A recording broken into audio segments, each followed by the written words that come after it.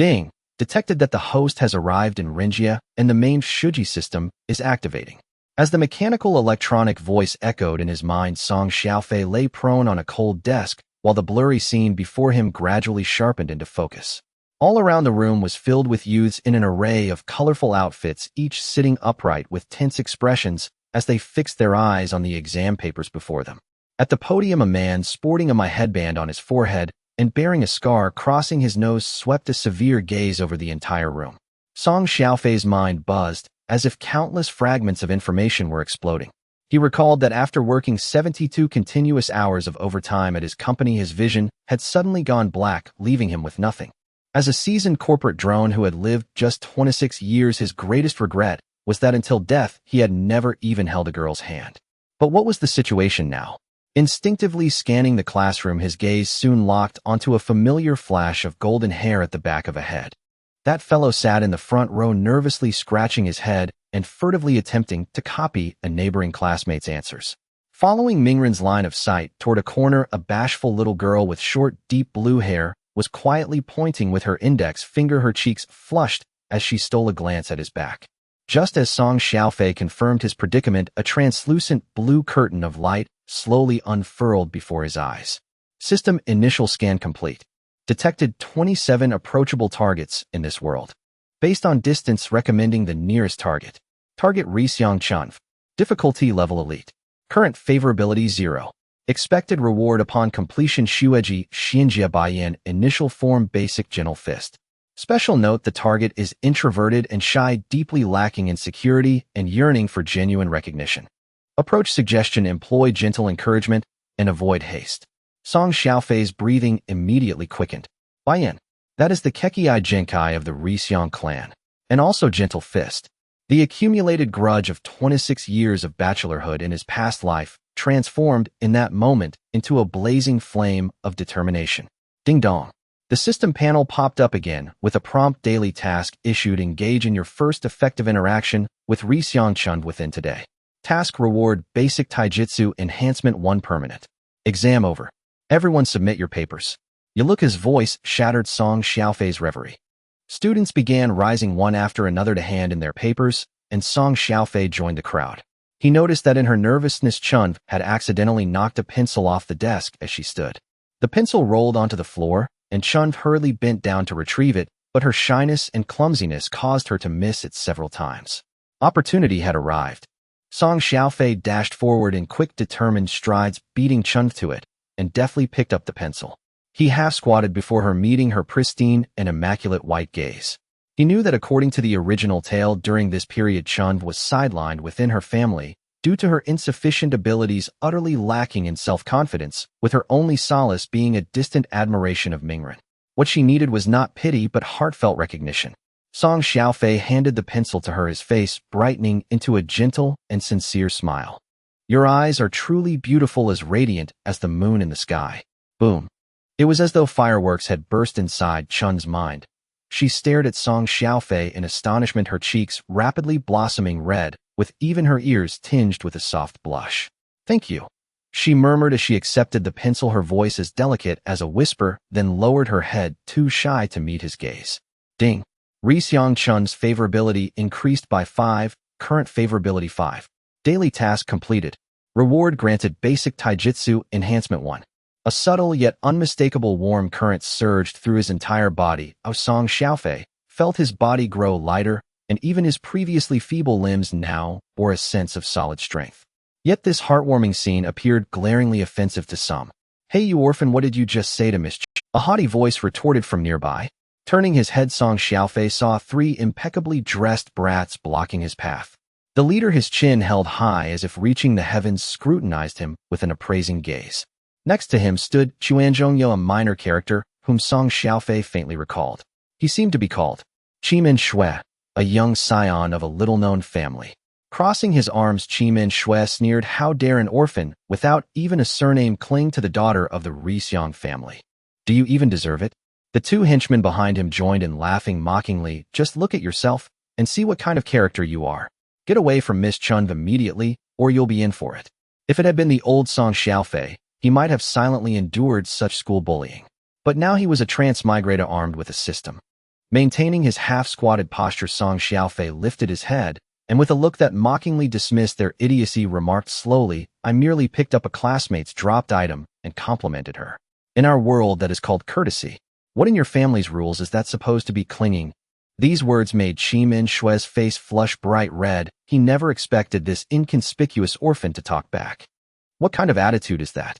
One of the henchmen behind Qi Shue, eager to impress their leader, suddenly rushed forward and shoved Song Xiaofei on the shoulder. "You lousy brat, show some respect when speaking to our senior brother. Otherwise I'll beat you up." Song Xiaofei staggered from the shove, yet he remained unruffled, not even glancing at the henchman. His gaze swept past the group and landed on Chun, who stood not far away, nervously clutching the corner of her garment. Deliberately raising his voice, he added with a wry, resigned smile, "Chun, it seems your admirers don't like it when I speak to you. My apologies, it appears I have troubled you." Upon hearing this, Chun's worry deepened. She looked anxiously in that direction, her lips parting as if to speak, yet too timid to utter a word. Nearby students who had not yet departed began pointing and murmuring, "Qi Shue is going too far. She was merely saying a few words. It seems he has always been fond of Chun. Is this just an excuse?" Qi Shue, upon hearing the murmurs, felt his face burning with embarrassment. He was utterly incensed. "You bastard! Seeking death!" Qi Shue roared, casting aside any pretense of decorum as he clenched his fist and with a burst of force swung it fiercely towards Song Xiaofei's cheek. Amid the children's exclamations, a blood-red warning abruptly flashed on Song Xiaofei's system panel. "Warning. Host detected under malicious attack. Emergency task triggered. Task name: the first slap task requirement, repel the bully hidden in front of Xiang Chun. Task reward: basic taijutsu enhancement, 2 permanent Xiang Chun favorability 10. Additional note: the system will grant a temporary buff, 50 strength increase for 3 seconds. Watching the approaching fist, Song Xiaofei not only felt no fear, but actually smiled. In a flash, just as Qi Shue's fist came within 10 centimeters of his face, Song Xiaofei acted. Instead of dodging, he responded with an equally swift punch. Empowered by the temporary system buff, his blow far surpassed the strength of an ordinary ninja school student. Bang! The two fists, mismatched in size, collided in midair with a dull thud. The expected scene of Song Xiaofei being flung away never materialized. Instead, the aggressive Qi Shue let out a pained roar, stumbling backward as though struck by a raging bull, eventually crashing onto the ground. His entire arm trembled unnaturally, his face etched with agony. Everyone stood dumbfounded, watching the scene unfold. The orphan Song Xiaofei, who had always been mediocre in academics and the worst in taijutsu, had managed to repel Qi Shue with one punch. Slowly, he straightened his posture and casually shook his fist. "Is that all your strength for fighting?" Having spoken, he paid no heed to the stupefied onlookers, turned and strolled calmly toward the classroom door. As he passed by Chun, who was still in a daze, his step momentarily faltered, and he softly muttered, "See you tomorrow, Moon Eyes." At that moment, Qi Shue felt his entire arm trembling, as if his bones were about to shatter. How could it be? How can this guy possess such strength? He was, after all, a member of the Qi clan. Though the clan was small, the martial training he received from childhood was far from ornamental. In contrast, the man before him was said to be an orphan who could scarcely even eat properly, his performance in physical training always languishing at the bottom. A mix of humiliation and excruciating pain flushed Qi Shue's face a sickly shade, and he cried out, "You bastard!" Qi Shue clumsily dragged himself up from the ground and roared in enraged humiliation, "How dare you!" as he prepared to charge again like a man possessed. "Stop, everyone, immediately!" A commanding voice resounded from the doorway. Yaluika strode in decisively. Having just seen off the last batch of students, he returned only to be met by the clamor emanating from the classroom and was dismayed by the sight before him. Frowning, he scanned the disheveled Qi Shue, then his gaze drifted to the calm countenance of Song Xiaofei and finally rested on the flustered Chutian standing nearby. "What happened?" "Qi Shue, what's wrong with your hand?" Yaluika's tone was grave. Seeing his teacher, Qi Shue's bravado faltered, and he immediately pointed at Song Xiaofei, shouting, "Teacher, he hit me. He struck me without cause." Yaluika turned his gaze to Song Xiaofei, his eyes appraising. Before Song Xiaofei could speak, a few nearby students began whispering among themselves. It was clearly Qi Shue who struck first. Yes, he even shoved Song Xiaofei, trying to hit him. Yaluika, ever perceptive, quickly grasped the gist of the matter. His expression darkened as he rebuked Qi Shue. "The ninja school is for studying ninjutsu, not a playground for causing havoc." He continued, as classmates you should support one another. Yet you chose to attack your peer. Where is the spirit of a true ninja? Min Shue's face burned scarlet with shame, leaving him utterly speechless. Then softening his tone, Yuluka addressed Xiaofei, though the other initiated the altercation, you should not have resorted to such excessive force. Xiaofei immediately assumed a contrite and obedient demeanor and nodded slightly. I understand, Teacher Yuluka. I only acted out of fear when I saw him about to hit me. His explanation combined with his usual image as the well-behaved student left Yuluka at a loss for further reproach. All right, everyone disperse. Min Shue, come with me to the office. Yuluka waved his hand abruptly, ending the commotion. With a venomous glance at Xiaofei, Min Shue reluctantly followed Yuluka out while the crowd dispersed, and Xiaofei walked out at a leisurely pace. Just as Xiaofei stepped out of the classroom, a long-awaited notification echoed in his mind. Ding. Urgent task, first slap completed. Task reward granted, basic martial arts enhancement 2 permanent, Hinata Chutian's affection 10. Current target, Hinata Chutian affection 15. A surge of warmth several times stronger than before suddenly flooded his entire body. He could even hear a faint crisp sound emanating from his bones. He distinctly felt his muscles becoming firmer, his limbs imbued with explosive power, along with enhanced reaction speed and coordination. Unable to contain his excitement, he clenched his fist, reveling in that unprecedented surge of strength. This system is incredibly amazing. He silently cheered inside. Instead of going straight home, Xiaofei wandered around the village, seeking a quiet spot to fully experience the changes within his body. Unwittingly, he arrived at a secluded training ground. The afterglow of the sunset bathed the entire field in orange, where 3 solitary wooden poles stood at its center, marred by numerous striking marks. A petite figure was repeatedly performing monotonous movements before one of the poles. It was Chutian. Xiaofei halted and hid behind a large tree to watch her. She was practicing the basic moves of soft boxing, yet her motions were hesitant and her strikes lacked the necessary force. No, this isn't right, she murmured as she stopped to look dejectedly at her hands, her eyes reddening. With force, she threw a palm toward the wooden pole, which only swayed slightly. What? Can I never get it right? She whispered with a trembling voice laden with tears. After a long while, exhausted, she sat against the pole, hugging her knees and burying her face, her shoulders twitching ever so slightly. Clearly, she had been reprimanded again by her family today. Watching this, Xiaofei felt his heart stir. He knew that opportunity had arrived once more. After tidying his clothes and adjusting his expression, he stepped out from behind the tree, feigning the air of someone merely passing by. Chutian, so late and you're still training. Startled by the voice, Chutian looked up abruptly and saw Xiaofei. Her tear-streaked face revealed she was completely unprepared. Xiaofei. She stammered hastily, wiping her eyes, rising with her head bowed and too timid to meet his gaze. Xiaofei approached her with a gentle smile and said, I just got into a fight in the classroom, all thanks to brute force. Actually, I know nothing. Could you teach me a few genuine moves of martial arts? He pointed towards the wooden pole she had been practicing at and added sincerely, I think your movements were remarkable, far surpassing mine. Chutian was taken aback. Remarkable? No one had ever said that to her before. In her family, she was always called useless, weak, and told she did not deserve to be part of the clan. And now this boy, who had earlier knocked Min Shue to the ground, actually praised her and sought her guidance. Chutian's heart pounded uncontrollably as an inexplicable warmth surged within her, momentarily dispelling the sting of past grievances. I'm not capable, she instinctively protested. How could you say otherwise? Xiaofei feigned surprise. I truly believe your technique was exceptionally graceful, imbued with a unique beauty. Really, please teach me, even if it's just the simplest stance. At his repeated requests, Chutian finally gathered her courage and nodded. Then, very well. She timidly began instructing Xiaofei in the basic standing posture of soft boxing, while he deliberately mimicked her in a clumsy manner, his hand positions off and his stance slightly askew. No, not like that. Raise your hands a bit higher. And your feet. They should be shoulder-width apart. Chutian had to repeatedly correct him, her full attention completely absorbed. Is this right? Xiaofei inquired. Your elbows. They are too stiff, Chutian remarked. Seeing that he struggled to grasp the concept, Chutian summoned all her courage and gently touched Xiaofei's arm with her small hand, trying to adjust his stance. In that fleeting moment of contact, as if a mild current of electricity had passed between them, both their bodies shivered subtly. Chu Tian's small hand was warm, tender, and carried a slight tremor. Ding.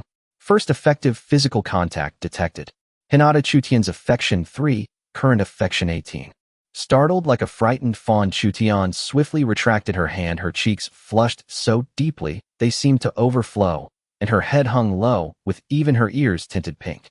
Seeing her adorable reaction, Song Xiaofei inwardly smiled, though his face remained serious, as he said, I think I'm starting to feel something. Chu Tian, you teach so well, better than any teacher we have here. Tomorrow, can you teach me again? I truly wish to learn. Flattered by his compliment, Chu Tian grew lightheaded and could only murmur a faint before clutching her training clothes and dashing away as if fleeing. Watching her hasty departure, a slight smile crept on Song Xiaofei's face. Back in his modest single dorm, he immediately lay down on his bed and opened his system panel. On the translucent blue screen right beneath Chu Tian's avatar, the affection bar clearly displayed 18,100. Beneath the affection bar, a small line of text read, when affection reaches 20, the next stage, 40 affection reward preview, will be unlocked. Just 2 points to go, Song Xiaofei murmured as he stroked his chin. If I push harder tomorrow, I'll finally see the reward details for the white-eyed achievement. Just then a new window popped up on his system panel, accompanied by a crisp chime ding. Detected that the host has preliminarily mastered the strategy skills, social range expanded, new eligible target unlocked. Target Shan Zhongjingya. Difficulty level elite. Expected reward heart turning technique revision, enhanced perceptual ability. Special note, this target is extroverted, confident, and attracted to handsome, capable boys. Strategy suggestion to ensnare by appearing indifferent. Looking at the screen avatar of a girl with a high golden ponytail and a haughty, confident air, Song Xiaofei wore a knowing smile. He examined Chu Tian's progress and then scrutinized Jingye's profile, stroking his chin and murmuring to himself, dual pursuit, huh? Do I really have some scoundrel tendencies? Quickly shaking his head, he declared with conviction, no, I am not greedy. I strive to bring honor to my nation, sparing no effort, and most of all to become stronger, so as to survive in the ruthless ninja world. The next morning, Song Xiaofei entered the classroom with a renewed spirit and was surprised to find that the seating arrangements had been rearranged. Beside his new seat sat someone he hadn't expected, a girl with striking golden long hair tied in a high ponytail and purple eyes that shone like gems, exuding vitality and confidence. Shan Zhongjingya. She too had taken notice of Song Xiaofei, resting her chin thoughtfully as she appraised him, then curling her lips into a wry smile. Hey, you the guy who knocked Qi Min Shui down yesterday. You look not bad at all. Almost simultaneously, Song Xiaofei's system panel popped up automatically. Ding. Shan Zhongjingya's initial affection for you is 8. Affection note slightly above average. Reason looks 2, yesterday's fight attracting attention 6. Yamanaka Ino's voice was soft yet imbued with an innate confidence and boldness, like morning sunlight piercing through the forest canopy, impossible to ignore. A few students remained in the classroom. Upon hearing her words, they instinctively turned their gazes toward her, eyes alight with unrestrained curiosity. This was Yamanaka Ino, one of the most popular girls in class. Though not a noble heiress like Hyuga Hinata, her clan held legendary renown in Konoha for its secretive, formidable techniques. More importantly, she was vivacious, beautiful, unafraid to love or hate, and the object of countless boys' secret yearnings. And now, astonishingly, she had initiated conversation with Song Xiaofei the orphan.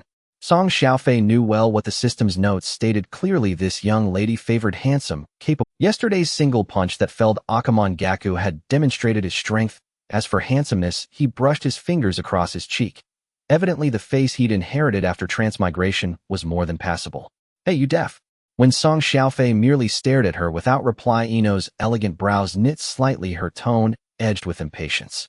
At last, Song Xiaofei lazily turned his head, pulled out his chair, and sat down, never once meeting her gaze directly. He offered only a faint, indifferent hum, then withdrew a textbook from his bag, treating the radiant girl beside him as though she were mere empty air. Her expectations shattered utterly. She had imagined countless possible reactions. He might be flustered, tongue-tied, or deliberately aloof. But never this utter, unblinking disregard. A sudden fierce spark of competitiveness flared within her. She was Yamanaka Ino. Which boy hadn't gone to extraordinary lengths just to catch her attention? Even the famously aloof Uchiha Sasuke would exchange a few words with her. What gave Song Xiaofei the audacity to act so arrogantly? A quiet chuckle stirred in Song Xiaofei's heart. So, she'd taken the bait. Refusing to be dismissed so easily, Ino nudged his arm with her elbow. Hey, I heard you took on Akamon Gaku and his 2 lackeys all by yourself yesterday. Is that true? He may be detestable, but his strength is undeniable. Song Xiaofei flipped open his textbook, eyes fixed on the page, replying without lifting his head, if you heard it, then it's true. The answer said nothing, and yet implied everything. Ino felt as though her fist had struck soft, yielding cotton, frustrating, elusive, and strangely intoxicating. This boy was unlike any other in class. She longed to ask more, but Iruka Sensei entered, arms laden with teaching materials. With a reluctant pout, she straightened in her seat. Yet her peripheral vision kept drifting, again and again, to the enigmatic young man beside her. Was he truly just an ordinary orphan? How had he unleashed such overwhelming power yesterday? His profile resting quietly beside her possessed an unexpectedly refined elegance. By the end of class, Ino had absorbed almost nothing, her mind wholly consumed by the mystery seated at her side. The moment the bell rang, she whirled around, ready to resume her interrogation. Before she could finish, Song Xiaofei turned sharply, gazing at her with startling clarity, his eyes pure, unclouded, unwavering. Then he said softly, the color of your ribbon today suits you beautifully. Without waiting for her response, he rose and strode out of the classroom, leaving her frozen in place. Ino instinctively touched the violet ribbon she'd chosen especially that morning, her cheeks flushing faintly. That insufferable jerk. Was he actually complimenting her? What kind of nonsense was it? To praise someone and vanish instantly. A sly smile tugged at Song Xiaofei's lips as the system chimed once more in his mind. He did not head home. Instead, he walked with practiced ease toward the secluded training ground from yesterday. Today he would seize Hinata's milestone reward. As expected, beneath the golden hush of sunset, a familiar figure awaited him. Today Hinata appeared unusually polished. Her smooth short hair neatly combed, her cheeks flushed with healthy warmth. Spotting Song Xiaofei approaching, she nervously twisted the hem of her sleeve and murmured as Song Xiaofei, "You're here. Have you been waiting long?" Song Xiaofei smiled as he drew near. No, I just arrived myself," Hinata whispered in reply. "Then let's begin, my dear Hinata sensei." Song Xiaofei adopted a posture of humble eagerness. Not a sensei." Hinata blushed again, yet began instructing him with earnest care. With yesterday's experience as foundation, their interaction flowed far more naturally. Today Hinata summoned her courage to teach him a defensive stance from gentle fist, one requiring precise coordination of both hands. This stance requires palms pressed together, sensing the flow of chakra. As she explained, she demonstrated the form, then watched Song Xiaofei, her gaze gentle, encouraging, expectant. Song Xiaofei extended his hands, pressing his palms gently against hers. Her hands were small, soft, warm, and trembling ever so slightly. In that instant, he distinctly felt a delicate, yet profoundly pure current of chakra emanating from her palms, a current suffused with her own tender essence. The air grew thick with quiet intimacy. Hinata's cheeks burned crimson, her heartbeat thundered in her ears, her breath shallow and restrained. Song Xiaofei seized the moment. Gazing steadily into her eyes, he spoke in a low, intimate murmur. "Meant only for her, your hands are so warm." Her mind went utterly blank, blood surging to her face, her pale eyes shimmering with unshed tears, nearly triggering her Byakugan against her will. At that very moment, the system's chime resounded in Song Xiaofei's mind, like celestial music. Ding. Intimate interaction detected. Affection increased by 5. Target Hyuga. Hinata's affection has surpassed the 20 threshold. Congratulations, host. Hyuga. Hinata's conquest progress has reached 20. Milestone reward granted, chakra capacity 30. Base perception ability 1. Next milestone unlocked at 40 affection points. A torrent of warmth, greater than any before, surged through his limbs and veins. Song Xiaofei felt his chakra swell like a parched riverbed flooded by a sudden deluge, expanding dramatically in volume and vitality. Simultaneously, his senses sharpened, so keenly that he could hear the whisper of falling leaves afar, even discern the faint life signature of a beetle hidden deep within the grass. This sensation of ascending power was intoxicating. And the Byakugan, the true Byakugan. With just 20 more points of affection, he would claim the Fire Country's most supreme dojutsu, unmatched for reconnaissance and insight. Song Xiaofei nearly laughed aloud, until the fragile spell shattered. A cold, glacial voice sliced through the stillness from behind a nearby tree. Release Lady Hinata's hand. Both Song Xiaofei and Hinata recoiled in shock, turning toward the voice. From the shadows emerged a youth with long raven-black hair.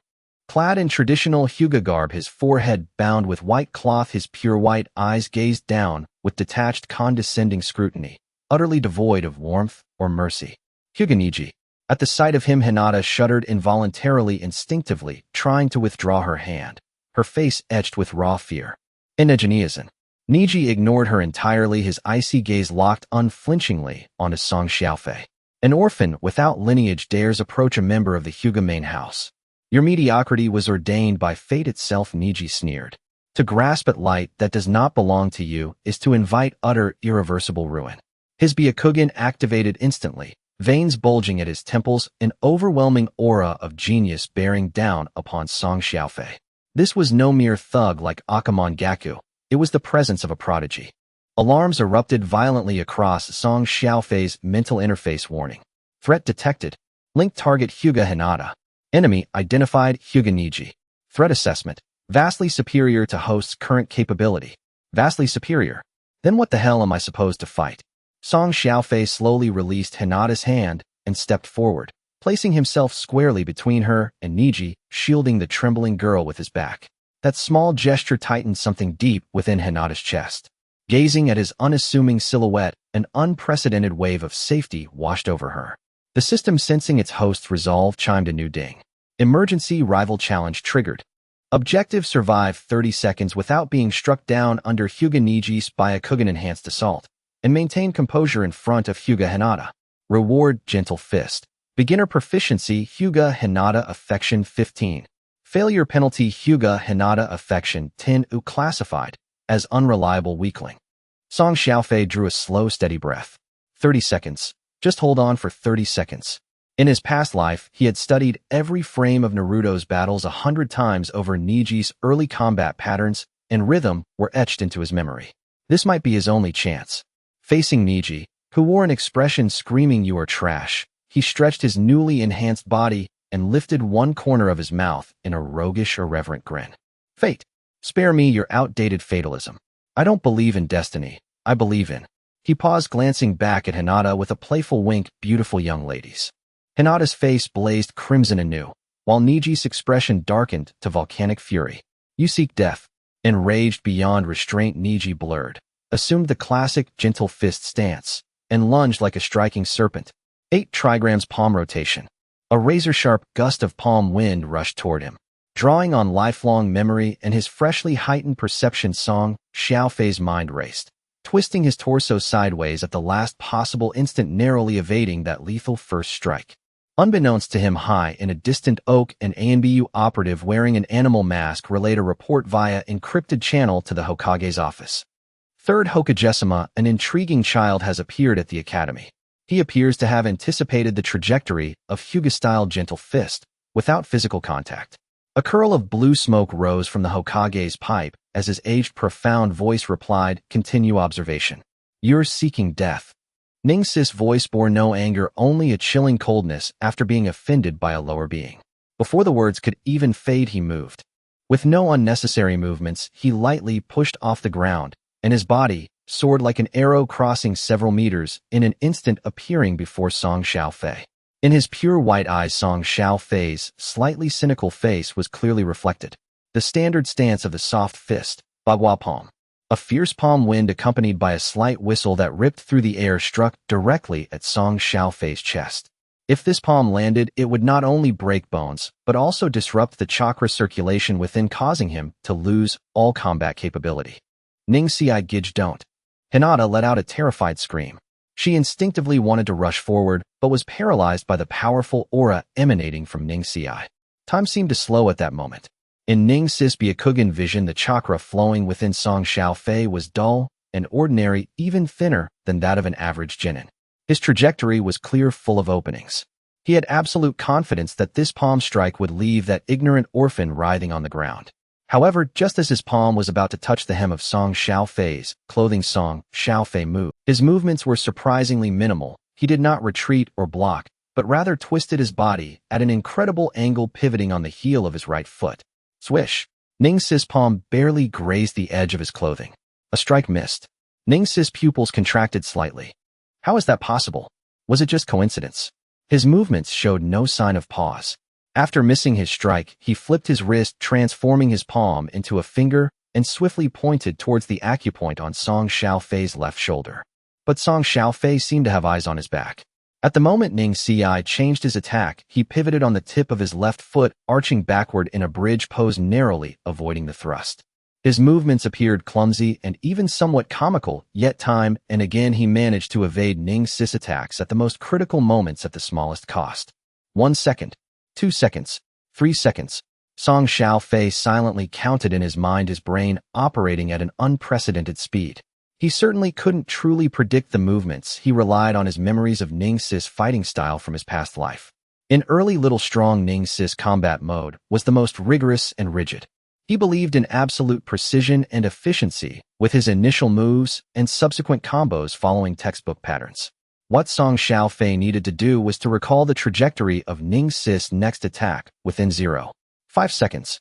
Then, relying on the enhanced reflexes and perception provided by the system, he would make evasive moves. To outsiders it appeared to be a breathtaking dance of death. The more Ning Ci fought, the more alarmed and enraged he became. He felt like a hunter wielding a dragon-slaying sword to swat at mosquitoes, exerting all his strength, yet consistently striking at empty air. The opponent was clearly pitifully weak, yet like a slippery loach he evoked a profound sense of powerlessness and humiliation in Ning Ci. Ning Ci, Gij, please stop. Hinata's tears had already begun to fall. She watched Song Xiaofei teetering under Ning Sis' torrential attacks, her heart aching to the point of breathlessness. That figure so slender, yet unwavering, stood firmly before her, not retreating an inch. Trash is all you can do is hide like a rat. Ning Ci was utterly enraged by Hinata's cries. He stepped back abruptly, drawing a circle with his hands in front of his chest. The aura around him suddenly transformed. Bagua, empty palm. A wave of invisible chakra erupted from his palm, moving at a speed that was impossible to capture with the naked eye. Oh no, this is a wide area attack. Alarm bells went off in Song Xiaofei's mind. He knew he couldn't dodge this one. In a moment of crisis, he poured all the chakra he had just recovered into his arms, crossing them in front of his chest. Bang! With a muffled sound, Song Xiaofei was sent flying backward, his feet leaving the ground, crashing heavily against a large tree. He tasted blood in his throat, coughing it out, as if his internal organs had shifted. His arms were in agony, losing all sensation. Cough, cough. Song Xiaofei leaned against the tree trunk, struggling to stand. His legs trembled uncontrollably, his vision began to blur, yet he gritted his teeth, relying solely on willpower to keep himself from falling. He forced a smile at Ning Ci. Is that it? The genius of the Hyuga clan. Haven't you eaten? You? Ning Ci was completely ignited by that smile. He could not understand why this guy still hadn't fallen down. His meridians should have been injured by the empty palm. Why could he still stand? Why could he still look at him with that kind of gaze? Song Xiaofei. Hinata rushed over frantically, wanting to support the swaying figure, but Song Xiaofei stopped her with a look. 25 seconds. 26 seconds. 27 seconds. Song Xiaofei shouted in his heart, just 3 seconds left. Hold on. He must hold on. In the distance on the treetops, the Umbu member, wearing an animal mask, showed a hint of surprise in his tone. Sir Third, the target, after taking a direct hit from the empty palm, still maintains a standing posture. His willpower is quite astonishing. The Third Hokage, holding a pipe, watched the scene through the crystal ball, a glint of intrigue flashing in his aged eyes. Not only willpower. Look at his feet. Although they tremble, they remain firmly planted. His feet are rooted 3 inches deep, the most standard posture for dissipating force. This child is more interesting than we imagined. On the training ground, Ning Ci looked at the bloodied figure that still refused to fall, and the damned smile at his lips. The pride that belonged to a genius within him was completely shattered. He could not tolerate it, could not tolerate someone he viewed as trash enduring for so long under the soft fist that he took the most pride in. Since you wish to die so much, I shall grant your wish. Ning Sis' voice became hoarse and low, the killing intent in his eyes no longer concealed. He slowly walked toward Song Xiaofei. 28 seconds. 29 seconds. Song Xiaofei's consciousness began to dissipate, and he was holding on solely by belief. Just as he counted to 30 in his heart, Ning Sis' figure had already appeared before him like a ghost. This time Ning Ci did not use a palm, but but rather extended his index and middle fingers aligned like a sword with visible chakra coalescing on them. This was the most vicious technique in the Hyuga clan's acupuncture arts, capable of directly damaging the opponent's heart meridian and killing in a single strike. It's over, trash. Ning's fingers carrying the momentum to end everything pointed at Song Xiaofei's heart. At this moment, Hinata let out a desperate wail. At this moment, the distant Umbu member tightened his grip on the short blade in his hand, ready to intervene at any moment. At this moment, the third Hokage in front of the crystal ball suddenly stood up from his chair. Before Song Xiaofei, there was a sea of blood red with only Ning's cold, ruthless, and superior white eyes and the approaching finger. It's over, you waste. Ning's voice was devoid of warmth, his fingers aligned like swords, concentrated deadly chakra, and pointed straight at Song Xiaofei's heart. Time stretched infinitely at that moment. Before Song Xiaofei, the world turned a blood-red hue. All he could see was Ning's white eyes twisted in anger and the finger that was about to pierce his heart.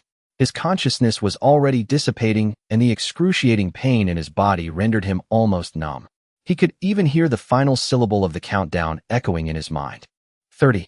At the instant this number fell, just before he was about to be pierced by that fatal finger, a sound akin to heavenly music resonated powerfully in the depths of his collapsing consciousness. Emergency rival challenge task completed. Task evaluation perfect. In the face of an opponent far beyond his own capabilities, the host persevered for 30 seconds with ironclad willpower, successfully enraging the opponent, causing them to display their helpless fury before the target, losing all composure. Task reward issued: Gentle Fist beginner Hinata, Hyuga's affinity 15. Current target Hinata, Hyuga affinity 50. Boom.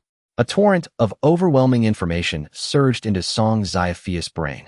Everything about Gentle Fist stances, footwork, power techniques, chakra utilization, and the distribution and functions of the 361 acupuncture points in the human body. Countless fragments of knowledge were instantly absorbed, understood, and integrated by his mind. Simultaneously, a new power materialized within his already exhausted body, beginning to operate along an arcane path. All of this transpired in the blink of an eye. Amid Hinata's desperate cries and Ning's cold judgment, the already staggering Song Xiaofei moved. His body reacted almost instinctively, as if a newly implanted instinct had taken over. His right hand, already drained of strength and hanging by his side, lifted with an incomprehensible speed, an angle palm opened slightly concave, the last trace of chakra within immobilized and enveloped his palm. Then, in an extremely standard yet slightly awkward Gentle Fist stance, he faced Ning's deadly finger. Smack! A crisp sound echoed. Ning's finger, capable of piercing through rock, was firmly deflected by Song Xiaofei's palm. The powerful force transmitted through Song Xiaofei's arm, causing him to crash against the tree behind him again, but that fatal blow was ultimately neutralized. The training ground fell into an even eerier silence than before. The wind finally ceased, Hinata's cries choked in her throat, and the distant Umbu members, frozen, held their short blades in midair. Ning's expression shifted from cruelty to shock. He stared at Song Xiaofei's standard Gentle Fist starting posture, observing the faint yet pure chakra fluctuations in his palm, as if struck by lightning. You? Ning's shouted. How could you know our Hyuga clan's Gentle Fist? This question momentarily stunned Song Xiaofei as well. He looked down at his right hand, still in a blocking position, feeling the newly flowing knowledge within him. The intertwining feelings of relief and joy from the system's notifications caused his lips to curve into a more pronounced smile. He raised his head, meeting Ning's bewildered gaze with a grin that was even more infuriating than before. Sorry, Senior Ning's. I just learned it, and am not very skilled yet, so I must have embarrassed you. Just learned it. Impossible. These 3 words were nearly forced out of Ning's clenched teeth. This was not merely shock, it was a collapse of belief. Gentle Fist was a closely guarded secret of the Hyuga clan, a technique pursued tirelessly by those of his branch family, the source of his pride and talent. Yet now a person he viewed as a waste, an orphan, not only saw through his attack, but even executed the Gentle Fist technique. This was the greatest humiliation to him. You thief! I will kill you. Enraged, Ning's completely lost his sanity, channeling chakra, once more preparing to launch another reckless attack. Everyone stop! A thunderous shout came from the entrance of the training ground, filled with undeniable authority. Irika finally arrived, and upon seeing the scene, his brows furrowed tightly. One was the village's most renowned genius Ning Xiai Hyuga, now resembling a furious lion, his face filled with murderous intent.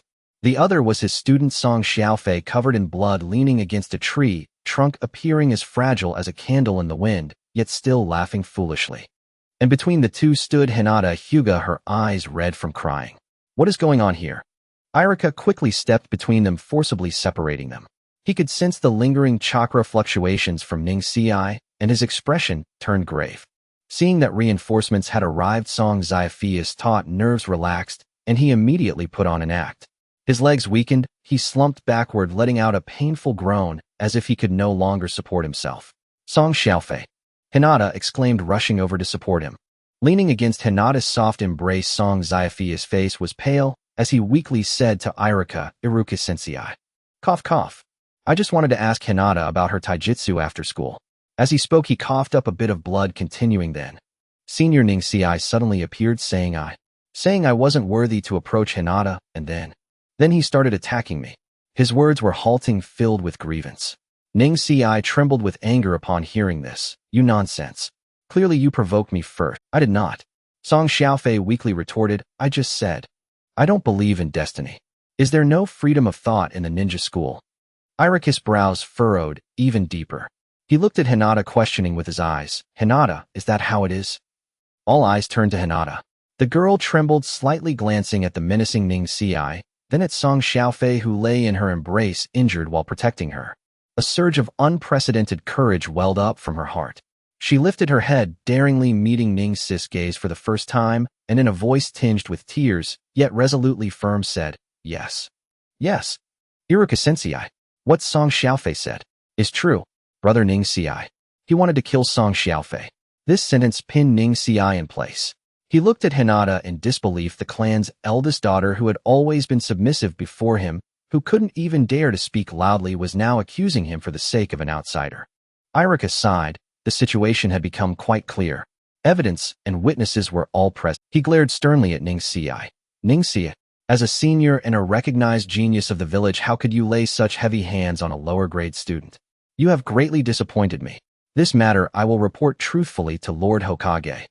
Ning Xiai had no words to defend himself. He felt the surrounding gazes of pointing fingers and Hinata's disappointed and fearful eyes, then glanced at Song Xiaofei, who was playing dead in Hinata's arms, his pride as a genius crushed to pieces.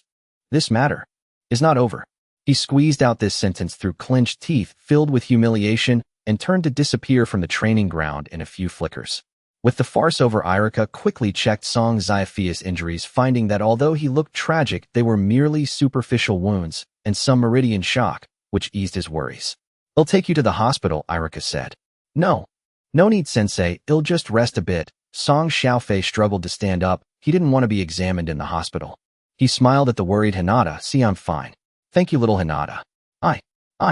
Hinata looked at his smile, tears once again streaming down her face. In the afterglow of the setting sun, this scene appeared particularly moving.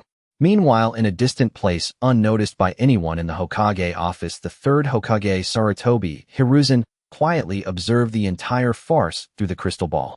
He put down his pipe, exhaling a long puff of white smoke, his gaze becoming profound. Beside him, an Umbu member wearing a cat-faced mask spoke in a low voice, a hint of lingering shock in his tone. "Third Lord." An orphan without a family background, not only managed to predict the trajectory of Hyuga's gentle fist attacks multiple times without any contact, but also executed the gentle fist technique at the last moment. This, indeed, the aged voice of the third Hokage echoed in the room. "It's far more interesting than we imagined." He fell silent for a moment, a glimmer of brilliance flashing in his eyes. "Investigate. Retrieve all his information from childhood to the present, no detail overlooked." "Yes." The Umbu member vanished in an instant. The third Hokage picked up his pipe again, gazing at the boy's retreating figure supported by the girl, limping away, mumbling to himself. "Song Xiaofei. Is it? In Konoha, has another sharp blade been added, or has an unpredictable variable emerged?" The next day, as Song Xiaofei stepped through the gates of the Ninja Academy, he keenly sensed that the atmosphere was off. Almost everyone's gaze was fixed upon him. "Look at him. Oh my, he actually dared to come to school. I thought he would be dealt with by the Hyuga clan.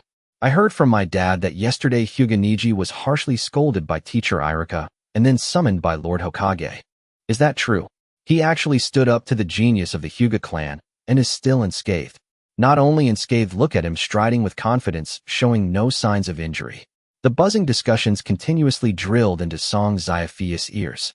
He maintained an indifferent facade, appearing lazily unawake. But inside he was already overjoyed. Wasn't this exactly the effect he desired? Fame is also a part of power. He swaggered into the classroom and took his seat. Almost at the same time, a lovely scent of jasmine wafted over from beside him. Hey, you little rascal, how dare you provoke someone from the Hyuga clan? Inuzuka Hinata had unknowingly turned around, arms crossed, her purple eyes sparkling with curiosity like a cat that had discovered a new toy. She sized up Song Xiaofei from head to toe, exclaiming in surprise, I heard you made Hyuga Niji really angry and even took one of his empty palm attacks. Come clean, did you secretly hide some kind of secret weapon? Surrounding classmates perked up their ears, clearly eager to know the answer. Song Xiaofei lazily lifted his eyelids, glanced at her, and then pulled out his textbook from his bag, seemingly disinterested in the topic.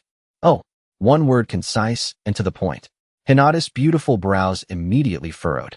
Oh, just to know. A stubborn spirit surged within her. Hey, what's wrong with you?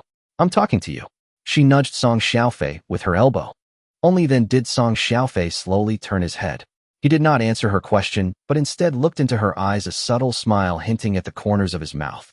Is that a new shampoo you're using today? It smells nice. Hinata froze. She indeed had switched to the new jasmine-scented shampoo from her clan today. How did he know? Is his nose that sensitive? More importantly, did he just compliment her? But it seemed more like a mere statement of fact. This feeling was like a punch hitting cotton, making her heart flutter and leaving her even more puzzled by this guy. Ding. Inuzuka Hinata's affection level 2, current affection level 19. Affection note, she is becoming more curious about your mystery. Just as Hinata was about to ask further, teacher Irika walked in and the day's lessons officially began. The long morning finally passed and the lunch bell rang. Students hurried to take out their lunches, gathering in small groups. Song Xiaofei felt his empty bag and was about to head out to casually buy a couple of rice balls as usual when a timid figure filled with hesitation quietly approached his desk. He saw Hinata with her head down tightly, holding a neatly wrapped bento box in a pink cherry blossom cloth, her cheeks red like a ripe apple. All eyes in the class were suddenly focused on this scene. Song Xiaofei, classmate. Hinata's voice was so soft it was almost inaudible. Summoning all her courage, she timidly extended the bento box forward. Thank you for yesterday, this is for you. Song Xiaofei looked at her slightly trembling hands from nervousness, and her white eyes that dared not meet his, but secretly stole glances, and his heart warmed. He took the bento box, feeling its warmth. In front of everyone, he unwrapped the cloth and opened the lid. An enticing aroma of food instantly wafted out. Inside the exquisite bento box were rice balls carefully shaped like little rabbits with black sesame for eyes and small sausages for ears. Beside them were a few red octopus-shaped sausages along with green broccoli and golden thick omelet. In the center, one rice ball had a somewhat clumsily crafted smiley face made of black seaweed. This is just too cute. Song Xiaofei knew that for Hinata to do something like this and give it to him in front of the whole class, it took immense courage. At that moment, an inopportune loud voice rang out. Wow, Hinata, you actually made a bento for Song Xiaofei. Naruto Uzumaki suddenly appeared, pointing at the bento box, his face full of exaggerated surprise. Boom. Hinata's head felt like it had exploded, and she froze on the spot, the blush on her face spreading all the way to her neck, wishing she could find a hole to hide in. I didn't. She stammered, trying to explain. Just as Hinata felt she was about to faint from embarrassment, Song Xiaofei laughed heartily, picked up a pair of chopsticks, and grabbed an octopus sausage, putting it in his mouth. Then he exclaimed loudly enough for the entire class to hear, "This is so delicious. Hinata, your cooking skills are amazing. This is the best bento I've ever had in my life. Thank you." His voice was filled with genuine joy without a hint of insincerity. All of Hinata's panic, shyness, and unease were soothed in that moment by his words and smile. She looked up and saw Song Xiaofei smiling at her, his eyes curving as if sunlight had fallen into his gaze. Ding. Detected a significant emotional fluctuation from the target. Hyuga Hinata's affection level 5, current affection level 55. Naruto scratched his head, looking at the delicious bento, then at Song Xiaofei, muttering, "Is it really that?" Song Xiaofei deliberately picked up another rabbit-shaped rice ball and ate it with great enjoyment. Of course, This is a handmade bento filled with heart 100 times better than Ichiraku ramen. The boys around them watched this scene, their eyes filled with envy and jealousy. Meanwhile, the girls began to whisper, looking at Hinata with a hint of recognition. After finishing the bento song, Xiaofei satisfiedly let out a burp. He carefully put away the bento box and returned it to Hinata. As he handed it over, he suddenly exclaimed in pain, clutching his shoulder, his brow furrowing in agony. What's wrong? Song Xiaofei, your injury? Hinata immediately asked with concern. Song Xiaofei waved his hand, forcing a relaxed smile. It's nothing, just an old injury. I was shaken by Niji's empty palm, and my meridian is still a bit blocked. The doctor said I need to take it easy. Hinata looked at him, clearly in pain, yet putting on a brave face, and her heart felt like it was pricked by a needle. He got hurt for her sake. A firm resolve surged within her heart. She looked at Song Xiaofei, and for the first time, undeniable light appeared in her white eyes. I'll go get you some medicine. Without waiting for Song Xiaofei to respond, she turned red-faced and ran off. That night, the night was as dark as ink. Song Xiaofei was idly enjoying the evening breeze in front of his shabby single dormitory, casually digesting the newly acquired knowledge of soft fists. A golden figure hopped into view at the end of the path. Hey, you really live in the shabbiest dorm area. With her hands behind her back, Inuzuka, Hinata walked up to him like a queen inspecting her territory.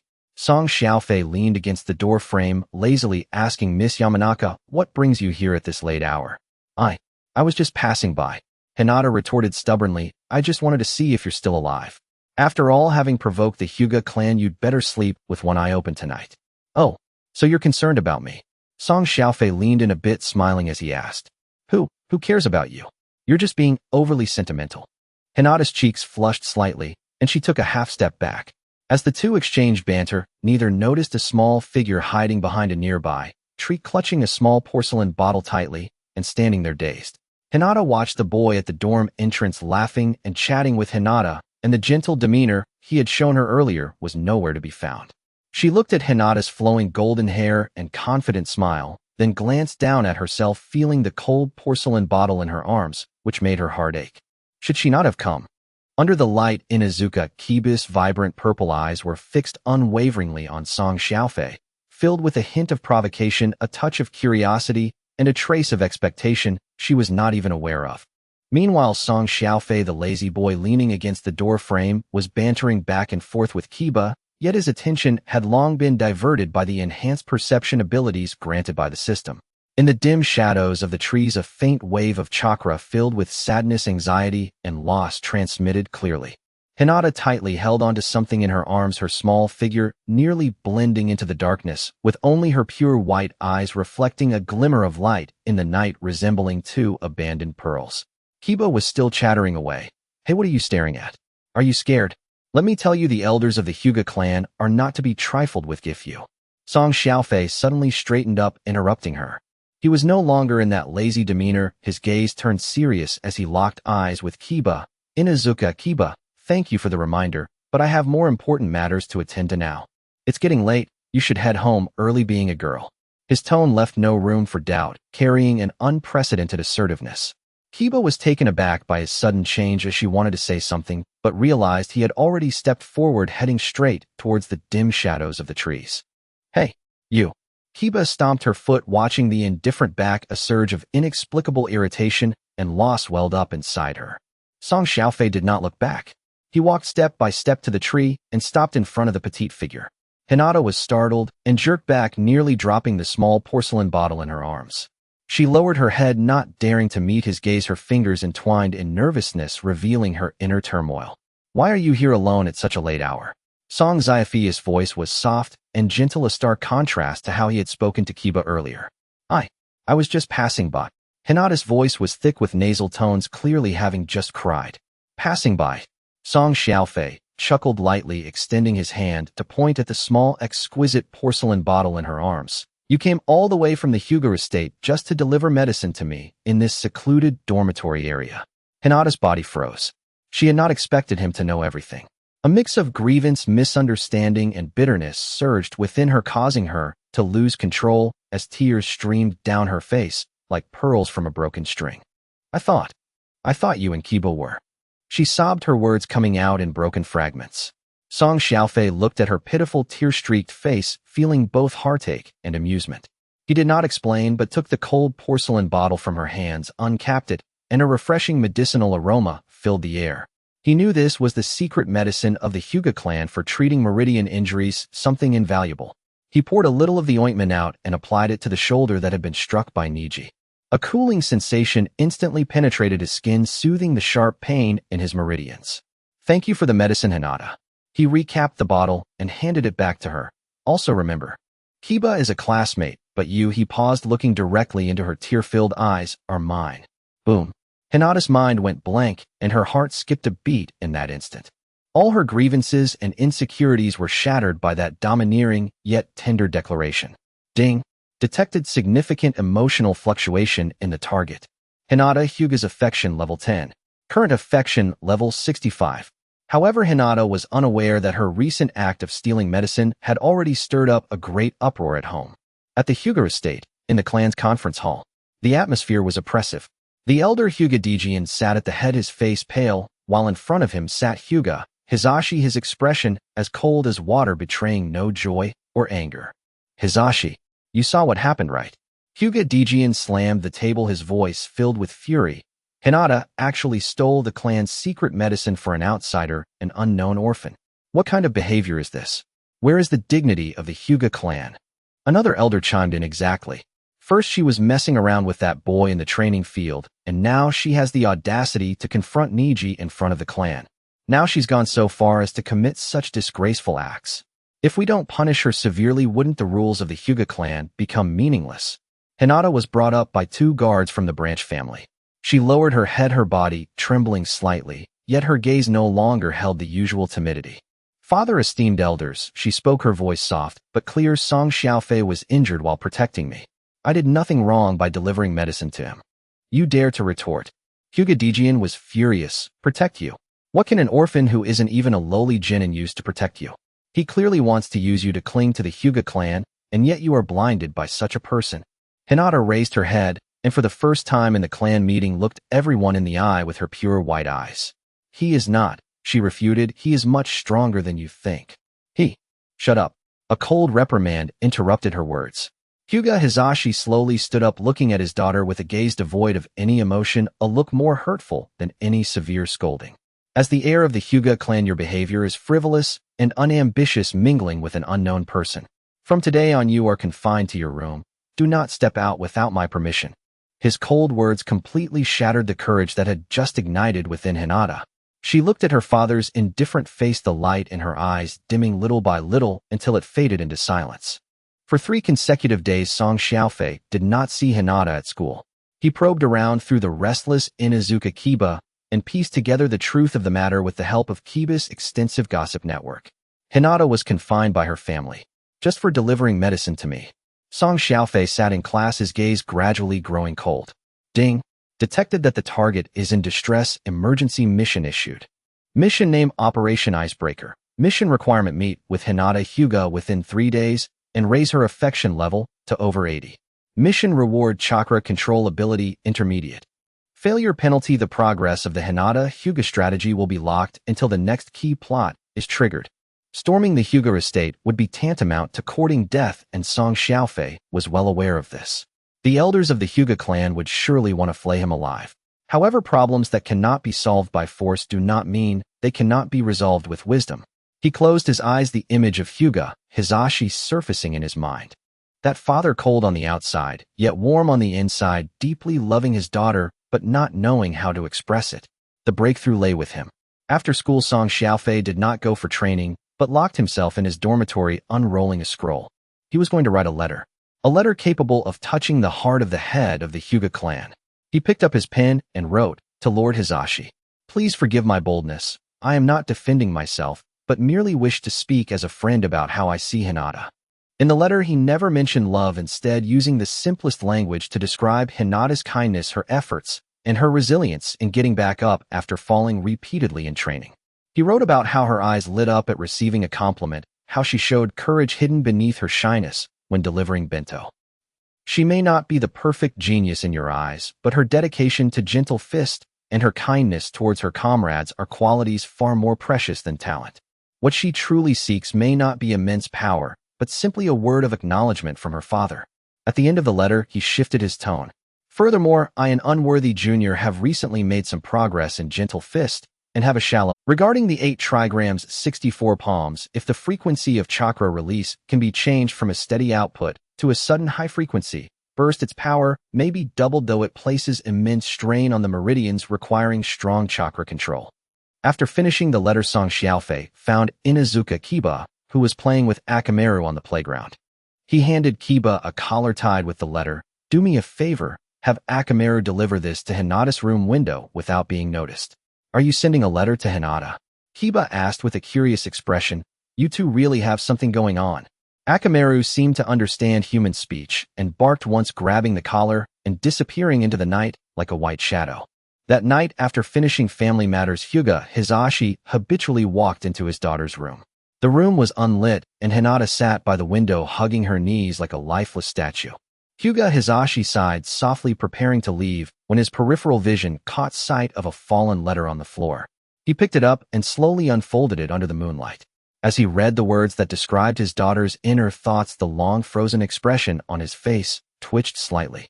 And when he saw the final segment regarding the Gentle Fist insights, his pupils constricted abruptly. A high-frequency burst. This was a concept that had only remained theoretical within the clan. This boy, who exactly is he? Hyuga Hisashi stood still, holding the letter, lost in prolonged silence. What he did not know was that in another part of the Hyuga estate, Elder Hyuga Dejian's room was gathering several leaders from the branch family. "Lord Dejian, it seems that the clan head is enchanted by that boy and has not taken any action against him." "Yes, if this continues, where will the clan's authority be?" Hyuga Dejian picked up his teacup, a ruthless glint flashing in his eyes. "Hisashi is too weak," he said coldly. "Since he cannot make a decision, I will take care of it. Some threats that shake the foundations of the clan must be thoroughly eliminated." As the night deepened, most of the area in my village had fallen into tranquility. Song Xiaofei took a shortcut, walking through a secluded alley on his way back to the dormitory. The various probing gazes he received at school during the day left him somewhat fatigued, but the thought of Hinata made the corners of his mouth involuntarily lift. However, before that smile could fully bloom, it froze on his face. At the end of the alley, the moonlight outlined a cold figure. The person wore the traditional attire of the Hyuga clan, hands clasped within the sleeves, standing silently, as if merging with the night, yet the chilling aura of murderous intent emanating from him sealed off the entire alley. Song Xiaofei's pupils suddenly constricted. The system panel in front of him flashed wildly with blood-red warnings. "Warning. Lethal threat detected. Enemy strength assessment Jonin level." So it has finally come. A heaviness surged in Song Xiaofei's heart as he quietly braced himself. He didn't waste words or attempt to flee, for he knew that running away before a Jonin was the most foolish choice. Hyuga Takuma slowly raised his head, his pure white eyes appearing particularly eerie in the night. He uttered no unnecessary words, only gazing at Song Xiaofei with the eyes of one who regarded mere objects, coldly spitting out a few words. "Those who tarnish the name of the Hyuga family shall die." The moment his words fell, he moved. Without hand seals, without warning, his figure seemed to vanish into thin air, appearing right before Song Xiaofei in the next second. Byakugan fully activated. The veins in those eyes bulged, and the powerful chakra pressure bore down on Song Xiaofei like a mountain. So fast. Song Xiaofei had no time to react, relying solely on his combat instincts to assume the soft fist stance he had just mastered. However, his soft fist beginner was as naive as child's play before a Jonin who had immersed himself in this art for decades. A smirk played on Hyuga Takuma's lips as his palm, arriving before the fingers, effortlessly slipped through Song Xiaofei's defense at a bizarre angle, precisely striking the acupoint on his left shoulder. Crack! A light sound echoed, and a surge of intense pain accompanied by numbness spread through half of Song Xiaofei's body. His left arm was rendered useless. A thief's trick. Takuma let out a cold snort, his offensive relentless. The ensuing battle was a one-sided massacre. Every attempt by Song Xiaofei to resist was easily neutralized by Takuma. Every movement of his was laid bare under the gaze of the opponent's Byakugan. Smack!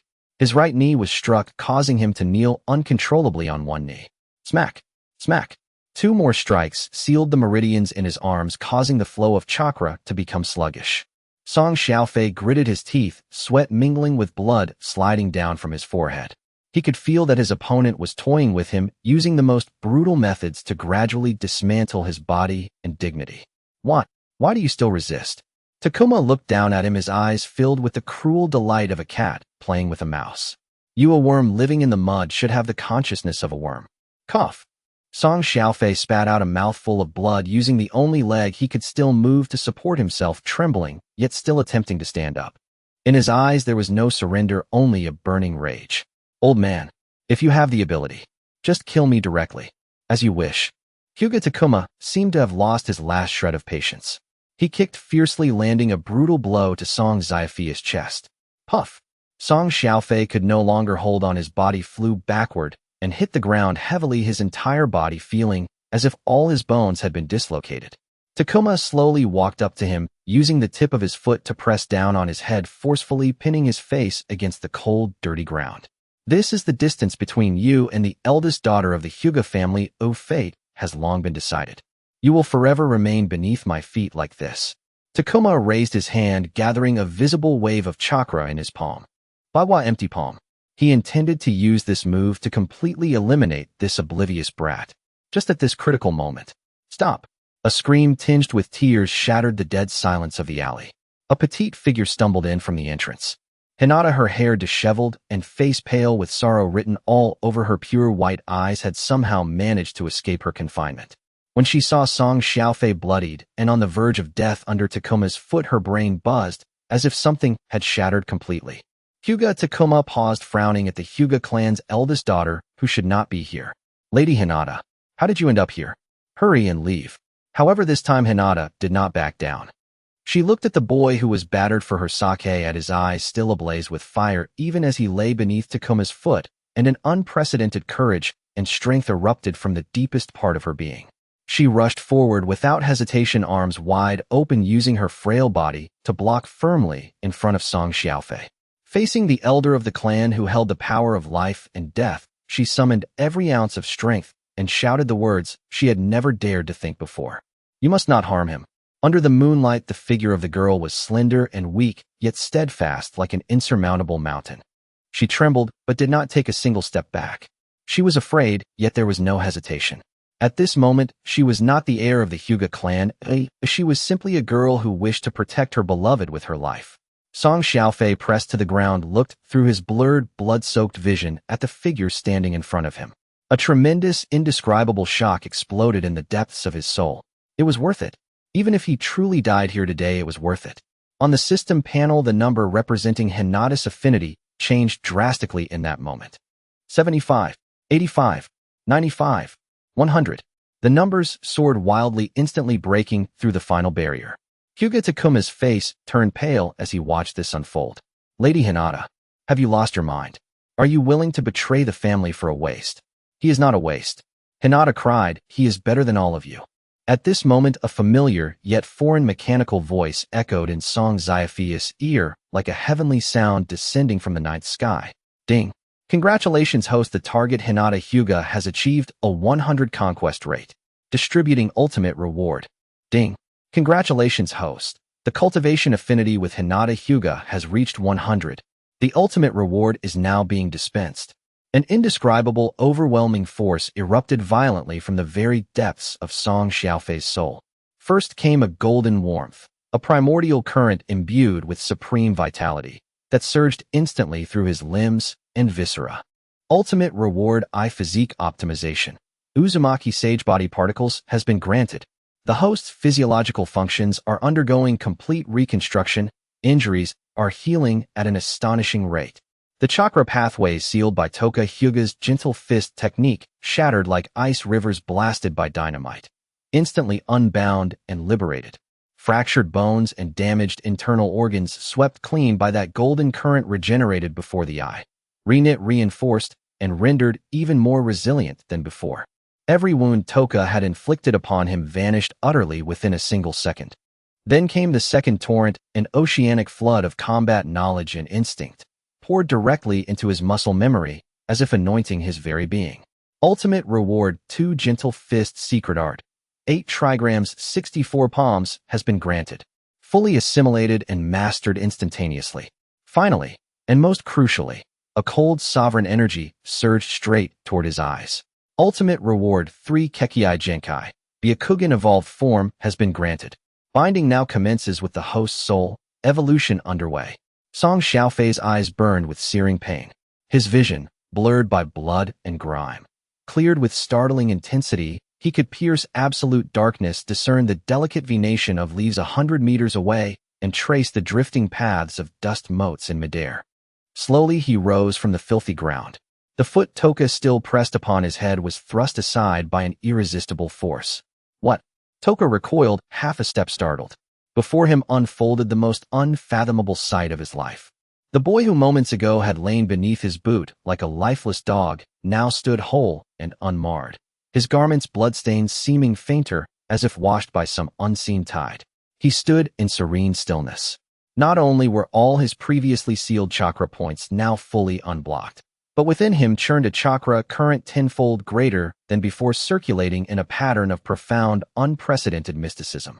Then Song Xiaofei lifted his gaze. At the moment his eyes met Toka Hyuga's, time itself seemed to halt. What eyes were these Toka beheld?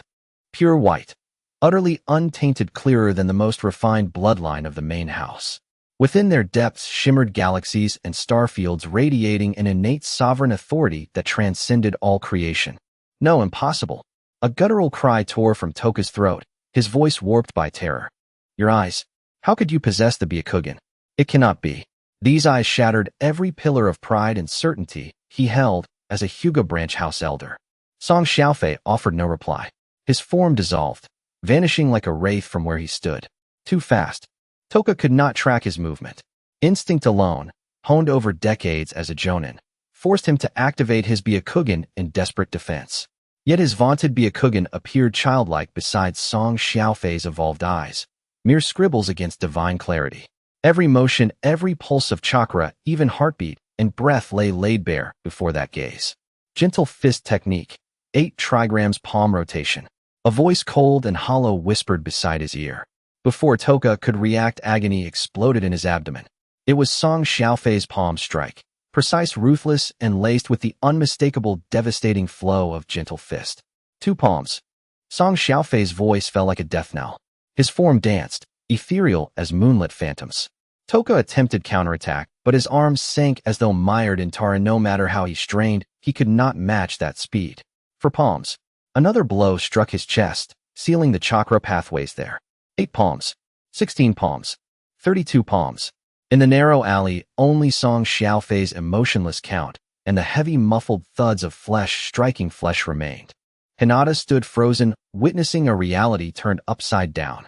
She watched the boy who moments ago had shielded her now transform into the coldest arbiter of judgment. Each movement flowed with textbook perfection. Each palm strike carried the distilled essence, the very soul, of gentle fist mastery.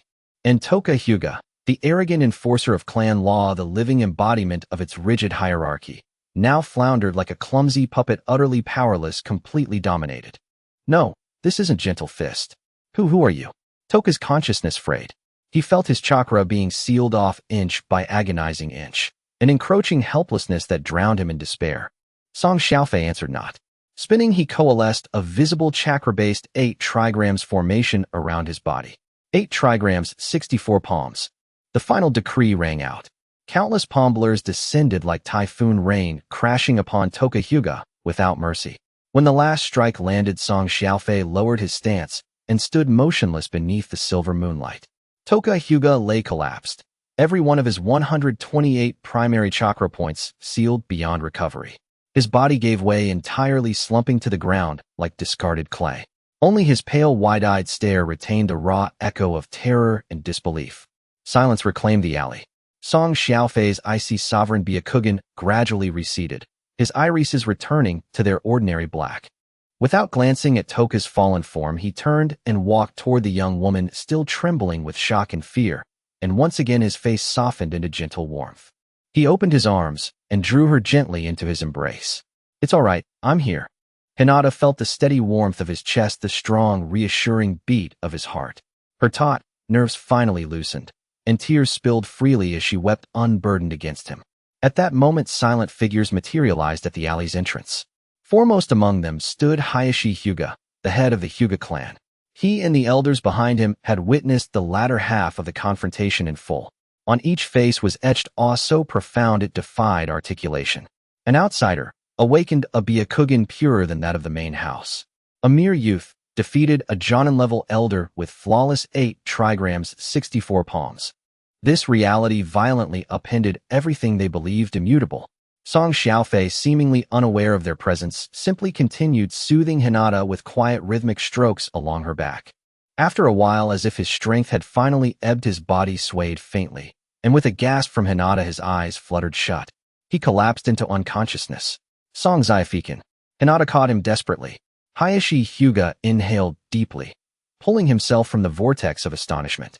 He stepped forward slowly, his gaze complex and searching as he looked upon the unconscious boy cradled in his daughter's arms, lingering for a long moment on the faint fading traces of Byakugan at the corners of his eyes. After a long silence he issued his command, firm, unyielding, resonant, with absolute authority. Take him to the main house. Treat him with the highest grade medicinal compounds. The first sense to return for Song Xiaofei was touch.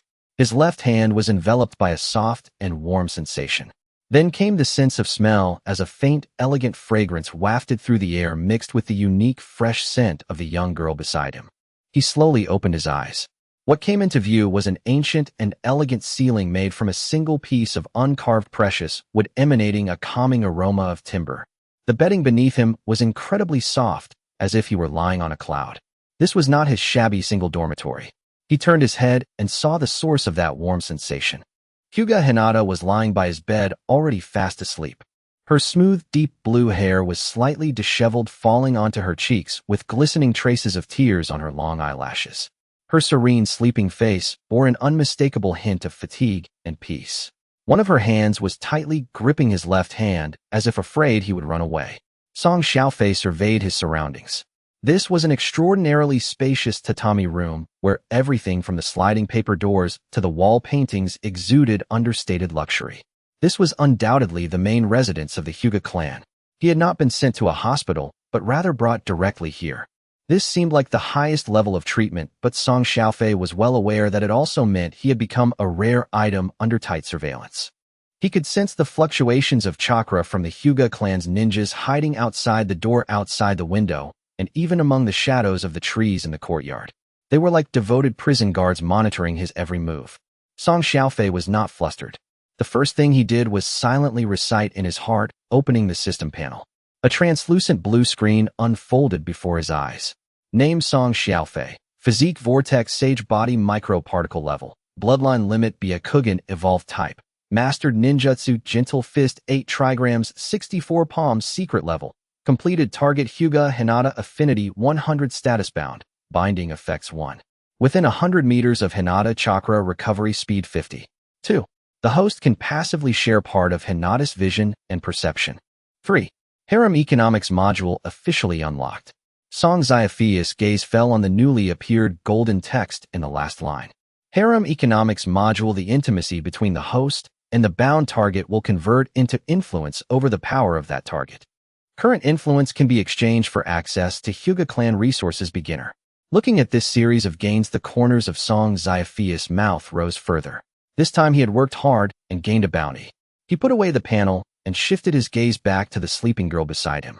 He turned his hand over, wrapping her cool little hand in his warm palm.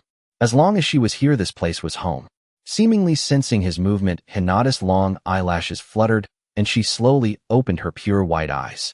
When she saw Song Xiaofei smiling at her, she was momentarily stunned, and then her face erupted with immense joy. Song Xiaofei, you're awake. She excitedly sat up, wanting to call for someone, but hesitated to let go of his hand. Yes, I'm awake, Song Xiaofei replied, his voice slightly hoarse and magnetic from just waking up. How long have I slept? A day and a night. Hinata's eyes turned red again. The doctor said your chakra and physical strength were severely depleted. Luckily. Song Xiaofei smiled and squeezed her palm. Fortunately, I have you. I know everything. Hinata's face turned bright red, and she lowered her head, her voice barely audible. I didn't do anything. Just then the sliding paper door was silently opened. A figure stood quietly at the door, a powerful aura instantly filling the entire room. Father. Hinata, like a startled little rabbit, quickly stood up and bowed respectfully. Hyuga Hizashi's gaze swept over his daughter before finally landing on the now-sitting Song Xiaofei. His eyes were deep and complex, but more than anything they held an undeniable authority. "Since you're awake, let's talk." He spoke in a declarative tone, not a question. Song Xiaofei lifted the quilt, quickly donned the outer robe placed beside the bed and bowed slightly. To Hyuga Hizashi, speaking neither humbly nor arrogantly, "Lord Hizashi." Hizashi did not inquire about the origins of his Byakugan, nor did he mention Hyuga Takuma, as if everything that had transpired that night was irrelevant to him. He merely scrutinized Song Xiaofei with his cold Byakugan. "Hinata is the heir of the Hyuga clan. Her future relates to the rise and fall of the entire family." His voice revealed no emotion. "You, an orphan, without a family background, what do you think you can provide for her?" Song Xiaofei was not intimidated by this question. He met Hyuga Hizashi's gaze and smiled calmly. "Lord Hizashi, right now, I truly have nothing to offer her. In terms of family background, I am alone. In terms of strength, I am still just an ungraduated student. But," he shifted his tone sharply, his eyes growing sharp, "I can give her what you cannot." One of the branch family ninjas behind Hizashi couldn't help but scold. Hizashi waved his hand, signaling him to be quiet, and looked at Song Xiaofei with interest. "Oh, tell me." "I can give her recognition, make her smile, and ensure she no longer cries because she feels worthless." Song Xiaofei articulated each word clearly. "Most importantly, I am willing to fight for her." He turned his gaze to the nervous Hinata beside him, his eyes softened to the point of almost dripping water. "Lord Hizashi, what you need is a powerful heir who can shine for the Hyuga clan. What I need is simply a Hinata who can cry and laugh just being by my side." This statement immediately brought tears to Hinata's eyes and even elicited a barely perceptible change in Hizashi's previously frozen face. Song Xiaofei knew the moment was ripe, and he immediately pressed on. "Of course, words alone are not enough. I assure you I will become strong enough to be an asset to the Hyuga clan, not a burden. To achieve this goal, I have a request." Hyuga Hizashi spoke, solemnly. "Speak." "I wish to gain the freedom to access the Hyuga clan's library." Song Xiaofei bowed in request. "I want to learn higher-level sealing techniques and body technique theories, and I want to know everything about the Byakugan." Hizashi deeply scrutinized him. This boy was smarter than he had imagined. He remained silent for a long time, long enough for Hinata's heart to rise to her throat. "You may." Finally, Hizashi uttered these two words. "But you have only 1 month. If I do not see satisfactory progress in you, after a month your relationship with Hinata will come to an end." After saying this, he turned and left with his clan members. When the sliding paper door closed again, Hinata could no longer hold back and joyfully threw herself into Song Xiaofei's embrace. "This is great, father," he agreed. Song Xiaofei held the soft girl in his arms, a warm smile appearing on his face. In the following days, Song Xiaofei officially lived in the Hyuga mansion. He enjoyed Hinata's meticulous. Every morning, Hinata would prepare exquisite breakfasts for him. During the day, they would go to the library together, one seriously perusing scrolls, while the other blushed beside her, grinding ink in companionship.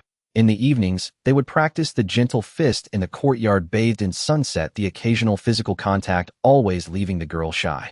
The servants of the Hyuga family, witnessing the happiness on their young lad's face, like never before, gradually transformed their initial wariness towards Song Xiaofei into a tacit goodwill. This future son-in-law seemed not so unworthy as initially imagined. However, tranquil days are always fleeting. A week later, when Song Xiaofei re-entered the ninja school, he immediately sensed an even stronger gaze of attention than before. If last time it was curiosity, this time it was awe.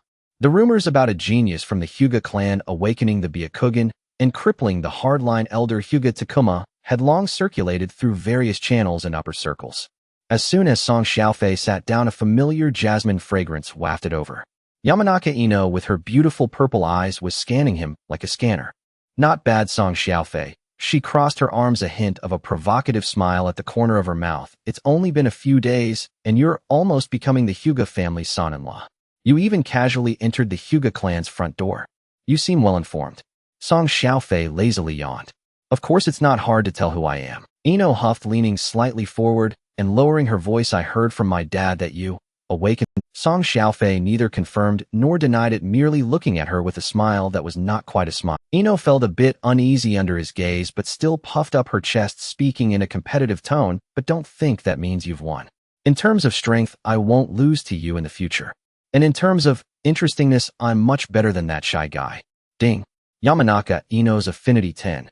Current affinity 29. Affinity note: she has already regarded you as the most interesting challenge target.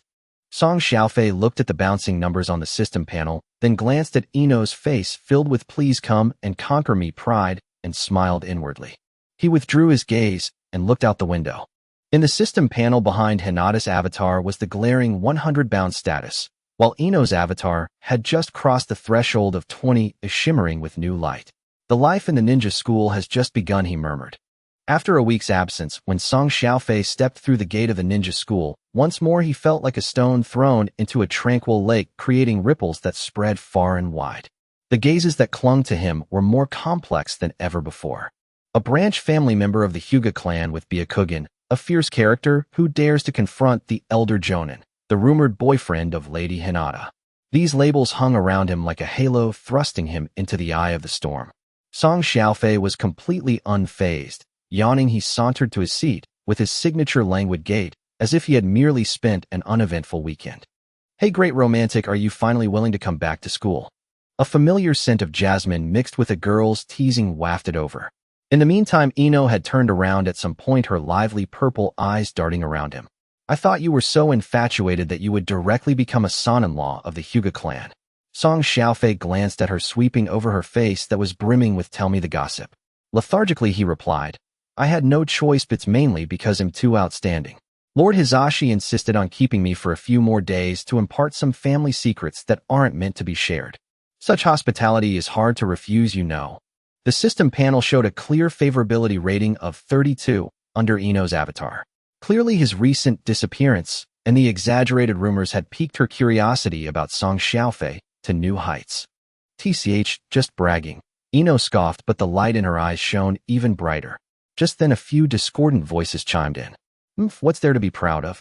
Isn't it just because of a woman's connections that he got to live in a mansion? Yeah, I heard he even got to use the secret medicine of the Hyuga clan. What a sponge." A few girls huddled together, discussing with sour expressions. They were all ardent admirers of Uchiha Sasuke, and seeing the two most beautiful girls in class, Ino and Hinata, flocking around Song Xiaofei, had long left them disgruntled. What qualifications does a guy who climbed up on the coattails of women have to be compared with Sasuke-kun? Song Xiaofei didn't even turn his head. He merely tapped his fingers lightly on the desk. The sound was soft, yet it echoed throughout the corners of the classroom.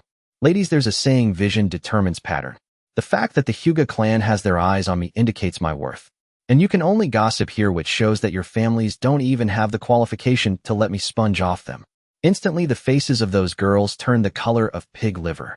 They wanted to retort, but found themselves at a loss for words. In terms of family background, their families were indeed trifling compared to the prestigious Hyuga clan. Ino burst out laughing, thinking that sometimes Song Xiaofei's tongue was even more potent than ninjutsu. "What did you say?" One girl stood up in anger. At that moment, a cold figure walked by the classroom door, glancing over with indifference. Sasuke did not stop as he passed by Song Xiaofei's seat. He left behind a light, yet boring trash.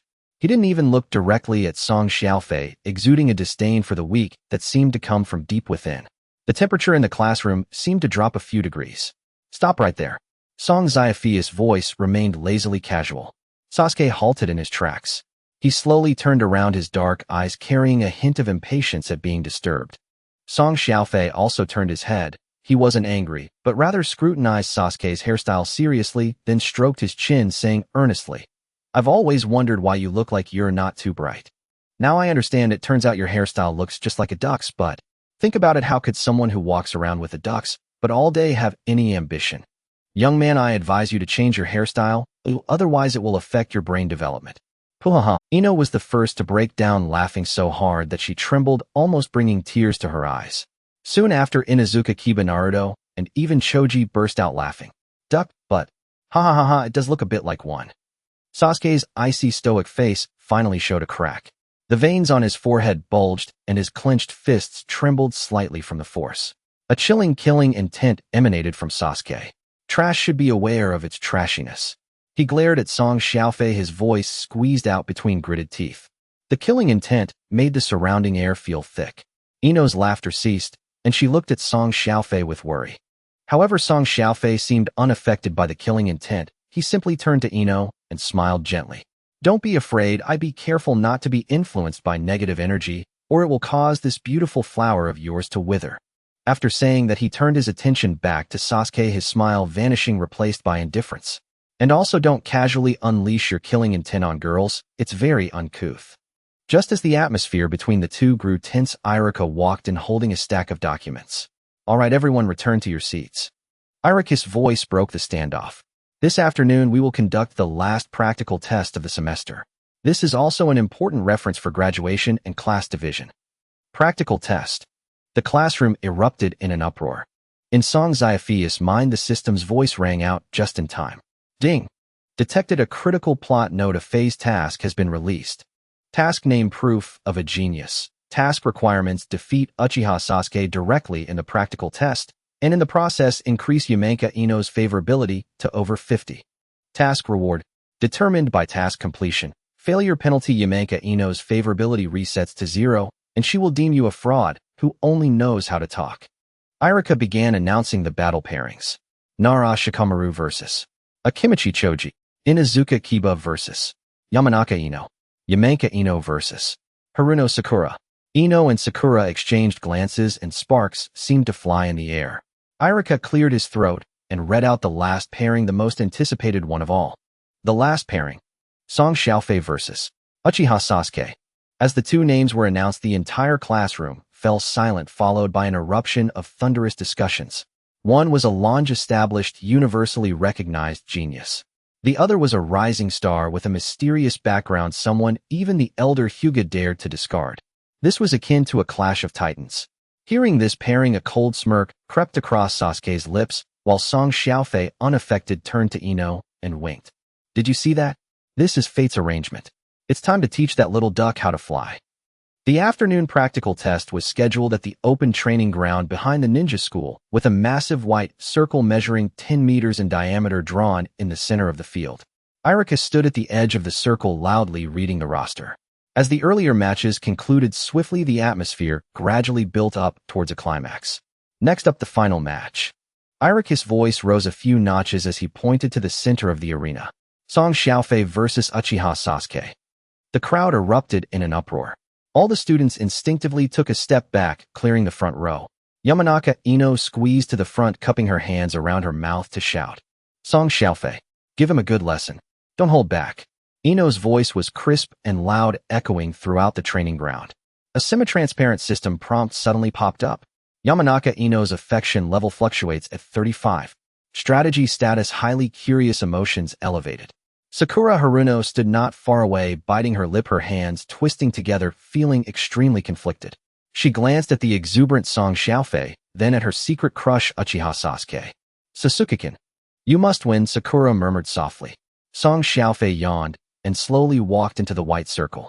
On the other side, Sasuke walked onto the stage with a cold expression, taking steady steps. His arms hung down, knees slightly bent, instantly adopting the standard starting stance of Uchiha fluid techniques. In contrast, Song Xiaofei stood casually, even with his hands in his pockets, presenting a plethora of openings. Sasuke cast a cold, disdainful glance at his opponent. "Why aren't you putting on a show? Do you really think you can stand before me just by relying on those opportunistic rumors? Trash will always be trash. Without the foundation of a clan, you don't even have the qualifications to take a stance before my Uchiha clan." Song Xiaofei scratched his ear, not taking Sasuke's words seriously. "Uchiha clan. Is your clan's ancestral rule to tell jokes before a fight?" He pointed at Sasuke's hair with his index finger. "I mentioned in the classroom earlier, your hairstyle is affecting your intelligence. Dealing with a creature that has a duck, but on its head, I can just stand here. Come on, little duck, let me see if you can touch the edge of my clothing." Laughter erupted from the crowd. Uzumaki Naruto laughed so hard, he nearly fell over, pointing at the stage and shouting, "Huh? Duck butt. So accurate. Well done, Song Xiaofei." Both sides formed the standing seal. Iruka hurriedly shouted, trying to steer the atmosphere back on track. The two stepped forward and hastily formed a seal. "The practical test begins now." As soon as Iruka's voice fell, Sasuke launched his attack. He reached for his ninja tool pouch with his right hand, two shuriken pinched between his fingers, and hurled them with a whoosh. Sasuke was clever. The two shuriken were not aimed at Song Xiaofei's vital points. The shuriken shot at sharp angles towards the sides of Song Xiaofei's feet. "Dodge? Let's see where you can hide." This was a combat technique of the Uchiha, sealing off the enemy's escape route and forcing them to reveal a fatal flaw. Sasuke followed closely, using a push-off from the ground, his body pouncing forward like a leopard. His right fist, propelled by the momentum of his sprint, struck directly at Song Xiaofei's face. Song Xiaofei remained calm. To others, the lightning-fast movement seemed quick, but within the sensory realm enhanced by the system's basic body technique and soft fist principles, it appeared to slow down. At the very moment the shuriken were about to pin beside his feet, Song Xiaofei employed the peculiar footwork of the soft fist, tilting his body backward against the laws of physics, pivoting on his right heel. His upper body nearly skimmed the ground as he glided half a meter, effortlessly dodging Sasuke's heavy punch. Too slow, Song Xiaofei's voice echoed in Sasuke's ear. Sasuke's heart sank, the inertia from his missed punch causing his body to lean forward. He was just about to retract his arm to change his technique when Song Xiaofei, while gliding naturally, extended his left foot, lightly hooking at Sasuke's supporting ankle. This seemingly casual hook, 4 ounces move 1,000 pounds. Sasuke, already off balance from his forward charge, was caught by this subtle force, his legs instantly entangled. Bang! Sasuke crashed hard into the muddy ground, landing in a most embarrassing fashion. Song Xiaofei took the opportunity to stand upright, brushing off the dust from his pants. He bent down, leaning over Sasuke, who was sprawled on the ground. Sweating profusely, "Aren't you, bro?" These simple 8 words held immense impact. The training ground fell silent for a second, then erupted into a tsunami of laughter. Holy crap! The genius of the Uchiha was actually tripped. Inazuka Kiba laughed so hard, he was clutching his stomach. Yamanaka Ino jumped up excitedly on the sidelines. Song Xiaofei. So cool. Ding. Yamanaka Ino's affection level 5. Current affection level 40. Strategy tip: she has been deeply attracted by your effortless demeanor. Sasuke lay on the ground, his ears filled with the sound of mocking laughter, the most humiliating moment of his life. Bastard. Sasuke suddenly pushed himself up, leaping to his feet. His eyes were bloodshot, his pale face flushed, red veins pulsating violently at his temples. Having completely lost his reason, Sasuke entirely forgot that this was just a test. He drew a finely crafted kunai from his ninja tool pouch. "I'm going to kill you." Sasuke let out a roar, channeling all his chakra into his legs. His speed was now twice as fast as before. He reversed his grip on the kunai, charging at Song Xiaofei's throat like a mad dog, heedless of the consequences. "Stop! Sasuke, you've broken the rules." Irika shouted anxiously from the sidelines, wanting to rush in to stop him, but realizing he was too far away to intervene in time. "Sasuke-kun, no!" Sakura gasped, covering her mouth in fright. Facing this almost life-threatening attack, Song Xiaofei still did not retreat a single step. "Can't handle it, can you? We agreed to spar. Why are you getting so worked up?" Song Xiaofei continued to taunt with his words while his body entered a state of absolute focus. His gaze was fixed on the kunai lunging towards him. Just as the tip of the kunai was less than 10 centimeters from his throat, Song Xiaofei made his move. He raised his right hand, swiftly striking the inner side of Sasuke's wrist that held the kunai. This was a crucial point in the human Bodhis meridian. Clang! A dull sound echoed. Sasuke felt his entire right arm tingle, as if electrocuted, his fingers uncontrollably releasing their grip. Clatter! The kunai fell to the ground. Song Xiaofei did not stop his movements, his right hand flipped up, firmly locking Sasuke's wrist. Then he applied the most basic principle of borrowing strength in the soft fist. He turned, dropped his shoulder, and executed a shoulder throw. The entire sequence flowed seamlessly. Sasuke's massive forward inertia turned into self-destructive force. He arced through the air, being flung heavily away. Thud! Sasuke's back slammed hard against the ground at the edge of the arena, sending up a cloud of dust. The entire training ground instantaneously fell silent, all mouths agape. If the earlier trip could be seen as a coincidence, this shoulder throw was a complete display of overwhelming strength. Song Xiaofei didn't even use any ninjutsu. He turned around, facing the gaping Ino below, casually brushing aside the bangs on his forehead. "So how was that? I didn't disappoint you, did I?" Ino's cheeks instantly flushed with 2 blooms of red, her heart racing uncontrollably. Ding! Yamanaka Ino's affection level 8. Current affection level 48. Only one last step to reach the target requirement of 50. However, the battle was not over. Sasuke, heavily slammed to the ground, slowly got back up. His breathing became heavy, his chest heaving violently. Extreme anger caused him to completely lose his last shred of humanity. Sasuke raised both hands, his 10 fingers rapidly forming seals with practiced precision. Si Wei Shin In Wu In.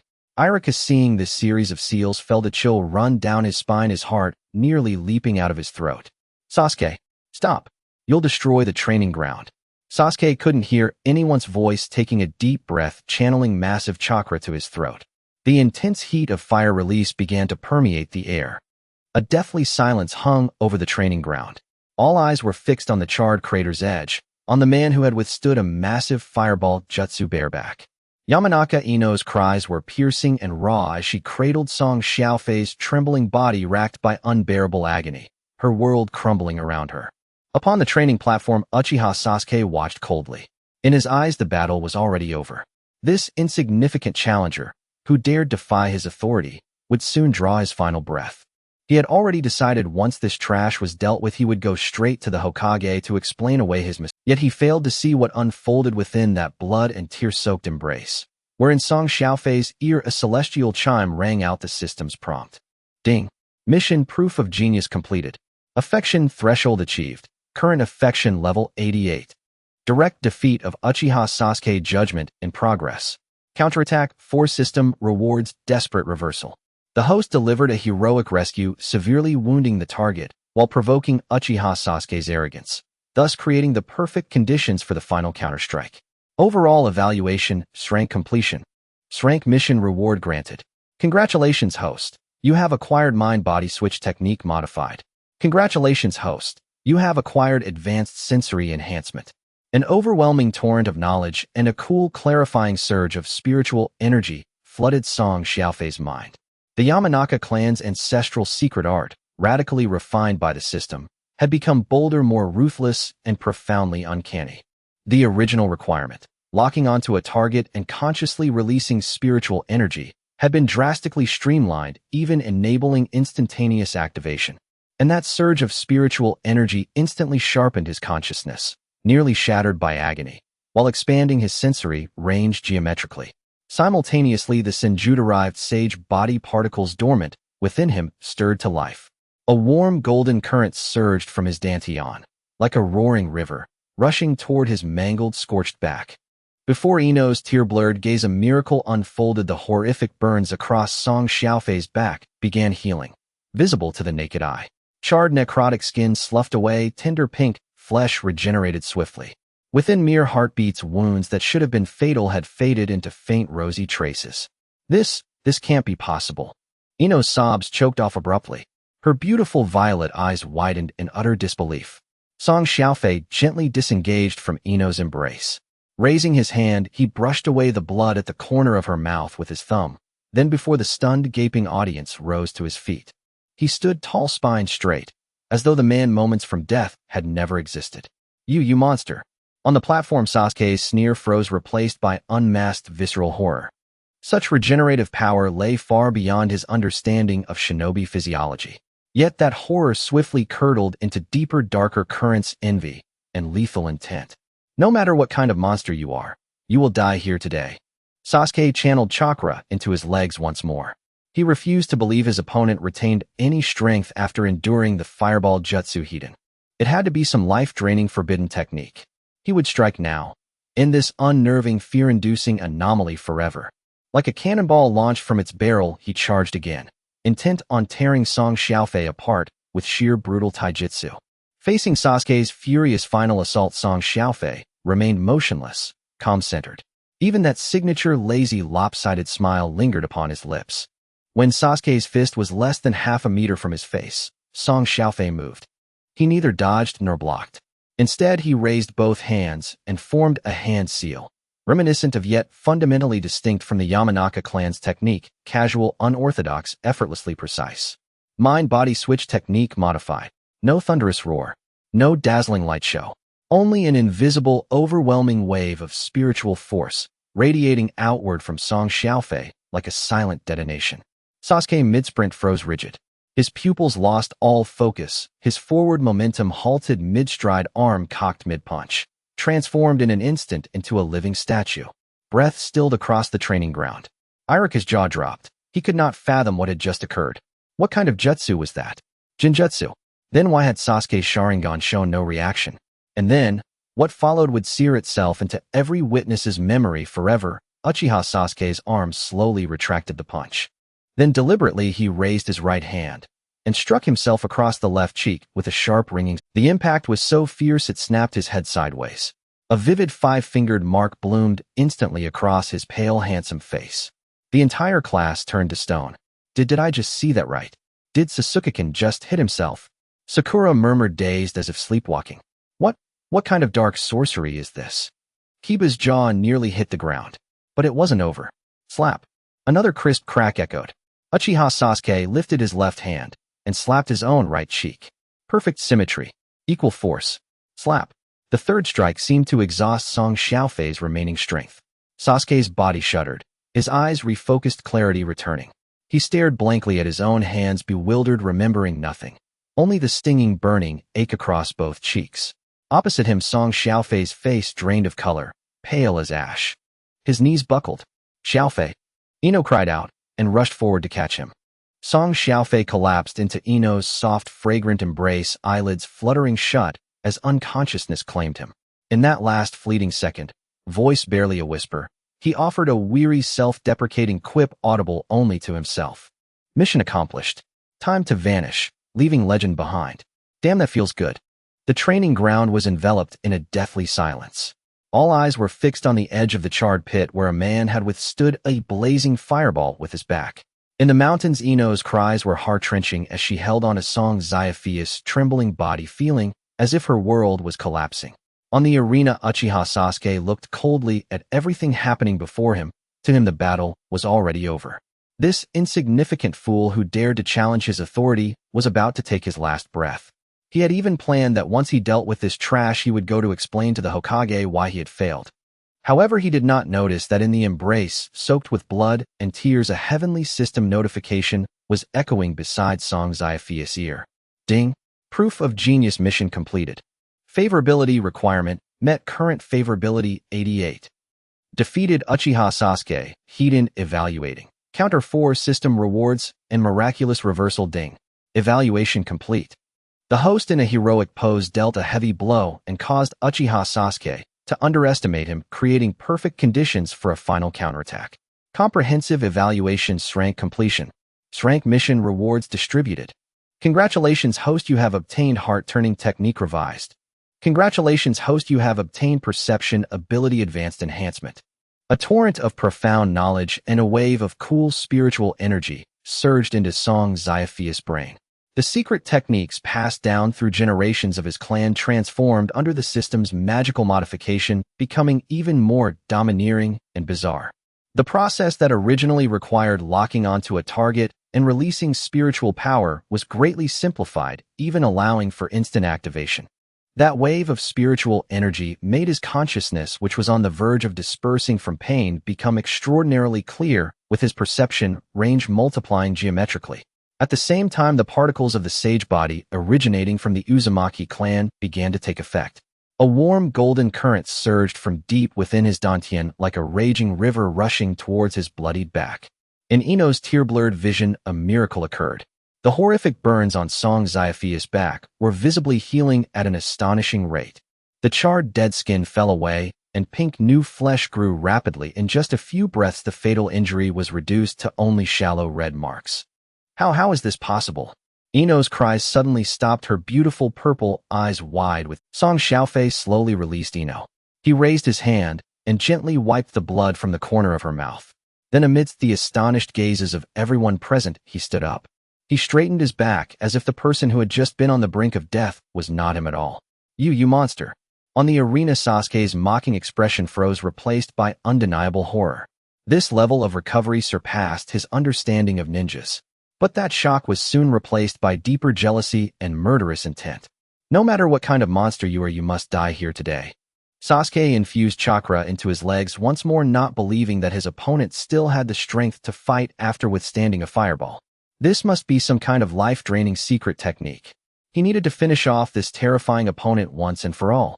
Like a bullet from a gun, he charged towards Song Xiaofei again, ready to shatter him completely with pure physical technique.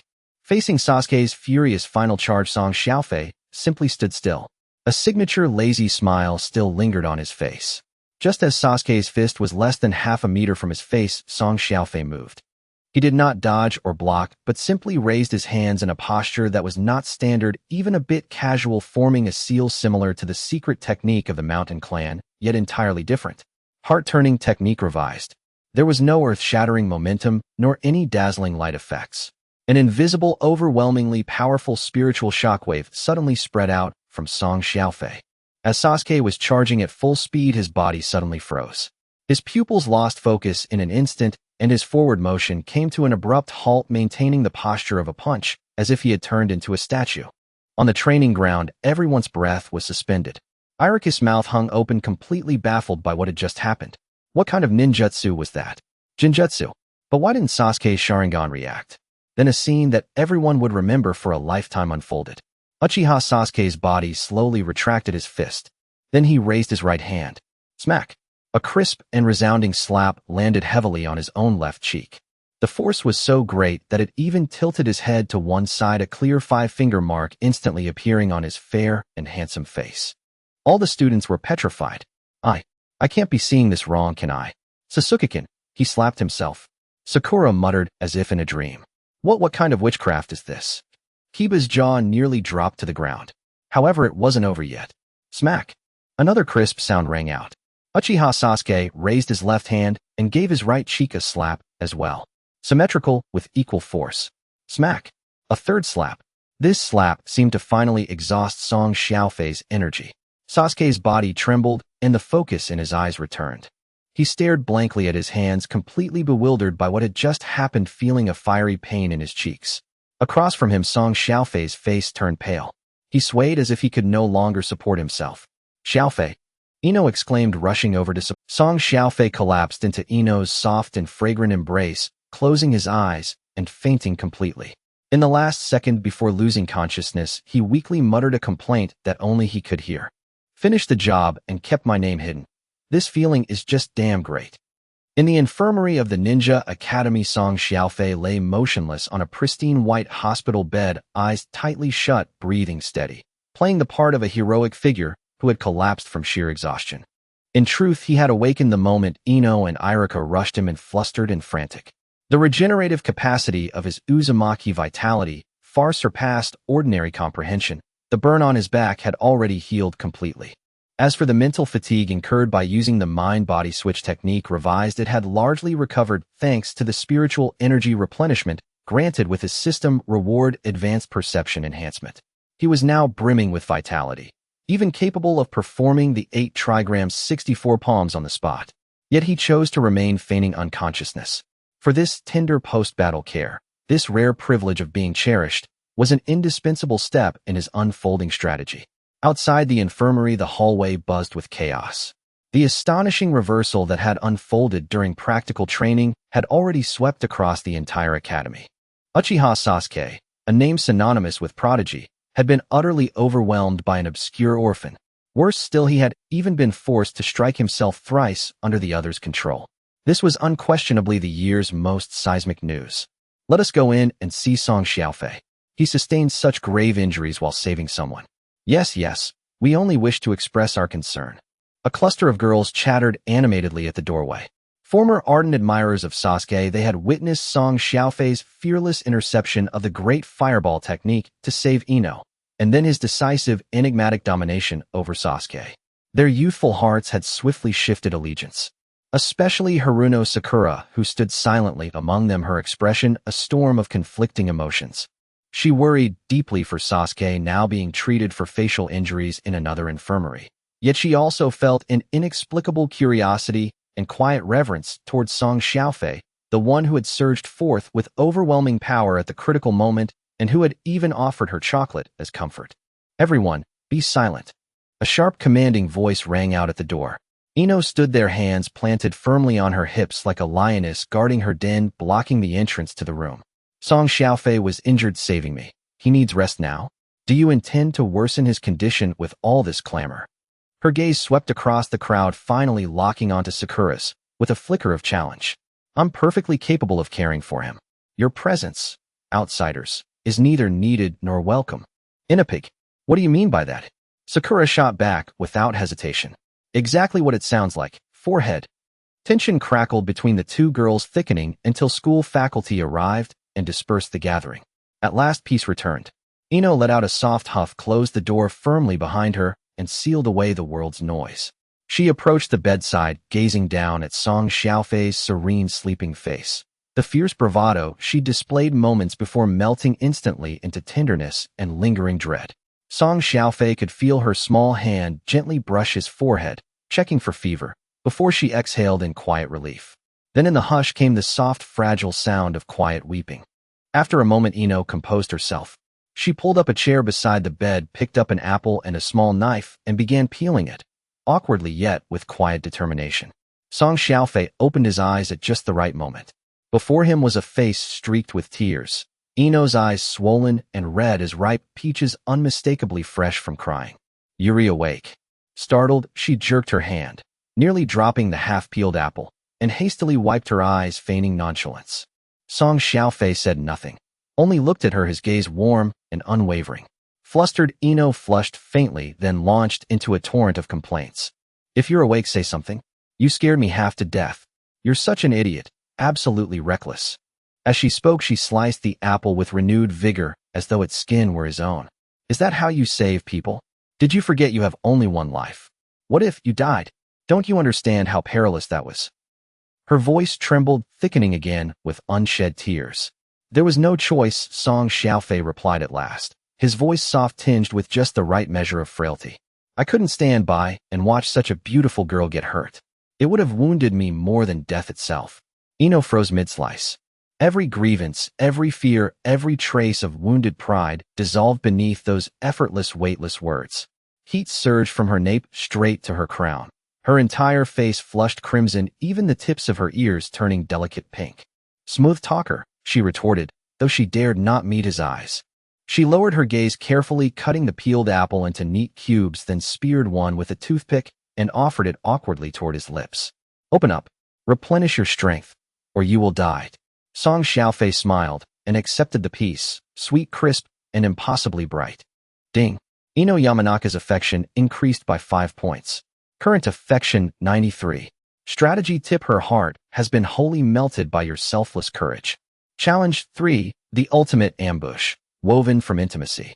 The infirmary was hushed, broken only by the occasional chirp of birds beyond the window. Sunlight streamed through the glass, casting golden columns across the air, within which dust motes drifted like suspended stars. Ino fed him bite by bite. Song Xiaofei ate each piece in silence. Neither spoke, but warmth bloomed between them, tender and charged with unspoken longing. When offering the final piece, Song Xiaofei did not open his mouth immediately. Instead, he lifted his hand, as if to take it himself. His fingertips brushed, quite by accident, the soft, warm pad of her index finger. A jolt, like lightning, leapt where their skin met, racing through both their bodies. Ino's hand stilled midair, the toothpick suspended like a held breath. She lifted her eyes and fell helplessly into his deep, luminous, crinkling with quiet amusement, like galaxies swirling in calm, endless night. Time slowed. Song Xiaofei propped himself up, slowly leaning closer, inch by deliberate. His clean, distinctly masculine scent enveloped her completely. Her pulse hammered wildly, so fiercely it threatened to burst from her throat. Her mind went blank. Every shred of pride, every vestige of playful defiance, vanished into the ether. With resignation and a trembling secret hope, she gently closed her eyes. Her long lashes cast delicate shadows across her cheeks. She was ready. And then, just as their lips hovered a hair's breadth apart, bang! The infirmary door crashed open, violently shoved aside. Song Xiaofei. Uchiha Sasuke. You two idiots. Explain yourselves now. Irika stood framed in the doorway, face contorted in fury, his roar shaking the very walls. That single thunderous shout shattered every thread of intimacy in the room. Ino snapped her eyes open like a startled hare, snatched her hand back, and sprang upright from the chair, her face blazing scarlet as if lit from within. Song Xiaofei merely twitched at the corner of his mouth, sinking back onto the pillow with quiet resignation, and mentally cursed Irika 100 times over. Damn it. Just 0.01 centimeters short. Irika, utterly oblivious to the moment he'd interrupted storm to the bedside, planted his hands on his hips and launched into a scathing reprimand directed squarely at Song Xiaofei, who wore an expression of flawless angelic innocence. A mere practical exam. and you nearly demolished the training ground. Sasuke dared unleash the great fireball technique. And you? What is that absurd jutsu that forces a person to strike themselves, eh? Once you've recovered, both of you report to the Hokage Tower to write self-critiques. 10,000 characters, not a single one omitted. Iraki's deafening roar extinguished the faint spark of intimacy that had just ignited in the mountains. Ino leapt away from Song Xiaofei like a startled rabbit, her delicate face turning as red as a ripe tomato, even the nape of her neck blushing pink.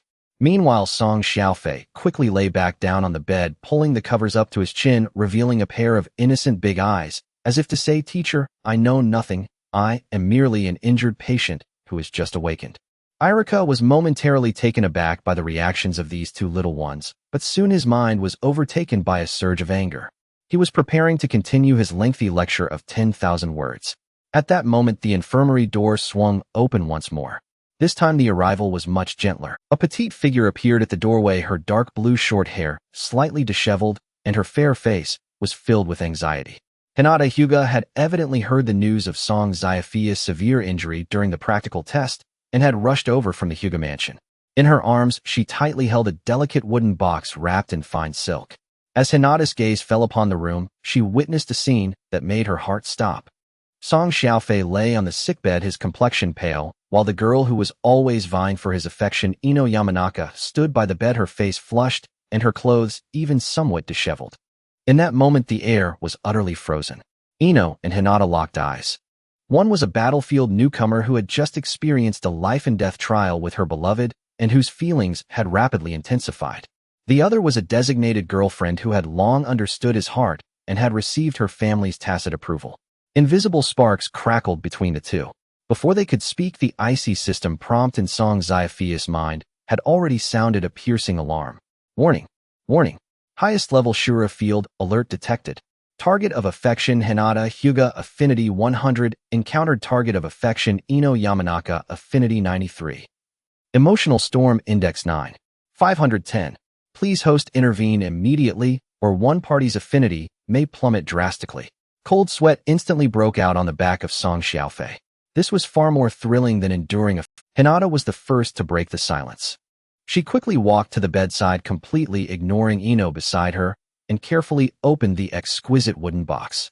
A cool medicinal fragrance instantly wafted through the air. Song Xiaofei, I heard about your injury. This is the highest grade burn ointment from our Hyuga clan, which is very effective for recovering from chakra damage. You don't need to. Ino immediately puffed out her chest, boldly standing between Hinata and Song. He was injured while saving me. His wounds should be my responsibility. She pointed to the table beside her where half of an apple she had peeled was sitting. I will take care of him until he fully recovers.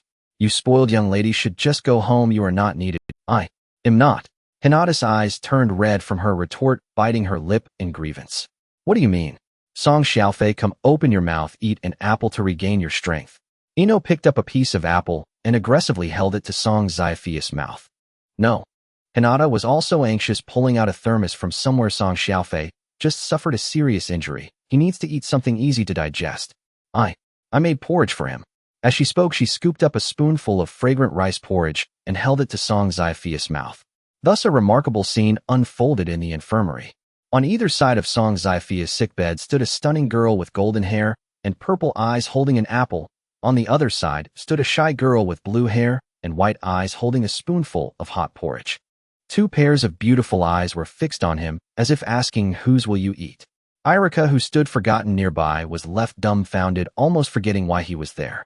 Song Xiaofei felt a tingling sensation on his scalp. He knew this was a life-and-death question. His brain raced, recalling the skills he had used to navigate various leaders at the drinking table in his past life. He first turned to Ino and gave a weak smile. Ino, thank you, your apple is really sweet just like you. After saying that, he opened his mouth and gently took a bite of the apple. At the moment Ino revealed a victorious smile, he immediately turned to Hinata, looking at her with an expression filled with apology and tenderness. Hinata, your porridge smells so good. Oh, just smelling it makes me feel warm. I'm a bit thirsty. Can I have a sip of porridge to moisten my throat? After saying that, he opened his mouth and drank the porridge that Hinata had offered him. This series of actions flowed smoothly, managing to temporarily stabilize the situation. Ino's triumphant smile froze while Hinata's grievance dissipated somewhat. The two girls exchanged another glance, both stubbornly huffing. The battlefield had temporarily shifted from Song Xiaofei to the innocent bystander. Iruka Sensei. Ino took the lead in attacking Song Xiaofei. Is injured like this, and you're still here, shouting, do you want him to get worse? Exactly. Hinata also mustered rare courage to echo Song Xiaofei. Is a hero you shouldn't treat him like this. Iruka looked bewildered, pointing at his own nose eye. I am just enforcing school discipline. You too. Before he could finish his sentence, the two girls had already formed a temporary alliance. Cough, cough. A violent cough interrupted everyone's argument. Song Xiaofei suddenly clutched his chest, a look of pain appearing on his handsome face, his brows tightly knitted together.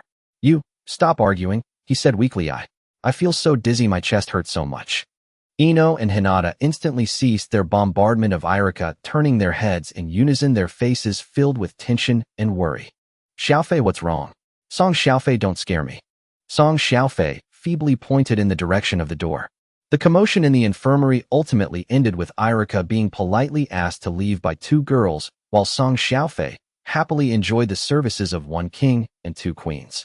When Song Xiaofei returned to the classroom, he keenly sensed that the atmosphere around him had changed. The gazes of all his classmates swept over from every direction, filled with awe, jealousy, curiosity, and scrutiny. A myriad of emotions intertwined to form an invisible net with him as the central prey. Damn, this treatment is even better than that of top celebrities, Song Xiaofei lazily complained in his heart, while maintaining a sleepy demeanor as he leisurely sat down in his seat. Quiet down. Iruka walked into the classroom with a stack of documents, his weathered face etched with seriousness. His gaze briefly lingered on Song Xiaofei, as if he wanted to say something, but ultimately it turned into a sigh.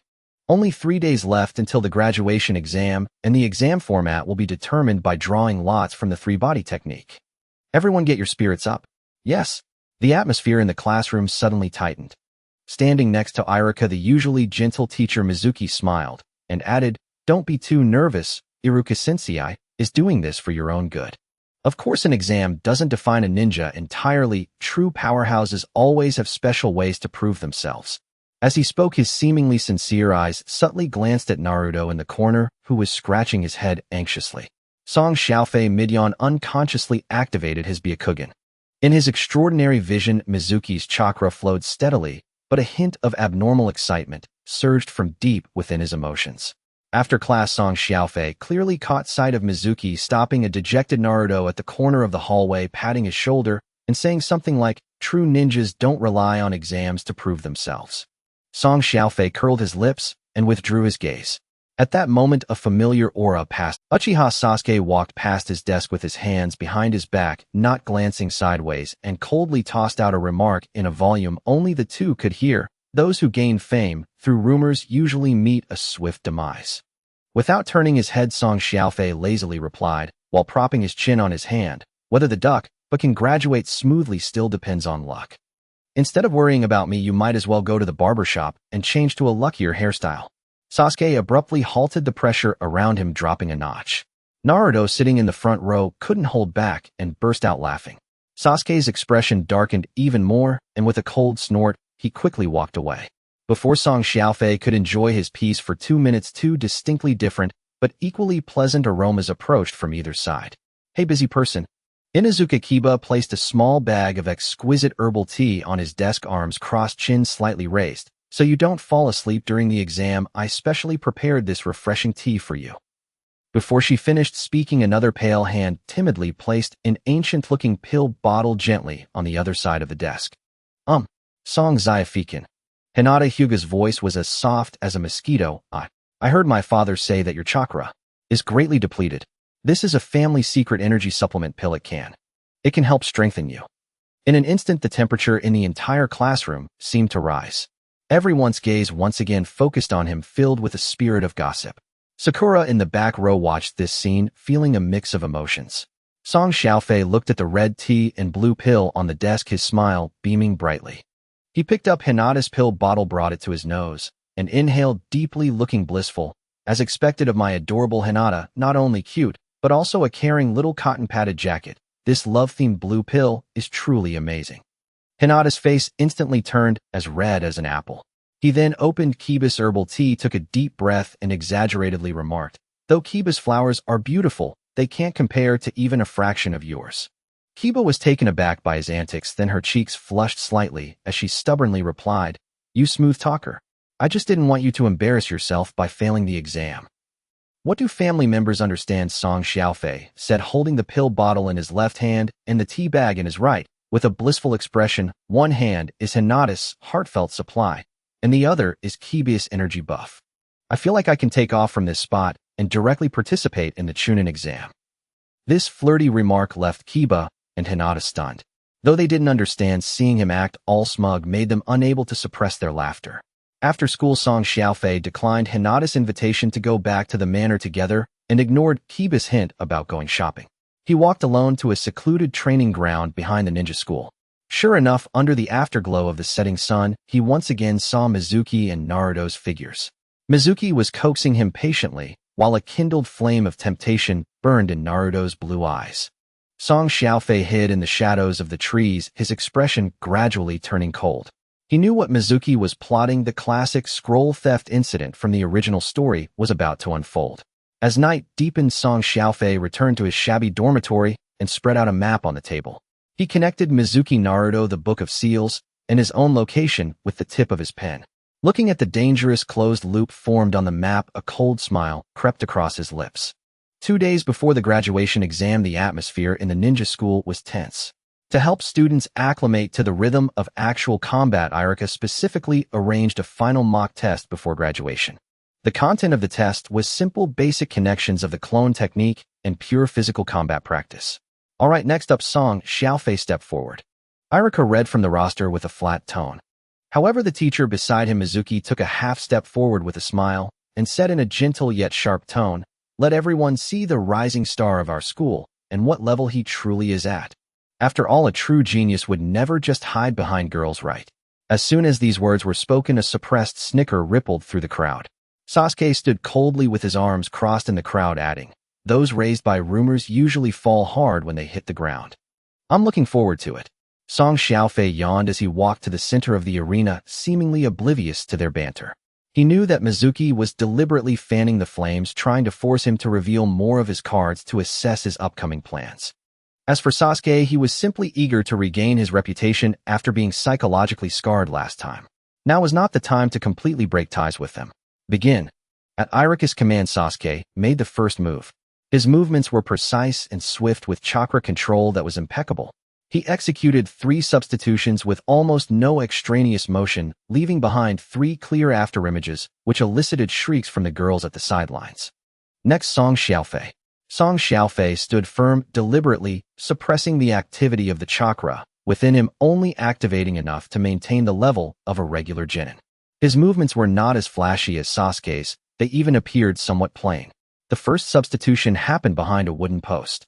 The second appeared next to a rock formation. The third substitution brought him back to the original position.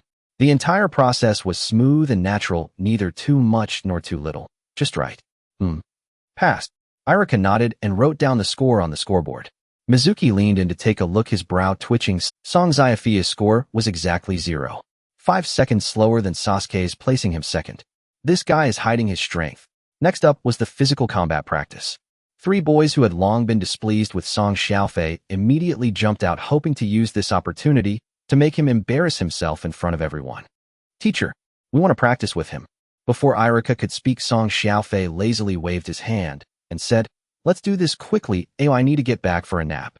This dismissive attitude completely enraged the 3 boys. They exchanged glances and charged at him from 3 directions, attempting to overwhelm him with numbers. However, to Song Xiaofei, who had integrated the principles of soft fist into his senses, their movements were riddled with flaws. He couldn't even be bothered to open his Byakugan. Facing a straight punch coming from the left, he didn't block. Instead, he sidestepped slightly and leaned his body, allowing the opponent's fist to graze past the corner of his clothing. At the same time, his right foot extended forward at a concealed angle, lightly hooking the ankle of the opponent's supporting leg. Bang! The first person instantly lost his balance and fell face first into the ground. The attack from the right followed closely, a powerful roundhouse kick. Instead of retreating, Song Xiaofei advanced, placing his left palm against the opponent's calf and gently pushing along the direction of their force. The boy felt an irresistible force coming from the technique, and he spun twice in place before collapsing to the ground dazed and disoriented. The last person charged forward, seeing his two companions fall instantly. He was horrified and wanted to stop, but it was already too late. Song Xiaofei didn't even look at him. As he brushed past, he gently bumped his shoulder against the opponent's armpit. Ugh! The boy felt a numbness in half of his body, all his strength draining away as he weakly knelt on the ground, unable to get up for a long time. The entire process took less than 10 seconds. Song Xiaofei used no flashy techniques, relying only on the most basic leg hooks, force release, and close-quarters combat. The students at the sidelines were confused, feeling as though the three had fallen, as if they had tripped over themselves, completely failing to see the underlying techniques. TCH, just luck. Yeah, those three were too weak. However, those who understood felt their scalp. Irika's grip on the recording board tightened slightly, his eyes filled with shock. Outside the training ground, in the canopy of a large tree, a member of the Umbu, wearing an animal mask, was quietly reporting to the Hokage's office through a special communicator. Third Hokage, the target Song Xiaofei in the physical combat practice, did not use any ninjutsu or bloodline limits, relying solely on basic physical techniques to defeat 3 classmates of the same level in 10 seconds. His fighting style is very efficient and seasoned, not like a student, but more like an experienced. Interesting, he clearly possesses Byakugan, but chooses not to use it at all, instead employing this back-to-basics physical technique. He is deliberately hiding his true strength. The man, a peripheral member of the Root organization, had come today specifically to observe this newly emerged Byakugan genius. The man murmured, "I must report this intelligence to Danza-sama as soon as possible." In the crowd, Yamanaka Ino's beautiful purple eyes sparkled with intrigue. She could see clearly that Song Xiaofei could have won more effortlessly, but he deliberately controlled his power and speed. That sense of ease made her realize for the first time that this guy was not just a smooth talker. It seemed he was playing a much larger game. Hinata Hyuga, on the other hand, detected from Song Xiaofei's seemingly effortless footwork the meticulous calculation of every bit of chakra he employed. While others saw his strength, she recognized the helplessness of having to conserve chakra due to its insufficient quantity. An indescribable sense of heartache surged up again. With the mock test concluded, the students dispersed in small groups. Song Xiaofei intentionally took a detour, passing by Naruto, who was dejected due to his unsatisfactory results. He patted Naruto's shoulder and said lazily in a tone only the two could hear, "Hey, the bottom. Remember, truly powerful people never rush to prove themselves in ordinary times." Naruto looked up in confusion. Song Xiaofei smirked, revealing a meaningful smile. They will keep all their cards close to their chest, and then deliver a crushing blow to those who look down on them at the most critical moment. After saying this, he no longer paid attention to the deep in thought Naruto and turned to leave with style. The day after the physical skills assessment, an unusual atmosphere enveloped the classroom. Irika took a long leave to report on the situation of the assessment at the Hokage building, leaving Shuemu entirely responsible for the morning's theory class. Shuemu wore his signature gentle smile, seemingly oblivious to the undercurrents from yesterday's training ground. He began distributing a thick stack of exam papers. "All right, class, today we will have a pop quiz on theoretical knowledge." He clapped his hands to capture everyone's attention, saying, "As you all know, ninjas must possess not only powerful strength, but also a solid theoretical foundation. The results of this quiz will also count towards your final graduation evaluation." A chorus of wails erupted in the classroom. Shuaimu's gaze casually swept over Song Xiaofei and Naruto, and a glimmer of sharp light flashed in his eyes. Song Xiaofei lazily glanced at the exam paper, most of which contained conventional questions about hand seal sequences, chakra properties, and ninja tool maintenance, but the final major question caused his eyebrows to slightly raise. Essay question: in an emergency, can the conventional hand seal order of C and Wu be reversed to instantly enhance the explosive power of a crank fire release jutsu and explain the chakra circulation principles involved? This was a complete trap question. The memories of Song Xiaofei's past life and the knowledge bestowed by the system clearly told him that the change in chakra properties must precede any change in form. This is a strict rule in ninjutsu. Reversing the seal order would only lead to chakra backflow, resulting in a failed jutsu release at best or severe damage to the meridians at worst. The knowledge point of this question is derived from a book that has long been classified as forbidden, the unconventional use of chakra hypothesis, whose theories have already been proven to be heretical. By presenting this question, Shuemu clearly aimed to filter out those students whose foundations were weak, yet who were easily swayed by shortcuts.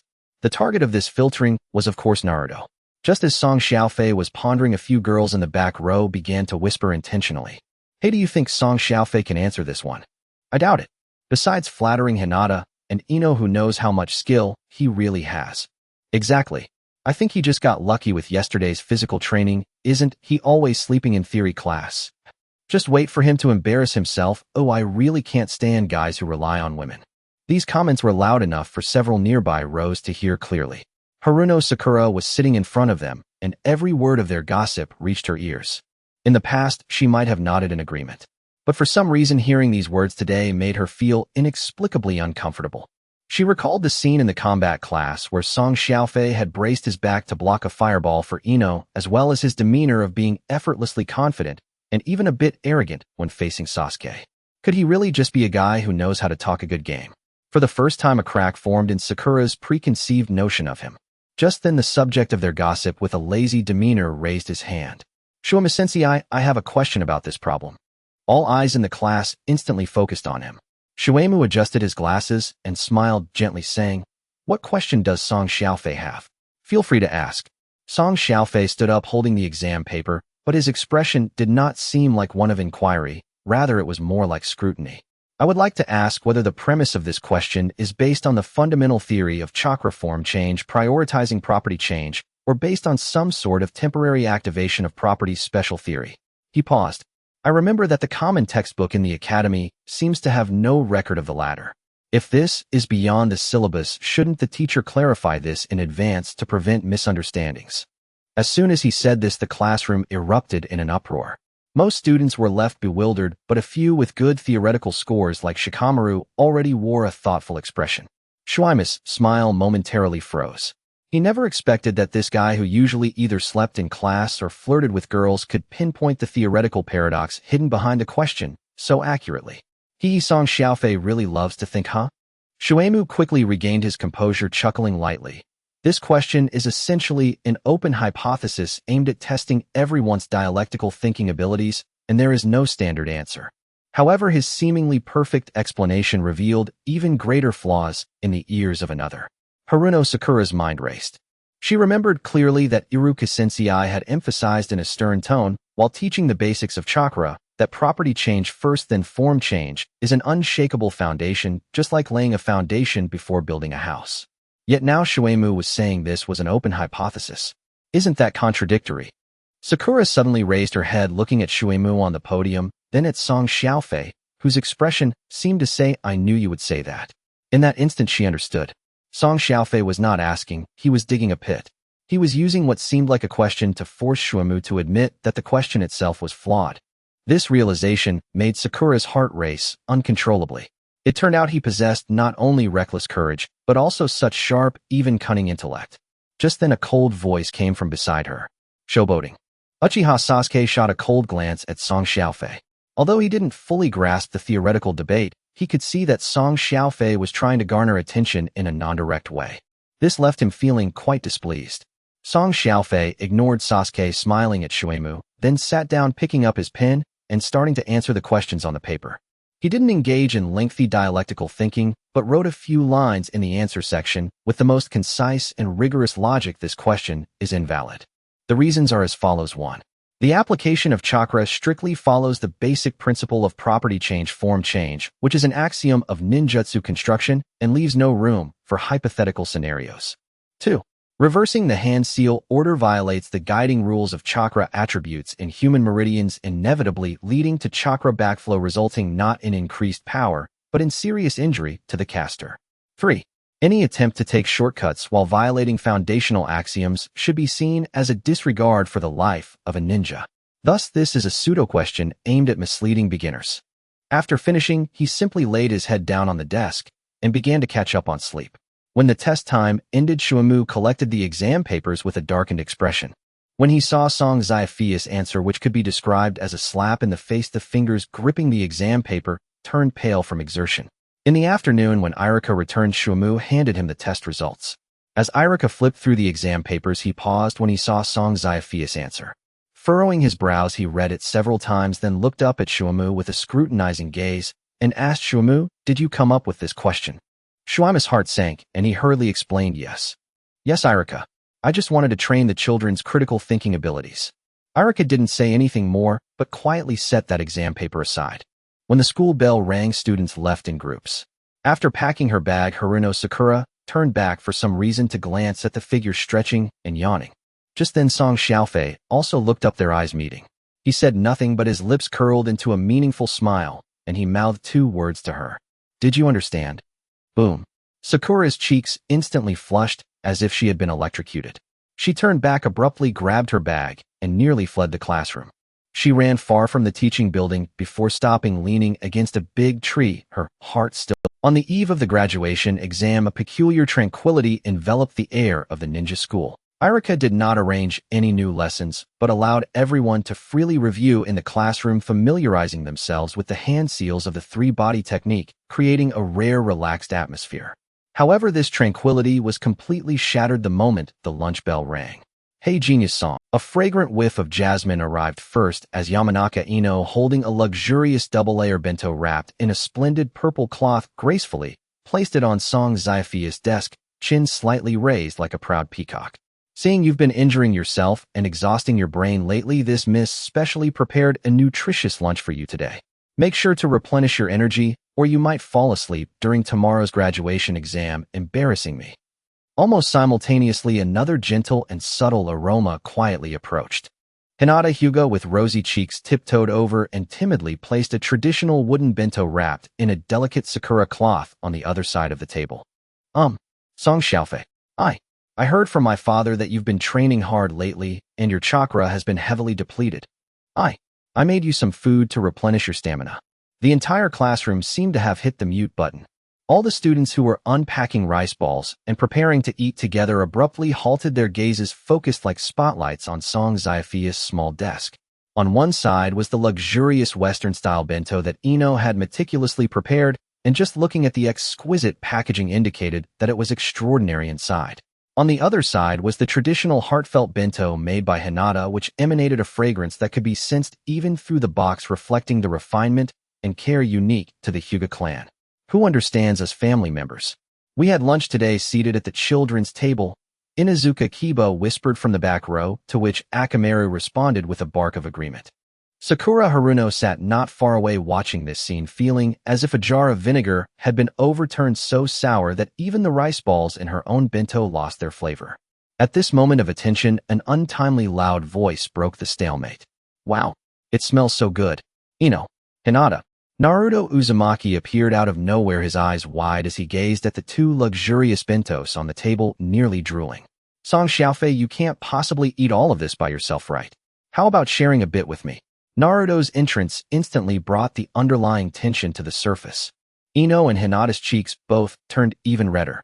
Looking at this hellish battleground, Song Xiaofei, however, wore a radiant smile. He first picked up Ino's bento box and opened it. Inside were tuna sandwiches arranged as artfully as a masterpiece, heart-shaped fried eggs, and vegetable salad, with even the cherry tomatoes carved into rabbit shapes. Wow, Song Xiaofei exclaimed dramatically, this is not just a bento, it's clearly a work of art.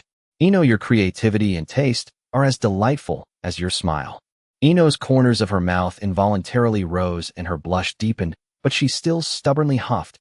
At least you have good taste. Next, Song Xiaofei opened Hinata's bento box.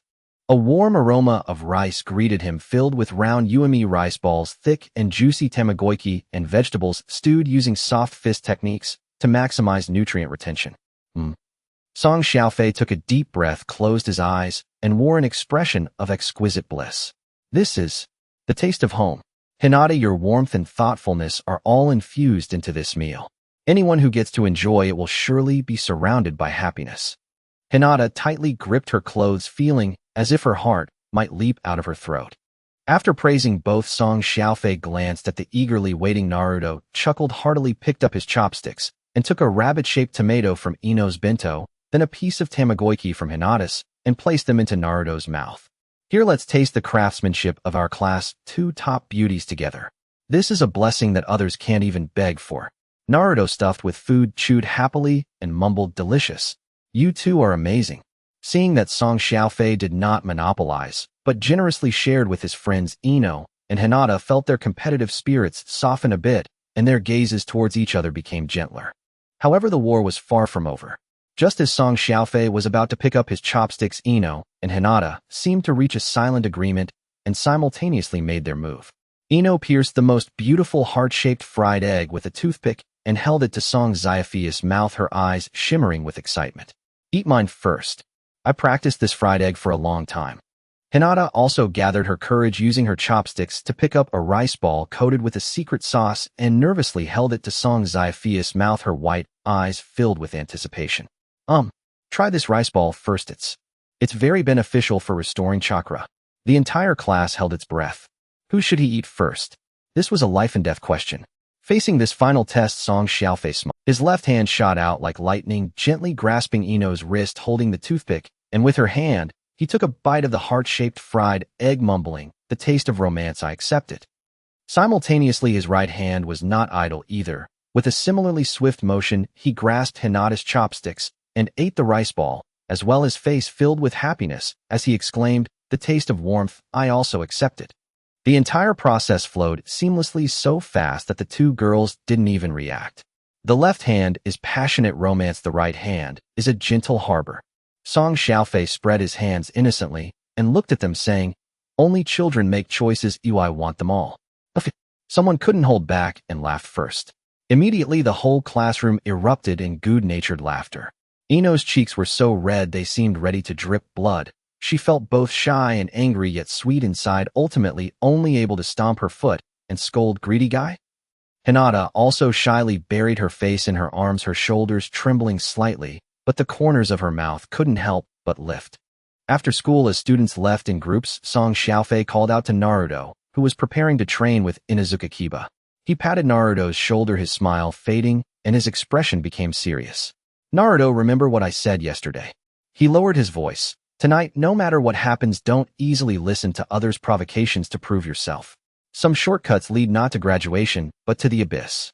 The day of the graduation exam has finally arrived.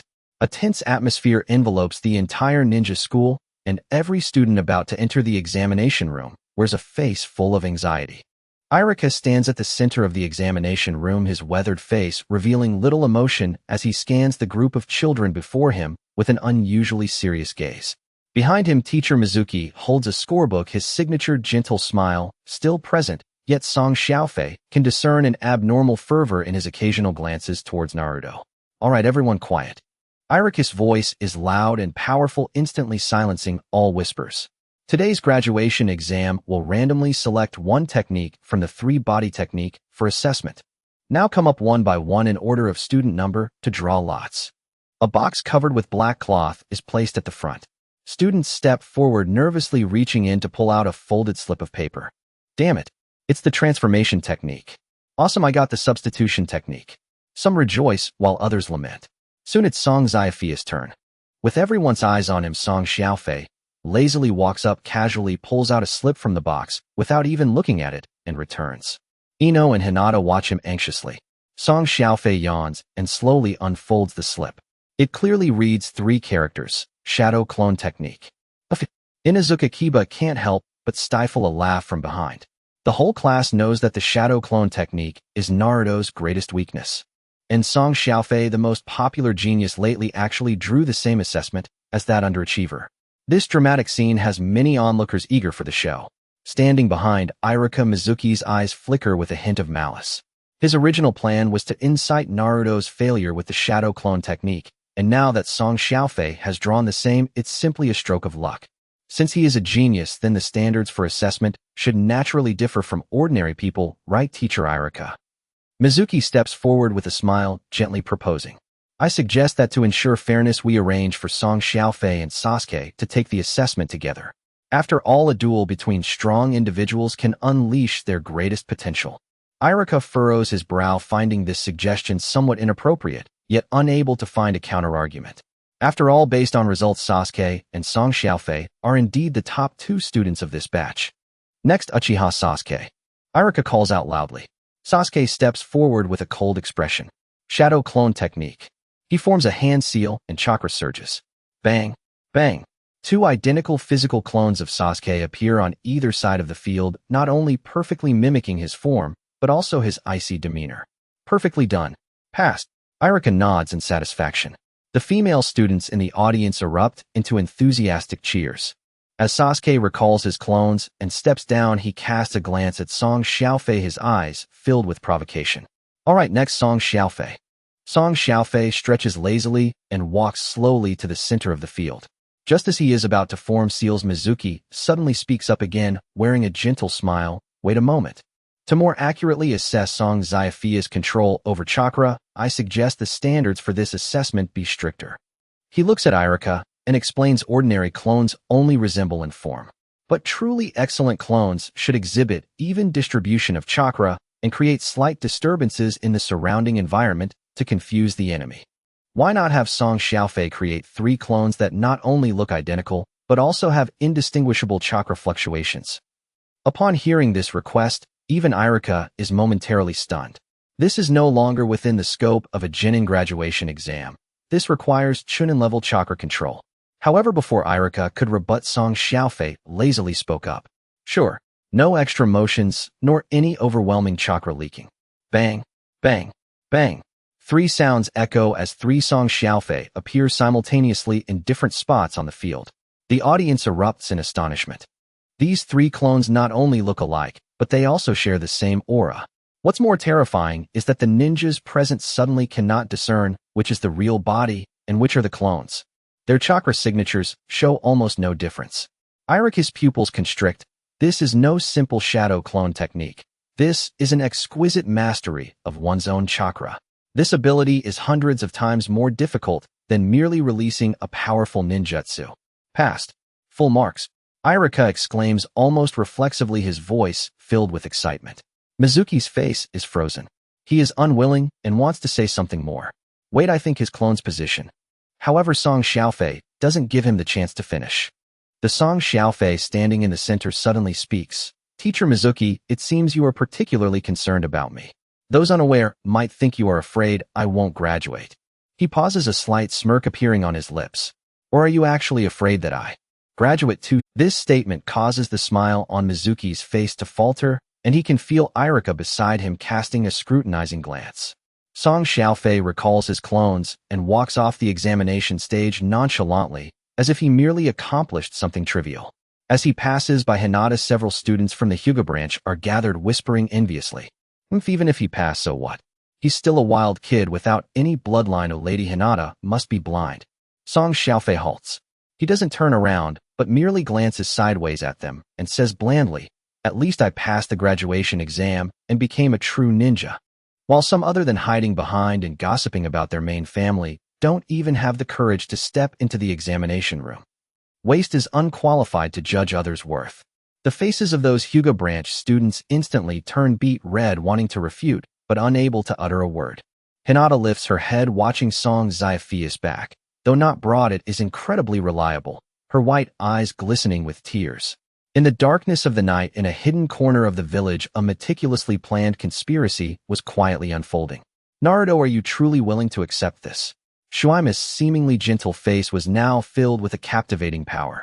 He patted Naruto's thin shoulder, his voice lowered to a whisper.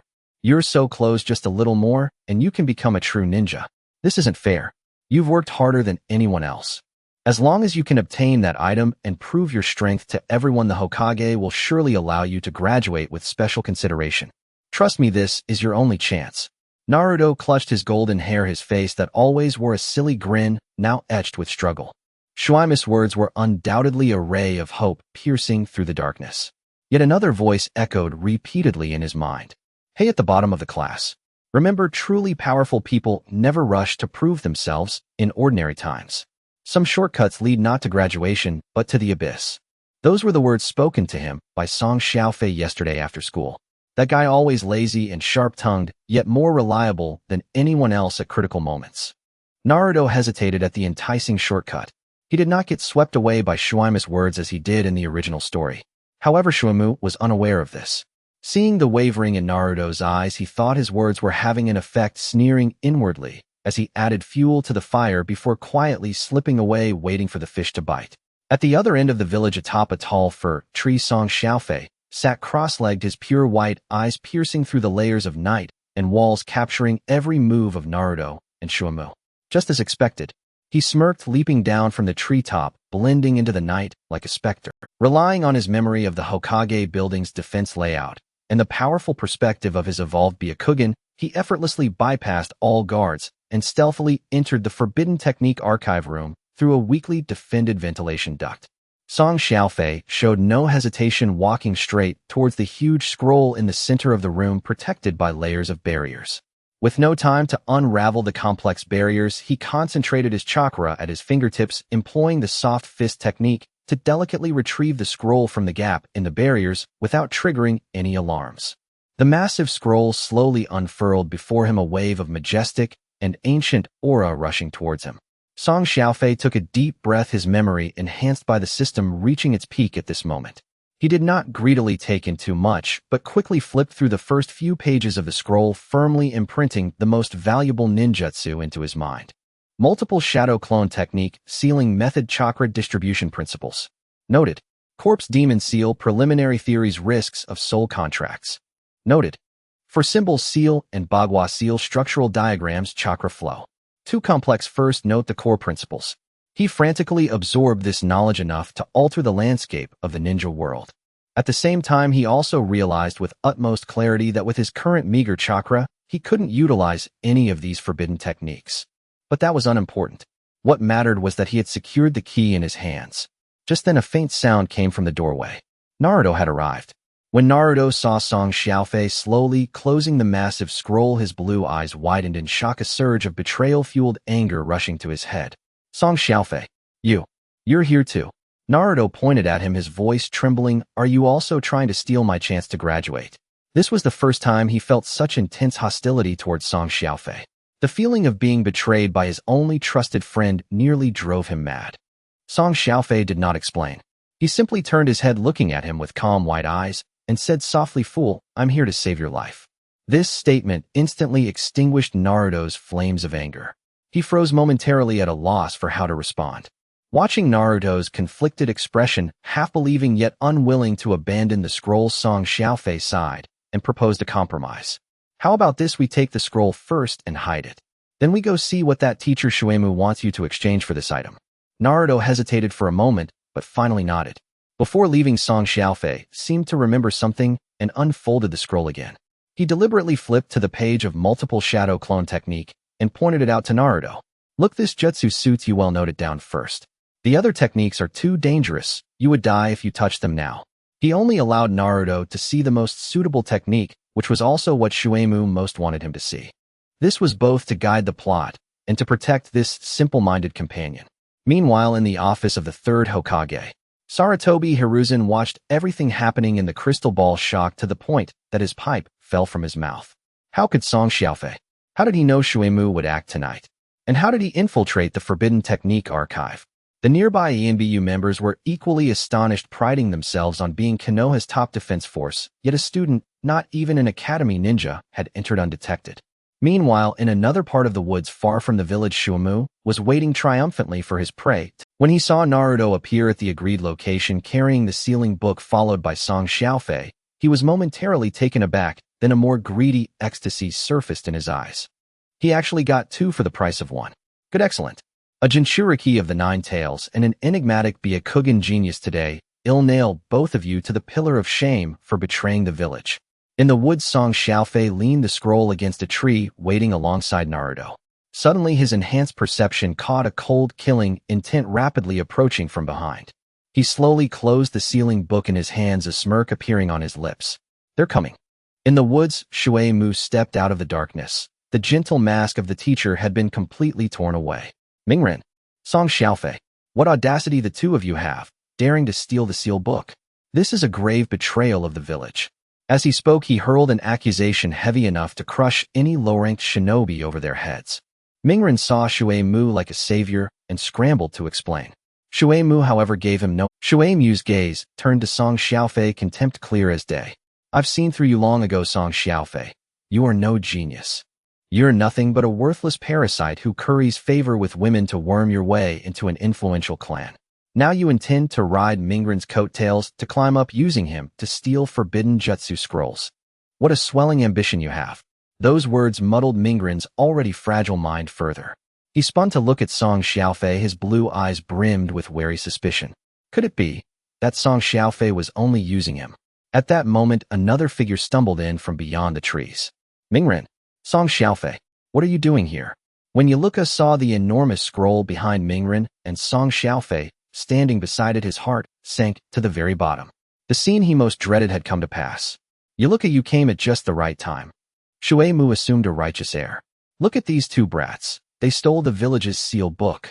Let's seize them and hand them over to the Hokage. Yuluka placed himself between Mingren and Song Xiaofei. Though his heart ached, his first instinct was to protect his student. Yet his wary, disappointed eyes landed unmistakably on Song Xiaofei. Shui Mu reveled in Song Xiaofei's apparent isolation. His smile grew increasingly savage. Yuluka, why keep protecting him? Do you know what Mingren is? He is no mere human. He is the nine-tailed demon fox that once brought ruin and bloodshed. The words struck Mingren like a thunderclap. His face went ashen. Nine Tails, the demon fox. So the villagers' loathing and fear had always been because of this. A vast despair engulfed the boy who had always hungered for acceptance. Watching Mingren break, Shui Mu felt a dark, vengeful pleasure well up within him. He did not notice that the usually silent Song Xiaofei had not even twitched an eyebrow the entire time. Song Xiaofei watched Shui Mu's performance with quiet detachment. His pale, immaculate eyes regarded the man as one watches a clumsy clown. Go to hell, demon fox. Shui Mu sneered, drawing a massive Fengma shuriken from his back. It whirled with a scream that tore the air as he hurled it at the now utterly stunned Mingren. Mingren, Yuluka shouted, grief and resolve in his eyes. Without a moment's hesitation, he hurled himself forward and used his own back to shield Mingren. At the instant the cold-edged blade was about to pierce Yuluka, a figure moved like a specter. Song Xiaofei arrived with impossible speed at Yuluka's side. Using a soft fist method, he gently redirected the edge of the spinning shuriken with a deft push and pull. A supple yet tremendous force instantly altered its course. The great shuriken skimmed Yuluka's back and sank deep into a nearby tree, only inches from taking his life. The earth-shattering scene left everyone stunned. Mingren stared at the back that had stood between him and his teacher. Warmth rose within him from the depths of despair. He saved teacher Yuluka, and he saved me. What are you still standing there for? Song Xiaofei suddenly turned and barked at the dazed Mingren. Use the art you just learned from that scroll. Show the skill you claim to have. Do you want teacher Yuluka to take a blade for you in vain? The shout struck Mingren like a hammer, wrenching him back from the brink of collapse. A raw, unwilling cry tore from Mingren. He threw his hands into frantic seals and poured every grievance, anger, and humiliation into his chakra, which surged forth without reserve. Multiple shadow clone technique. Boom, boom, boom. In the next heartbeat, the grove filled with hundreds upon hundreds of whirling Mingrens. What a... The feral grin on Shui Mu's face froze. Faced with the overwhelming tide of Mingrens pouring in from every direction, even he felt fear. Now, while Shui Mu flailed submerged beneath a sea of clones, Song Xiaofei's true body had already locked onto his real form. Buy-in activate. In the vision of the evolved buy-in, the flow of chakra inside Shui Mu and every single flaw were laid bare. Like a ghost, Song Xiaofei threaded through the chaotic battlefield and closed silently on Shui Mu's back. Bagua palm. Pressure point strike. He struck with a palm, pinpointing a meridian node on Shui Mu's right arm with ruthless precision. Shui Mu howled, his entire right arm went numb, and the hand that gripped the kunai lost all strength. Bastard. They'll kill you. Shui Mu snarled, shocked and enraged. He knew his position was lost and lashed out with his remaining left hand toward the nearest Mingren clone. But he was too slow. As he turned, an invisible psychic shock slammed into his mind. The heart shift technique modified. Shui Mu's movements locked for a sliver of a second. That tenth of a second was the line between life and death. Song Xiaofei appeared before him like a wraith. A bagua palm packed with concentrated force struck the chakra node at his chest with brutal certainty. Shui Mu convulsed from the blow, his protective chakra collapsed, and he spewed a fountain of blood hurled backward by the impact. Song Xiaofei granted him no chance to gasp. He had no patience for a villain's dying pleas for those who had tried to kill him. The only fitting resolution was silence forever. A cold flash passed. Before anyone realized it, Song Xiaofei had drawn the short dagger hidden at his thigh. its moon-like edge sliced clean across Shui Mu's throat. Ugh! Shui Mu's eyes bulged as he clutched his neck, powerless to stop the ebb of blood and to his dying breath, he could not fathom how his flawless plan had unraveled into ruin. With a heavy thud, Shui Mu's body collapsed to the ground. At that moment, all the shadow clones vanished with a puff of mist. The woods sank back into a death-like silence. Yaluka and Mingren stared stunned at the boy holding the blood-stained dagger, whose eyes were frighteningly calm. His decisive ruthlessness and cold resolve sent a chill deep into their bones. Song Xiaofei flicked the blood from the blade and sheathed the dagger. He walked to the tree into which the Fengma shuriken was lodged and picked up the seal book Mingren had dropped. Then he turned and casually tossed the scroll toward the still-shocked Yaluka. Now, he said softly, who the thief is and who the traitor is should be very clear, shouldn't it? The death of Shui Mu stirred significant ripples in the upper echelons of Konohagakure. In the Hokage's office, the events unfolded as follows. Third Hokage. Irika detailed everything that transpired last night, especially emphasizing how Song Xiaofei had saved him and Naruto at a critical moment and the entire process of ruthlessly eliminating the traitor Shui Mu. Sarutobi Hiruzen puffed on his pipe, the swirling smoke obscuring his perceptive eyes. He gazed at the calm boy who had remained composed throughout.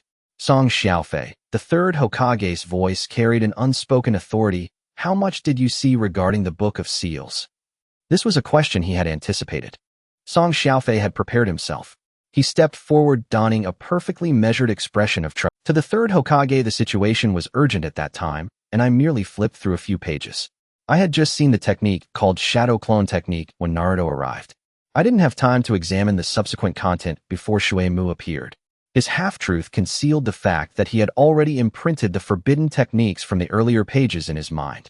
Upon hearing this, Irika nodded in agreement, saying, Yes, third Hokage, the situation was indeed very dangerous, and they did not have much time to study the scroll.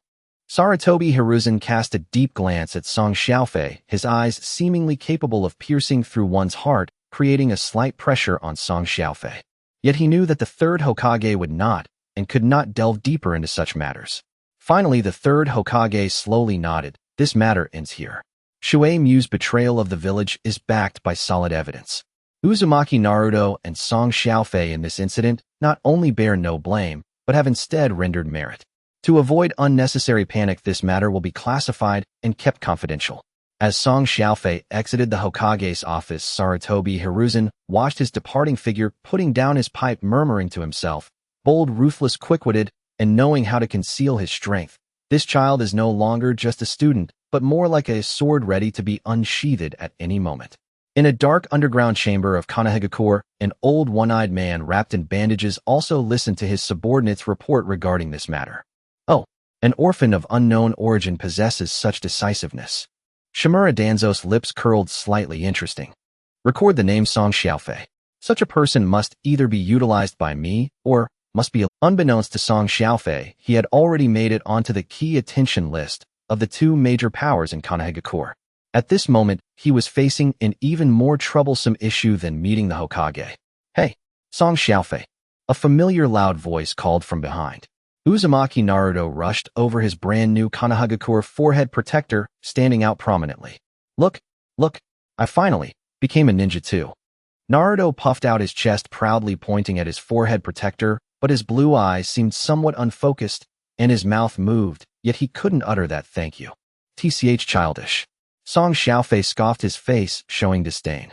Yet seeing Naruto's silly expression, he couldn't help but smile. He threw an arm around Naruto's shoulders and walked towards the village. Let's celebrate that you, the last to graduate, have finally escaped the bitter sea. They'll treat you to Ichiraku ramen. Unlimited refills. Yay? Ichiraku ramen. Naruto instantly cast aside all his awkwardness, cheering as he dashed toward the familiar ramen shop. The steaming ramen comforted the souls of the two boys who had survived calamity. Like true brothers, they fought over the char siu in the bowl while engaging in nonsensical banter. Meanwhile, in every corner of the village, tales of Song Xiaofei were fermenting at an astonishing pace. In a flower shop in the mountains, Ino listened to the information brought by her father Yamanaka Inoichi, her purple eyes shining with excitement. She pretended to be indifferent as she trimmed the flower branches, but the corners of her mouth raised high betrayed her inner joy. At the Hyuga compound, Hinata finally felt her heart drop when she learned from her maid that Song Xiaofei was safe. She did not disturb anyone, but quietly returned to her room, carefully placing a bottle of the family's secret energy-replenishing pills and a hand-sewn wrist guard into a gift box. In the classroom of the Ninja Academy, Haruno Sakura listened to the surrounding girls chattering, but unusually did not join in. In her mind, Song Xiaofei's wisdom and theory class his dominance in practical class, and the phrase "you look really good when you smile," which he exchanged for chocolate, replayed repeatedly. This guy seems to be completely different from what she had previously thought. Only Uchiha Sasuke. He was throwing shuriken on the training field, putting his all into every throw. Passing the graduation exam brought him no joy, as all the limelight had once again been taken by the guy he disliked the most. That unwillingness and jealousy made his eyes grow colder. That night, Song Xiaofei returned to his shabby dormitory. He shut the door and pulled out a crumpled piece of paper from his pocket on which several keywords were hastily Shadow Clone Technique, Chakra, Equal Distribution, Principal Corpse, Demon Seal, Soul, Energy Cost 8 trigrams, Seal, Yin-Yang Chakra Recoil Structure. He looked at this forbidden knowledge which could drive any ninja mad with remarkable calmness. He was well aware that his biggest shortcoming was the amount of chakra. Like a pauper guarding a mountain of gold, possessing treasures, yet unable to carry them away. The immediate priority is not to ambitiously train these grand techniques, but to enhance the efficiency of chakra control, improve the utilization of every bit of chakra, and also extend the duration of the Byakugan's activation. He formulated a detailed training plan for the next week. After completing all this, he finally picked up the brand new Konohagakure forehead protector. He walked to the old dressing mirror and solemnly tied the forehead protector around his forehead. The boy in the mirror with black hair and black eyes had bright eyes, and the metal engraved with the Konohagakure symbol reflected a sharp light under the dim light. Graduation is merely the beginning. He spoke softly, a slight smile gracing his lips. On the first day after the graduation ceremony, the atmosphere at the ninja school underwent a subtle yet dramatic change. As Song Xiaofei yawned and leisurely stepped into the classroom, all eyes suddenly focused on him. A multitude of complex emotions, respect, jealousy, curiosity, admiration, and investigation, intertwined, enveloping him in their midst. He had already been labeled with too many legendary and dangerous tags. Hey, look, he's here. Oh my, he looks no different from yesterday. What a freak. I heard he took down the Chunin teacher Mizuki all by himself last night. It's terrifying.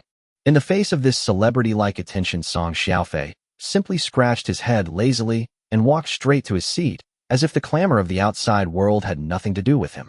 However, trouble always finds its way to him. Hey, great hero, did you sleep well last night? A fresh scent of jasmine rushed to his front before anyone else could.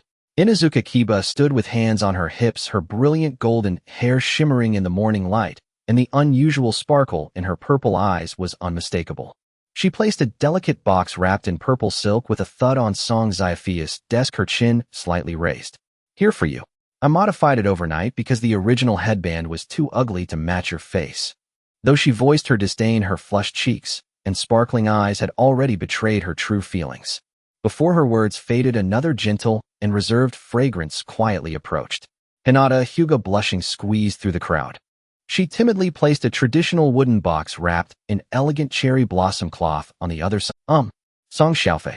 Hinata's voice was faint, yet her gaze was exceptionally determined. I heard you got hurt last night. This is the fabric I made for your headband. The lining is made of our family's special soft cotton. It can prevent any chafing on your forehead from prolonged wear. The air froze at that moment.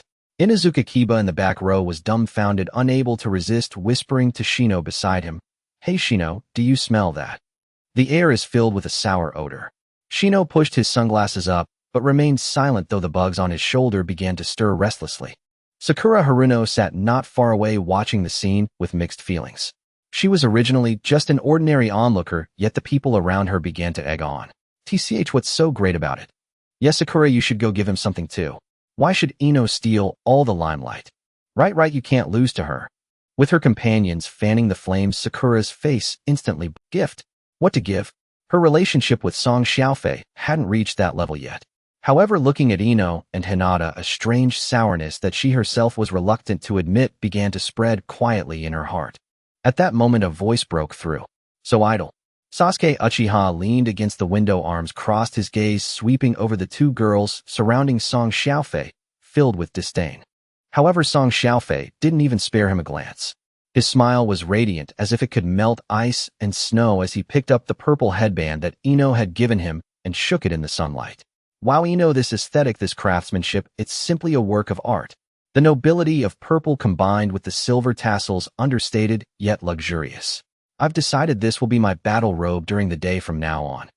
Ino's cheeks instantly turned crimson as she proudly lifted her chin, casting a provocative glance at Hinata.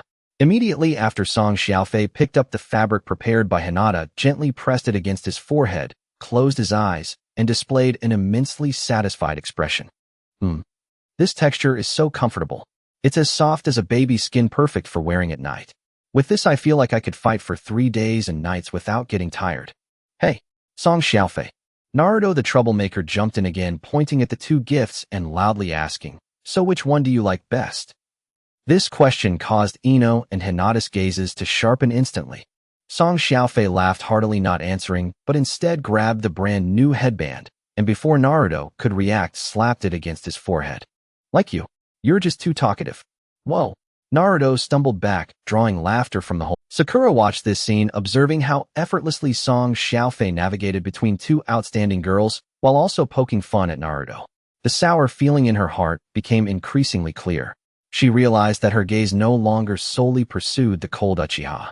After school, Song Xiaofei declined the girls' invitation to walk home together and walked back to the dorm alone. However, when he reached the school gate, his steps suddenly halted. His enhanced perception keenly detected several malicious gazes. He looked up and saw a group of well-dressed individuals, clearly representatives or elders from a certain family, gathered under the shade of a tree just outside the school gate, pointing at him with scrutinizing eyes. After sending off those classmates with their curious and gossiping glances, Song Xiaofei looked at the few parents gathered under the shade at the school gate with unkind expressions, a cold smile creeping onto his lips. He ignored the potential trouble and turned around to wrap an arm around Naruto, who was still chuckling over the lunch incident. Hey, the one at the back, let's go. Song Xiaofei's voice retained its languid tone. Huh? Where to? Naruto asked in confusion. I'm taking you to eat Ichiraku ramen. Really? Naruto joyfully followed Song Xiaofei's footsteps, running cheerfully towards the familiar ramen shop. I want a super large bowl of miso chashu ramen. Inside the steaming ramen shop, the warm, bustling atmosphere was as inviting as ever. Naruto buried his head in his bowl, slurping up the noodles, while broth splattered everywhere. Song Xiaofei, on the other hand, ate slowly and elegantly. After finishing a bowl, it seemed that Naruto's tense nerves also relaxed.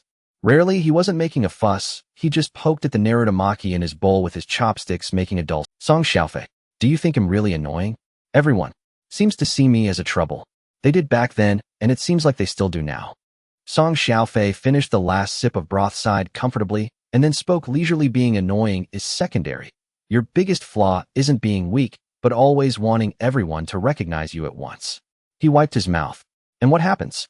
The more you try to prove yourself, the more you create various jokes, which only makes those who already dislike you hate you even more. Naruto was quite unconvinced by this statement. He retorted, what about you? Aren't you always pretending? Acting like you don't care about anything. I am indeed pretending. Song Xiaofei candidly admitted, smiling with a slyness that Naruto couldn't comprehend, but my pretending allows me to get what I want, make beautiful girls deliver lunch for me, and leaves those who dislike me powerless. And your pretending will only lead you to fall flat on your face, becoming a joke. You. Naruto was left speechless. Nearby, Uncle Ichiraku and Sister Changpu, who were cleaning up the bowls and chopsticks, couldn't help but notice the unique bond between the two boys and praised Song Xiaofei is truly a caring child. Of course, after all, I'm his big brother. Song Xiaofei accepted the compliment without restraint. In the big brother. Naruto immediately jumped up in protest. The two engaged in another round of pointless bickering before happily leaving the ramen shop.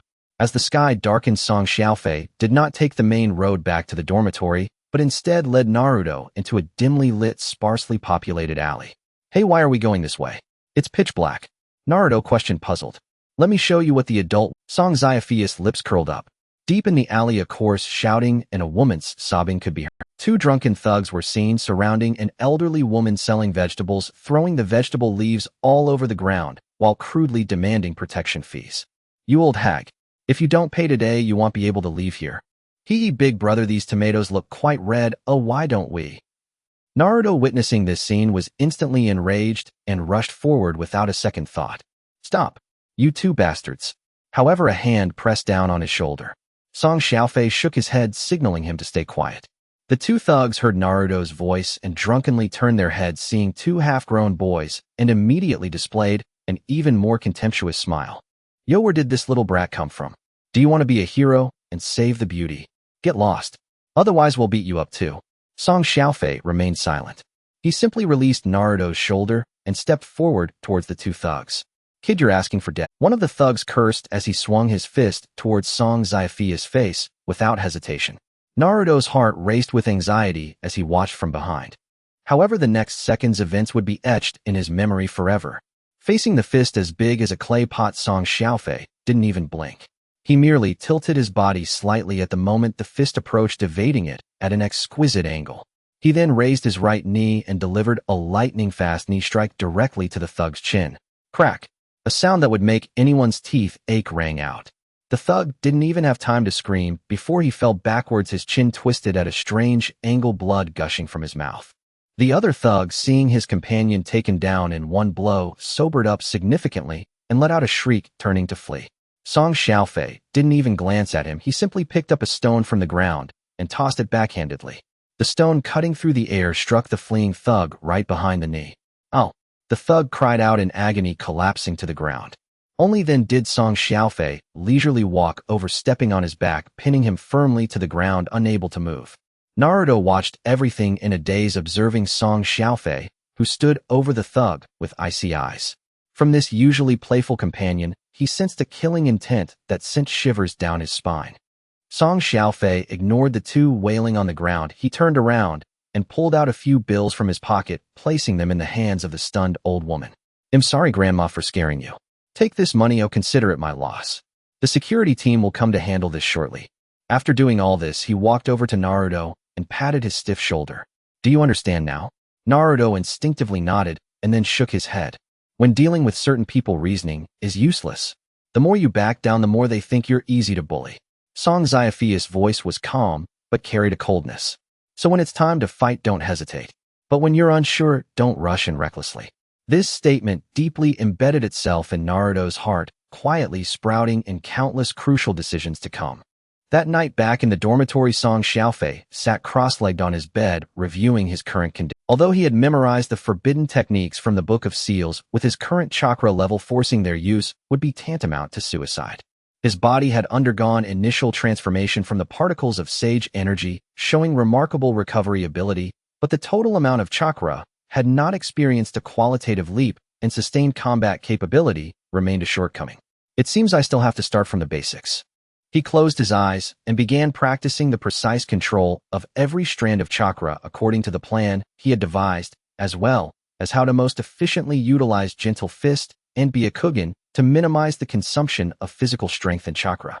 Just as he was immersed in his training, the long-awaited system panel suddenly popped up in front of him, displaying 3 almost simultaneous notifications. Ding! Detected weak emotional fluctuations from target Yamanaka Ino 1 concern towards you. Ding! Detected weak emotional fluctuations from target Hyuga Hinata 1 longing for you. The day before class assignments, the air shimmered with restless, oppressive heat. As the dismissal bell rang, Song Xiaofei had barely stepped beyond the school gates when he was surrounded by a crowd. At its forefront stood the same group of parents who had pointed and whispered at him outside the school gate the previous day. Behind them trailed several villagers wearing hostile expressions, and a few graduating students whose exam scores ranked dead last, eager only for spectacle. They blocked the entrance road completely. "It's him, that orphan named Song Xiaofei." A middle-aged man, apparently a steward from some minor clan, jabbed his finger towards Song Xiaofei's nose, his voice sharp with disdain. Orphan, rootless, his hands already stained with blood before reaching adolescence. And yet he shamelessly pursues the young mistresses of the Hyuga and Yamanaka clans. How dare such a person share a classroom with our children? That's far too dangerous. Exactly. We categorically oppose it. We demand he be assigned to the lowest tier class. Konoha is a village of peace. We have no place for such a hazardous element. Keep him away from our children. One accusation after another, laden with prejudice and ostracism, rained down on Song Xiaofei from all sides. Humph. A mere orphan who clawed his way up through sycophantic flattery and noble patronage, sneered the clan steward, appraising Song Xiaofei with open contempt. Without the discipline of a proper family, one simply cannot compare. What else can you do besides resorting to despicable tricks to evoke pity? Do you truly believe moving into the Hyuga residence has transformed you from a nameless street urchin into someone untouchable? Nearby, Kiba Inuzuka and Choji Akimichi watched incensed, but were held back by the surging tide of adult hostility. Naruto Uzumaki's face flushed crimson, his fists clenched so tightly they trembled. Just as tension reached its breaking point, a deeper, more authoritative voice drifted lazily from the shade of a nearby tree. Young man, it's unwise to draw too much attention to yourself. After all, standing in the spotlight too long rarely ends well. Asuma Sarutobi leaned against the trunk, cigarette smoke curling from his lips. His eyes, piercing as if seeing through every illusion, held a faint trace of condescension. Beside him, Kurenai Yuhi's delicate brows furrowed slightly, clearly disapproving of Asuma's words. Asuma, don't speak rashly. This matter hasn't been clarified yet. I'm merely stating facts, Asuma shrugged, utterly nonchalant. Look at him, the scroll incident, entanglements with two elite clan's heiresses, now this public confrontation with parents. A freshly graduated genin stirring up so much chaos. Is that normal? His words acted like a potent stimulant, galvanizing the already agitated parents. If even the Hokage's own son spoke thus, their cause today carried undeniable legitimacy. In an instant, Song Xiaofei was thrust squarely into the eye of the storm. Parental assault, petty slander, jonin disdain. He stood as though condemned by the entire world. Yet he remained silent, listening calmly as accusations and invectives rained upon him, his expression devoid of anger or alarm. Only when the steward's tirade ran dry and the crowd's clamor began to subside did Song Xiaofei slowly lift his head, his obsidian eyes sweeping across their faces. Have you finished? His voice was quiet, measured. Your profound concern over my class assignment truly flatters me. He offered the parents a faint smile, one that never reached his eyes. Still, I wonder, if you possess such leisure to blockade me, why not devote that time to your children's academic performance? His gaze shifted to the most vocal steward. I recall your son ranked third to last in yesterday's taijutsu proficiency test, knocked flat by a single kick. And you, he turned to another parent. Your daughter still cannot distinguish between a cat and a dog. Rather than gossiping about others' affairs, perhaps consider how best to ensure your own child graduates successfully. After all, if graduation itself remains uncertain, does worrying about sharing a classroom with me not reflect rather excessive self-regard? Each sentence struck like a stinging slap across the parents' faces. Their complexions darkened instantly to deep purple. They tried to retort, but found every word irrefutably true, leaving them speechless. Then Song Xiaofei addressed the charge of blood on his hands. He did not glance at the parents, but lifted his eyes toward the distant Hokage tower. Yes, I have killed. I slew a traitor who betrayed Konoha, stole forbidden techniques, and attempted to murder both comrades and instructors. I ask those present, teachers among you and the Hokage himself, if defending the village and safeguarding comrades' lives demands confronting and eliminating such a traitor, then tell me, in Konoha, is that merit or transgression? Finally, his gaze settled upon Asuma, the jonin still exhaling smoke. Senior, he met Asuma's eyes directly, calm, yet razor-sharp. You say I am too conspicuous. Indeed. Enduring a fire technique to shield comrades. Slaying a traitor barehanded to recover forbidden arts. Yes, those are conspicuous acts. But I believe they surpass, by at least a measure, the conduct of certain seniors who, despite formidable strength, choose only to stand aside puffing cigarettes while commenting idly on injustice unfolding before them. After all, I at least did something.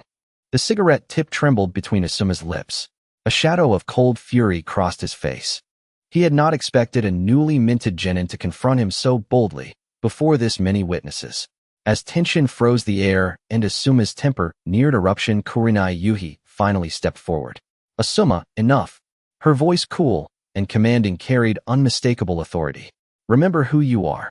She turned her gaze upon the stunned, silent parents.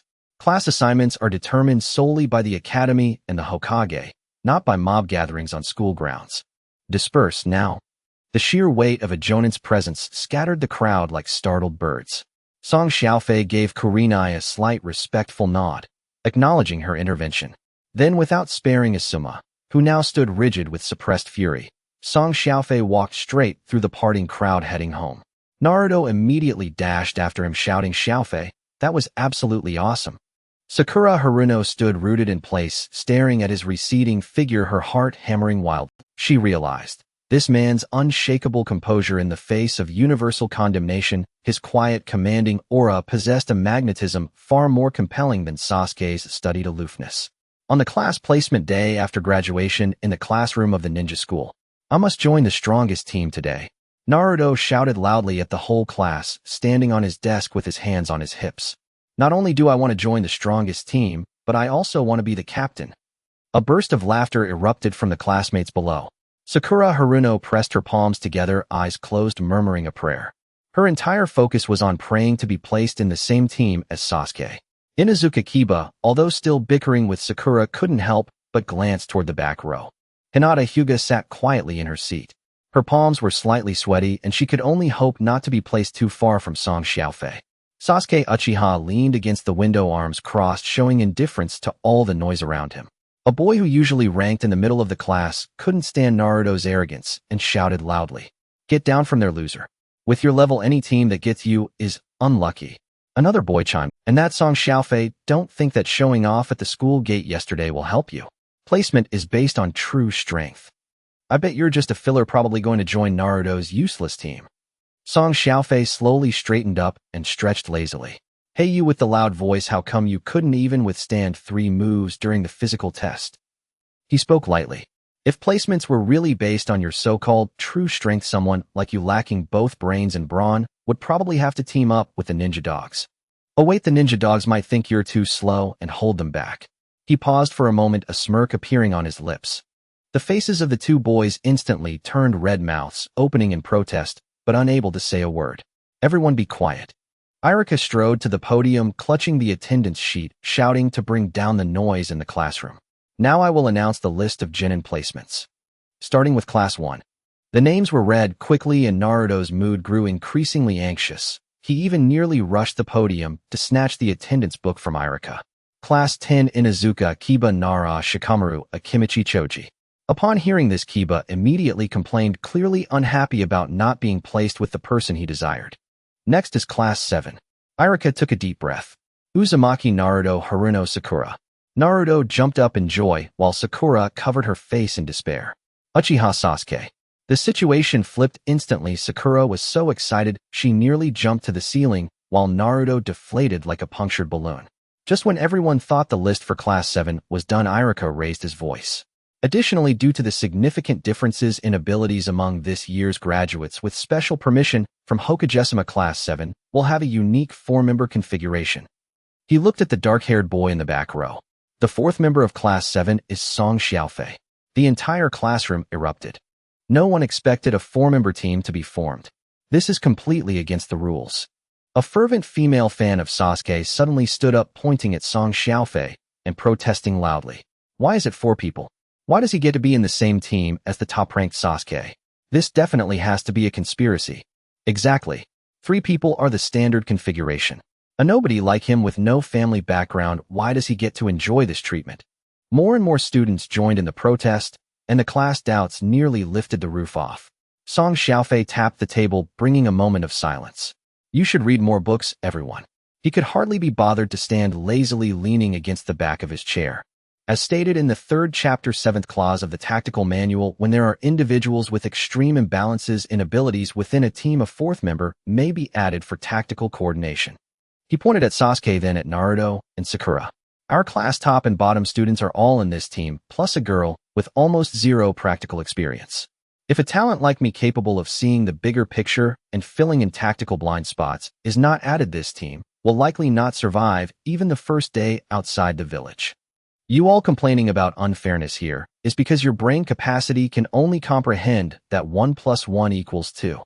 I suggest you spend a few more days in the library instead of staring dreamily at the boys' faces all day." The room fell silent. Even Sasuke couldn't help but glance at him. Outside the classroom, in the visual blind spot of the corridor, Asuma leaned against the wall, blowing out a smoke ring and complaining to the nearby Kurenai Yuhi. "This kid is way too arrogant. A special team has always been synonymous with trouble." He commented disdainfully on the commotion inside. "Putting 2 troublemakers together plus a troublesome Naruto, this team will break apart sooner or later. He thinks the ninja world is too simple." Song Xiaofei's Byakugan was already partially activated, and the flow of chakra was crystal clear on the other side of the wall. He suddenly raised his head pretending not to see Kurenai and shouted loudly out the window.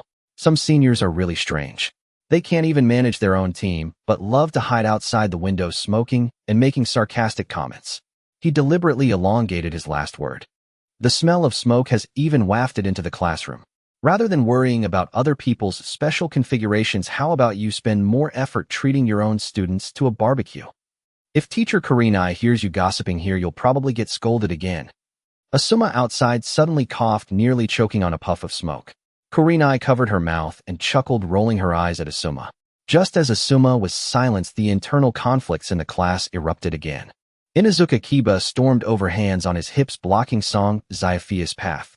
Song Xiaofei, you better confess. Why are you in the same class as Sakura? Are you going to stare at her every day from now on? On the other side, Hinata lowered her head, her fingers tightly intertwined, looking extremely dejected. Song Xiaofei laughed and casually took a sip from the water cup in Kiba's hand. What are you thinking? The teams are assigned by Hokage-sama. However, being in different classes is actually a good thing. What's good about it? Kiba retorted, we will be in different teams, so the tasks we take and the information we access will be different. Song Xiaofei spoke sincerely, even with a hint of coaxing. You can serve as my most essential peripheral intelligence source, and we can exchange information about the other classes at any time. This means you are my most important and indispensable asset in the village. This is far more valuable than just staying in the same class. Kiba's cheeks flushed instantly, her anger dissipating by more than half as she mumbled and ran back to her seat. Song Xiaofei turned to Hinata, his voice immediately dropping to a whisper. Hinata, you don't have to be close to protect me. He patted his forehead. The forehead protector you gave me, I have always kept it close to me. As long as it's with me, it's like you are always by my side. When I finish my task, in return I'll find you first to practice gentle fist, okay? Hinata's face turned bright red, and she nodded repeatedly. Irika cleared his throat at the podium, interrupting the whispers below. The Jonin in charge of Class 7 is Hitaki Kakashi. The classroom gradually emptied out. In the mountains, Ino looked back 3 times as she walked to the door, her face filled with displeasure. Why did they have to pair you with that wide forehead, Sakura? This is infuriating, she huffed before leaving. Hinata Hyuga stood at the back door, clutching her small backpack and looking down. She glanced at Song Xiaofei, her eyes slightly red, looking particularly dejected. Song Xiaofei waved at her. Practice your soft fist well, and I'll come find you after I finish my mission. Hinata could only nod reluctantly before jogging away. Soon only 4 members of Team 7 remained in the classroom. The atmosphere became very strange. Sakura sat in the middle, cradling her face in her hands. Half of her felt disappointed for not being able to team up alone with Sasuke, while the other half was secretly pleased to have eliminated her strong competitor Ino. She secretly turned her head and studied Song Xiaofei, who was sitting in the last row by the window. This guy was sprawled on the desk, a book covering his face as he slept soundly. The shocking scenes from yesterday's battle still lingered in Sakura's mind. She realized that she no longer felt the same disgust towards Song Xiaofei as before. In fact, she felt a desire to strike up a conversation. I've had enough. Naruto finally couldn't hold back and broke the silence by kicking the table leg. Why does it have to be 4 of us? 3 people are the standard team size. Having an extra person makes it way too cramped. He strode over to Song Xiaofei and slammed a hand on the table. Hey, Song Xiaofei, since you are the extra member, you should have the awareness of a newcomer. Give your nice window seat to me. Song Xiaofei didn't even lift his head, simply extending his right hand and flicking Naruto's forehead with his index and middle fingers. Ouch! Naruto recoiled, clutching his sore forehead. To try and steal my spot, you still have 100 years to go. Song Xiaofei's lazy voice came from beneath the book. If you have the energy to shout, why not think about why we are still here? Sasuke, sitting on the other side, let out a cold snort. He's right. The extra person is just a burden. For people will only slow down the team's efficiency, especially with someone who just talks big. I came here to gain power, not to play house with you guys. Song Xiaofei set the book aside and sat up. That sounds nice, he said, interlocking his fingers under his chin. But how do I remember a so-called genius pursuing power who couldn't even control his own fire style and almost burned his teammates? If you can make such a low-level mistake, you might as well save your pathetic power for lighting a fire at home. Sasuke's face turned pale with anger, his fists clenched tightly. Meanwhile, in the shadows of Konoha, In the Hokage's office, the third Hokage, Sarutobi Hiruzen, quietly watched the classroom of Team 7 through a crystal ball. He exhaled a puff of smoke and instructed the Umbu behind him to intensify surveillance on these 4 children, especially on Song Xiaofei. Outside the classroom in the shadow of the hallway, 2 masked root spies were hanging upside down from the ceiling. They had been ordered by Danzo to record and probe the true capabilities of Team 7. One of the root spies let out a cold snort, locking a chilling killing intent directly on his Song Xiaofei's back. An ordinary genin would undoubtedly crumble under such murderous intent without any warning. Inside the classroom, Song Xiaofei yawned. His Byakugan was not fully activated, but his chakra sensitivity had already picked up on the disturbances outside the window. He picked up a pencil from the desk and casually poked it on the surface. A highly condensed soft fist's hidden force transmitted at an astonishing speed to the ceiling outside. Crack! The stone slab beneath the spy suddenly shattered without warning. The spy was caught off guard, his chakra stalled, and he almost fell from the ceiling. Both were startled and didn't dare to linger any longer, quickly using body flicker technique to escape. What a bunch of annoying flies, Song Xiaofei muttered under his breath, lying back down on the desk. Time ticked away. The sun moved from the east to directly south, and then began to tilt westward. Damn, how long is that Jonin teacher going to make us wait? Naruto finally exploded, bringing over a chair and wedging a chalk-covered blackboard eraser in the door gap. Naruto, you're being childish. Sakura scolded, though she was just as impatient inside. There's no way a Jonin would fall for such a low-level trap. You're just so full of yourself, Sasuke said, crossing his arms with a disdainful look. Song Xiaofei kept his eyes closed and lightly added, that could be a possibility. Just as he finished speaking, a hand wearing a half-glove grasped the doorframe. A man with silver hair, wearing a black mask and covering his left eye with a forehead protector, walked in. Thud! The eraser accurately hit his silver hair. Naruto clutched his stomach and burst into laughter. You fell for it. The teacher fell for it. Kakashi bent down to pick up the fallen eraser and brushed off the dust from his hair. He scanned the 4 students in the classroom with his right eye. How should I put it? Kakashi drawled, his tone laced with laziness and nonchalance. My first impression of you 4 is quite annoying. This statement was originally meant to establish his authority. However, the moment he spoke, a similarly lazy voice came from the back of the classroom. What a coincidence. Song Xiaofei stood up, looking directly into Kakashi's eyes. For a Jonin who was 3 hours late and used such childish pranks as an opening, our first impression is quite terrible, Kakashi Hitaki. Using a long wait to wear down our patience, and then deliberately falling into a low-level trap to test our character and reactions. This psychological tactic is indeed classic. But next time, could you please use a fresher approach? The classroom fell silent instantly. Naruto forgot to laugh. Sakura's mouth hung open, and Sasuke looked at Song Xiaofei in shock. Kakashi's eye widened slightly.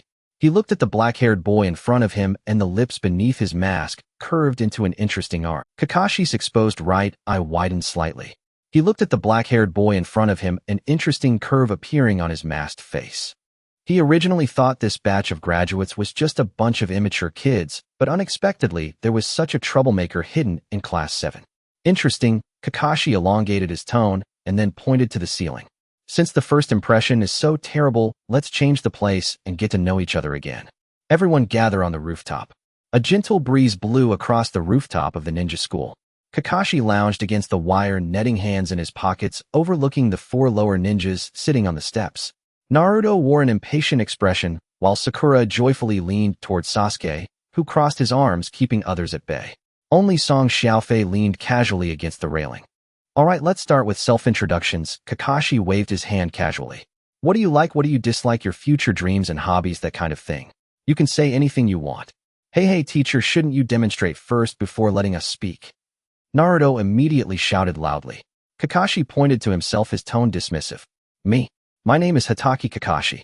I don't want to tell you what I like or dislike. As for my future dreams, I've never thought about it, but I do have many interests. Before Naruto could complain, Song Xiaofei let out a cold laugh. He shifted to a comfortable position, looking directly into Kakashi's eyes. Senior Hitaki, as a Jonin of the village, shouldn't you consider the occasion before playing this mysterious game? We are going to execute missions in the same team in the future, and we might even face life and death crises. If you are stingy with the basic honesty and trust, why should we entrust our backs to you on the battlefield? Song Xiaofei stood up and brushed the dust off his pants. If you just want to go through the motions and find having lower ninjas a hassle, you might as well go back to the Hokage building now and say you're quitting. Everyone can save some time to go home and take a nap rather than end up betraying each other in missions due to distrust. The wind on the rooftop seemed to pause for a moment. Kakashi's signature dead fish eye finally opened wide. He had not expected that a freshly graduated lower ninja could utterly dismantle his perfunctory opening remarks from the perspective of tactical coordination and team trust. Clearing his throat, Kakashi decided to avoid this sharp-tongued boy and quickly changed the subject. Ahem, this is just a personal habit.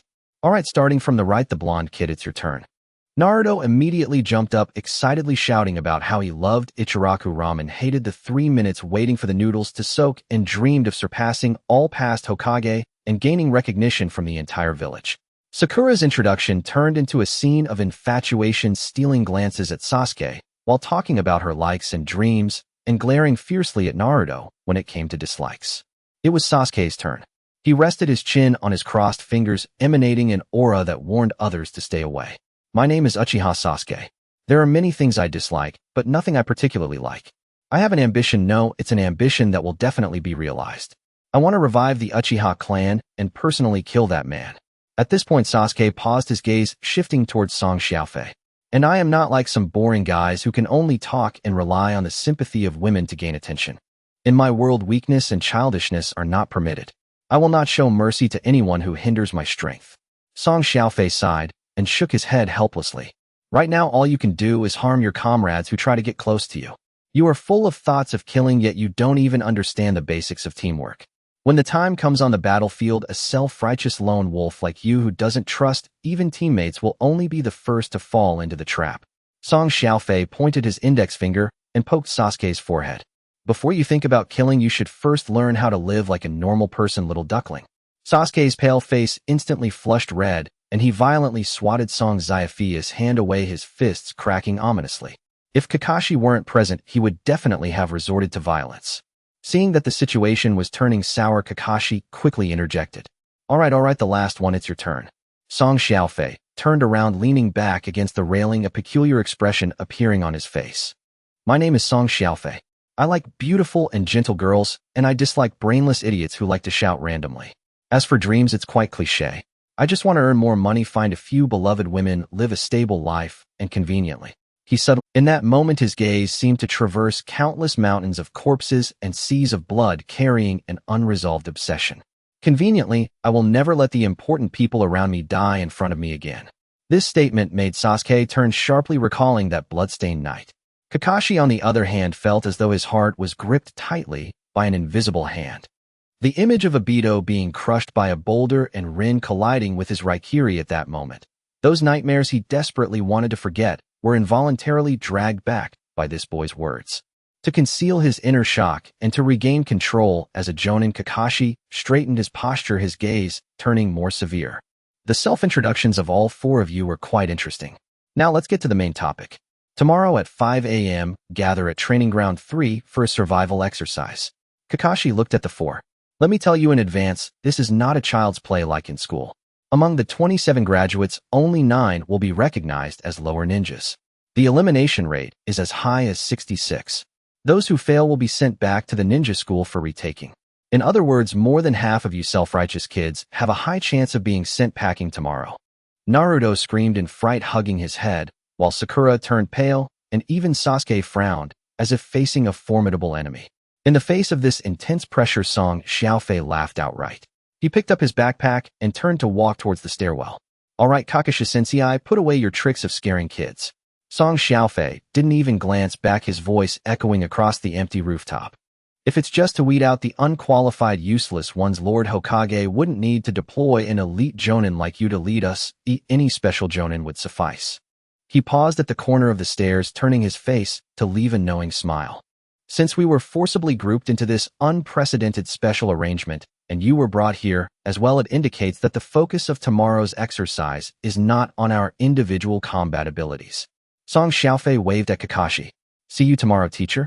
By the way, don't forget to have breakfast, or getting beaten on an empty stomach will definitely make you vomit. The iron gate on the rooftop slammed shut with a bang, leaving 3 lower ninjas dumbfounded. Kakashi stood in place, staring at the closed iron door, beads of cold sweat forming on his forehead. As the iron gate on the rooftop closed behind him, Naruto couldn't wait to chase after Song Xiaofei down the stairs. Hey, Song Xiaofei, why are you walking so fast? Naruto hurried down the steps, grabbing Song Xiaofei's sleeve. What did you mean by what you said to Kakashi-sensei just now, eh? Is tomorrow's survival exercise just another trap like the graduation test that is designed to trick us? Song Xiaofei stopped and turned to look at the puzzled Naruto. He did not reveal the answer directly. You'll find out tomorrow morning if it's a trap or not. Song Xiaofei pointed his finger and poked Naruto's forehead, saying, but let me remind you, when the fight starts tomorrow, don't rush in alone out of impulse to get yourself killed. Jonin are not like Shumu, who relies on underhanded tricks. Naruto covered his sore forehead, loudly agreeing. Don't worry. I won't act recklessly. I'm going to be the man who becomes Hokage. However, his heart thought otherwise.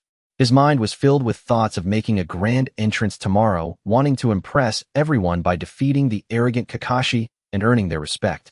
At the top of the stairs, Sakura pretended to tidy her backpack straps, but her ears were perked up. She listened intently to their conversation. This usually carefree Song Xiaofei seemed to have seen through Kakashi's intentions long ago and was subtly guiding Naruto.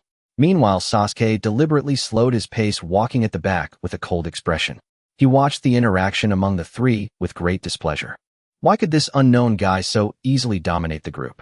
And that fool Naruto actually listened to him. What you said on the rooftop just now was nothing but bluster. Sasuke suddenly spoke up. He quickly walked down the steps and blocked Song Xiaofei's path, crossing his arms with his chin slightly raised. In the face of a true Jonin, absolute power is the only solution. Your petty cleverness is not worth anything. Song Xiaofei smiled. Absolute power.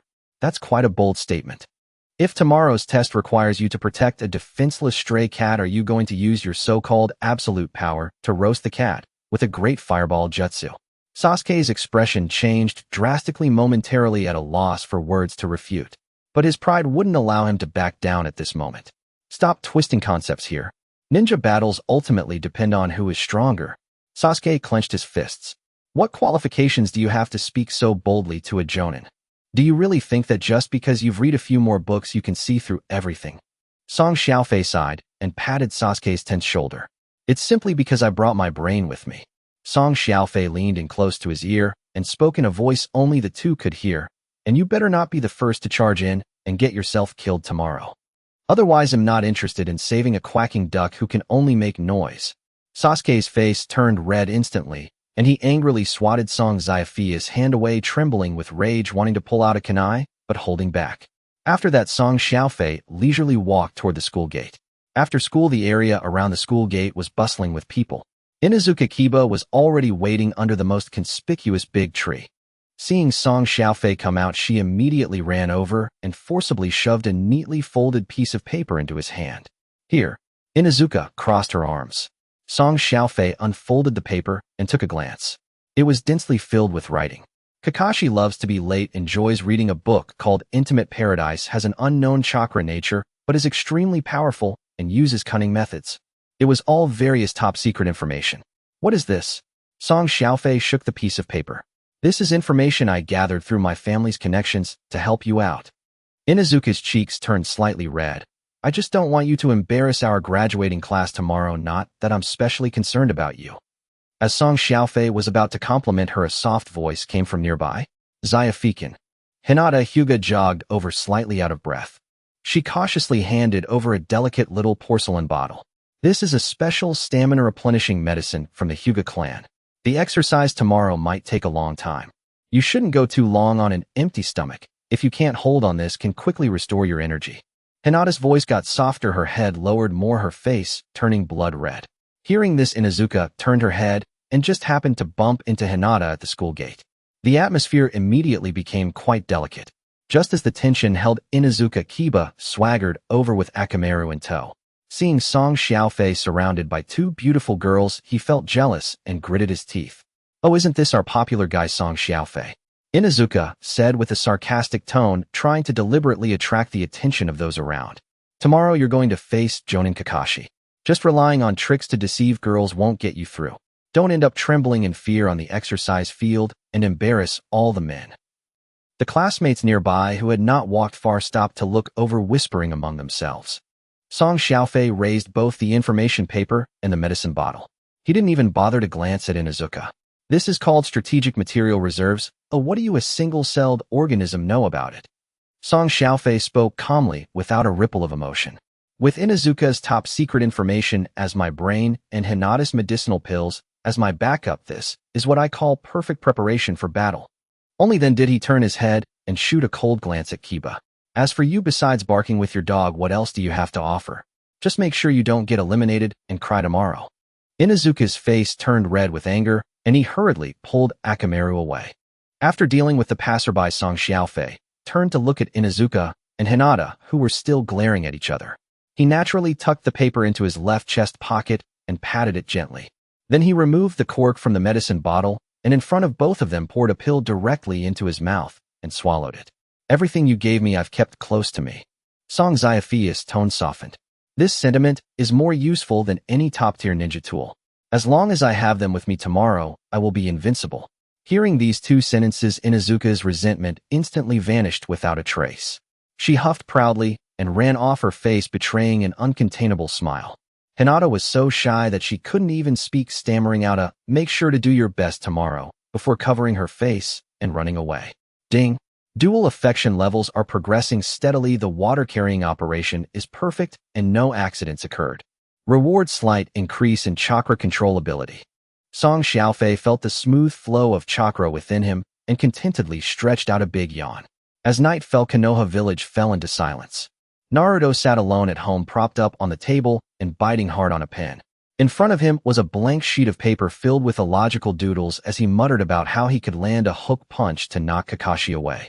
On the other side, at the Uchiha clan's exclusive training ground, Sasuke was drenched in sweat, practicing shuriken, throwing, and close combat techniques all night. The target was filled with a myriad of ninja tools.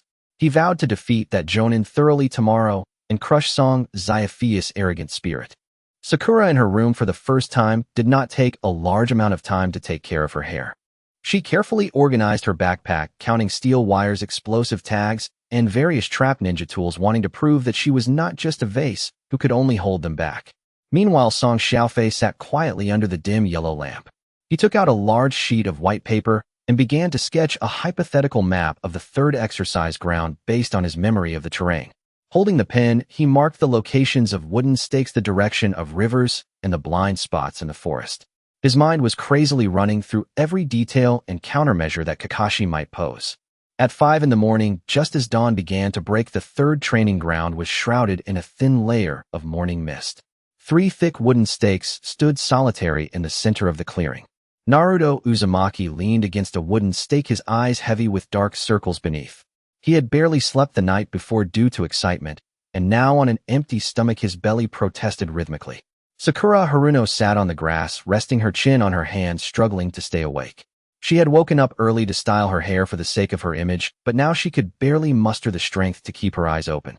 Sasuke Uchiha stood under a tree, arms crossed over his chest. Although he did not display any obvious signs of fatigue, the tension in his jawline revealed his inner agitation. Song Xiaofei found the cleanest stone and sat cross-legged. He reached into his pocket and pulled out the energy-replenishing pills that Hinata Hyuga had given him yesterday, taking one and tossing it into his mouth. The pill dissolved immediately, a warm flow coursing through his body, dispelling much of the morning chill and hunger. He glanced at the sky. The sun had fully risen. The long wait began. 6 o'clock, 7 o'clock, 8 o'clock. It wasn't until the hour hand pointed to 9 that a familiar figure slowly approached from the distance. Good morning, everyone. Kakashi Hitaki had one hand in his pocket and raised his right hand in greeting. This morning a black cat crossed the road, and I happened to help a lost old lady get to the other side, which took some time. So I arrived late. His masked face showed no sign of apology. You're lying. Naruto exploded, pointing a finger at Kakashi's nose and shouting, You were 4 hours late. I'm starving. Sakura also stood up angrily, echoing his outrage. Sasuke scoffed, not even bothering to look at them. Song Xiaofei stood up from the stone, brushing off the grass from his pants. Senior, your excuse is far too half-hearted. This crude psychological tactic can indeed suppress the enthusiasm of newcomers. However, to use such a method against us seems a bit dismissive, doesn't it? Kakashi was momentarily taken aback. He hadn't expected his usual intimidation tactic to be dismantled so thoroughly by this boy, who even peeled back the tactical logic behind it. Well, let's not dwell on the details. Kakashi cleared his throat, deciding to skip the awkward topic. He walked to a wooden stake and placed a cloth bag he was holding on top. As the bag opened, 3 bento boxes, emitting a tempting aroma, were revealed. Naruto's stomach immediately let out a loud growl, and he nearly drooled. Next, Kakashi pulled out 2 bells tied with red strings from his pocket and jingled them on his fingertips. Today's training content is very simple. Before noon, take the bells from me. Those who succeed can have lunch. Kakashi paused, scanning the faces of the 4. There are 4 of you, but I only have 2 bells. This means that no matter how hard you try, 2 of you will inevitably miss out. Those who fail to get the bells not only won't get any food, but will also be directly eliminated and sent back to the Ninja Academy for retraining. The elimination rate is 66%. As soon as these words were spoken, the excitement faded from Naruto's face. Sakura turned pale, and Sasuke's cold gaze swept over Naruto and Sakura, before finally resting on Song Xiaofei. In this tense atmosphere, Song Xiaofei suddenly chuckled softly. A 66% elimination rate. That sounds truly frightening. He stepped forward, positioning himself between Sasuke and Naruto, cutting off their mutual defensive glares. Lord Hokage just specially approved our Team 7's 4-person setup yesterday, even breaking the traditional 3-person team convention. If today's goal is simply to eliminate 2 people, why would he go to such lengths to bring us together? Song Xiaofei fixed his gaze on the bells in Kakashi's hand. For people, 2 bells. This mathematical problem is itself a false proposition. Senior, your deliberate emphasis on elimination and competition is merely to watch us turn on each other for those 2 worthless bells. To use such simple incitement to sow discord within our team, you've miscalculated. His few words instantly stabilized the team's crumbling morale. Kakashi tightened his grip on the bells slightly. The boy named Song Xiaofei was sharp enough to be frightening. He had discerned the core essence of this test merely from the superficial contradiction of the rules. Sasuke shoved Song Xiaofei aside and took a step forward. He stared intensely at Kakashi, already gripping 2 kunai tightly. Stop with the unnecessary chatter. No matter what the rules are, all we have to do is take down this Jonin and seize the bells. He turned his head, glaring coldly at Naruto and Sakura. You 2 stay out of my way. This battle is an absolute test of strength, and I have no time to babysit those who can barely stand. I will take both bells for myself. Song Xiaofei unceremoniously grabbed Sasuke's shoulder, forcefully pulling him back. Who do you think you are? With your mediocre taijutsu and the ability to only spit out a small flame with your fire technique, you think you can challenge a battle-hardened elite Jonin. You're not going to grab those bells, you're just delivering takeout. Shut up. Sasuke struggled violently, his eyes turning red. You're the one who should shut up. Song Xiaofei was even more forceful, stepping closer. If going solo could solve the problem, you wouldn't be here throwing a tantrum. If you want to stay, put away your big shot attitude and think clearly. Sasuke was momentarily speechless, his face filled with anger, yet he rarely refrained from retorting. He knew full well that Song Xiaofei's strength displayed during the graduation exam was indeed worthy of such words. Kakashi tied the 2 bells to his belt, then slowly pulled out a clock from his ninja tool pouch and placed it on the wooden stake. He then performed an unexpected action that took everyone by surprise. He pulled out a book with a green cover, Ika Paradise, flipping it open with one hand, showing no defensive posture whatsoever. By the way, let me remind you all, Kakashi said casually while reading. Unless you hold the determination to kill me, you won't even touch the hem of my clothing. An invisible pressure emanated from him. Although he stood casually to Naruto and Sakura, this man loomed like an insurmountable mountain, radiating a suffocating aura of danger. Just as this pressure was about to completely crush Naruto and Sakura's psychological defenses, Song Xiaofei shouted, "Byakugan! Activate!" His dark eyes instantly transformed into a pure white, capturing every flow of chakra around him. He pierced through Kakashi's exterior, reaching straight to his internal chakra pathways. Don't let him intimidate you, Song Xiaofei's calm voice reached his 3 teammates. He's just trying to bluff with his killing intent. He turned to glance at Naruto, who had already drawn his kunai ready to charge at any moment. Naruto, put your weapon away. No one is allowed to act rashly without my signal. Kakashi's finger paused on the page as he turned. He was surprised to find that the psychological pressure he had meticulously crafted was completely unraveled by this boy's Byakugan insight combined with calm analysis. What surprised him even more was that the two hotheads Sasuke and Naruto were indeed restrained by Song Xiaofei's pressure, suppressing their impulsive thoughts. Tick-tock, tick-tock. The second hand of the clock began to move. Kakashi closed the book in his hands, and the exposed right eye finally took on a hint of seriousness. Therefore, the survival exercise begins now. The survival exercise begins now? Naruto Uzumaki hesitated for barely a heartbeat, then ignored Song Xiaofei's earlier warning, "Do not act rashly," and lunged headlong at Kakashi Hitaki's front with explosive force. He gripped a kunai in his fist, utterly devoid of tactical discipline. Kakashi did not even lift his head. His right hand remained steadily cradling the Ica paradise, while his left hung idly in his pocket. A split second before the kunai pierced Kakashi's face, his body swayed ever so slightly to the left. Effortless, natural, inevitable. With a soft rustle, Kakashi's left hand emerged from his pocket, palm open, and pressed firmly against Naruto's nape. Then he pressed down. A dull, heavy thud echoed as Naruto's face slammed into the earth. Ugh, ugh, ugh. He strained desperately against the ground, arms trembling as he tried to rise. Kakashi didn't blink. Lifting his right leg, he delivered a light, almost languid kick to Naruto's backside. Ow! Naruto tumbled through the air, twice over, before crashing deep into a nearby thicket. In that flash of lightning and thunder, a black shadow dropped silently from the treetops.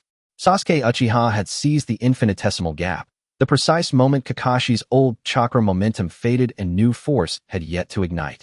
His fingers blurred across his chest, 6 shuriken, each held between 2 fingertips, shrieked through the air from 3 distinct angles, simultaneously sealing off every possible retreat. This precision throwing technique truly embodied the mark of the top-ranked student. Yet Kakashi moved faster still. Clang, clang, clang. Kakashi shifted, just a flicker, and caught all 6 shuriken midair with only 2 fingers. In the same breath, he closed the distance, vanishing into Sasuke's personal space. Sasuke recoiled in shock, instantly shifting into close quarters taijutsu defense.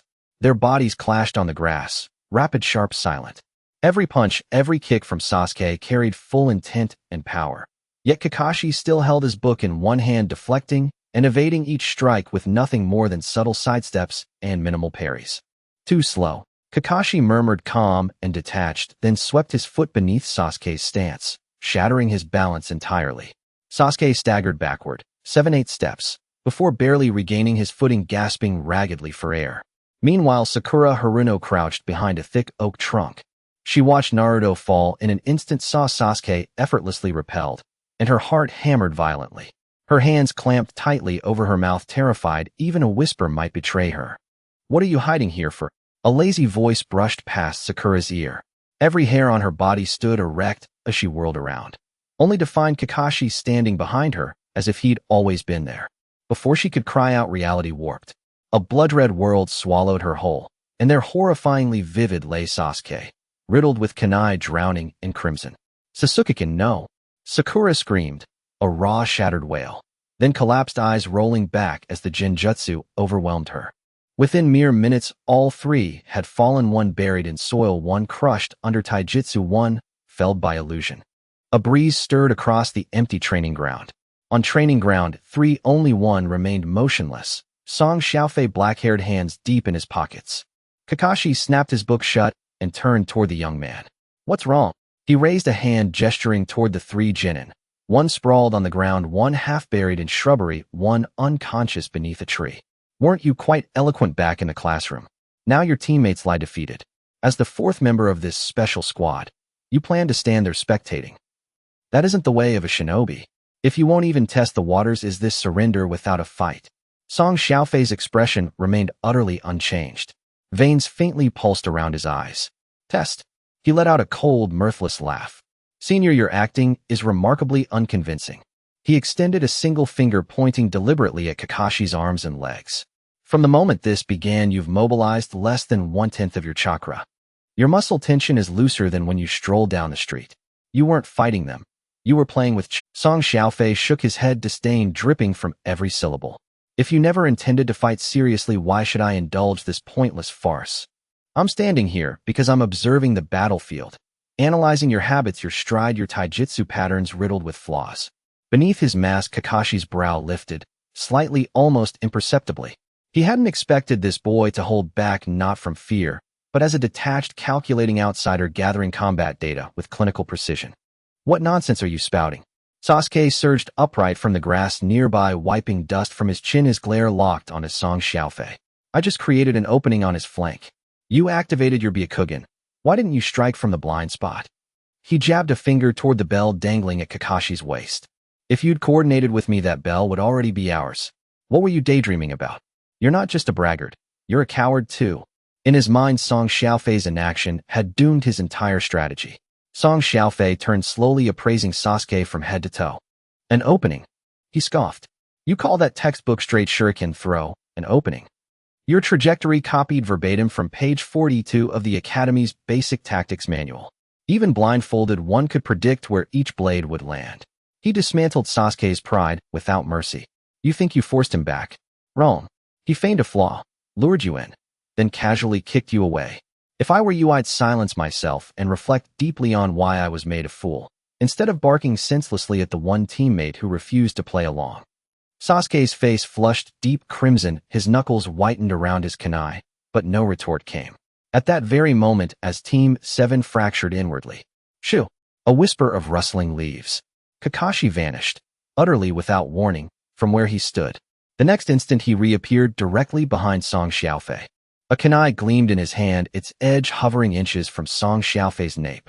A lethal, unfiltered killing intent, far sharper than anything shown earlier, locked onto every joint, every tendon, every pulse point in Song Xiaofei's body. Your analysis is impeccable, Kakashi murmured beside his ear. But real combat isn't won with words. At this very moment, while an enemy's blade presses against your throat, can all that data you've gathered save your life? Song Xiaofei's chakra surged, and his foot slid across the grass with impossible lightness. It defied all conventional evasion, not forward, not sideways, but along the kunai's edge, riding the razor-thin current of killing intent, slipping past by a hair's breadth. Kakashi blinked, genuinely startled by the strangeness of the step. But greater astonishment followed after evading certain death. Song Xiaofei made no counterattack, not even a step back. Instead, he fully exposed his back to the elite Jonin and walked straight toward the thicket. Hey, still breathing. He stopped beside the hole where Naruto had been buried upside down, reached in and yanked Naruto up by the collar, like pulling a stubborn turnip from the earth. Naruto's face was caked in dirt, stars dancing before his eyes, coughing uncontrollably. Silence fell, sudden, absolute. Kakashi stood frozen, kunai in hand, watching Song Xiaofei's retreating figure, his masked expression unreadable. What was this boy thinking? Ignoring a lethal probe from a Jonin. Cough, cough, cough. Song Xiaofei. Naruto finally spat out the mud, scrubbing grime from his cheeks. Why didn't you attack him? That was the perfect chance for a sneak strike. Why'd you drag me out? Let's go grab the bell now. He clenched his fists, ready to charge again. Smack. Song Xiaofei slapped the back of Naruto's head without hesitation. Grab what? He released his grip, letting Naruto plop unceremoniously onto the ground. You haven't even grasped the exam's question. So what score do you think you'll earn? Naruto froze, staring blankly upward. Cue question. Isn't it just about stealing the bell? Sasuke turned too, eyes narrowing with suspicion. Song Xiaofei faced them both. 4 genin. 2 bells. A rule designed to breed infighting. Only single-minded fools would take it at face value. He pointed first to Sakura, still unconscious beneath the tree, then to Sasuke, bruised and winded, and finally to Naruto. If each of us chased that bell alone, as we just did, getting picked off one by one, manipulated, that's called being scattered sand. But what if from the start we'd refused to chase the bell, and instead asked, how do we protect one another under such relentless, inescapable assault? Treat this as real war. Tell me, does securing the mission objective outweigh keeping all 4 of us alive? Song Xiaofei met Kakashi's right eye directly. This survival exercise was never about seizing anything. It was a trial, testing whether in extremis, under unbearable pressure and temptation, we'd abandon those standing beside us. Only the wind sighed through the leaves. Kakashi stood a short distance away, slowly sliding his kunai back into his weapon pouch. A breeze lifted his silver hair. His perpetually half-lidded sleepy eye was now wide open, every trace of lethargy and indifference erased. In its place burned something rare, profound gravity, and the first flicker of genuine interest. As soon as Song Xiaofei's words fell, the entire scene fell into a brief pause. Kakashi stood 10 meters away, slowly withdrawing his hand from his pocket. He then took out the green-covered book Intimate Paradise from his ninja tool pouch. That was quite eloquent. Kakashi flipped through the pages with one hand, his tone still lazy. Seeing through the rules does not mean you have the ability to change the outcome. He lifted his eyelids and glanced at Song Xiaofei. You can answer the exam correctly, yet you still earn no points. You are still a bunch of useless individuals. Upon hearing this, Sasuke, who was initially wavering, immediately changed his expression. He wiped the dirt off his face and turned his head, glaring fiercely at Song Xiaofei. Kakashi is right. What are you pretending to be smart for? Sasuke's fingers tightened around his kunai, trembling slightly with anger. You only know how to be a backseat driver. Since you were so good at calculating, why didn't you dare to face me, Hiden, when I created an opening? He stepped forward, pressing in closer. You're just a coward who doesn't dare to make a move. Naruto sat on the ground looking at Sasuke, then at Song Xiaofei, anxiously scratching his head. Sasuke, don't say that. Xiaofei just saved me. Although Naruto spoke up for Song Xiaofei, he felt completely uncertain inside, having no idea what to do next. Meanwhile, Sakura lay unconscious in the grass not far away. Song Xiaofei stood in place, becoming the target of everyone's doubts and isolation. At that moment, Kakashi moved. Whoosh! His body instantly disappeared from the original spot. In the next second, Kakashi appeared directly in front of Song Xiaofei. The cold edge of the kunai pressed mercilessly against Song Xiaofei's neck. See? Kakashi's voice echoed in Song Xiaofei's ear, carrying a strong sense of oppression. In the face of absolute speed and power, you don't even have the chance to command your teammates. Song Xiaofei didn't even blink. He paid no mind to the kunai at his neck. Your left foot's center of gravity has shifted outward by half an inch. Song Xiaofei spoke calmly. The frequency of the bell at your waist has also slowed down by a second compared to before. He slowly turned his head, locking eyes with Kakashi. Senior, your defensive stance is already messed up. You are pretending to have a flawless body flicker technique, but your current muscle state cannot sustain continuous force. Kakashi's brows furrowed slightly beneath his mask. He hadn't expected that at such a distance the opponent would still be calmly analyzing his weaknesses. Song Xiaofei did not give Kakashi a chance to refute. He turned his back to Kakashi and strode towards the unconscious Sakura. Bending down, Song Xiaofei reached out and unceremoniously flicked Sakura on the forehead. Ouch! Sakura cried out in pain, instantly waking from the nightmare of the illusion. She sat up, drenched in sweat, and her first words were a loud shout of Sasuke's name. Sasuke-kun! Shut up! Song Xiaofei coldly interrupted her. Your Sasuke-kun almost had his ribs kicked in just now. If you keep staring at him, you'll definitely be eliminated today. Sakura was stunned, her face shifting between pale and flushed. Get up and hold your kunai properly. Song Xiaofei stood up, facing Kakashi again. To break the rhythm that Song Xiaofei had established, Kakashi took 2 steps back voluntarily. He deliberately exposed a huge defensive gap. What a boastful fool. Sasuke snorted coldly. He didn't trust Song Xiaofei's judgment at all and charged forward with his kunai. Since you don't dare to attack, then watch me. Sasuke's speed was extremely fast, and he quickly formed hand seals. Fire-style great fireball technique. A massive fireball whistled towards Kakashi. Kakashi didn't even use the body replacement technique. He easily sidestepped to the side, avoiding the flames. Immediately after Kakashi appeared below Sasuke, he grabbed Sasuke's ankle and forcefully swung him backward. Sasuke lost his balance and crashed heavily into the nearby riverbank just as he was about to fall into the water. Whoosh! A kunai bound with steel wire accurately wrapped around Sasuke's waist. Song Xiaofei stood in the back, his arm exerting sudden force. Bang! Sasuke was forcibly pulled back and landed awkwardly on the grass. Although the fall was hard, he at least avoided falling into the river and completely losing his combat ability. Sasuke struggled to get up, gritting his teeth and saying nothing. If you charge recklessly again, next time I'll just use an explosive tag to blast you back. Song Xiaofei retracted the steel wire, mercilessly scolding him.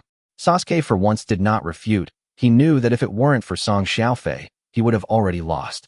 From now on, you all listen to me. Song Xiaofei quickly assigned tasks. Sasuke, you are responsible for the frontal assault. Your taijutsu is the strongest. Go and restrain him. Naruto, use your shadow clones to create numerical pressure. Do not give him a chance to stop. Sakura, go to the right side of the woods and set up a steel wire trap to block his escape. Although the 3 of them still felt a bit awkward inside, their bodies instinctively began to follow the orders. Kakashi watched this scene with a helpless sigh. Even if 4 genin cooperate perfectly, it's still just talk on paper. his gaze fixed on Naruto, especially this impulsive one. Do you think having more people is useful? You will only drag them all down. Bastard teacher. Don't look down on people.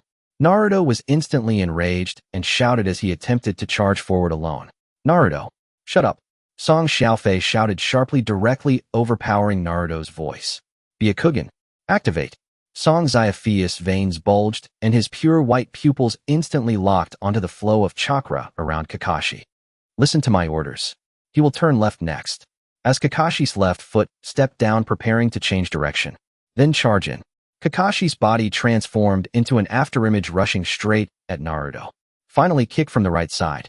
Naruto, place 3 shadow clones on the right. Now. Song Xiaofei's voice was as quick as lightning. Although Naruto was furious upon hearing Song Xiaofei's command, his hands instinctively completed the hand seals. Boom, boom, boom. 3 shadow clones appeared just in time at the position where Kakashi's right foot was about to kick. Bang! Kakashi kicked and exploded the 3 clones, the white smoke instantly obscuring his vision. His originally perfect attack rhythm was abruptly interrupted. All units attack. Song Xiaofei shouted loudly.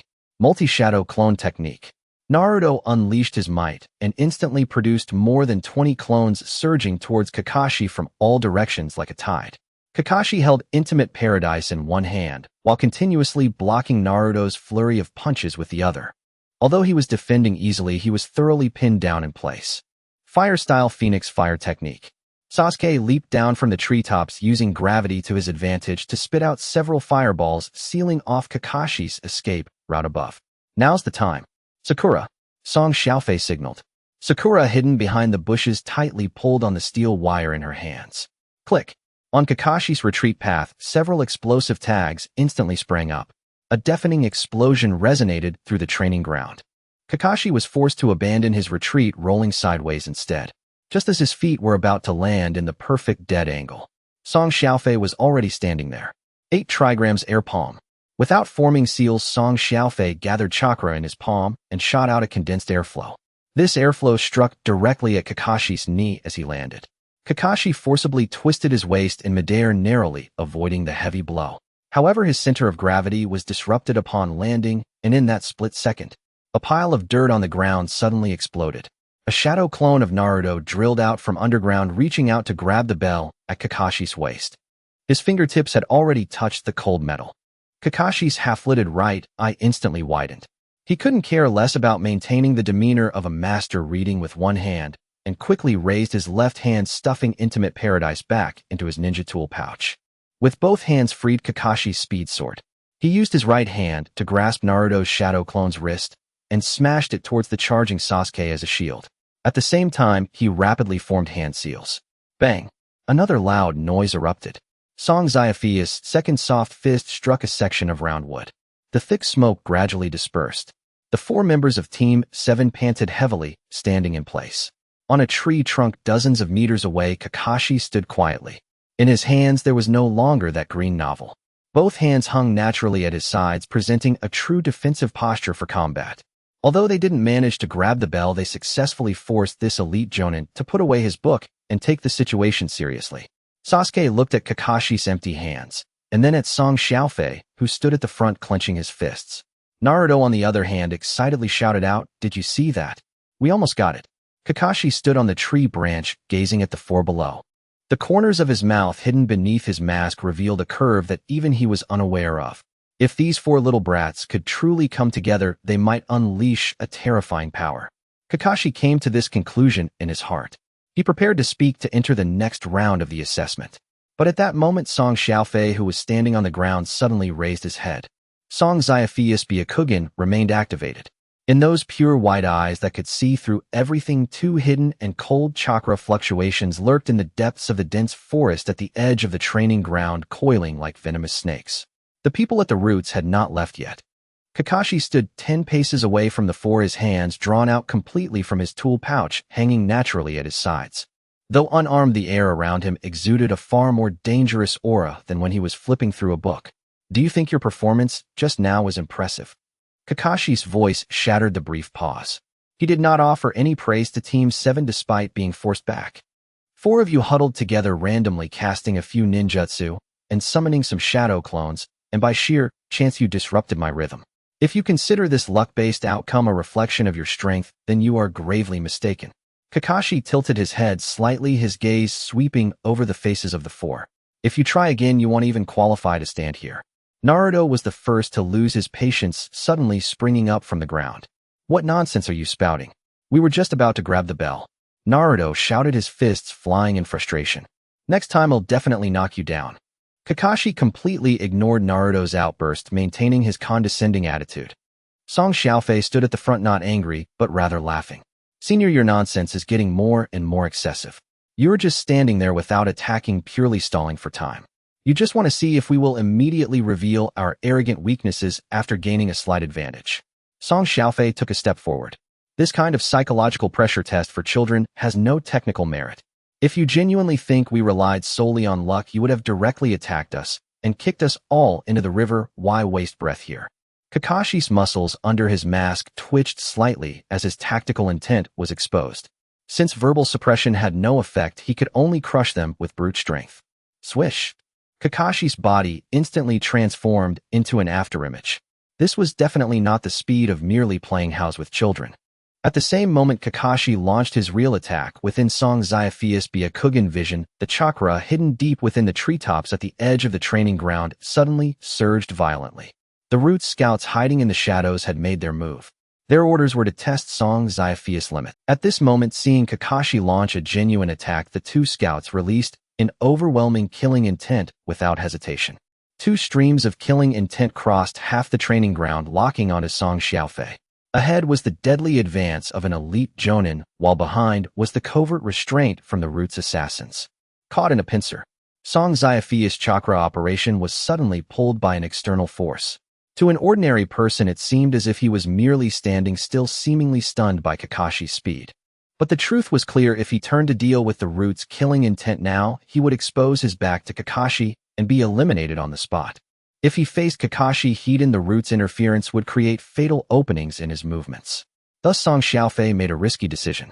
He simply went with the flow, deliberately slowing down slightly. Kakashi's fist, accompanied by a sharp breaking sound, smashed directly towards Song Xiaofei's face. Song Xiaofei suddenly slipped underfoot, awkwardly tilting to the right. Bang! Kakashi's fist brushed past Song Xiaofei's left cheek. The immense force sent Song Xiaofei flying, and he rolled several times on the grass before managing to stop himself with his hands. Song Xiaofei's left cheek instantly swelled up, with blood seeping from the corner of his lips. This was the first time he had suffered a significant setback since the survival exercise began. Kakashi stood where Song Xiaofei had been, looking down at him. What happened? Where did that commanding At that moment, Sasuke, who had been standing at the back, suddenly spoke up. What are you doing? Sasuke gripped his kunai tightly, stepping up to Song Xiaofei's side, his voice filled with anger. Weren't you supposed to be clever? Why can't you even dodge when he gets serious? Sasuke felt his pride had been severely insulted. He had actually followed the orders of a useless person who would freeze up in a real battle. You look so timid, it's infuriating. If you can only do this much, then get out of the way and don't hinder me. Sakura looked at Song Xiaofei with concern, not understanding why the one who had just controlled the situation had suddenly made such a huge mistake. The tiny bit of trust the team had just established was about to completely collapse under this blow. Song Xiaofei spat out a mouthful of blood. He didn't even look at Sasuke. Instead, he raised his hand and pointed at the still-dazed Naruto. Naruto, use multi-shadow clone jutsu. Song Xiaofei shouted the command loudly, his speech rapid. Don't attack Kakashi. Send all your clones charging towards the edges of the surrounding forest. Crush all the bushes and leaves. The messier the better. Naruto completely did not understand the significance of this tactic. But seeing the injury on Song Xiaofei's face, an inexplicable anger welled up inside him. What kind of nonsensical command is this? If I don't attack him, what's the point of trampling leaves? Naruto yelled, but his hands instinctively completed the hand signs. Deep down, he still chose to trust Song Xiaofei. Multi-shadow clone jutsu. Bang bang bang bang. Dozens of identical Narutos instantly filled the empty space in the training ground. Charge. Dozens of shadow clones shouted loudly, completely ignoring Kakashi in the middle, and rushed like a swarm into the surrounding forest. The sounds of trampling, snapping branches, and the shouting of Narutos instantly created chaos. The entire training ground's visibility was thoroughly obscured. Even Kakashi had to furrow his brow, his sight disturbed by the orange figures darting around. Seizing the moment when everyone's attention was drawn to Naruto's song, Xiaofei quietly clenched a regular steel ball in his right hand. His chakra surged wildly, flowing through his meridians, directly injecting highly compressed, gentle fist energy into the steel ball. Song Xiaofei's Byakugan locked onto the branch that had just released killing intent. With a flick of his wrist, whoosh! The steel ball tore through the air, silently shooting into the depths of the dense forest under the cover of swirling dust. Everything happened in the blink of an eye. This steel ball was not a regular throw, but carried the hidden force of gentle fist aiming to destroy internal structure. Crack! A faint crisp sound came from the distant treetops. That stout branch was directly shattered by the chakra inside the steel ball. The hidden root scout was caught completely off guard, his body sinking down. To avoid falling from the tree, the scout was forced to gather chakra, stabilizing himself in midair. However, the violent fluctuation of chakra could no longer be concealed. Kakashi, standing in the center of the field, froze momentarily. As a seasoned Umbu, he was sensitive to the chakra of such infiltrators. He turned his head, his sharp gaze sweeping towards the forest, his expression instantly darkening. Someone was meddling outside the exam site, attempting to interfere with his teaching. Whoosh! Kakashi swiftly threw a kunai, cutting through the air with a fierce whistling sound, hurling it towards the shadow deep within the forest. Peeking and spying from the shadows is not a polite behavior. Kakashi's voice was not loud, but carried a chilling intimidation. Before my mood worsens, get out immediately. A faint rustling sound of leaves came from deep within. The two root scouts, realizing they had been exposed, did not dare to confront Kakashi Hiden and quickly used the body flicker technique to flee the scene. Until the two streams of chakra completely vanished. The dust in the training ground gradually settled. Naruto's shadow clones exploded one after another, dissipating into white smoke. Only Team 7's 4 members remained in the area, along with Kakashi not far away. Sasuke stood frozen in place, utterly stunned. Sakura gaped, staring at the kunai stuck in the tree trunk from afar. They finally realized. Song Xiaofei's earlier sluggish actions were not due to fear of Kakashi, nor were they a lack of real combat experience. Rather, he had simultaneously endured a dual assault from both the elite jonin and concealed enemies without them even noticing. The reason he had taken that punch earlier was to draw out the hidden scouts, and sending Naruto to trample the woods was to cover his counterattack. Sasuke clenched his teeth tightly, a wave of immense defeat washing over him. He had thought he had seen through Song Xiaofei's true nature, but reality slapped him hard. Just how much strength was this guy still hiding? While fighting against the elite jonin, he could still spare effort to drive back the professionals lurking in the shadows. Sasuke looked at Song Xiaofei's back, feeling a deep sense of helplessness. In the Hokage Tower, within a spacious office, the third Hokage, Sarutobi Hiruzen, sat at his desk, holding his signature pipe. The crystal ball on the table was clearly displaying the scene from the third training ground. Sarutobi Hiruzen slowly exhaled a plume of thick, white smoke. To be able to leverage Kakashi's actions to subtly drive back Danzo's men. The old man's brow furrowed slightly as his fingers tapped lightly on the desk. This child's cunning is rather profound. Meanwhile, in the depths below, in the dimly lit root base, the two scouts who had just returned were kneeling on one knee. From the shadows, Danzo slowly approached, leaning on his cane. After listening to the scouts report, the one eye exposed on Danzo's face suddenly gleamed with intensity. To maintain such remarkable calmness in battle and even use the environment against us. Danzo spoke coldly, his staff hitting the ground heavily. Song Xiaofei, I will definitely have that blade. The scene shifted back to the third training ground. The wind blew across the empty space once more. Kakashi pulled out the kunai stuck in the tree trunk and secured it again. He turned around and walked step by step towards the 4 members of Team 7.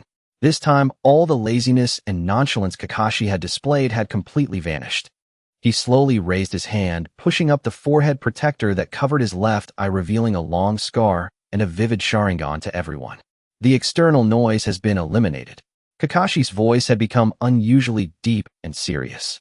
Now, as a reward for your performance, just now. He slightly bent his waist, assuming a highly aggressive battle stance. From now on, I will no longer regard you as mere kids.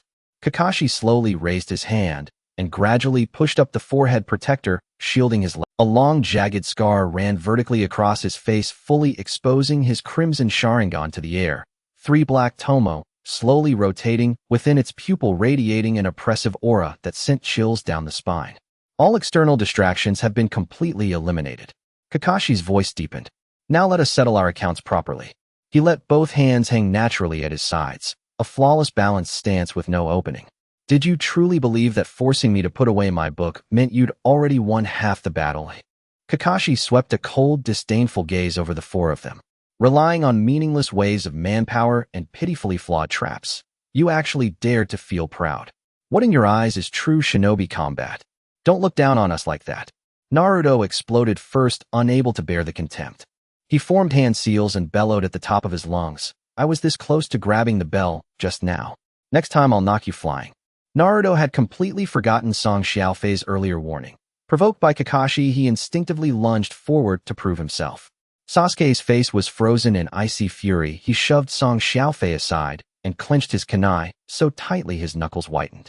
Kakashi is right. The timid, half-hearted trap tactics we used earlier were nothing but wasted time. Sasuke turned his accusation squarely towards Song Xiaofei. If you dare block me again, I'll strike you down too. So what if he's an elite jonin?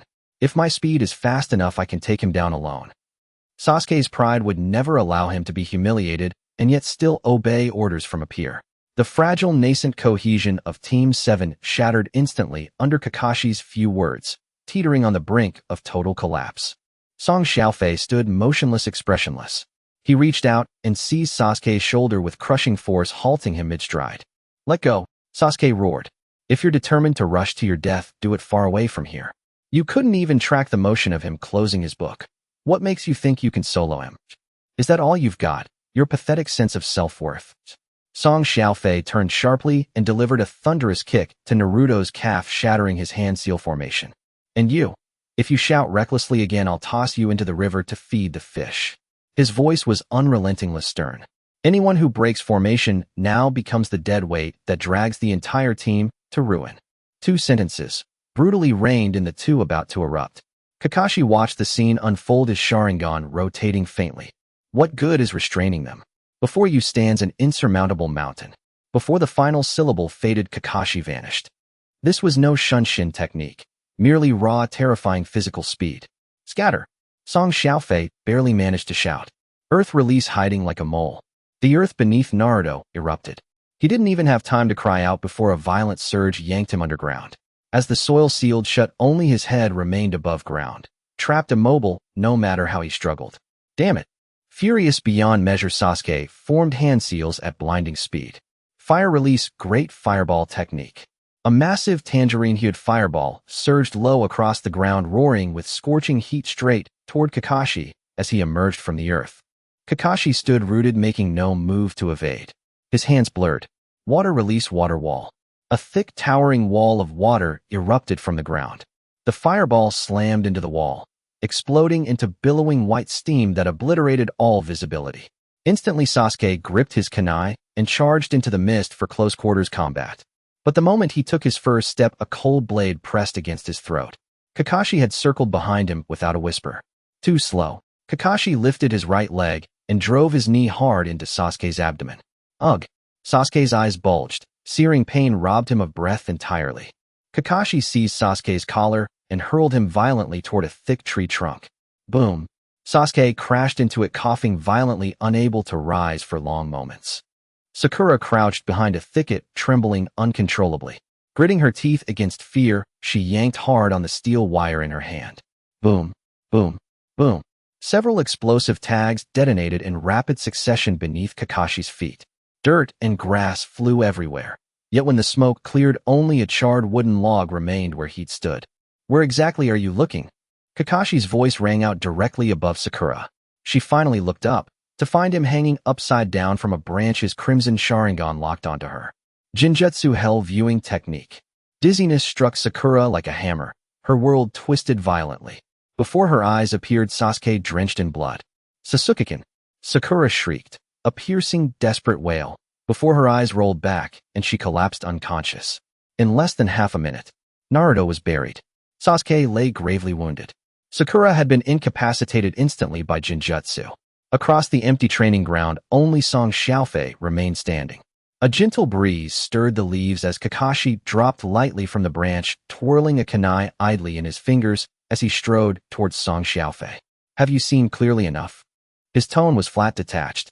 This is the chasm between Jonin and Jinin. When speed and strength overwhelm, with absolute unbridgeable disparity, your vaunted tactical analysis is nothing but scrap paper. Song Xiaofei gazed at his 3 fallen teammates. He drew a deep, steadying breath and exhaled slowly. Veins pulsed violently along his temples. His pure white eyes laid bare every flow of chakra with crystalline precision. Byakugan. He assumed the opening stance of the gentle fist. Left leg slightly bent, right arm extended forward. Senior, even scrap paper has its uses. Song Xiaofei crushed the grass beneath his foot with a sharp stomp. He shot forward like a shadow, launching himself headlong at Kakashi. Oh! Kakashi halted mid-step, his Sharingan locking unerringly onto Song Xiaofei's movements. Courageous, but foolish. Kakashi tightened his grip on the kunai and slashed downward. Clang! Song Xiaofei did not dodge. He met the blade with a palm hardened by dense chakra, deflecting the edge aside. In the same instant, his left hand darted forth from an impossible angle. Gentle fist, art, 8 trigrams, air palm. A tightly focused wave of chakra surged toward Kakashi's chest. Kakashi sidestepped, then swept his right leg in a whirlwind kick aimed at Song Xiaofei's lower body. Song Xiaofei tapped the ground with his toes and leapt backward light as air. Midair, his hands flashed repeatedly. Dense streams of gentle fist chakra lanced toward every vital chakra point, encircling Kakashi. Their exchange was lightning fast. In mere seconds, they clashed over a dozen times. Dull, resonant impacts echoed across the open field as chakra collided. As Kakashi parried, he assessed silently. This boy possessed exceptionally solid taijutsu fundamentals and astonishingly refined chakra control. Each strike targeted precise weak points designed to sever chakra pathways. Against an average Chunin, such relentless, seamless gentle fist would have crippled him outright. But Kakashi accelerated. Your eyes see clearly indeed. Kakashi's Sharingan caught the subtle irregularity in Song Xiaofei's breathing. But your body has reached its limit. Kakashi abandoned defense entirely, letting Song Xiaofei's gentle fist graze his shoulder. Seizing the opening, he surged forward, crashing deep into Song Xiaofei's personal space. They stood inches apart. Song Xiaofei could even discern the individual fibers of Kakashi's mask. There was no time to evade. Thud! Kakashi's right fist struck Song Xiaofei's left ribs with brutal force. Song Xiaofei's face contorted in agony. Gritting his teeth, he thrust his right hand forward, fingers rigid as a blade, aiming desperately to strike a chakra point on Kakashi's arm at the last possible instant. But Kakashi was faster. At the exact moment his fist landed, he twisted his wrist, snatching Song Xiaofei's shoulder in a firm, unbreakable grip. Then, with textbook precision and devastating power, he executed a shoulder throw. Crash! Song Xiaofei slammed into the earth, cratering the ground beneath him. Dust billowed. Song Xiaofei felt his organs churn violently. His throat flooded with coppery warmth. Spit! He turned his head and vomited a torrent of blood. His chakra roiled chaotically within. The Byakugan's once crystal-clear vision fractured into blurring, overlapping ghosts. He had lost, utterly. Before absolute power, every prediction, every technique he possessed had been shattered. Not by strategy, but by sheer, overwhelming force. Kakashi stood at the crater's edge, looking down upon him. It's over. Kakashi's voice held no inflection. To last 10 exchanges against me, as a freshly graduated genin, is worthy of pride. But reality is this: if this were the battlefield, you would already be a corpse. Nearby, Sasuke strained upward on trembling arms, lifting his upper body with great effort. His jaw clenched so tightly his molars ached. Staring at Song Xiaofei defeated and broken on the ground, he drowned in a tide of wordless humiliation. If even Song Xiaofei fell so completely, then truly, there was no victory left for them. Naruto, his head still protruding above ground, shouted frantically, powerless to act. Just as all hope seemed extinguished. Cough, cough. From the crater, Song Xiaofei suddenly convulsed with violent coughs. With mud-caked hands, he clawed desperately at the crater's edge. Slowly, agonizingly, he forced himself up onto one knee. Blood dripped steadily from his chin onto the grass, vivid, shocking. He gasped in ragged, heaving breaths, his face ashen and drained. Yet he did not look at Kakashi. Instead, Song Xiaofei turned his head and roared at Sasuke, who still stood stunned. Sasuke. Sasuke jerked as if struck. His defensive shift on the right flank is half a beat slower than normal. Song Xiaofei's voice was hoarse from injury. That stiffness stems from an old muscle injury. That's his sole blind spot. Kakashi's right eye widened imperceptibly. He hadn't anticipated that even while being battered mercilessly, Song Xiaofei had used his Byakugan to relentlessly gather data on his physiology. Song Xiaofei kept shouting. In his opening stance, he raised his blood-smeared right hand, pointing unflinchingly at Kakashi's left shoulder. The slightest dip of his left shoulder. That's the absolute tell for lightning release activation. Whatever happens, never engage him heated in close combat. At the cost of his own severe injury, he had wrung the Byakugan dry, extracting Kakashi's most deeply concealed vulnerabilities and delivering them intact to his comrades. This was not a solitary fight. It was laying the groundwork for the entire team's counteroffensive. The moment the last word left his lips, Song Xiaofei's stamina collapsed entirely. His body swayed. Only his trembling arms kept him from collapsing fully to the ground as he fought for breath. Kakashi stood still, his masked expression unreadable. He looked from Song Xiaofei, kneeling in the dust, to Sasuke bruised and bleeding nearby. Shouting out my weakness aloud is clever. Kakashi tightened his grip on the kunai once more. So what? He advanced step by deliberate step, killing intent thickening the air. Passing intelligence to a group of broken, staggering failures changes nothing. Now, do you still believe you can pass this test? As the kunai began its descent, a black blur shot forward, sudden, decisive. Uchiha Sasuke stood firmly before Song Xiaofei, kunai clenched tight. His clothes hung in tatters, blood stained his lips. Yet his feet were planted like iron stakes. Without glancing back, he growled, "Shut up, and stay behind me." His gaze never wavered from Kakashi as his hands blurred into seals. Now that the intel is secured, the counterattack belongs to all of us. Not just one man playing hero. Uchiha Sasuke clenched his kunai tightly, stepping directly in front of Song Xiaofei. His garments hung in tatters, and a trickle of blood stained the corner of his lips. Yet his feet were rooted to the earth, unyielding, unmoving. Sakura at last broke free from the paralyzing grip of Jinjutsu. She scrambled on hands and knees to the earthen pit, frantically clawing away soil with bare hands until she wrenched Naruto upside down and buried headfirst, free from the ground. For the first time since the exercise began, Team 7's 4 members stood together within a tight radius, facing a single adversary. Kakashi halted mid-step, slowly rotating his kunai between his fingers. So you finally learned to protect your comrades. Weren't you all just moments ago vying for solitary glory, each desperate to shine alone? Now that someone lies gravely wounded, you suddenly remember you're supposed to be a team. Kakashi took a deliberate step forward. It's too late.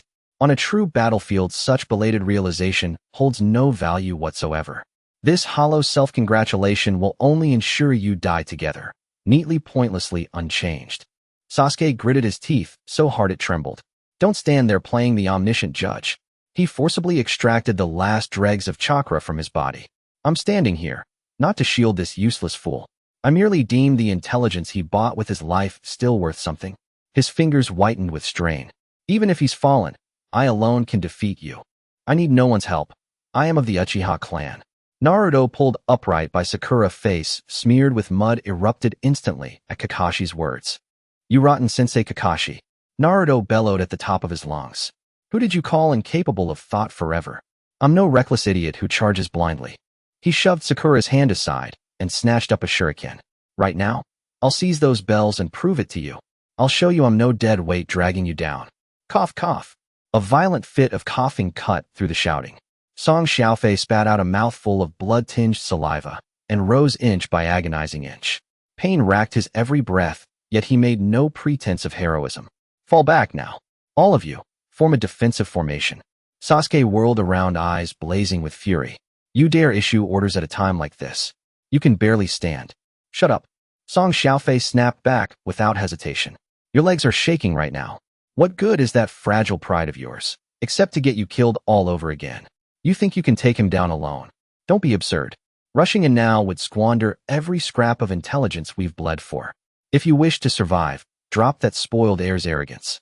Do exactly as I say. Sasuke's face flushed, livid, his chest heaving, but astonishingly he remained silent. For he knew, Song Xiaofei spoke truth. Song Xiaofei turned to Naruto. And you, Naruto, what was the result of your reckless charge? To be trampled beneath his foot, as mere stepping stone. If you wish to prove you possess intellect, follow tactics precisely. From this moment, you are forbidden from leading the assault. You will serve as the decoy. Naruto froze. A decoy? No way. I'll knock him flat myself.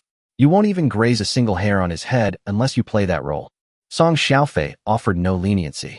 If you want to pass this test, obey without question. I need your shadow clone count. Not for combat, but to flood every blind spot in his field of vision. Naruto bit his lip, then barked a sharp defiant hi, before instantly forming the cross seal with both hands. Sakura jolted, tightening her grip on her kunai. No more hiding and dawdling behind others. Take every wire and explosive tag you carry, and position yourself along the eastern edge of the forest. Bury everything you have, deep into the earth. Under no circumstances, let him cross into that zone. Sakura nodded fiercely, tears still glistening. But without hesitation, she sprinted toward the thicket on the right. Sasuke. Song Xiaofei turned once more. Your fire-based techniques boast the widest range. Do not aim for vital points, you'll miss.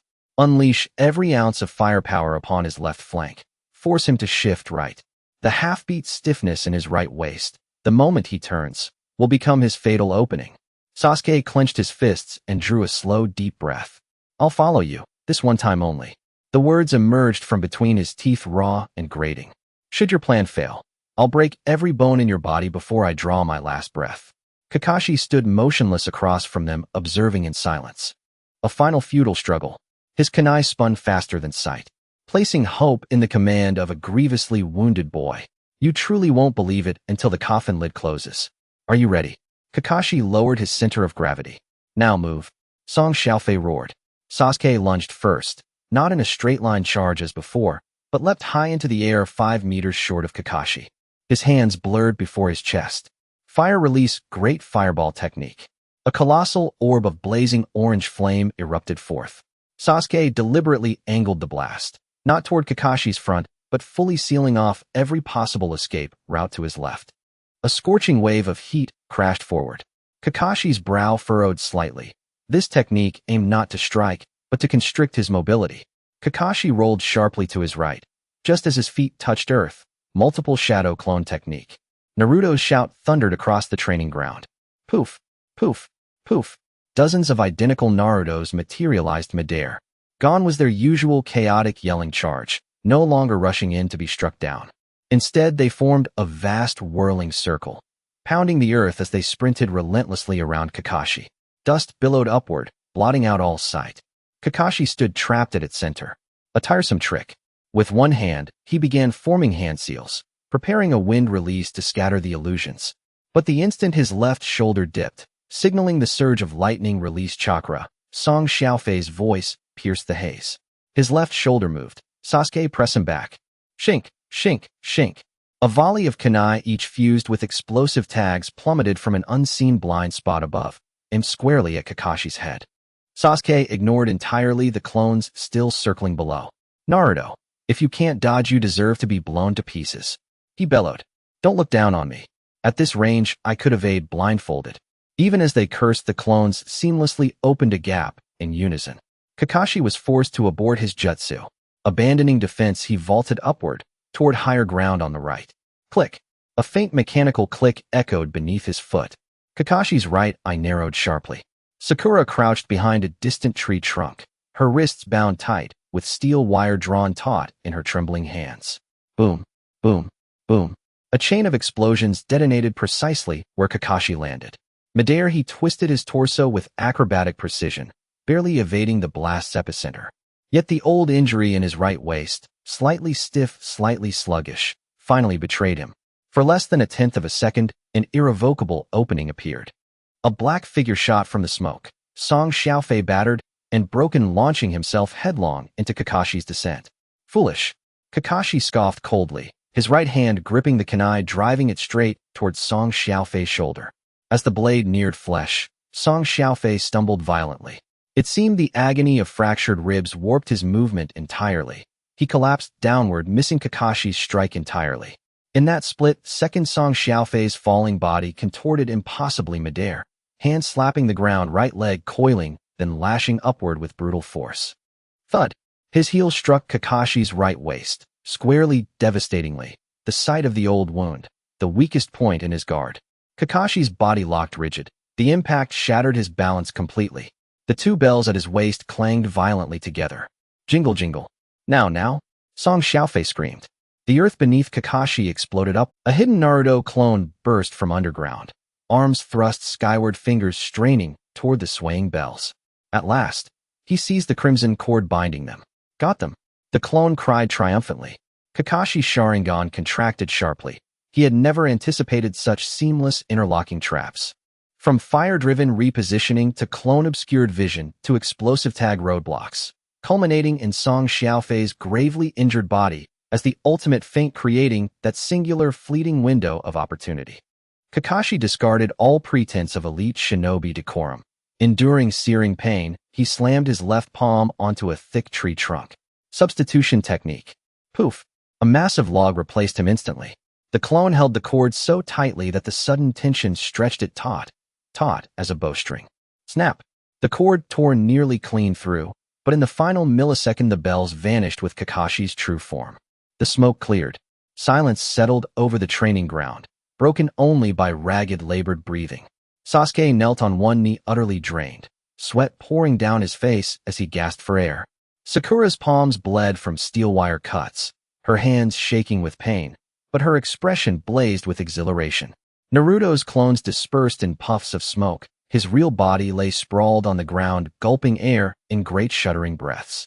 Song Xiaofei lay supine in a shallow crater, staring blankly at drifting clouds too spent to lift even a finger. 10 meters away atop a tall oak tree, Kakashi stood still on a branch, head bowed, gaze fixed upon his waist. The crimson cord that once secured the bells now hung in tatters, only a single fragile filament clinging desperately to the knot. Had time stretched just half a second longer, the bells would have changed hands.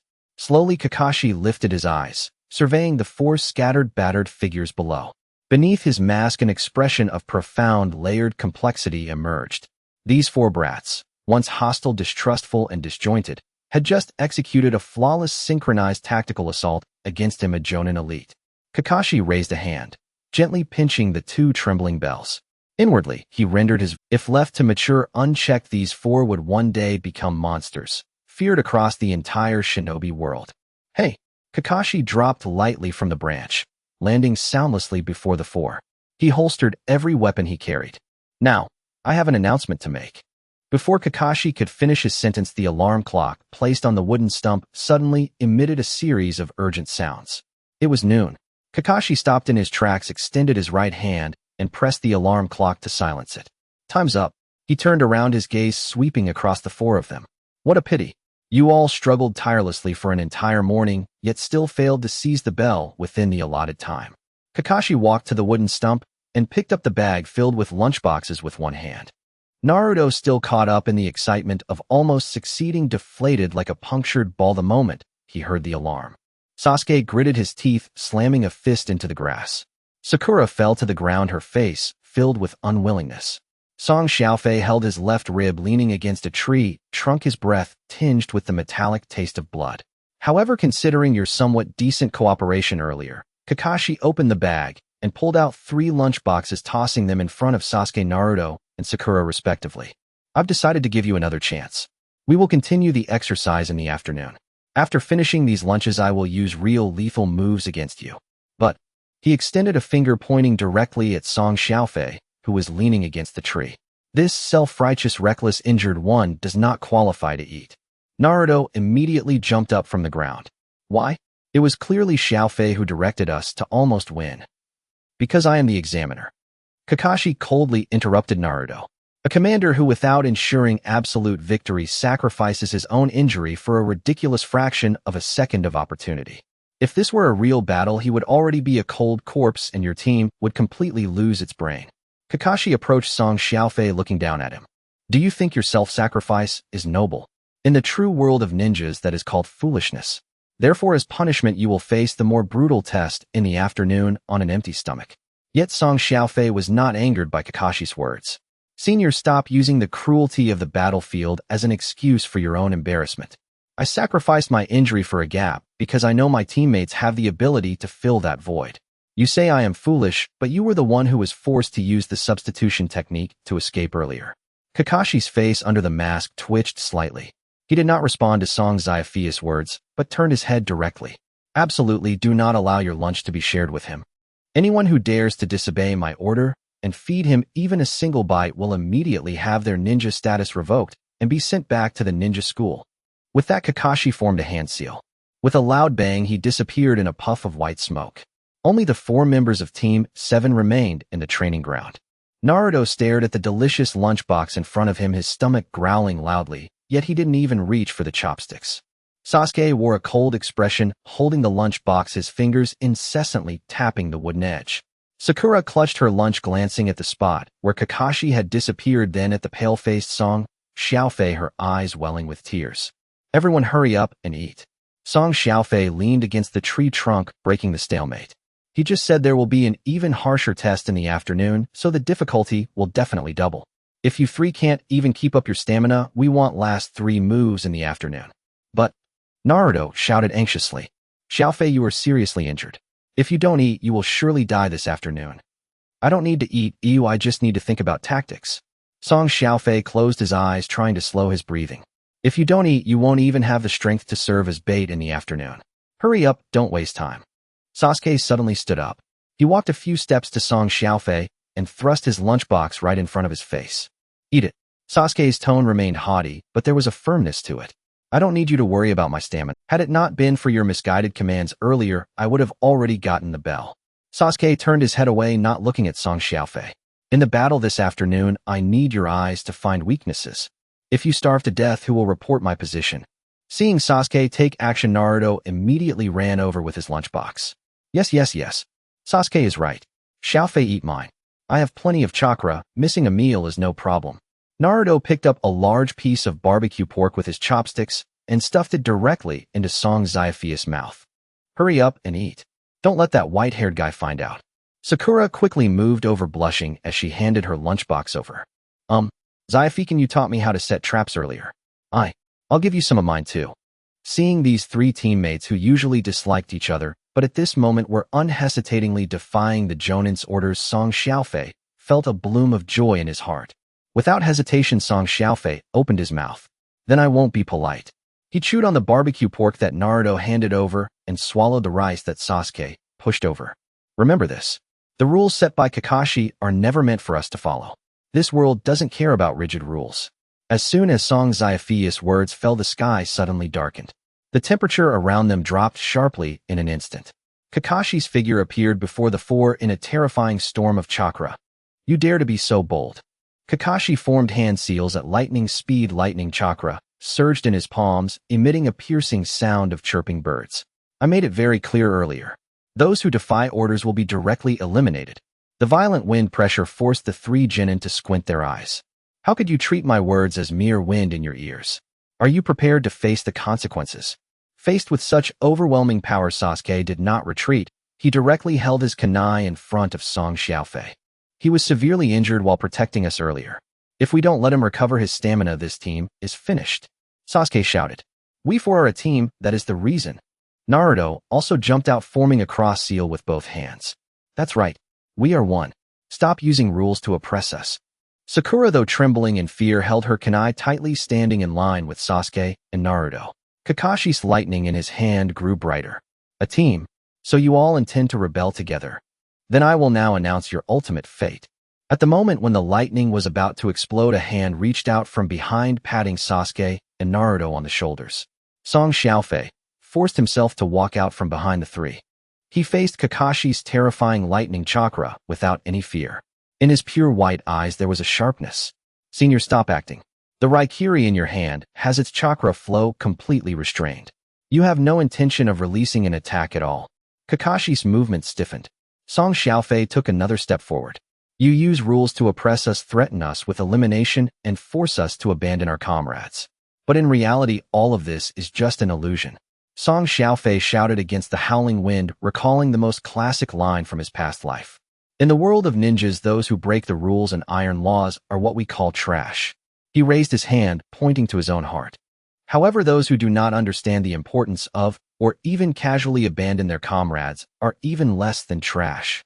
This statement struck Kakashi's heart like a thunderclap. The fierce wind suddenly stopped, and the deafening thunder in his palm extinguished in an instant. Obito, Rin, Sensei Minato. Those names and images buried deep in Kakashi's heart which tormented him countless times in the midnight hours, were all brought to light by Song Xiaofei's light-hearted words. Kakashi stood still, his Sharingan rapidly constricting. After a long while, the heavy clouds dispersed and sunlight poured back onto the training ground. All the coldness and pressure on Kakashi's face beneath the mask dissipated. He bent his right eye, revealing a brilliant and relieved smile. "Qualified," Kakashi said softly. "You four all qualified." Naruto was stunned, completely caught off guard. "Qualified? Weren't we supposed to be sent back to the ninja school? The previous ones only obeyed my rules like puppets without any independent thought. You are the first batch." Kakashi looked at Song Xiaofei. Understanding flexibility and the significance of comradeship, that is the true Team 7. Hearing this outcome, the tension that had been taut all morning finally broke. Sasuke plopped down on the ground, gasping for breath. Sakura jumped up excitedly, both crying and laughing. Naruto rolled on the ground, cheering. Song Xiaofei watched all this. The intense pain in his body surged, and his vision began to fade.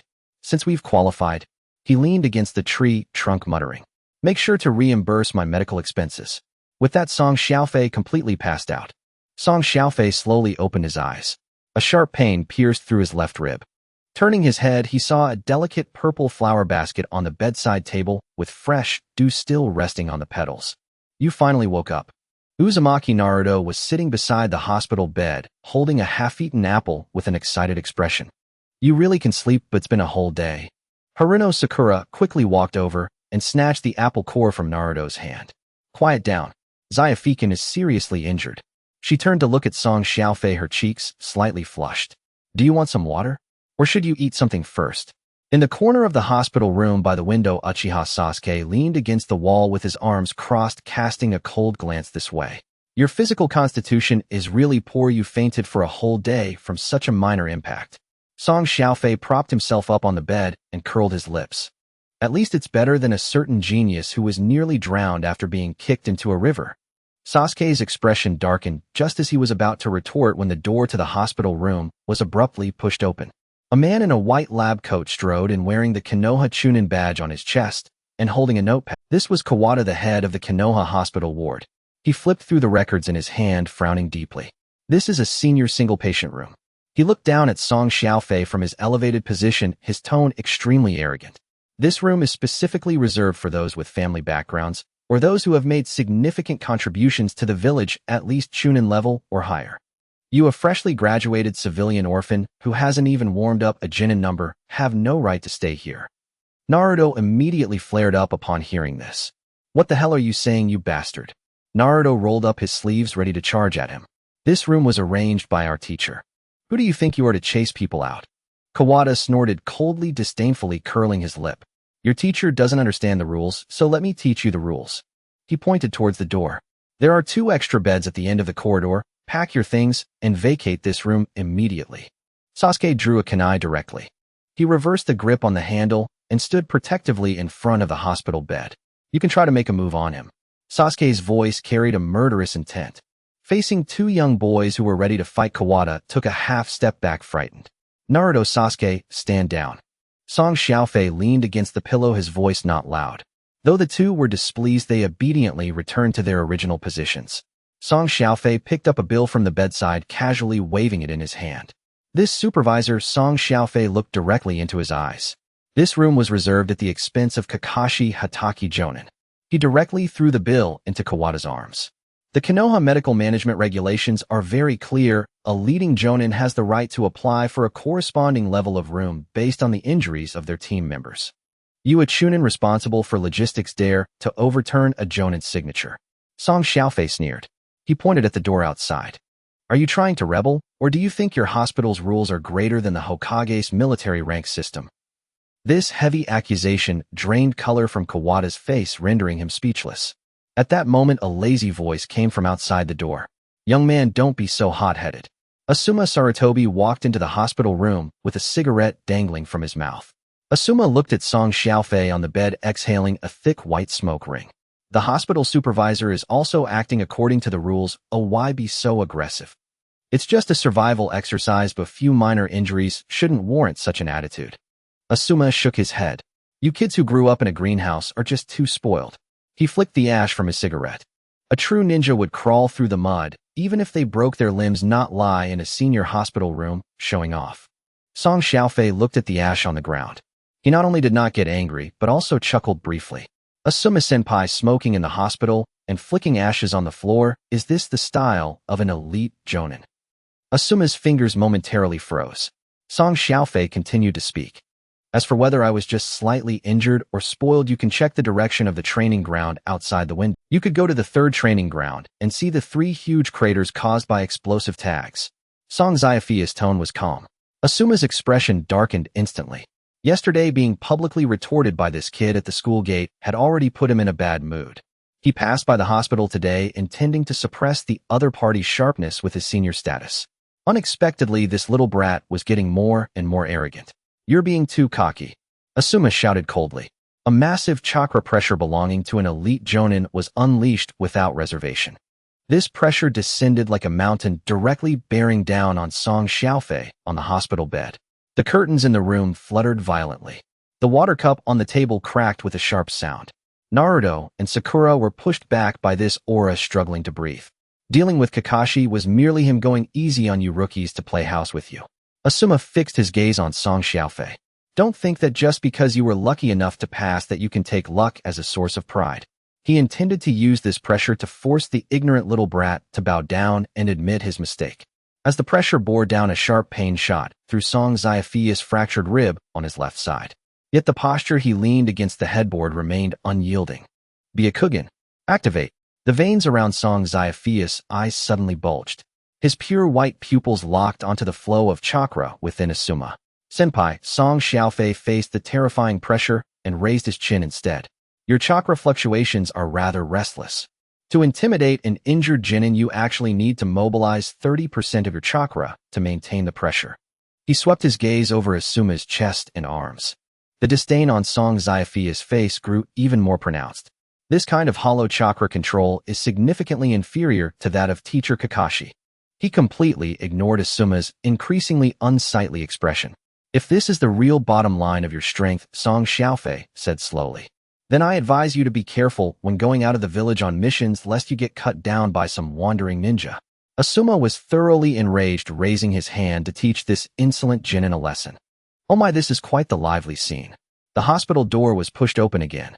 Kakashi Hitaki walked in with several papers in hand, casually putting one hand in his pocket. His visible right eye lazily scanned the room. Asuma, causing a ruckus in my student's hospital room would trouble me greatly. Asuma retracted his hand and coldly snorted. Kakashi, you are too indulgent with this kid. He pointed at Song Xiaofei on the bed. You went easy on him during the exercise, and now he's acting all high and mighty. Kakashi stopped in his tracks. Who told you I went easy on him? Kakashi's tone became serious. Yesterday at the third training ground, he pointed at Song Xiaofei's broken bone. I had to use the body substitute technique because of those 4. With this statement, silence enveloped the hospital room, leaving it eerily quiet. The Chunin supervisor, named Kawada, dropped the clipboard in shock. Asuma's eyes widened in disbelief. To force Kakashi to use the body substitute technique, just based on these 4 freshly graduated kids. If my reaction had been even a tenth of a second slower, Kakashi looked at Asuma. I wouldn't have been worthy of standing here talking to you right now. Song Xiaofei leaned against the pillow, interjecting at the right moment. Asuma-senpai. He extended his right hand palm open. Since you care so much about the growth of our Team 7, shouldn't you show some gratitude? Song Xiaofei smiled innocently. You just smoked in the hospital and used chakra pressure to scare me, an injured patient. He pointed to his heart. My spirit has suffered a great trauma. How much do you intend to compensate for this mental distress? Asuma's face lost all composure. He was slapped hard by Kakashi's testimony and then publicly extorted by Song Xiaofei. Asuma gritted his teeth and pulled out a money pouch from his pocket, tossing it heavily onto the hospital bed. Without leaving a single word, he turned and strode out of the hospital room, his back looking quite disheveled. The supervisor Kawada hurriedly picked up the dropped clipboard, scrambling out. The hospital room finally regained its tranquility. Kakashi looked at the heavy money pouch on the bed and sighed helplessly. Your extortion skills are more adept than your gentle fist technique. Naruto dashed to the bedside and grabbed the money pouch. Awesome. We can go have a super large bowl of Ichiraku ramen tonight. Sasuke leaned against the wall, still wearing a cold expression, but his tense shoulders finally relaxed. Song Xiaofei took the half of the money that belonged to him. He casually tossed it in his hand, feeling quite confident about the upcoming escort mission. In the Hokage building of Kanahagakure in the mission hall, the 4 members of Team 7 stood in a line. The third Hokage, Sarutobi Hiruzen, sat behind a large desk, holding a stack of mission lists. The first mission for Team 7 Rank D is to retrieve the lost pet cat of the daimyo's wife, Little Tiger. Naruto immediately protested loudly, clutching his head. I am going to become Hokage. How can I do something as trivial as chasing after lost pets? Sakura punched Naruto on the head, forcing him to be quiet. Sasuke, showing clear impatience, snorted. At that moment, the wooden door of the hall was pushed open. Asuma Sarutobi, holding an unlit cigarette, entered with Team 10. Asuma immediately spotted the bandaged Song Xiaofei, and his expression turned contemptuous. Kakashi, bringing such a delicate injured teammate along can only make you a babysitter. Asuma deliberately raised his voice. He was obviously still brooding over the extortion incident that happened in the hospital yesterday and wanted to regain some face in front of everyone. A task of this level can be completed even with your eyes closed. I hope you don't mess up even catching a cat. In the background, Yamanaka Ino appeared from behind Asuma and stuck her tongue out at Song Xiaofei. Song Xiaofei ignored Asuma's ridicule. He leisurely pulled out a heavy pouch from his pocket, tossing it lightly in his hand. The senior is right, this mission is indeed dull. Song Xiaofei said to Asuma in a flat tone. After all, the reward for doing 10 Rank D missions is not even as much as the emotional distress compensation offered by some people. He put the pouch back in his pocket and dusted off his clothes. Catching a cat is just a way to pass the time after meals. Since the senior is so free, why not take the team to accept a few lower-level tasks to make up for yesterday's loss? Asuma's facial muscles twitched violently. He snorted coldly and turned around, leading Team 10 to another side to accept their mission. As Ino passed by Song Xiaofei, she whispered, "Xiaofei, did you really extort Asuma-sensei yet?" He looked terrifyingly gloomy this morning. Song Xiaofei smiled, but did not respond.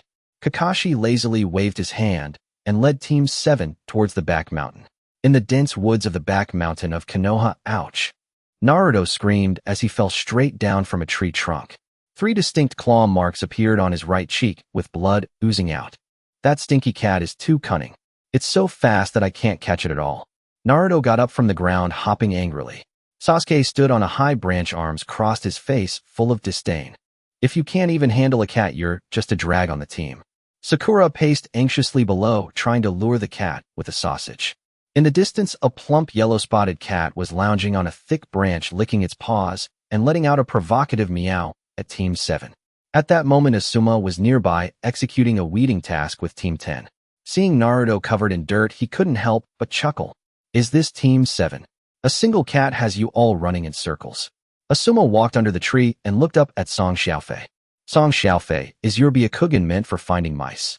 If you can't command your teammates, all you can do is stare blankly here.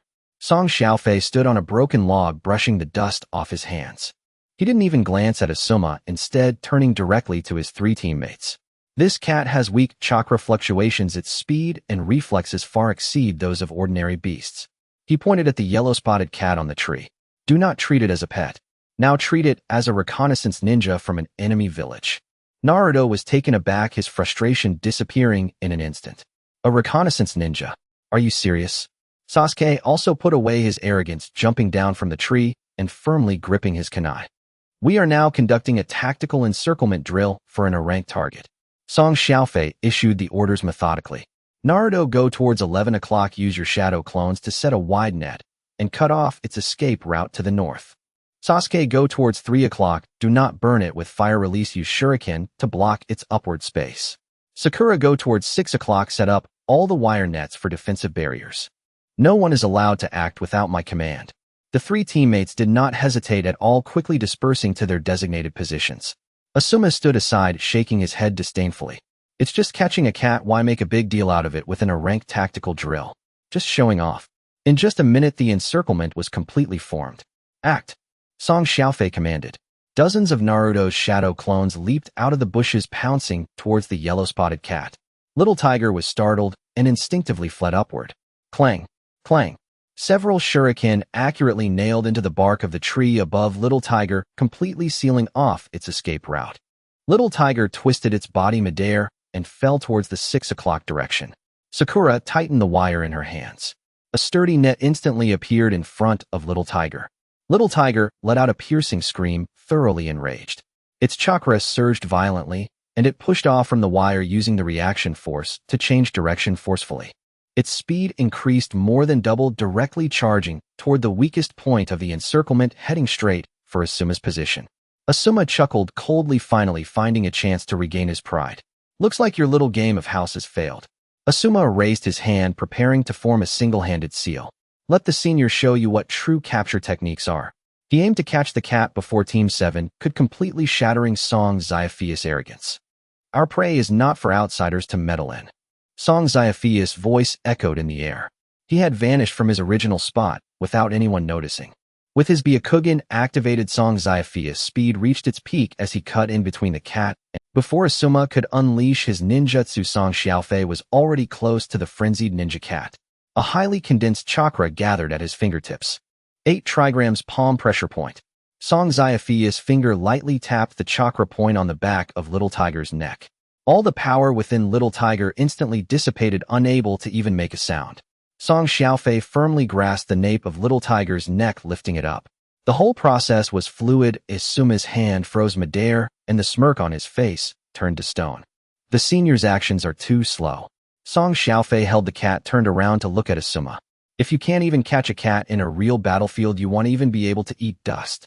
Asuma's face turned a deep shade of purple, yet he couldn't utter a word. The members of Team 10 looked on in shock. Inside the Hokage office, the daimyo's wife excitedly hugged Little Tiger to her chest, the fat cat rolling its eyes back. The third Hokage sat behind the desk, marking a check on the mission scroll. Team 7, you did well on your mission. The third Hokage pulled out a long list. The next ranked D tasks are helping the old lady at the village entrance with her grandchildren, or going to the back mountain to dig potatoes, and Naruto crossed his arms and loudly interrupted the Hokage. No, I don't want to do those boring tasks. We want to take on more challenging missions. Just then Asuma returned with Team 10 to report their weeding task. Asuma snorted. Just completed a cat-catching mission, and you're already full of yourself. Genin should honestly do their labor. Song Xiaofei stepped forward, standing in front of Naruto. Lord Third, this babysitting game has no value for improvement for Team 7. He looked directly into the third Hokage's eyes, his tone neither servile nor overbearing. If we waste our time every day helping people find their pets when real enemies invade, will we use our experience in finding cats to defend ourselves, or use our strength from digging potatoes to kill? Song Xiaofei made his request. We apply for crank or higher escort or extermination missions. Asuma shouted angrily. Nonsense. Do you think mission ranks are a joke? Konoha's rules cannot be broken by a mere genin. Song Xiaofei didn't even glance at Asuma. He turned his head. Kakashi-sensei, do you think so too? Kakashi, who had been leaning against the wall reading a novel, slowly closed the book. He stepped forward and stood beside Song Xiaofei. Lord Third, I second that. Kakashi shot a glance at Asuma, his voice carrying an undeniable authority. The cooperation and strength of these kids have already exceeded the scope of rank D missions. Kakashi put his hands in his pockets. They indeed qualify for some more advanced tasks. With this statement, Asuma completely fell silent. The third Hokage took a puff from his pipe, eyeing the 4 members of Team 7. Finally, he sighed. Since even the leading jonin says so. The third Hokage opened a drawer and took out a scroll. There is a crank mission to escort an important guest back to the land of waves. The task hall suddenly fell silent. The third Hokage had just placed the scroll on the table when the 4 members of Team 7 had not yet had a chance to speak, and the surrounding lower ninjas waiting for missions all turned to look at them. Crank. Didn't they just start with drank missions yesterday? Catching a cat qualifies them for an escort task. That's way too fast. Look at this. This is my strength. Naruto puffed out his chest, his nose almost pointed to the sky. Sakura couldn't help but facepalm. The claw marks on your face from catching that cat haven't even faded yet. Naruto immediately covered his face. Those are battle medals. Battle medals from being scratched by a cat are indeed very fitting for you. Sasuke gave Naruto a cold glance. Do you want to fight? Kakashi stood nearby, lazily flipping through a yellow book in his hand. The mission hasn't started yet, and the team is already fighting internally. That's not a good habit. Kakashi. Asuma's voice came from the side. He leaned against a pillar, a lit cigarette dangling from his mouth, glancing at Team 7 before finally focusing on the bandages on Song Xiaofei. Are you really planning to take 4 kids out for a trip? Upon hearing the word kids, Naruto exploded. Who are you calling a kid? You old man, don't talk nonsense. Asuma scoffed. You haven't even completed a drank mission and you're rushing to leave the village. Kakashi, are you planning to take them to see the world? Kakashi closed the book and looked up. Seeing the world is quite good. Better than some people who smoke in the village every day, polluting the kids' minds. From the other side, Shikamaru yawned. Choji was focused on munching on a bag of chips. Ino quietly glanced at Song Xiaofei, realizing he was not affected by Asuma's words. Instead, he was seriously reviewing the mission scroll. Song Xiaofei's finger paused at the escort target section. Dasna, bridge expert from the Land of Waves. He mentally repeated the name without showing any visible reaction. The line to the Land of Waves appeared to be a crank escort, but in reality, it was the first true threshold for lower ninjas to see blood. The demon brothers, Zabuza, Haku, and Kato. None of them would be easy. What's wrong? Are you afraid to speak now? Asuma noticed Song Xiaofei's silence and assumed he was feeling guilty. It's not too late to regret now. Outside the village is not a task hall, and no one will play cat-catching games with you. Song Xiaofei finally raised his head. He did not look at Asuma, but instead at the Third Hokage. Lord Third, when will the client arrive? The Third Hokage, puffing on his pipe, slowly exhaled a puff of smoke. He is already at the door. As soon as he finished speaking, the door of the task hall was pushed open. A drunken old man staggered and reeking of alcohol.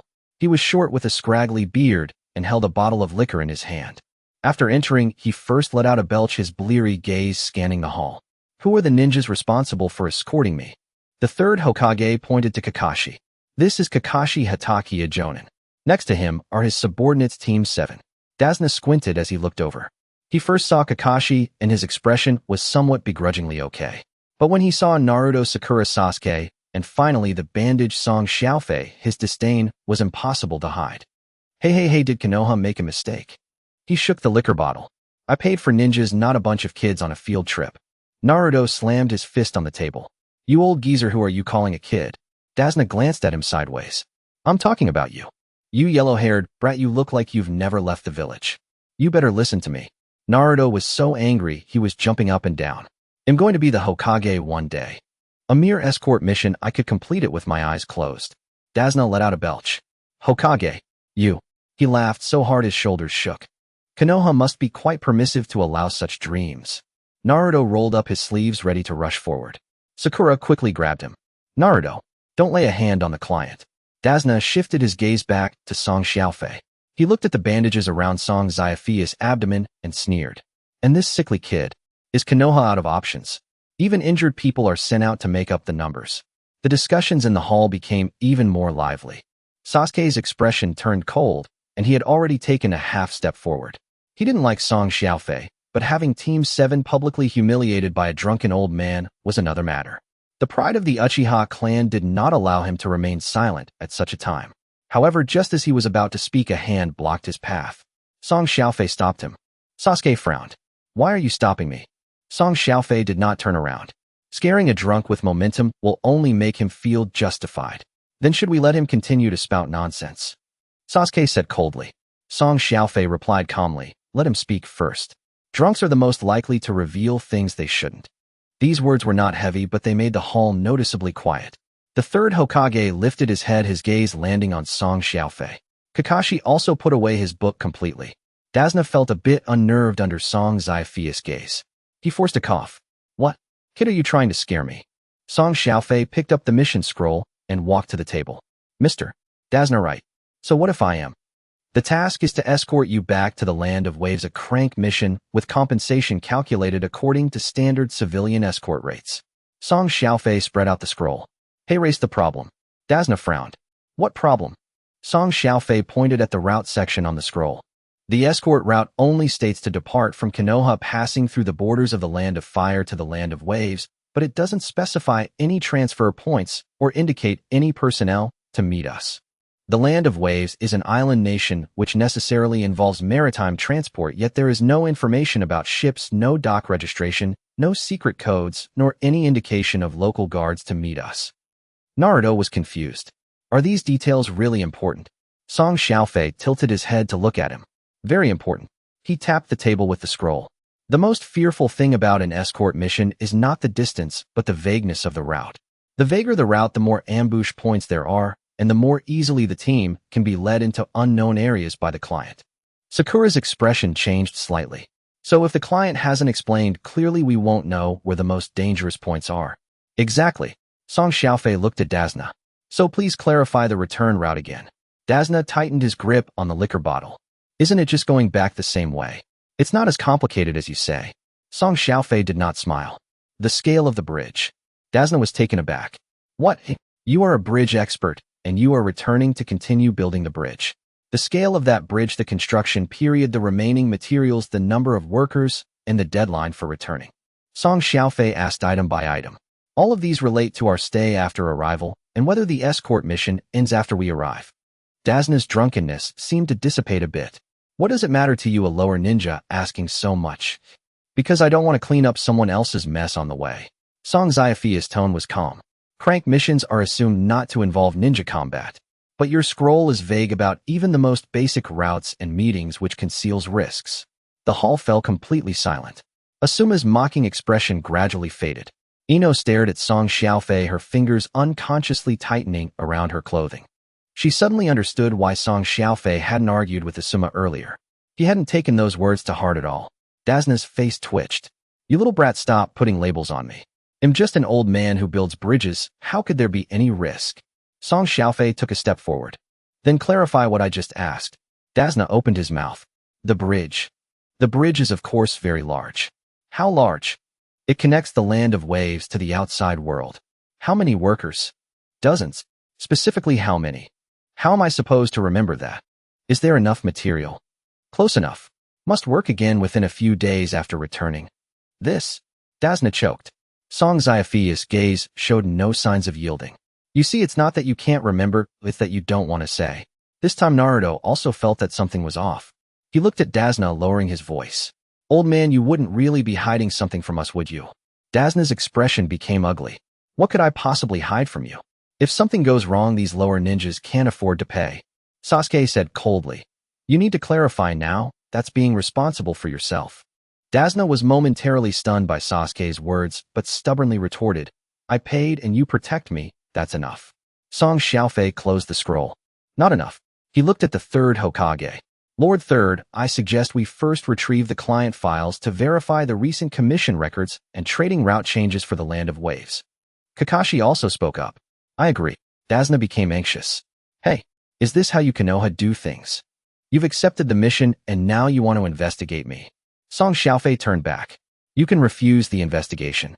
Dasna was about to breathe a sigh of relief. Song Xiaofei continued. Then we will escort you along the route with the lowest risk. If at any point we find that the mission level does not match, Team 7 reserves the right to terminate the mission and return you to the borders of the Land of Fire. Dasna's face slowly drained of color. You? Also, Song Xiaofei interrupted him. If there are ninja attacks along the way, or if you conceal information that would elevate the mission level, you must disclose all the facts on the spot. Otherwise, don't blame us for including the client in the risk source control. Naruto looked confused. What does risk source control mean? Sakura whispered, it probably means keeping an eye on him. Naruto suddenly understood. Oh, so that means tying him up. Dasna's eyes widened. You dare? Song Xiaofei looked at him. You can try. In that moment, Dasna finally shut his mouth. He thought that Konoha had sent a few kids, and he could easily deal with them by pretending to be drunk. But this boy wrapped in bandages had not been led astray at all. The Third Hokage took a puff from his pipe. The client files will be given to Kakashi shortly. He turned to Dasna. Mr. Dasna, Konoha will protect the client's safety, but the premise is that the client must not deliberately conceal key information. Dasna held the liquor bottle and fell silent. The Third Hokage looked at Team 7 again. The mission continues. Naruto immediately clenched his fist. Great. We can finally leave the village. But Sakura did not seem as excited as before. She glanced at Dasna and then at Song Xiaofei, feeling a wave of nervousness about this mission for the first time.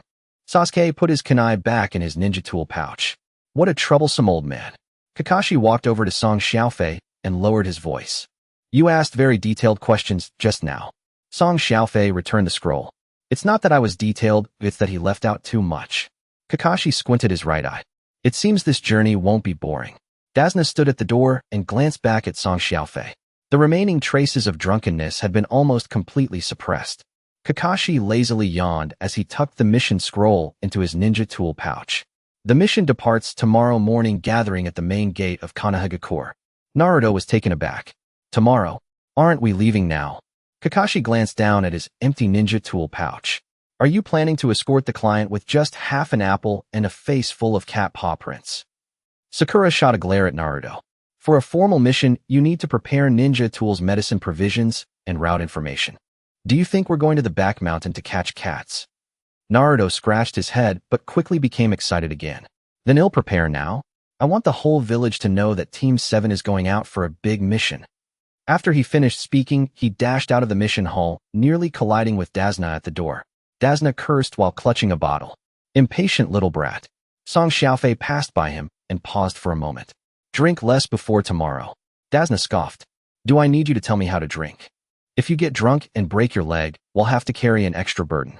If you really want to be tied to a stretcher and brought back to the land of waves, I can help you apply for it.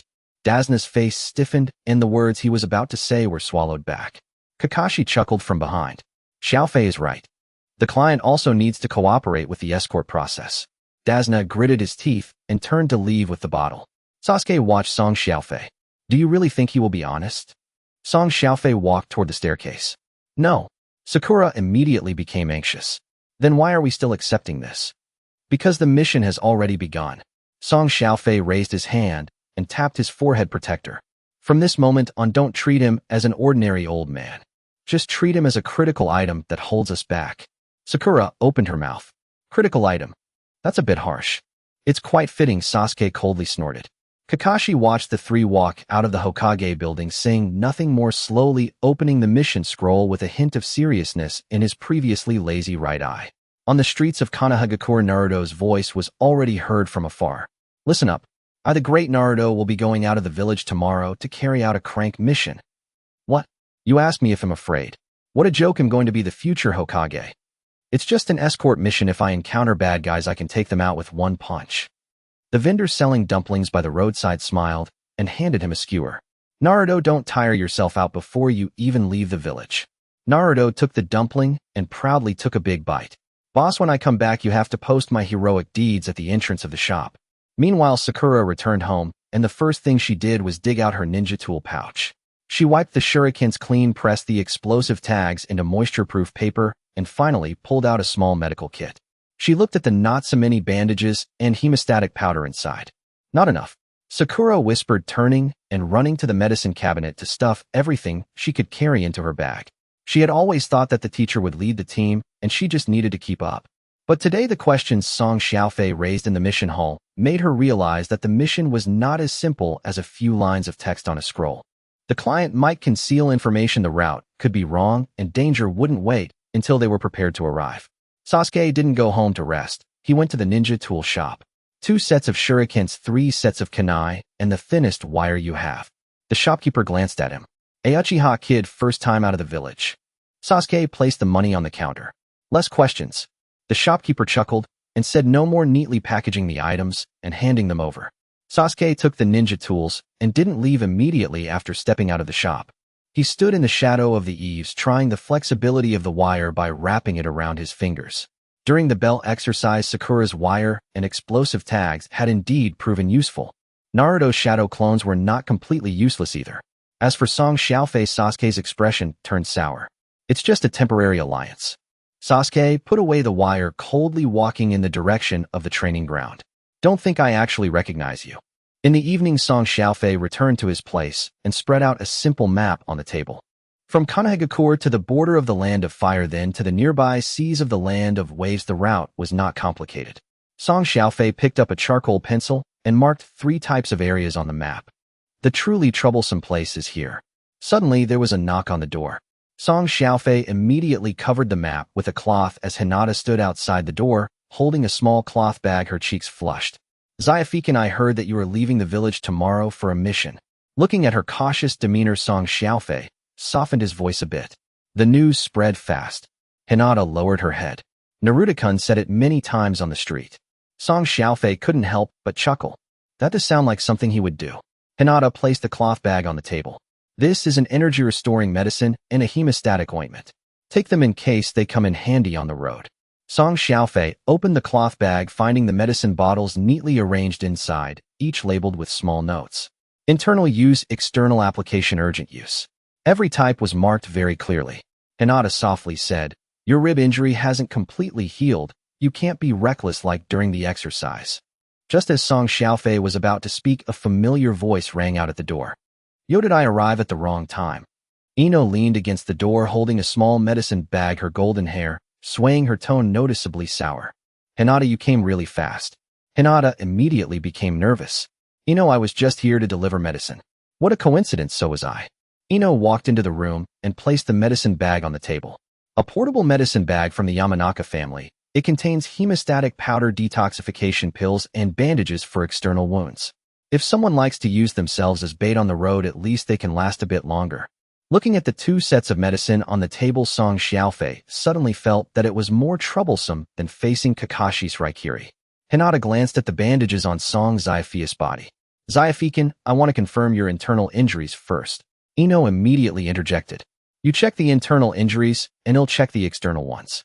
Don't forget he was injured on his shoulder before." The atmosphere in the room suddenly became tense. Song Xiaofei didn't joke around like before. He sat down directly and extended his hand to Hinata. "Hinata, you go first.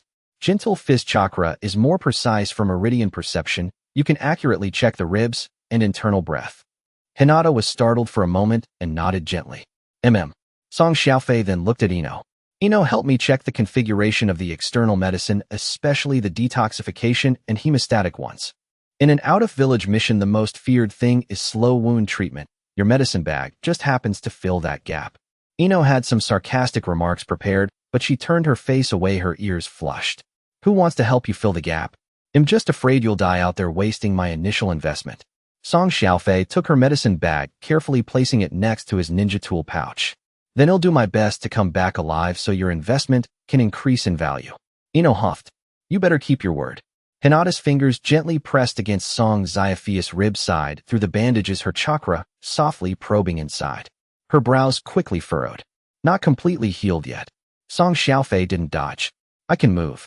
Being able to move doesn't mean you can push yourself to the limit. Hinata raised her head, her voice slightly louder than usual. After she finished speaking, she panicked. "Sorry, I didn't mean to scold you."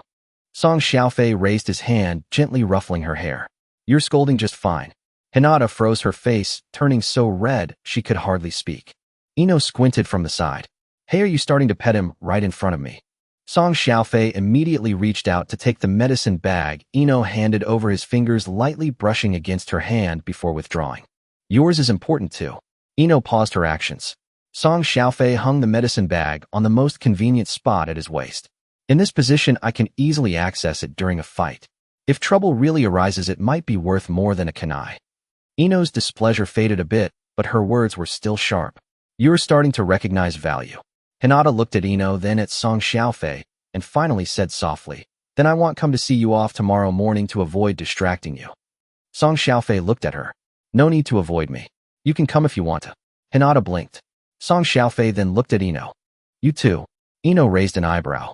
"Aren't you afraid that if we both go, we'll scare your teammates silly?" "Naruto has been silly many times already. This time won't make a difference." Song Xiaofei said it too naturally, causing Ino to laugh out loud. Hinata also chuckled softly. After sending the two off, the sky had darkened.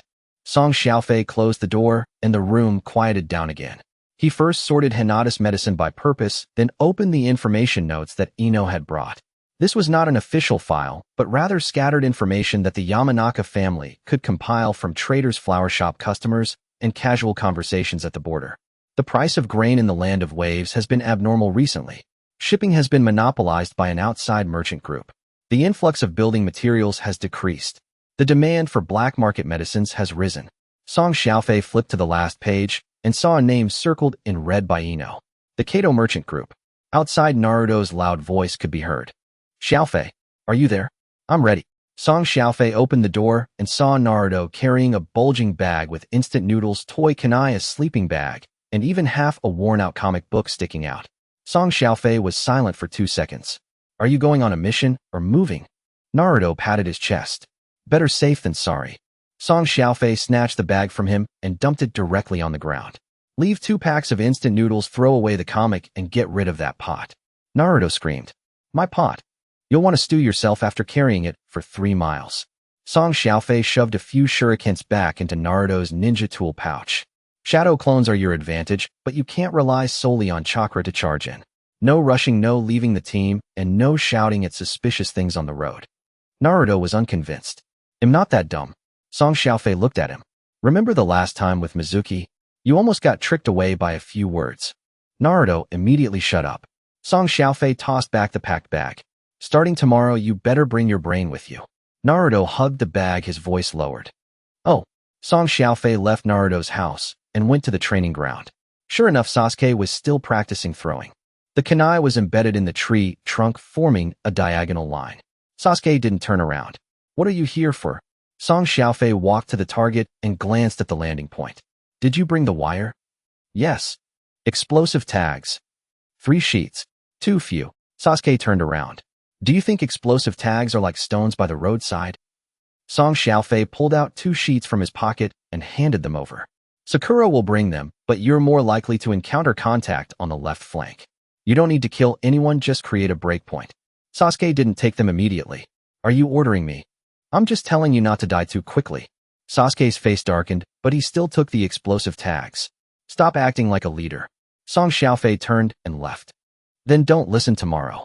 Sasuke said coldly, if your judgment is wrong, I will handle it my way. Xiaofei didn't look back. Fine. The premise is that you can spot danger before I do. Sasuke tightened his grip on the explosive tags, remaining silent for a long time. In the early morning at the gates of Konoha, the Chunin on guard yawned as he opened the registration book, only to see Uzumaki Naruto standing by the gate with a backpack nearly taller than himself, looking bold and confident. Starting today, I, the great Naruto, will step out of Konoha to undertake a truly significant mission. Sakura's ninja tool bag was noticeably bulkier than yesterday, with an additional small medical pouch hanging from her waist. She shot a glance at Naruto. Keep it down, the mission hasn't even started yet, don't wake the whole village. Naruto immediately turned his head. Sakura, you don't understand. In such an important moment, one must have some presence. Sasuke leaned against the doorpost, hands in his pockets, saying nothing else. Dasna sat on a stone stump by the gate, his face as dark as the bottom of a pot. He wasn't holding a wine bottle, just an empty gourd hanging from his waist, clearly intimidated by Song Xiaofei's words from yesterday, and had not dared to drink too much. Are all you Konoha ninja so unpunctual? Dasna looked at the sky, unable to refrain from cursing. We agreed to gather in the morning, and the leading Jonin still hasn't arrived. Naruto immediately spoke up to defend Kakashi. Teacher Kakashi must have important matters to attend to. Sasuke coldly replied, like getting lost. Sakura added, we're helping an old lady across the street. Naruto froze. How do you guys know? Xiaofei walked up behind Naruto and grabbed the strap of his backpack. Hold steady. What? Before Naruto could react, Xiaofei yanked his pack down and dropped it heavily on the ground. The pack opened, spilling out a pile of items. 2 packs of instant noodles, 3 rolls of bandages, a toy shuriken, a small iron pot, a bag of candy, and an old cloak that seemed to have been dug out from somewhere. Sakura's forehead nearly throbbed with anger. Naruto, did you even listen to what Xiaofei said yesterday? Naruto quickly squatted down to stuff the items back. I did. I only brought 2 packs of noodles. Xiaofei bent down and pulled out a small iron pot. What about this? Naruto hugged the pot. We can cook in the wild. Xiaofei placed the pot on the Chunin's desk. Come back to claim it when you can start a fire and cook noodles while being chased by enemies. The Chunin, suppressing a laugh, set the pot beside the registration book. I'll keep it safe for you. Naruto screamed. My pot. Xiaofei pulled out an old cloak from the bag. How about this one? Naruto replied defiantly, a hero must have a cloak for their entrance. Sasuke scoffed. You might get snagged on branches while running away, or it suits you well. Sasuke. Xiaofei tossed the cloak onto the desk. Only take ninja tools, rations, water bottles, and medical supplies. Everything else must be lightened. Naruto looked unconvinced. What if I need it? Xiaofei looked at him. If you carry all this, the enemy will target you first. At that point, I won't save your bag, only you. Naruto moved his mouth, finally sullenly readying his backpack. Got it. Dasna, watching from the side, felt his impatience gradually fade. These kids seemed less lazy than he imagined. Especially the one wrapped in bandages, who, despite being young, spoke and acted with great care. Xiaofei. A gentle voice called from the street. Xiaofei turned to see Hinata jogging over, holding a light-colored cloth bag. As she approached, her hair was a bit messy and her breath was hurried, yet she still strove to hand over the item steadily. "This is for you." Song Xiaofei accepted the cloth bag and opened it to find a pair of wrist guards. The guards were sewn from dark fabric with a soft inner lining, and the edges were stitched tightly with many small stitches. What was special about them was the thin chakra flow patterns on the inner side, which, while not classified as ninja tools, could reduce shock injuries when force was applied to the wrist. Song Xiaofei raised an eyebrow. "Did you make these yourself?" Hinata lowered her head, her fingers twisting together. Your gentle fist technique is too forceful. When your ribs are still injured, your arms and shoulders take on extra strain.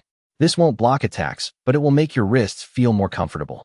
Naruto's eyes widened as he leaned in closer. "Wow, Hinata, you can make these." Hinata became even more nervous under his gaze. "It's just a simple thing." Song Xiaofei put the wrist guards on and moved his fingers.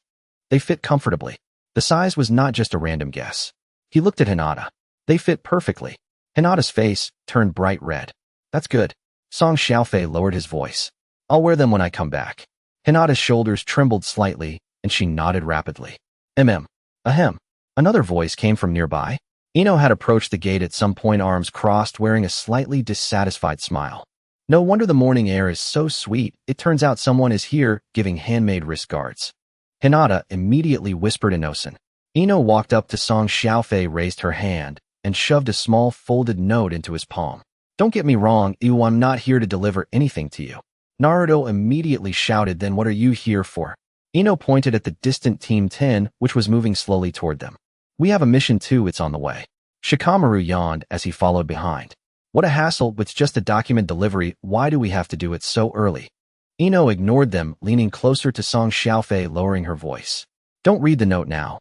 It has information on last night's supply flow. 2 batches of metal tools entered the coastal area on the black market, which doesn't match the normal construction materials." Song Xiaofei tucked the note into the inner side of the wrist guard. "Thanks." Ino scoffed. "Don't mention it. If you can't use it on the way, return it to me. That's something I stayed up all night organizing. What if I do use it? Then you owe me one." Song Xiaofei looked at her. "Deal." Ino felt her ears grow warm under his gaze and quickly turned her eyes away. "Who made a deal with you? Don't take advantage of me." Naruto looked at Hinata, then at Ino, and finally at Song Xiaofei's newly worn wrist guards and the small note he tucked away, completely dumbfounded. "Xiaofei, are you going on a mission or just picking up supplies before heading to the battlefield?" Song Xiaofei patted the medical pouch at his side. "If you have the ability, you can also pick some up." Naruto immediately puffed out his chest. "Of course I have someone bringing me supplies too." He turned to Sakura, full of expectation. "Sakura, do you have anything prepared for me?" Sakura expressionlessly shoved a roll of spare bandages into his arms. "Here you go. It's specifically for shutting your mouth." Ino couldn't help but burst into laughter. Hinata also suppressed a smile. "Why am I the only one suffering like this?" Sakura complained, but inside she felt a little flustered. She looked at Song Xiaofei's wrist guards again and recalled the note Ino had given him.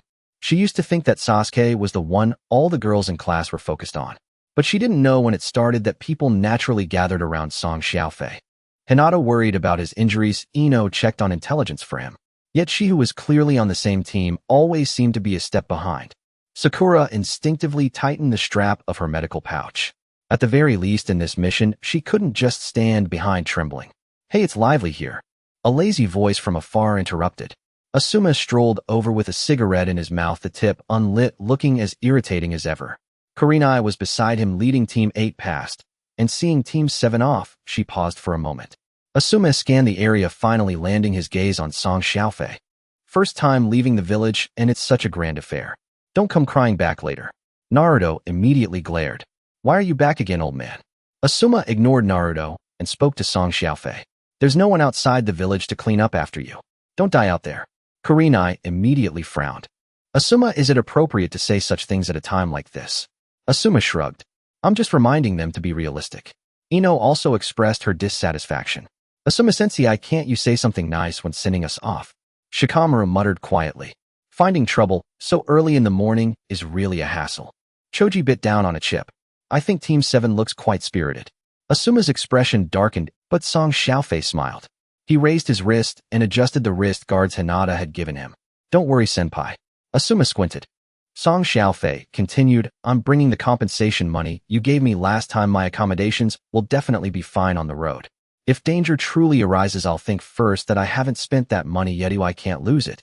Team 10 fell silent for a moment. The next moment, Choji nearly choked on his chips. Shikamaru lowered his head, covering his face, his shoulders shaking visibly.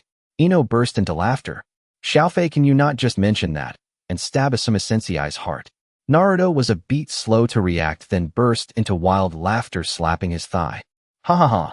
Asuma uncle, you exploded with gold coins. Asuma's face darkened like the sky before a storm. Song Xiaofei, this mouth of yours will eventually get you into trouble. Song Xiaofei calmly replied, so far it has mainly brought me money. Kurenai turned her head, suppressing Asuma was left speechless for a moment. Just then a puff of white smoke erupted at the gate. Kakashi finally appeared, one hand in his pocket, the other holding that yellow book, speaking in his usual laid-back tone. Sorry everyone, I got a bit lost on my path of life. The four members of Team 7 almost simultaneously. You're late again. Dasna was so angry he stood up. Is this how Konoha's jonin escort their clients? Kakashi closed the book and glanced at Dasna. Mr. Client, being overly emotional will affect our journey. By the way, from now on you'd better listen to orders. Dasna twitched his mouth, but did not continue to curse. Kakashi walked in front of Team 7, his tone finally becoming serious. Formation, I'll be in front. He pointed to the left. Sasuke, left wing guard. Sasuke replied flatly, I'm already in position. Kakashi raised his right eye. Good. He then looked at Naruto. Naruto, scout 10 steps ahead, don't stray too far from the team. Naruto patted his chest. Leave it to me.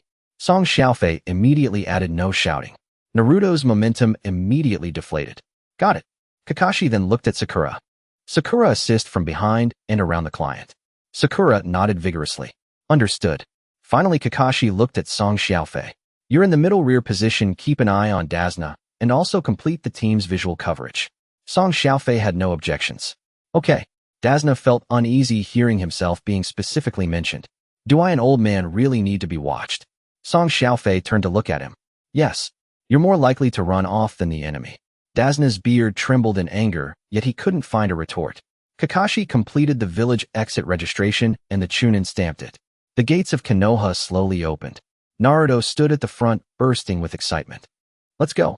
The legendary mission of this great man has begun. I told you not to shout. Song Xiaofei raised his hand and knocked him on the back of the head. Naruto covered his head, walking forward with a wronged expression. Hinata stood inside the gate, hands clasped in front of her chest, softly, saying, have a safe journey. Ino waved her hand. Come back quickly, the debts I have are not settled yet. Sakura glanced back at the two of them, pursed her lips, and quickly caught up with the team. Song Xiaofei reached the threshold, his Byakugan quietly activating. Pure white vision spread out, sweeping across the street's rooftops, tree canopies, and shadows of the gate. There were no residual chakra roots. No new pursuers either. He relaxed slightly, and then retracted his Byakugan. Kakashi seemed to sense something glancing at him. Song Xiaofei simply said, it's clean. Kakashi nodded. Then let's go. No sooner had they stepped beyond Konoha's gates than Naruto burst into exuberant energy, leaping onto roadside stones to peer ahead, then dashing forward to assume a vigilant stance like a wild fox freshly sprung from its cage. Stay close. With me scouting ahead, any enemy would have to take my fist first.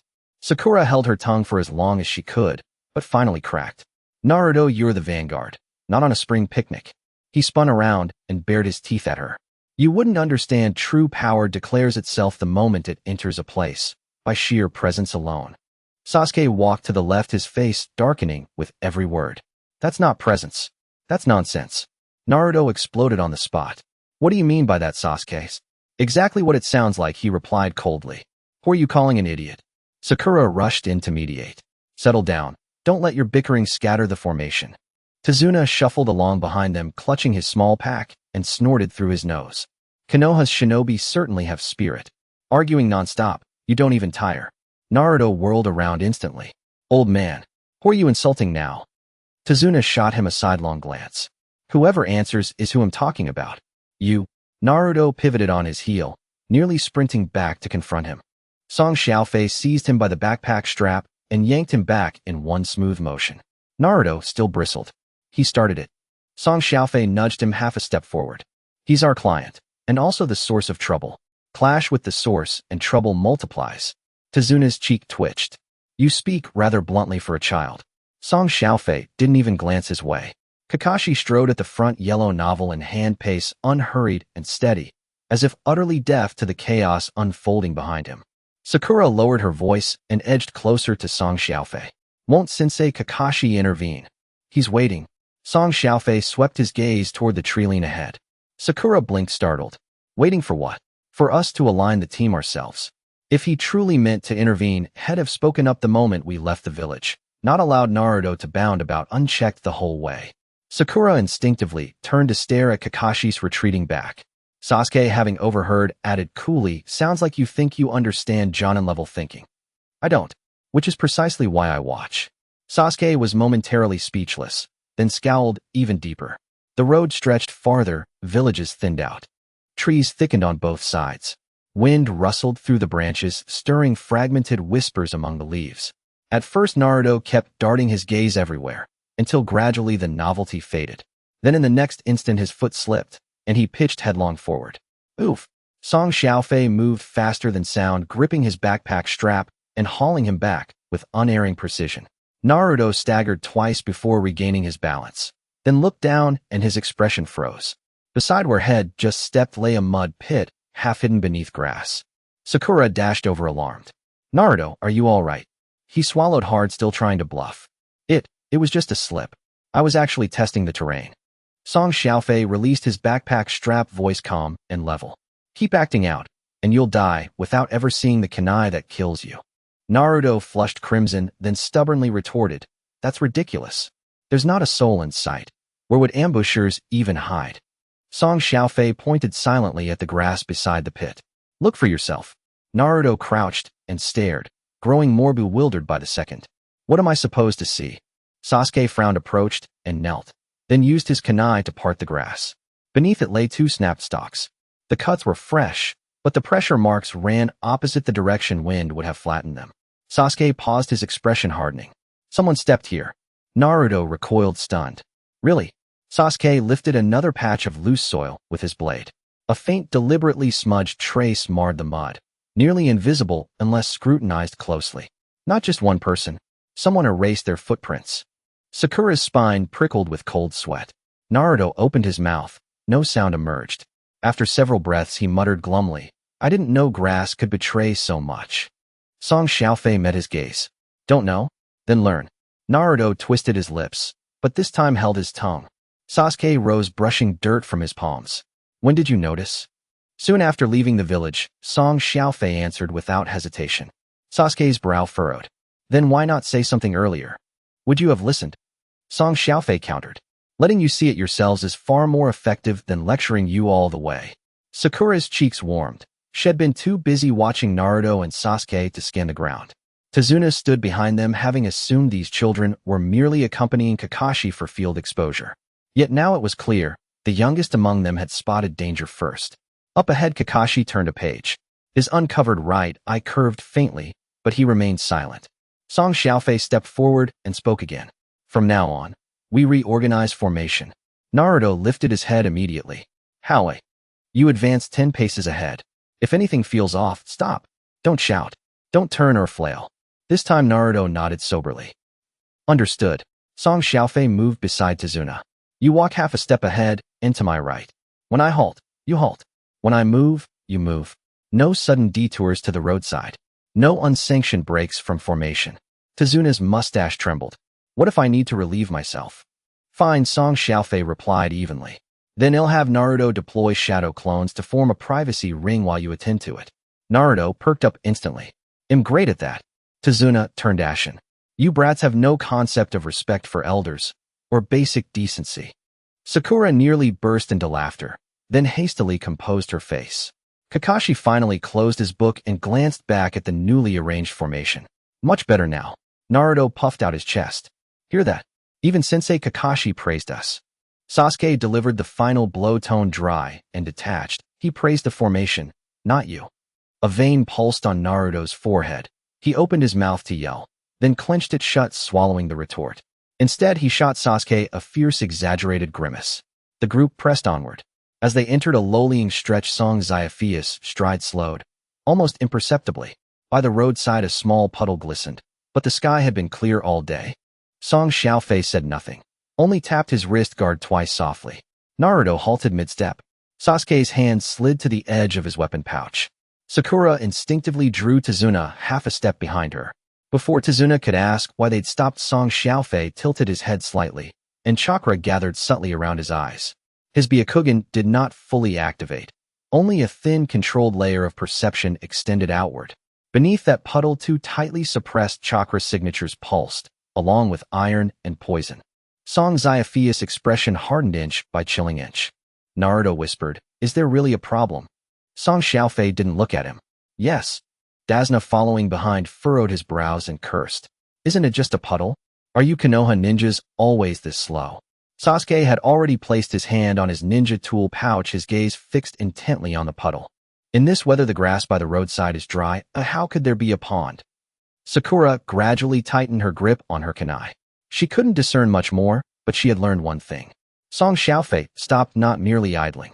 Kakashi walked at the forefront, his pace unbroken, as if he hadn't noticed anything unusual behind him. He even turned a page of that small yellow book. Naruto was taken aback. "Didn't teacher Kakashi see?" Song Xiaofei lowered his voice. "He saw it. Then why is he still moving forward?" "Because there are those who want to see how we die, and those who want to see how we live." Naruto felt a chill run down his spine. "What do you mean?" Song Xiaofei finally glanced at him. "It means from now on no looking back recklessly, no shouting, and no moving around. If you dare to act foolishly, he'll hit you first, then let the enemy finish you off." Naruto twitched at the corner of his mouth. "To him, not that unreliable." Song Xiaofei didn't bother to argue with him, his Byakugan quietly opening. The edges of his veins slightly bulged. In the pure white vision, that puddle was no longer just water. Beneath the water, two perfectly controlled chakra signatures were hidden. One on the left, one on the right. Their breathing was shallow, bodies curled under the water, chains wrapped around their arms, the claws glimmering with a faint toxic light. Both were ninjas. A trace of coldness flickered in Song Xiaofei's eyes. The Demon Brothers. They had finally arrived. He did not speak this name aloud, but lightly tapped Naruto's backpack. "Let's go." Naruto's legs felt somewhat stiff. "Are we really going to walk past? What else, sit down and chat with them?"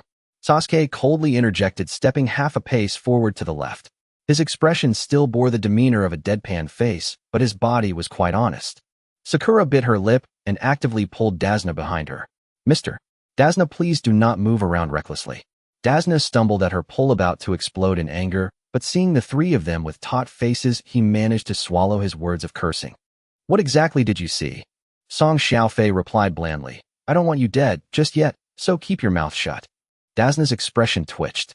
"You little brat, you, shut up." This time it was Kakashi who spoke. He didn't even turn around, but his tone was somewhat soft. "Client, from now on please follow the escort team's arrangements completely." Dasna finally fell silent. The group continued forward. Kakashi was at the front. Naruto walked slightly ahead, his shoulders tense. At this moment, everyone knew there was something wrong with that puddle, yet no one pointed it out. Naruto stared ahead. The sun was bright, yet his palms were sweating. Song Xiaofei's words from earlier echoed repeatedly in his mind. He bit down hard on his tongue, forcing himself to keep his head straight. Sasuke stole a glance at Naruto, somewhat surprised. This idiot actually held back. Ahead, Kakashi had already taken several steps. Song Xiaofei had just led Dasna past. Sakura's heels also stepped over the muddy edge. In the next moment, the water surface suddenly exploded and two dark figures leaped out simultaneously from the puddle. A cold light flashed, chains whipped out, forming a strangling net in midair, aimed directly at Kakashi at the front. Naruto's pupils dilated. Behind. He had barely shouted two words when the chains had already wrapped around Kakashi's body. "Gotcha!" A cold, sharp voice exploded right by his back. The two mist ninjas exerted their strength, simultaneously twisting the steel chains. With a loud pop, Kakashi was torn apart. Even though he already knew there was an ambush, Naruto stood frozen in place at this scene. Sakura's face turned pale. Dasna's legs went weak, nearly causing him to kneel. Sasuke's breath faltered for a moment. It was too fast. From the explosion of the puddle to Kakashi being killed was just the blink of an eye. The Demon Brothers showed no signs of stopping. "Our target is not the Jonin, kill the old man."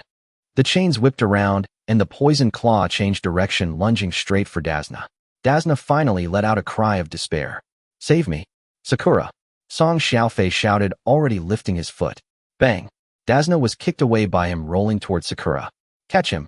Sakura was nearly knocked over by this, but she gritted her teeth and held on to Dasna, dragging him behind her.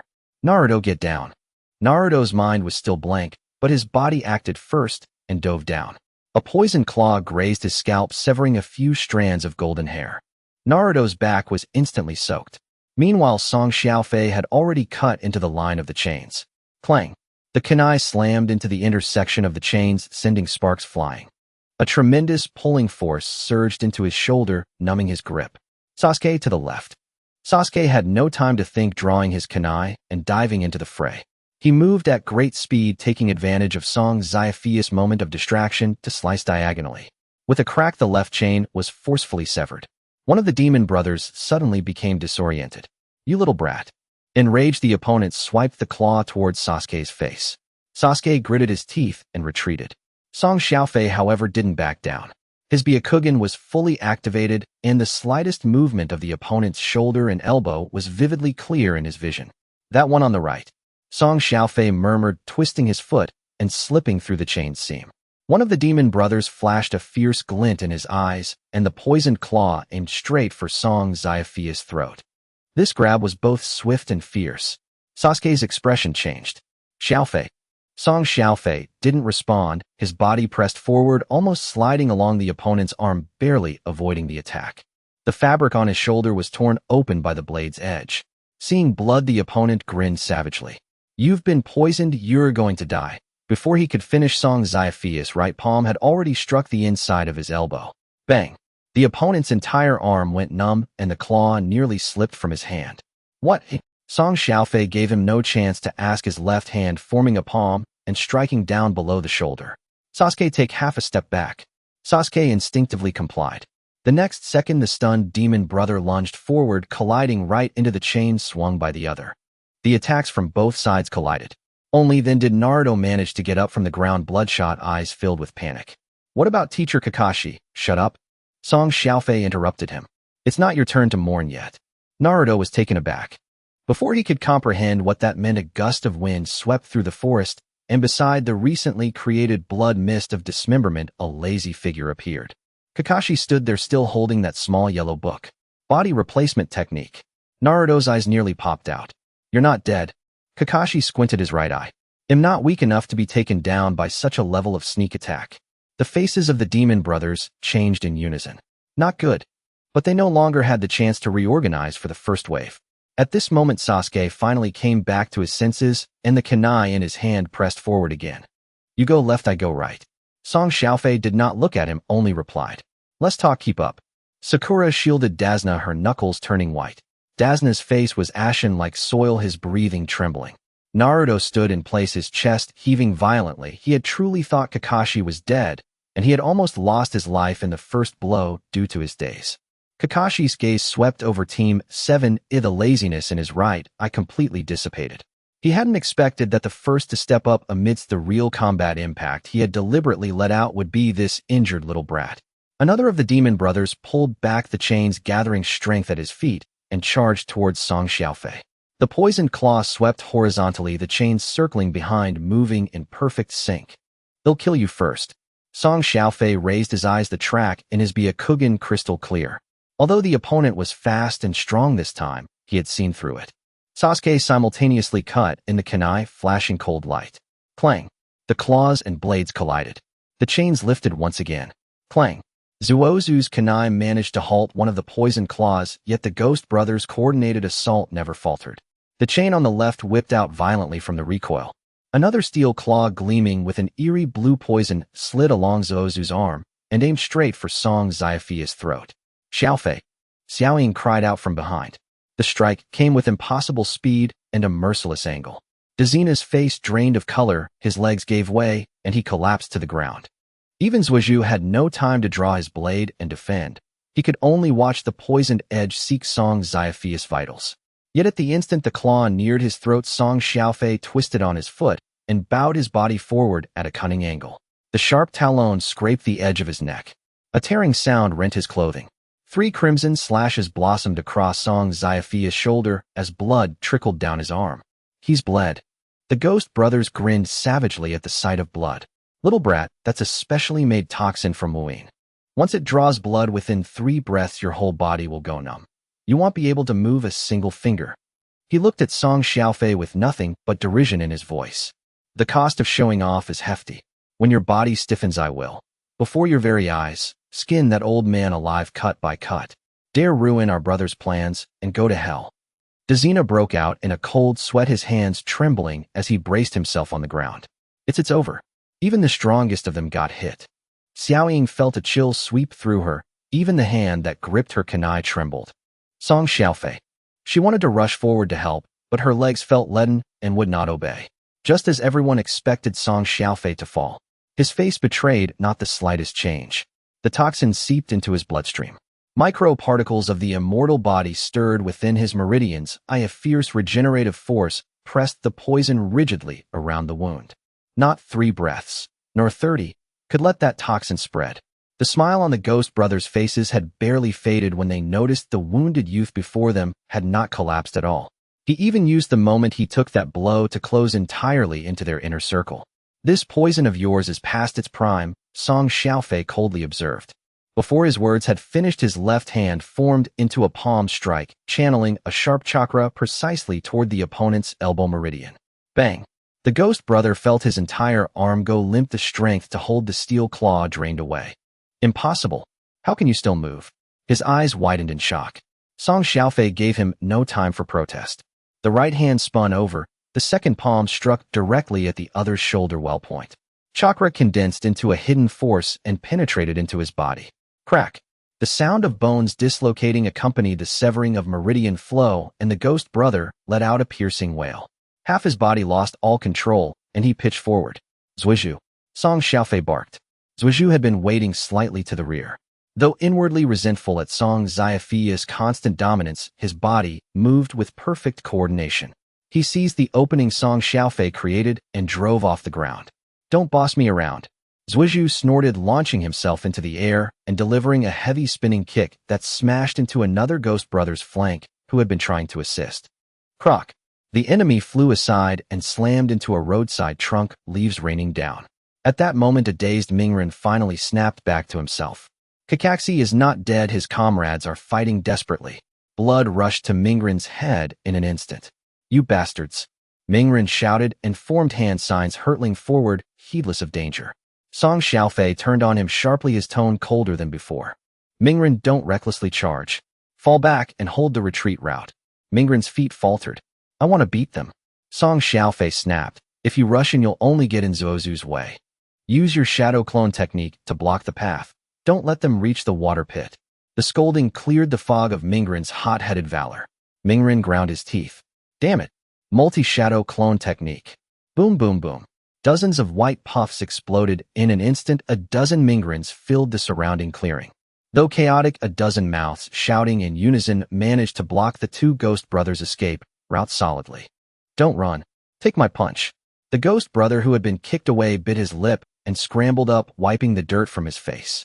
A bunch of annoying brats. He flicked the chain free, trying to use its length to carve a path through. Don't you dare pass. Xiaoying's voice came from behind. Her face was still pale and her fingers still trembled, but she forced herself to draw a kunai from her pouch and hurled it hard at the blind spot where the chain swung. At the same time flew 3 shuriken from Zuizhu. Clink, clink, clink. Cold edges struck precisely along the chain's route and forced the enemy's advance back half a foot. Song Xiaofei stood at the forefront facing the ghost brother whose half-body he had crippled. The man clutched his shoulder, fear finally showing on his face. What are you? What kind of monster are you? Song Xiaofei said nothing. Within the pale tunnel of his peripheral vision, the foe's chakra had already been thrown into utter disarray. Now was the moment to strike. Bagua. Song Xiaofei shifted foot and blurred into an afterimage. Bam, bam, bam, bam. A barrage of soft-fisted hidden strikes hammered relentlessly between chest and abdomen. The man couldn't even form a scream. He staggered back step by step and finally collapsed to his knees in limp resignation. His chakra flow had been irreparably disrupted. The ghost brother could no longer mount even the simplest resistance. The fight should have ended there. By standard practice, a genin would subdue the enemy and await the Chunin leader's judgment. Yet Song Xiaofei's steps did not halt. With a flick of his wrist, he reversed and seized a kunai. This was true combat. To spare an enemy's breath is to dig your own grave. Die. No wasted words. No needless flourish. The kunai traced a cold arc and without hesitation slashed across the man's throat. The ghost brother clutched his neck, his eyes fixed on Song Xiaofei. He convulsed a few times on the ground and then crashed down utterly still. A heavy copper tang of blood spread through the air. Xiaoying covered her mouth as her stomach turned as she involuntarily took 2 steps back. It was her first face-to-face encounter with death. Song Xiaofei's blow had been clean and absolute. In that instant, his decisiveness and ruthlessness made Xiaoying feel that the boy standing in the pool of blood was wholly different from the genial youth who laughed in the village. Mingren's shadow clones vanished one by one. The original stood dazed where he was. Xiaofei, did you kill him? Mingren's voice was strained and dry, his fists loosening without him meaning to. Zuozu's fingers tightened subtly around his kunai. He stared at the corpse, then at Song Xiaofei's composed profile, his heart pounding hard. He suddenly realized that the gap between himself and Song Xiaofei might not be merely skill or intellect, but this absolute coldness in the face of life and death. Dezina was so frightened he could scarcely finish his words. He killed. He had assumed these kids could at best delay them a little. Who would have expected that the lead boy's hand would be more vicious than a Wuyin renegade? Cold sweat soaked Dezina's back. High in the canopy, Kakaxi watched the scene below in silence. When he saw Song Xiaofei cut the enemy's throat without hesitation, he narrowed his right eye. This youngster was more decisive than Kakaxi had imagined. He did not dislike Song Xiaofei for killing. The world of shinobi demanded such choices. Song Xiaofei wiped the blood from his kunai and returned it to his pouch. He paid no heed to the reactions of the 3 behind him and turned his gaze to the not-distant scene. The other ghost brother lay pinned beneath Zuozu's boot, his chain pulled aside. Let me go. Konoha brats, how dare you meddle in Lord Kato's affairs? You all must die. Though subdued, the man still thrashed and roared madly. His eyes were bloodshot and spittle flew from his mouth. Rather than quieting him, his comrade's death plunged him into a final feral madness. The ghostly brothers' eyes burned crimson as they glared fiercely at Song Xiaofei, who stood at the forefront. Dare to interfere in Lord Kato's affairs, and you'll all be minced and fed to dogs. When Lord Kato's envoys arrive, not a single one of you will survive. Song Xiaofei narrowed his eyes slightly. Whoosh! Kakashi leapt down from the treetop. He still held the small yellow book in hand, yet the languid indifference in his right eye had vanished entirely. This is no ordinary bandit ambush. Kakashi strode before the ghostly brothers and casually tapped the hilt of his kunai against the elder brother's nape. Thud! The man convulsed violently, instantly paralyzed, utterly incapable of resistance. Only then did Sasuke release his foot and step back half a pace. Kakashi did not question them immediately. Instead, he turned and gazed upon the 4 members of Team 7. Well done. You've barely passed your first real combat assessment. Naruto exhaled in relief, attempting a smile only for his legs to buckle beneath him.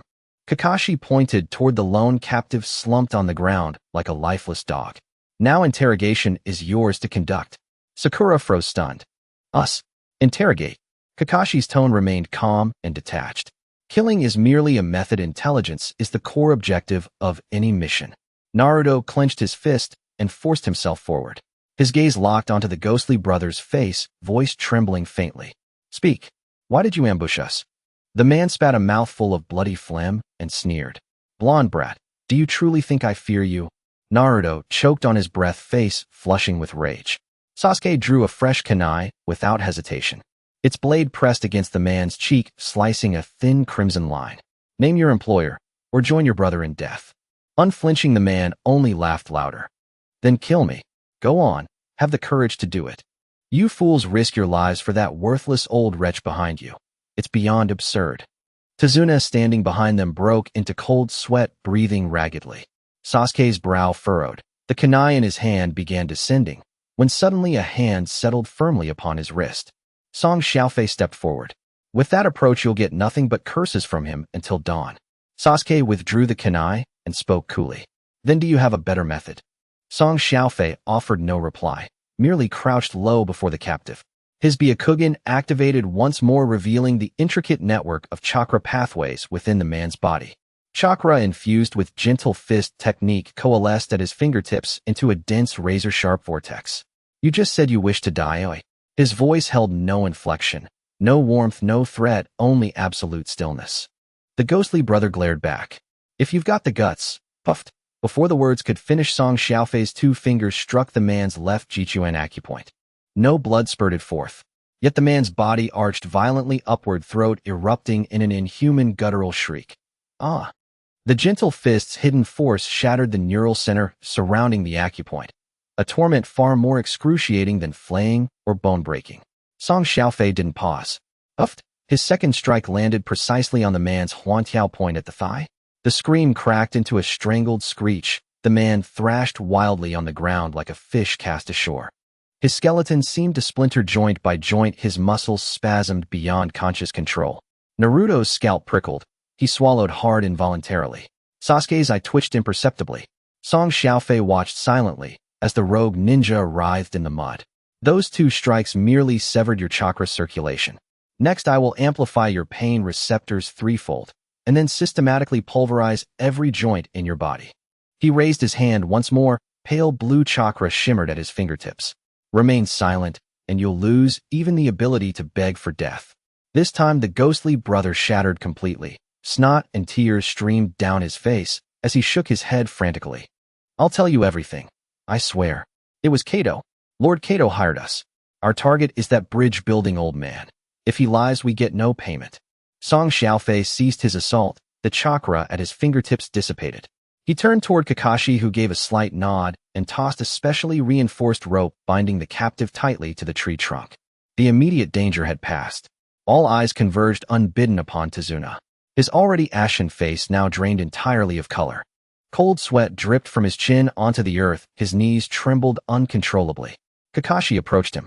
Client-san, perhaps an explanation is now in order. Tsunade feigned ignorance. Explain what? I'm just an ordinary bridge builder.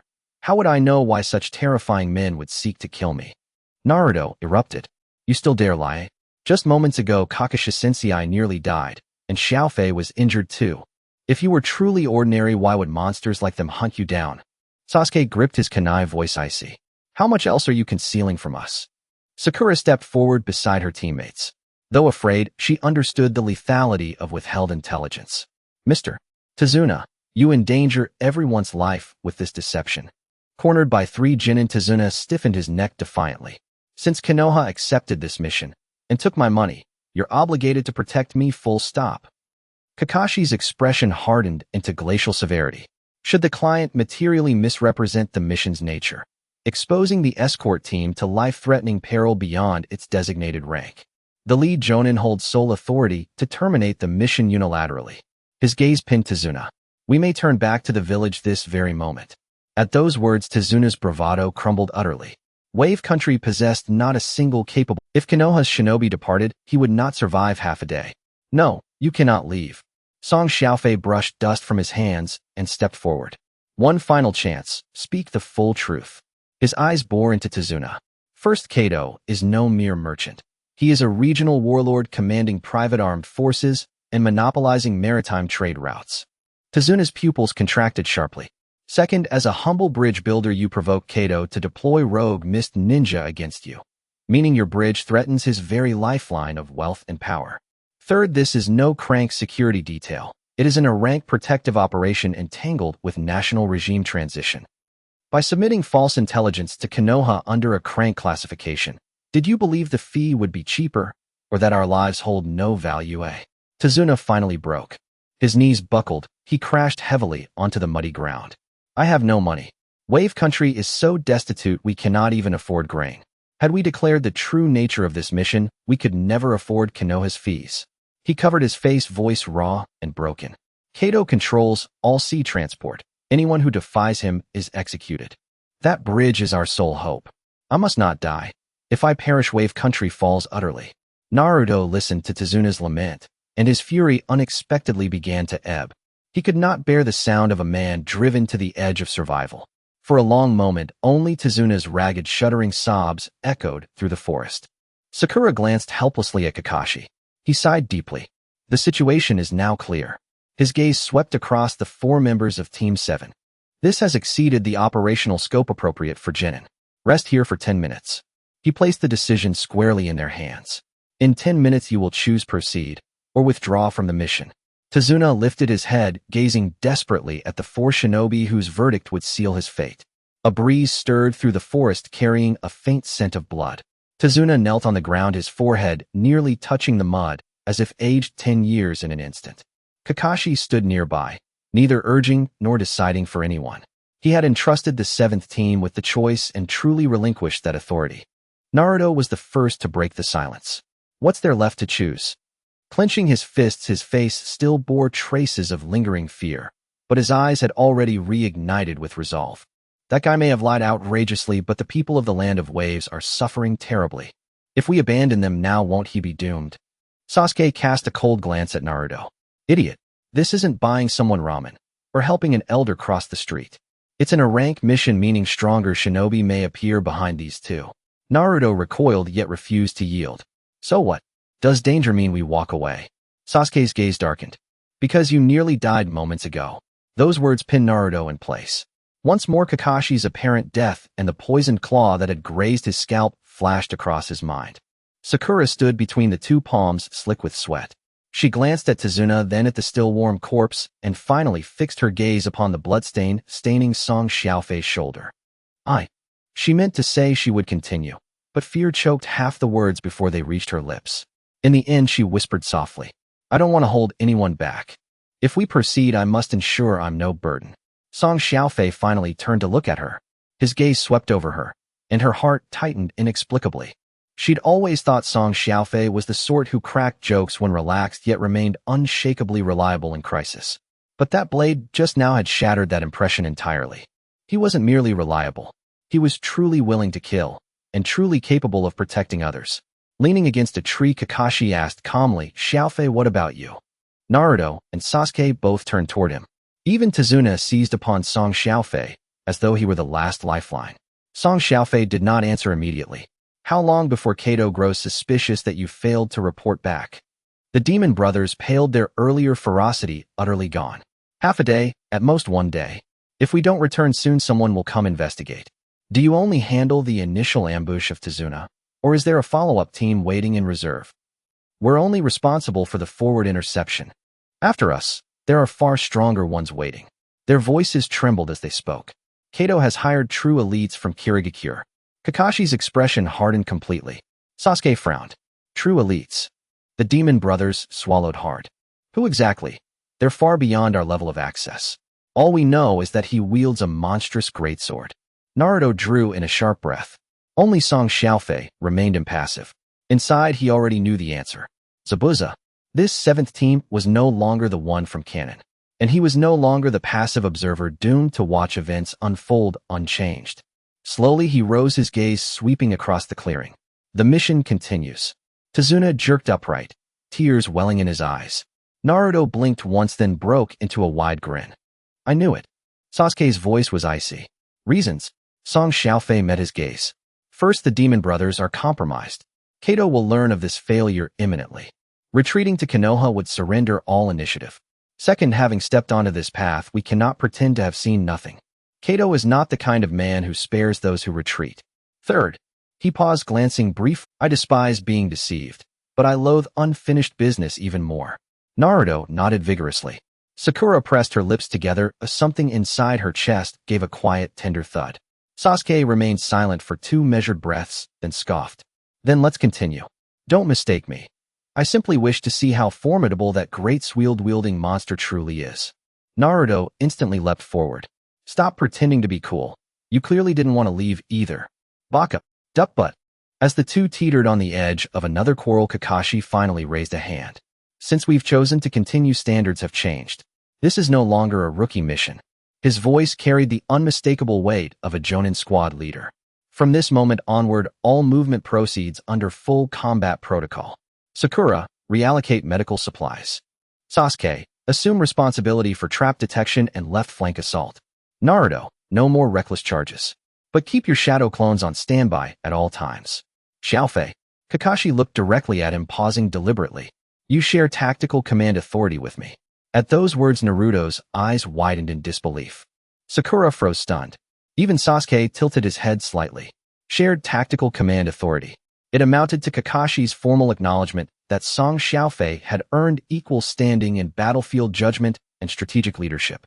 Tsunade's gaze upon Song Xiaofei transformed utterly, not as a troublesome child, but as the very person who held his life and death in his hands. Song Xiaofei nodded. Understood.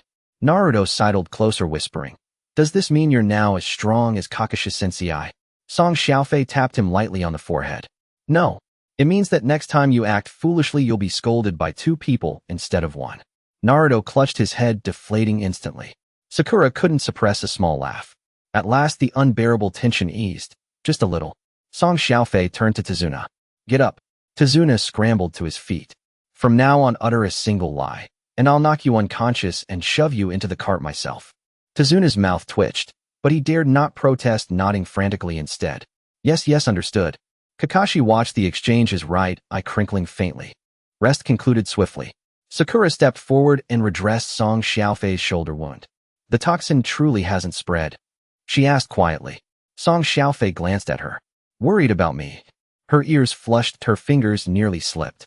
Who said I was worried about you? I'm concerned about combat readiness. Song Xiaofei smiled faintly, choosing not to call her out. Relax. I'm not so easily felled. Sakura lifted her eyes for a fleeting moment, and her pulse quickened inexplicably. She realized suddenly that though he was irreverent and teasing, the things he said in moments like these carried an extraordinary grounding certainty. Naruto peered over her shoulder. Sakura, why don't you check me too? I almost died just now. Sakura didn't even turn her head. You're bouncing around like a hyperactive squirrel. Shutting up is the best treatment you'll get. Naruto turned to stone on the spot. Sasuke let out a dry chuckle, though somewhere deep down he sensed a faint, ominous green hue gathering above his head. Song Xiaofei tossed a small pouch of hemostatic powder to Sakura. Keep this. Combat will intensify. We need rapid field response. You'll manage it. Sakura caught it, startled. Me? You'll make better use of it than I will. His tone was perfectly matter-of-fact. Besides, you have steady hands. Don't waste that gift. Sakura stared at the pouch in her palm, warmth blooming deep in her chest. That simple, direct trust struck deeper than any ornate reassurance ever could. She murmured a soft, earnest, tucking the pouch away with care. The 7th team set off once more. Yet this time the entire unit's aura had shifted irrevocably. No one regarded this journey as a novice's first thrill beyond the village walls. Each of them understood with chilling clarity. From here on, people would die. Soon after, the team resumed its march. A faint system interface shimmered across Song Xiao. Target identified for cultivation, Haruno Sakura. Current emotional state, agitation, tension, rising dependence. Current affinity, level 31. Triggered side, quest, establish stable trust before reaching the land of waves. Reward, advanced chakra control, refinement 1. Song Xiaofei's gaze flickered, just once. Then he glanced sideways, catching Sakura walking just behind and slightly to his right, her eyes unconsciously tracing the line of his back. A subtle, knowing curve touched his lips. The road to the land of waves stretched long ahead. Perfect. There was time enough to take it slowly. Naruto rarely fell silent on the road. Even his usual shouting had diminished. Sakura was busier than when they first left the village. She had to keep an eye on Tsunade while also ensuring Naruto didn't stumble into any traps, occasionally glancing at Song Xiaofei's shoulder, which had been freshly bandaged. Not long after, a thin layer of sweat had already formed at her temples. Song Xiaofei glanced at her and suddenly spoke, Sakura. Sakura instinctively replied, You are currently focused on 3 things which will throw off your rhythm. Sakura was taken aback. What 3 things?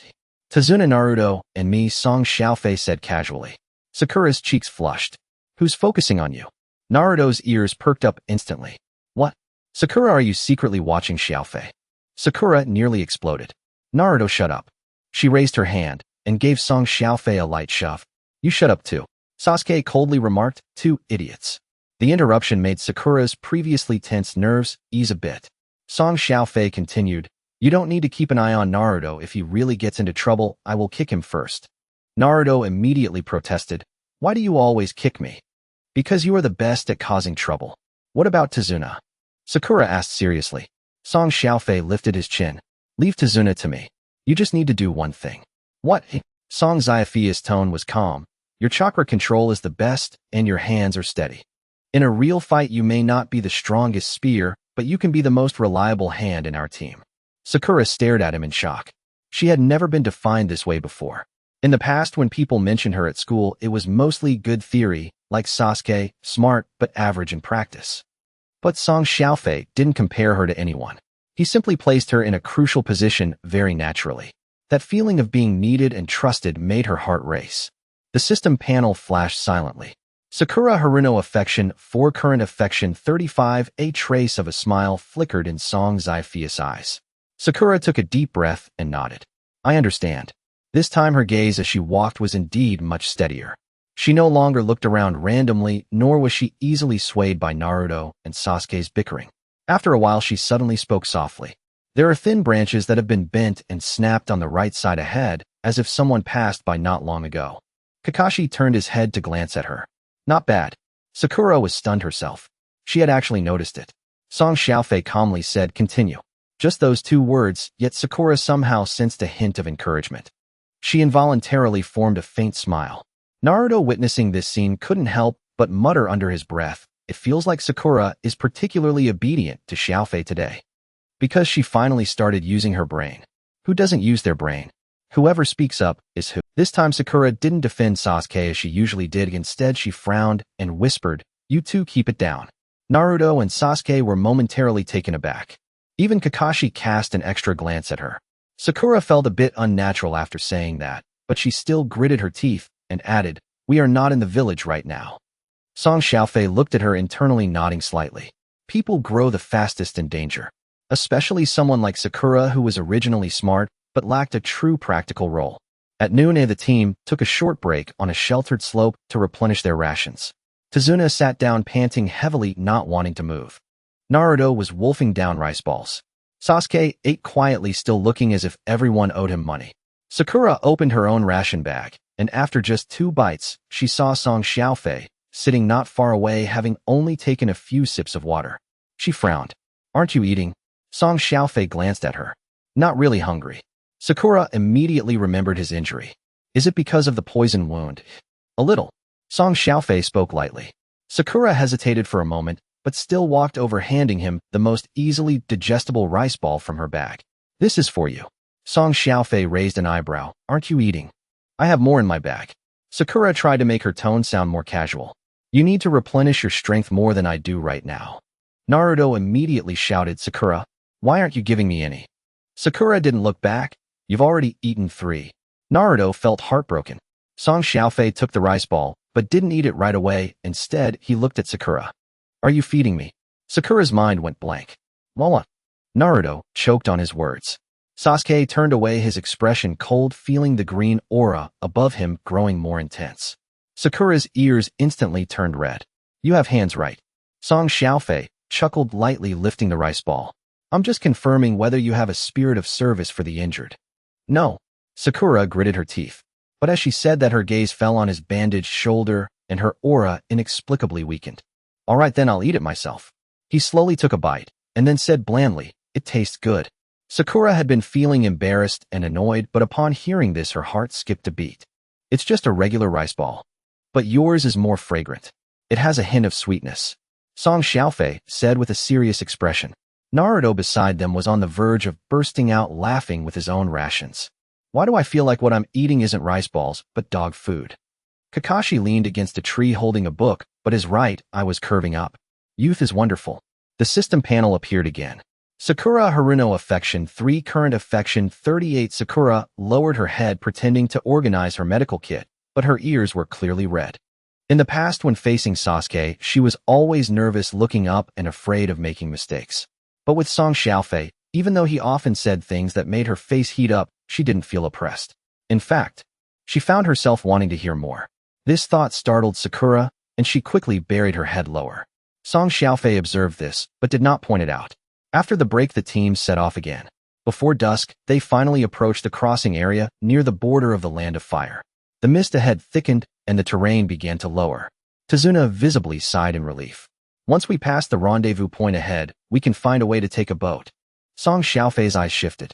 Find a way. Tsunade's face stiffened instantly, and he hurriedly corrected himself. To mean we can take a boat.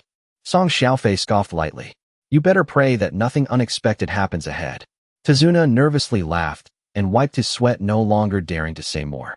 Just as the team was about to enter the increasingly misty waterway area, Kakashi suddenly raised his hand. Stop! Everyone instantly halted. Kakashi looked toward the thickening fog ahead, his voice lowering. From here on we truly enter the enemy's territory. Song Xiaofei slowly raised his eyes, his Byakugan faintly activating. In the depths of the distant mist, a faint yet icy killing intent awaited their approach in silence. He knew that man was coming soon. The further they walked, the heavier the humidity in the air became. Naruto rubbed his arms and glanced around. Why is it suddenly so cold? Sakura whispered, the moisture is too dense. Sasuke frowned, his gaze scanning the sides continuously. The visibility is decreasing. Kakashi had already put away the little yellow book. Everyone in Team 7 understood what this meant. Even he had ceased to be casual. Tsunade walked in the middle, his breathing becoming lighter, as if he feared that any noise would attract something. Song Xiaofei's veins around his eyes tightened slightly. The Byakugan's vision unfurled in the mist, scanning the water surface, the reeds, the remnants of bridge piles, and the broken wood along the shore inch by inch. There were no shadows for the time being, but he did not relax in the slightest. The quieter it was, the more it indicated that the opponent was waiting for the best opportunity. This time Sakura subconsciously moved half a step closer to Song Xiaofei, her voice barely above a whisper.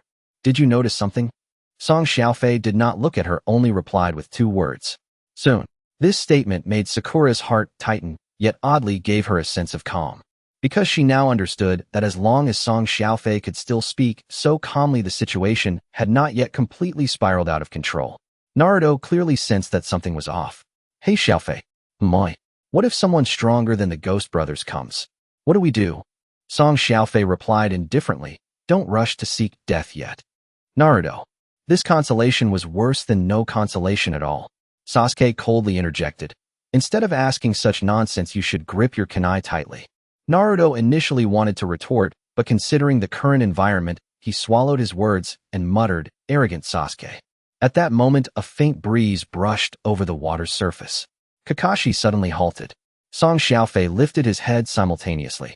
In the next instant, a chilling, murderous intent nearly palpable suddenly enveloped them from the mist ahead. Naruto's body was covered in goosebumps. Sakura's breath became chaotic in an instant. Tsunade's legs went weak, nearly causing him to sit down. Sasuke's pupils contracted, the veins on the back of his hands standing out. Kakashi's voice lowered. Don't move. The murderous aura continued to intensify. It was as if some invisible giant beast was slowly approaching from the mist. Cold sweat trickled down Naruto's forehead, his teeth chattering slightly. This was on a completely different level from the Ghost Brothers. If the previous danger was a sneak attack, then this was pure suffocation from a difference in strength. Sakura instinctively reached out and firmly grasped Song Xiaofei's sleeve. She wasn't even aware of how natural this action was. Song Xiaofei glanced down, not pulling away. Instead, he turned his wrist and gently squeezed her hand. It was brief and light, yet it steadied her unbalanced heart. Sakura stiffened, even her breath pausing momentarily. Immediately after, her ears began to burn. Clearly this was not the time to be distracted, but she distinctly felt it. He was comforting her. Sakura Haruno's Favorability 5. Current Favorability 43. Song Xiaofei remained expressionless, his gaze still fixed ahead. In the mist, a low, hoarse voice finally emerged. What a surprise. A mere lower ninja team from Konoha actually managed to deal with the Ghost Brothers. Kakashi, and a few rather interesting little brats. The voice fluctuated in distance, making it impossible to determine its exact location. Naruto gritted his teeth. Who? Show yourself. Don't shout. Kakashi coldly interrupted. But it was too late. A massive beheading sword accompanied by a sharp whistling sound suddenly sliced through the thick fog. Get down. Kakashi immediately lunged forward. Team 7 almost simultaneously dropped to the ground. The enormous sword crashed into a nearby giant tree, with chips exploding as the entire tree was cleaved in two. Naruto's face turned pale. They had barely escaped. If they had been half a beat slower, it wouldn't have been the tree that was cut down but them. On the broken wood, a tall figure slowly emerged. His face was covered in bandages, his forehead protector askew, his bare upper body had muscles carved like a chiseled statue, and his arms rested on the hilt of the large sword, exuding the unique bloody aura of the mist. Zabuza Momochi. The moment he appeared, the surrounding air seemed to cool down a few degrees. Tsunade nearly gasped. Why is there such a monster? Kakashi slowly raised his forehead protector, revealing his Sharingan. Looks like we hit the jackpot. Zabuza grinned, his smile chilling. Copy Ninja Kakashi. And His gaze swept over Team 7 finally, landing on Song Xiaofei. That useless brat from earlier, he died at your hands, didn't he, little brat? Song Xiaofei looked up, his expression calm. Yes. A glimmer of interest flickered in Zabuza's eyes. You have quite some guts.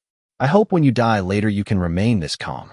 Kakashi shifted half a step, positioning himself in front of Team 7. Tsunade will be protected by you all. This one is not something you can handle right now. Naruto swallowed hard, wanting to say something. However, Song Xiaofei suddenly spoke up. Kakashi-sensei, moi. He is much stronger than the Ghost Brothers, but not strong enough to be invincible. Kakashi turned to glance at him. Song Xiaofei continued, we won't engage directly, but we can create a distraction. Upon hearing this, Zabuza laughed lowly, as if he had heard a joke. Create a distraction for me. Little brat, do you know who you're talking to? Song Xiaofei opened his Byakugan, quietly looking at him. I know. One of the 7 ninja swordsmen of the mist, Zabuza Momochi. The moment these words were spoken, Zabuza's expression changed. Kakashi narrowed his eyes as well. Naruto, Sakura, and Sasuke were all stunned. They had never expected that Song Xiaofei would directly expose the opponent's identity. Zabuza's smile gradually faded and his voice turned serious. Little brat from Konoha, knowing too much is not a good thing. Song Xiaofei, however, calmly replied, knowing too much means at least understanding how to die. This statement made even Kakashi unable to suppress a curse in his heart. This kid really dares to take on anything.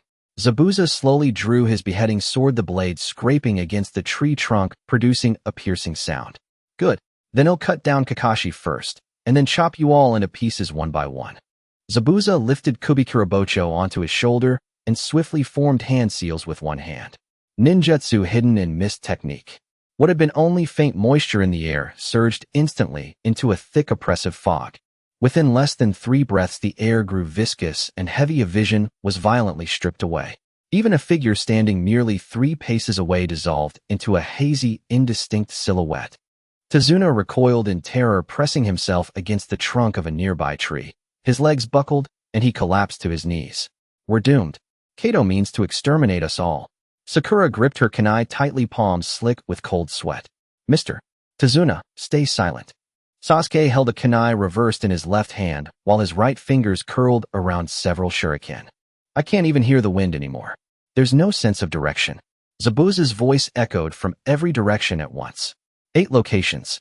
His voice drifted unmoored and dripping with metallic bloodiness. Throat, spine, lungs, liver, carotid artery, subclavian artery, kidneys, heart. Which one shall I slit open first?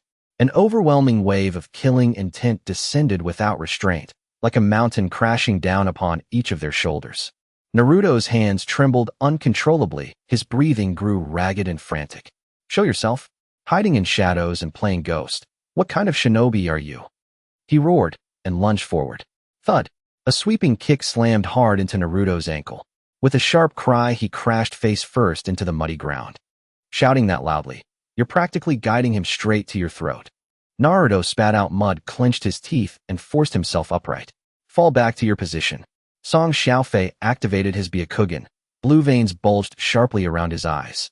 His normally piercing, pure white vision, capable of seeing through solid rock, was now a chaotic, disordered blur. The mist churned with Zabuza's turbulent chakra. This fog is unnatural. Song Xiaofei murmured low. Sasuke immediately turned his head. How far can you see? 10 paces, at most. Song Xiaofei stared into the blinding white haze ahead. Chakra density inside the mist is too high. The Byakugan itself is suppressed. Sasuke's jaw tightened. If even the Byakugan could be so severely restricted, then Zabuza's chakra control was nothing short of monstrous. Titan formation. Song Xiaofei issued orders without hesitation. Naruto, Sakura, place Tsunade between you. Sasuke, cover the blind spot on the left. I'll hold the right. No one leaves the defensive perimeter, not for a single step, no matter what sound you hear. Sakura seized Tsunade's collar and yanked him sharply behind her.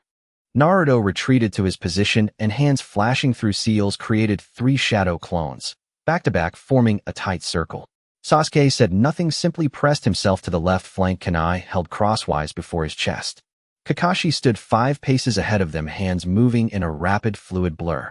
Chakra erupted across his body, forcibly pushing back the encroaching fog by half a foot.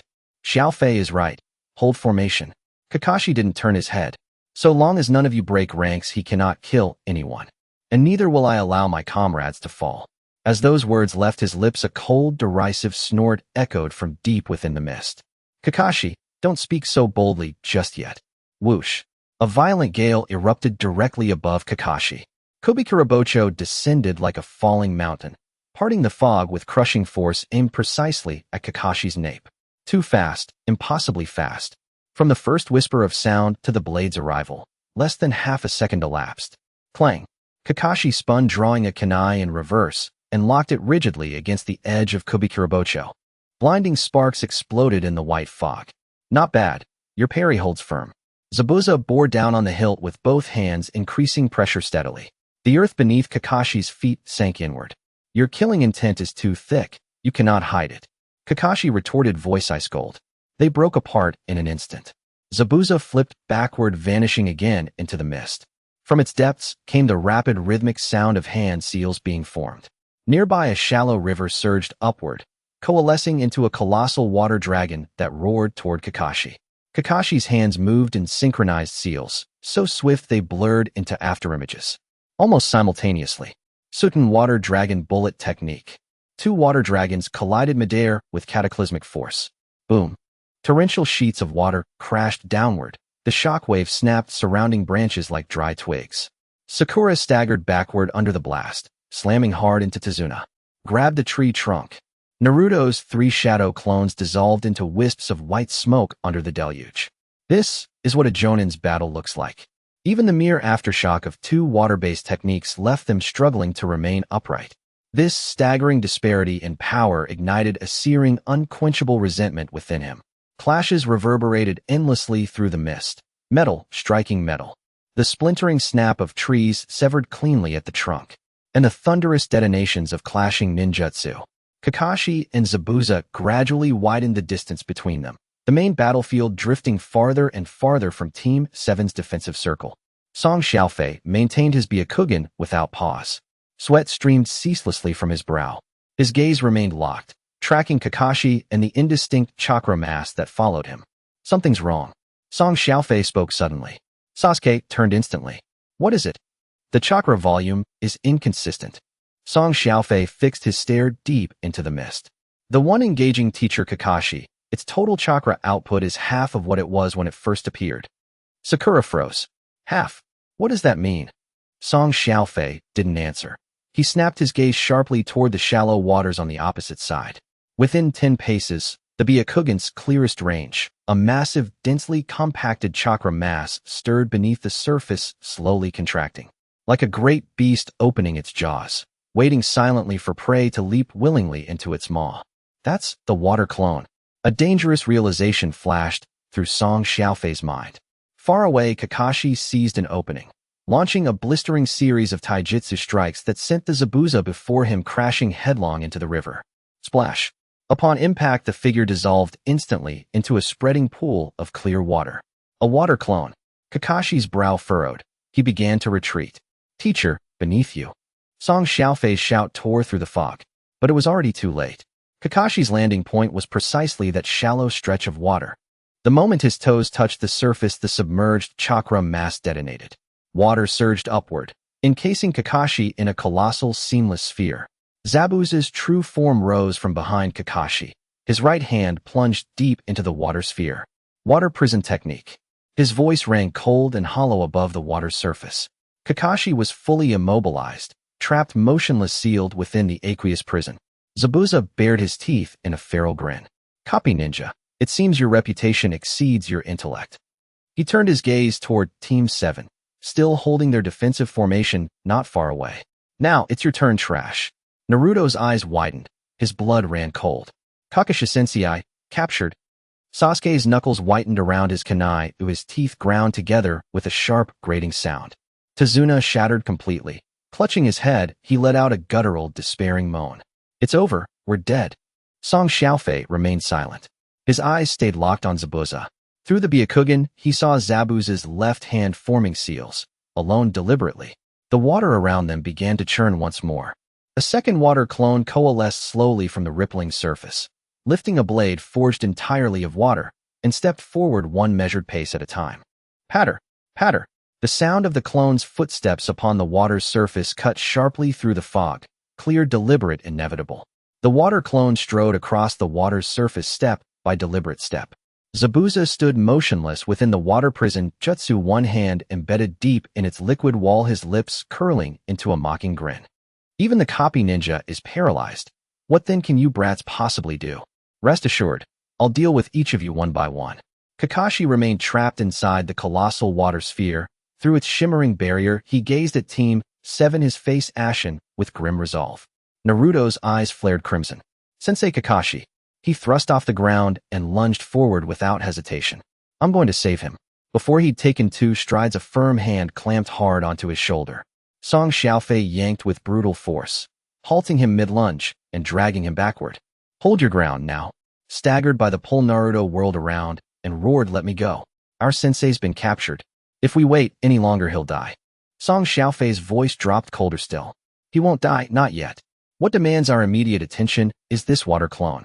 Naruto froze stunned. The advancing water clone had already raised its water blade, the edge glinting with icy predatory light amid the mist. Sasuke stood rigid on the opposite flank, his face drained of color. His gaze locked unflinchingly onto Zabuza's true body, then flicked toward the closing clone. Teeth clenched, he suppressed the searing fury rising in his chest. That bastard. Sakura's grip on her kunai trembled violently. Her knees wavered, yet she instinctively pulled Tsunade behind her. Mr. Tsunade, fall back. Tsunade slumped as if all strength had been siphoned from his limbs, muttering numbly. It's over, utterly over. Kakashi's been taken. We'll all perish here. I should have known. Kato would never let me live. Sakura's heart lurched, but she held her ground, shielding him fiercely. Silence. Just stay where you are. Don't move. The water clone halted 10 paces away, delaying its strike. It held the blade aloft, savoring their trembling fear like a predator observing cornered prey. Zabuza's true form emitted a low, chilling chuckle. Not bad. You brats prove sturdier than I imagined. Then I shall carve your courage into ribbons, myself. The moment those words hung in the air, the clone's killing intent surged outward once more. Fixed, suffocating, absolute. Naruto's scalp prickled, his palms slick with sweat. An instinctive urge to retreat seized him. Yet from the corner of his eye he saw Kakashi still imprisoned within the water sphere, and the fire in his chest blazed hotter, refusing to be quelled. Song Xiaofei no longer glanced at Naruto. Veins pulsed starkly around his eyes as his Byakugan flared to its absolute limit.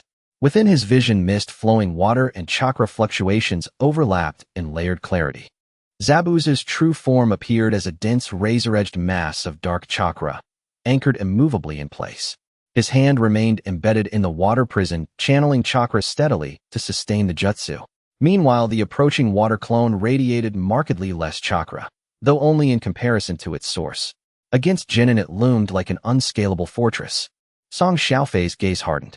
This clone possessed enough chakra to kill Naruto and Sakura 10 times over. It took 2 more measured steps forward. Ripples lapped softly. Naruto swallowed hard, his voice parched. Xiaofei, will Sensei really survive? Song Xiaofei kept his eyes fixed ahead, speaking with urgent precision. He won't die, not yet. But if you charge forward now, you will. Understood. Naruto's chest rose and fell sharply, his fists tightened until his knuckles turned bone white. At last he gritted his teeth and gave a single sharp nod. Understood. Song Xiaofei immediately assumed command. Sakura, you'll escort Tsunade to the rear. Do not leave his side, not for a heartbeat. Your sole duty today is to protect him. Sakura's heart leapt, but fear did not paralyze her. She nodded resolute. I understand. I won't let anything happen to him. Song Xiaofei turned to Naruto. Forget rescuing Sensei for now. Focus solely on keeping us from annihilation this instant. Naruto clenched his jaw and grunted.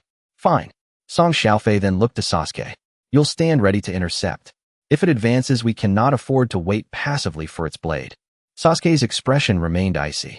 No need to lecture me, I know. Though his words were dismissive, his feet had already shifted subtly, positioning him perfectly to reinforce any gap. Song Xiaofei spared no further words. He refocused entirely through the Byakugan's lens, Zabuza's true form. The architecture of the water prison. The chakra distribution within the clone. The Byakugan's strain spiked sharply. Fine beads of sweat broke across his brow. Yet he could not pause, not for an instant. He had to break this fatal deadlock before time ran out. The water clone abruptly lifted its blade, pointing its tip directly at them. Finished deliberating. Then, who shall be first? A wave of cold sweat drenched Naruto's back.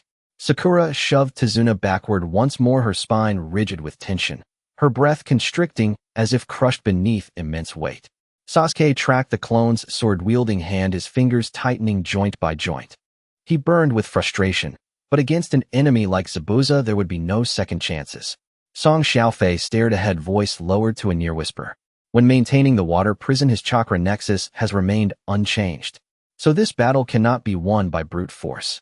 A shadow crossed Sasuke's eyes. He understood instantly. Survival now hinged on endurance, on who could hold out longest. The water clone grew impatient. With a single stomp, it exploded forward, stalling. You think you deserve that luxury? Xiaofei barked, scatter, and stay focused. Naruto and Sasuke moved in perfect synchrony. Sakura dragged Tsunade back another pace. In the next breath, the water blade swept horizontally, its wind skimming just above the water's surface, cleaving a long, jagged furrow. Naruto flinched violently, hair standing on end. That was too fast. Sasuke retreated half a step, cursing under his breath, a monster. Xiaofei said nothing. His Byakugan remained locked unwaveringly upon the clone. Its chakra was lower than Zabuza's, but unervingly stable, most concentrated of all the junction between its sword-wielding arm and the hilt. In other words, its greatest terror lay not merely in its light jonin-level pressure, but in the relentless, inescapable rhythm imposed by that blade. So long as that rhythm held, they would remain perpetually overwhelmed. From afar, Zabuza watched, his smile sharpening into something crueler still. What's wrong, brat? Didn't you boast earlier about restraining me? Now you only know how to dodge. Xiaofei suddenly lifted his head, gazing straight, unblinking at Zabuza. At least your mouth stays busy. Zabuza narrowed his eyes. This brat dared speak back, even now. The clone's killing intent surged again, heavier, darker. Then I'll start by cutting you down. Sakura's breath hitched sharply. Xiaofei. Xiaofei didn't shift his stance, but his eyes grew glacial, decisive. He had reached his conclusion. Listen carefully. His voice, though quiet, cut through the team's panic like tempered steel. We don't fight to win, not yet. We fight to survive. Naruto's throat tightened, but he nodded. Sasuke's expression remained stern, unchallenging. Sakura gripped her kunai tighter, her palm raw with friction. Tsunade cowered behind her, voice trembling uncontrollably. Is there truly any path left to survival? Zabuza let out a muffled laugh from behind the water prison. Let you catch your breath for a bit. The taste of fear makes blood taste better. The water blade dragged across the surface, creating a white wave. Naruto clenched his teeth tightly, the veins on the back of his hands bulging. He did not rush out. Xiaofei's warning still echoed in his ears. Xiaofei, what should we do now? Naruto's voice was a bit hoarse. Xiaofei did not turn around. Naruto, don't force it. Distract its attention. Naruto immediately formed hand seals with both hands. Multiple shadow clone technique. With a series of muffled sounds, white smoke exploded. For Naruto's appeared on the water's surface. The water clone halted, letting out a cold snort. Wasting time with such trash ninjutsu. The main body mocked from afar. No matter how much chakra you have, it only takes one cut to take you down. Naruto's main body shouted from behind his clones, don't look down on us. Go for it. The four clones lunged toward the water clone from different directions. Sasuke remained silent. Taking advantage of the moment the white smoke obscured the view, he slid to the right. Gripping his kunai tightly, his eyes fixed on the water clone's right hand. He was searching for a blind spot. He couldn't break through from the front, and could only wait for the moment the water clone swung its blade. Meanwhile, Sakura was desperately pulling Tsunade back. Next to the waterway stood a stout dead tree. Mister, Tsunade, hide behind it. Sakura pressed Tsunade against the tree trunk. Tsunade's legs buckled, unable to stand, and he slid down the tree trunk to the ground. You kids from Konoha, can you really do this? His voice trembled. Sakura did not look back at him. She took a thin wire from her ninja tool pouch. The wire dug into her fingers, leaving red marks, but she didn't dare to let go. She wrapped the wire around the tree root and a protruding rock nearby. Don't make a sound, don't run around, Sakura whispered. I won't let you die. Tsunade looked at the trembling female ninja and quickly covered his mouth. In front, Naruto's clone had already charged in front of the water clone. One clone raised its kunai to stab at the water clone's face. Another clone lunged at the water clone's waist. The water clone didn't even spare them a glance. The water blade was raised. It was just a basic swing, but the sound of the wind it generated was deafening. Bang! Bang! The two shadow clones were instantly cut apart in midair. The white smoke dissipated instantly. Naruto's main body staggered back a half-step, his face turning pale. That level of power was simply unresistible. This was a jutsu at the Jonin level. The remaining two clones hadn't even reached the water clone before it flicked its blade back. Another two muffled sounds erupted. In the blink of an eye, all four clones were annihilated. The water clone hadn't even moved an inch. Is this all you've got? Zabuza's voice drifted over. Naruto clenched his fists, feeling a sense of dread rising within him. A shout alone wouldn't be enough to drown out the fear. Song Xiaofei kept his eyes locked on that blade. He activated his Byakugan, his vision piercing through the dense mist. The flow of chakra was clearly visible to him. The chakra distribution in the water clone was quite uneven. After all, it was just a clone. Song Xiaofei noticed that the most condensed chakra was at the junction of the water clone's arm and the blade's handle. That water blade was the core of its control over the battlefield. As long as it held the water blade, the rhythm was in Zabuza's hands. Its movements are all dictated by that blade. Song Xiaofei whispered, "Don't attempt to fight it directly." Upon hearing this, Sasuke quickly moved his hands. He flipped his wrist, sending 3 shurikens flying in a triangular formation. The target was not the water clone's throat, but its wrist holding the blade. The shurikens whistled through the mist. The water clone sneered. The water blade rotated casually. Clang, clang, clang. 3 crisp sounds echoed. The shurikens were directly deflected by the massive blade. Sasuke frowned. So tough. His fingers tightened slightly around the kunai. This kind of defense was nearly impenetrable. Song Xiaofei's forehead was already beaded with fine sweat. The overstrain of the Byakugan caused a sharp pain in his temples. In his sight, after the water clone deflected the shurikens, there was an extremely brief pause in the flow of chakra within its arm. This was the moment of forced transition. It was the moment of gathering stillness. Song Xiaofei immediately seized the opportunity. "Sasuke, get ready with the shurikens." Sasuke replied calmly. "I tried that just now, it was useless." Song Xiaofei spoke quickly. "Don't throw them all at once. When it swings the blade to deflect the first one, there will be a half-second pause. Keep the second one at that pause point." Sasuke immediately adjusted his grip on the shurikens. Naruto was anxiously jumping around beside them. "What about me? What should I do?" Song Xiaofei turned to look at him. "You continue summoning clones. Don't send them all at once, send them one by one. From different angles." Naruto paused for a moment. "One by one. Isn't that a death wish?" Song Xiaofei's voice turned cold. "That's exactly what I want. Use the lives of your clones to distract it from its rhythm of swinging the blade." Naruto gritted his teeth. "Got it." He immediately formed the seals again. Shadow clone technique. 2 Narutos appeared out of thin air. The water clone was already within 5 steps. "Ready." "It's useless." The water clone raised its water blade and directly swung it down at Naruto's main body. Song Xiaofei shouted loudly. "Go." One Naruto clone recklessly lunged at the water blade. The blade instantly sliced through the clone's body. Bang! White smoke erupted. The force of the water clone's strike deviated slightly because it hit a solid target. A chakra pause appeared. Sasuke decisively acted from the side. The first shuriken flew out. The water clone twisted its wrist, meeting the blade's edge. Clang! The shuriken was deflected. It was at that very moment Sasuke's second shuriken arrived.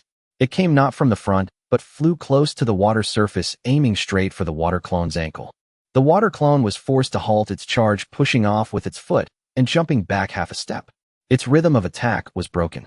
Seizing this opportunity, Song Xiaofei exerted force with his feet and charged out. The chakra of the gentle fist gathered at his fingertips. He did not aim for the water clone's body, but rather headed straight for the water blade. Zabuza, the main body, frowned from behind the water prison. These 3 lower ninjas actually managed to withstand a round of fierce attacks. Team 7 did not collapse. Without Kakashi's command, they held their ground. Song Xiaofei cut into the water clone's inner circle. The water blade had just finished its defensive motion and had not yet recharged. Song Xiaofei struck at the wrist above the blade's handle.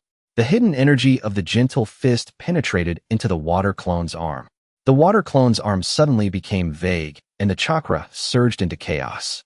The massive water blade also shook slightly. "Naruto!" Song Xiaofei shouted. Naruto had been holding his breath and charged in directly. "Take this." He punched the water clone's sideways. Although his strength was not enough to obliterate the water clone, it still staggered it. Water splashed everywhere. The water clone steadied itself, its killing intent fully unleashed. It gripped the water blade tightly with one hand and swept it across in a fierce arc. Song Xiaofei and Naruto retreated simultaneously to avoid this deadly area attack. Sasuke threw out 2 more shurikens to seal off the water clone's pursuit path. The 3 of them spread out again. The water clone stood still, the chakra in its arm recondensing. Sakura gripped the wire tightly behind the tree, not daring to make a sound. Kakashi's eyes widened in the water prison, his right eye reflecting clear surprise. He had already prepared for the worst. Zabuza coldly stared at them. Your cooperation is decent, but this is where it ends. The water clone raised the water blade, and the water flowing on it began to swirl rapidly. A stronger sense of chakra pressure descended. Song Xiaofei gasped heavily, his Byakugan firmly locking onto the fluctuations ahead. White smoke erupted continuously on the water's surface. The water clone's water blade was too swift. Naruto's 4 shadow clones barely lasted half a second before being sliced into fragments. Naruto stared wide-eyed, his inner fury surging to his very crown. Ignoring everything, he let out a loud roar, bending his legs. Chakra exploded from the soles of his feet as he lunged forward. He no longer wanted to test with shadow clones. He intended to charge from the side and directly grab the waist of the water clone. Even if he got slashed, he could buy time for Sasuke and Xiaofei. Just as he took a step forward, a hand reached from behind and firmly grabbed the back of his collar. Xiaofei exerted force on his wrist, pulling Naruto up off the ground, causing him to stumble back 2 steps. Are you crazy? Xiaofei's voice drowned out the sound of the splashing water striking down like a hammer. Going to hug the Jonin's waist. Do you want to die even faster? Naruto's eyes reddened with urgency. But the shadow clones can't stop him. Xiaofei's gaze was icy, his tone unwavering. If they can't stop him, then keep splitting. If you really want to save the teacher, don't throw your life away. Be a useful nail, drive yourself into this. Naruto's face flushed with anger from the scolding. Yet looking at Xiaofei's bulging white eyes, his mind finally began to clear. He understood that acting recklessly would only endanger everyone. Teacher Kakashi was still trapped in the water sphere. Sacrificing himself now would change nothing but hinder progress. I understand now. Naruto gritted his teeth, his fists clenched tightly. The water clone had already shaken off the water droplets from its blade, the tip of the blade slightly lowered. Internal strife. What a joke. Xiaofei ignored the water clone's taunt and quickly assigned tasks. Sasuke tested Hiden. You don't need to hurt it, just gauge the angle of its strikes. Sasuke snorted coldly. He hated being ordered around, but his fingers gripping the kunai instinctively adjusted their position. He was aware that aside from Xiaofei, no one else could see the chakra trajectory of that blade. Naruto create misalignment from both flanks. Shadow clones shouldn't attack all at once. If one dies, let the next follow up. Naruto formed hand seals once more. Multiple shadow clone technique. With 2 loud bangs, 2 new shadow clones appeared beside him. Xiaofei turned his head one last time. Sakura, you're responsible for reporting and guarding. The mist is too dense. My Byakugan has blind spots. Keep an eye on the water's surface and the sounds. Sakura's heart raced as she heard her name. She had always thought she wasn't even worthy of being a decoy in battles at this level. Yet Xiaofei had entrusted the team's blind spot to her. She suppressed her trembling legs and nodded vigorously. Leave it to me.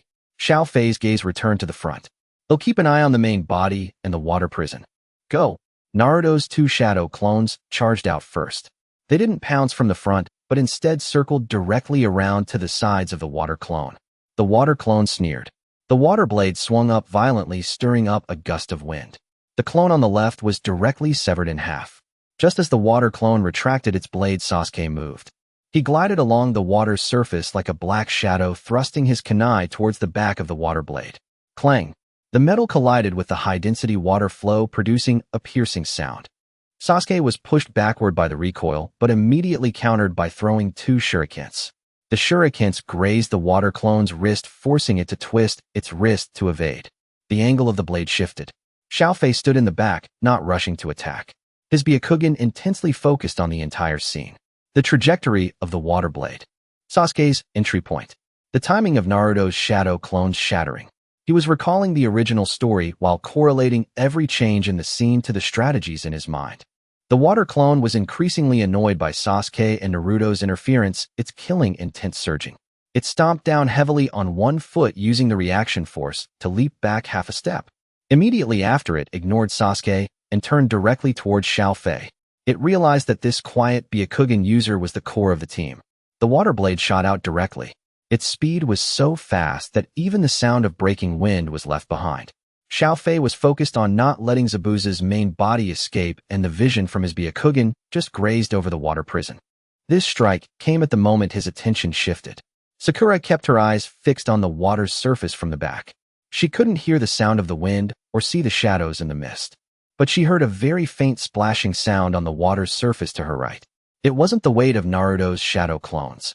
To the right, Sakura shouted at the top of her lungs.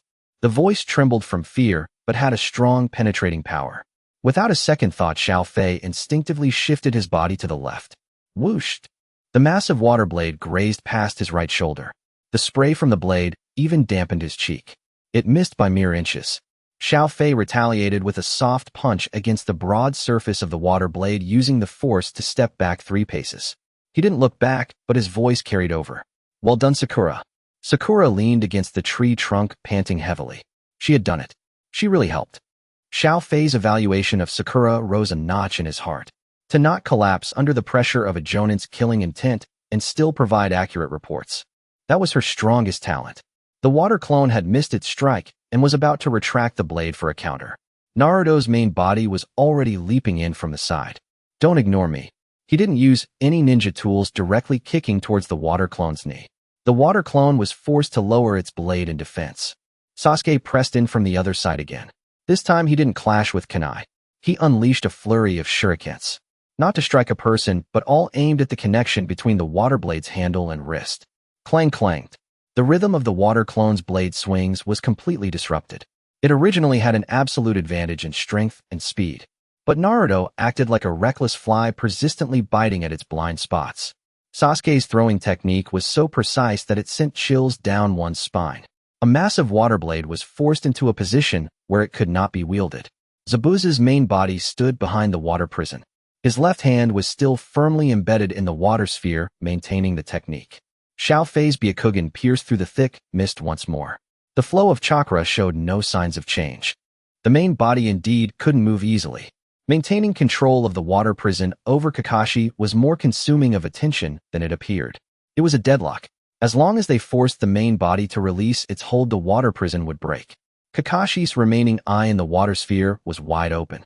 He struggled to breathe underwater, his face already turning blue. Yet he could see clearly. Naruto's distractions, Sasuke's restraints, Sakura's warnings, and Xiaofei's steady command from the back like a mountain. These 4 kids were managing to hold their ground under the pressure of a Jonin. Not a single person had fallen. No one had retreated.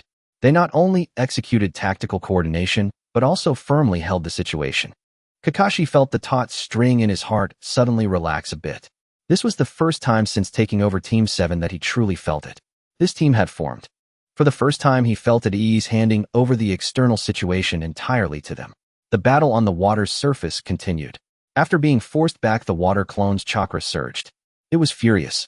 The water blade was raised again, the water spiraling wildly along the blade. A stronger attack was coming. Xiaofei narrowed his eyes slightly. We've held long enough. His voice was deep but clear in everyone's ears. Naruto, Sasuke, prepare to break the deadlock. Song Xiaofei fixed his gaze upon the towering figure emerging from the thick mist. First, disable its blade. His voice was low yet crystal clear, reaching every ear. Sasuke instantly tightened his grip on the kunai and turned sharply toward him. Disable the blade, eh? If you can even touch that sword, wouldn't severing its neck be far swifter? This is a Jonin-level water clone. Song Xiaofei spoke with lightning speed. Within this fog, it moves far faster than we ever could. You cannot possibly land a strike on its vital points. Yet that execution blade is unbearably heavy. Its trajectory therefore becomes far easier to anticipate. Sasuke clenched his jaw, brows drawn tight in fierce concentration. The blade is easier to seize than the wielder. He murmured the phrase softly, as if testing its weight. Then act, now as I've instructed. Song Xiaofei wasted no words. Do not aim your shuriken at its face or throat. Target only the blade's spine, the hilt, and its wrist. Do not squander your strength on futile strikes. Sasuke replied coldly. Don't presume to command me. Yet even as he spoke, his fingers subtly repositioned his weapon. Naruto scratched his head frantically beside them, hopping with impatience. Wait a second. What on earth are you two talking about? What am I supposed to do? Song Xiaofei turned his sharp gaze directly upon him. You need not concern yourself with anything else. Remember only one thing. Find a way to throw that massive blade into utter disarray. Naruto balled his fists and roared in response. Why didn't you just say so from the start? Disrupt the blade. Leave it to me. I, the great Uzumaki Naruto, swear it. Sakura gasped for breath behind them. Xiaofei, I'm ready here too. She wound the thin steel wire twice more around the tree trunk. I've prepared an extra layer of contingency. If it charges forward, I can hold it off, for a moment. Without glancing back, Song Xiaofei added, just guard Tsunade well. Zabuza burst into loud laughter from behind the water prison. Disable the blade, eh? Brash little brat, spouting empty bravado. That blade's sheer mass would shatter your slender arms before you even made contact. The instant you touch it, your hands and bones will crumble to dust. Song Xiaofei ignored him entirely. Pay no heed to that fool. All he can do is stand there flapping his gums. Zabuza's temples bulged with fury. Let's see how long your arrogance lasts. The water clone received its command and let out a chilling, mirthless laugh. Steal my blade? How utterly presumptuous. Then come, prove your audacity. The water clone exploded upward, shattering the water's surface as it lunged forward, a crushing wave of pressure surging ahead. Now attack. Song Xiaofei bellowed. Sasuke launched both hands simultaneously. 6 kunai sliced through the white mist with piercing shrieks, each striking the clone's right wrist. The clone was forced to twist its wrist mid-lunge to parry. Clang, clang, clang, clang. A rapid cascade of sharp metallic rings echoed across the water. The clone's forward momentum ground to a sudden jarring halt. Damn it, their reflexes are too fast. Sasuke cursed under his breath. Don't waste time fretting over speed. Song Xiaofei commanded calmly from the side. So long as that blade never lands upon flesh, it poses no mortal threat. Keep hammering its wrist. Naruto. On it right now. Naruto formed the hand seals in a flash. Multi-shadow clone technique. A dozen Narutos materialized atop the water's surface in unison. Behold, the Shadow Clone Legion. Go on then. Try slicing us all down, you overgrown thug.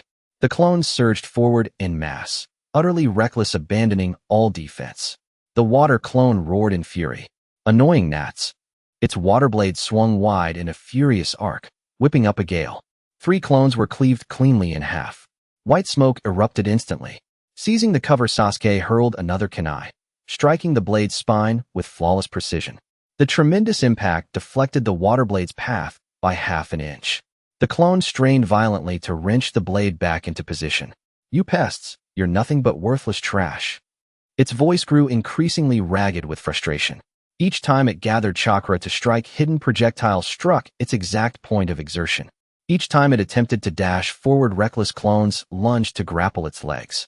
Mere shadow clones. How many times must I cut you down?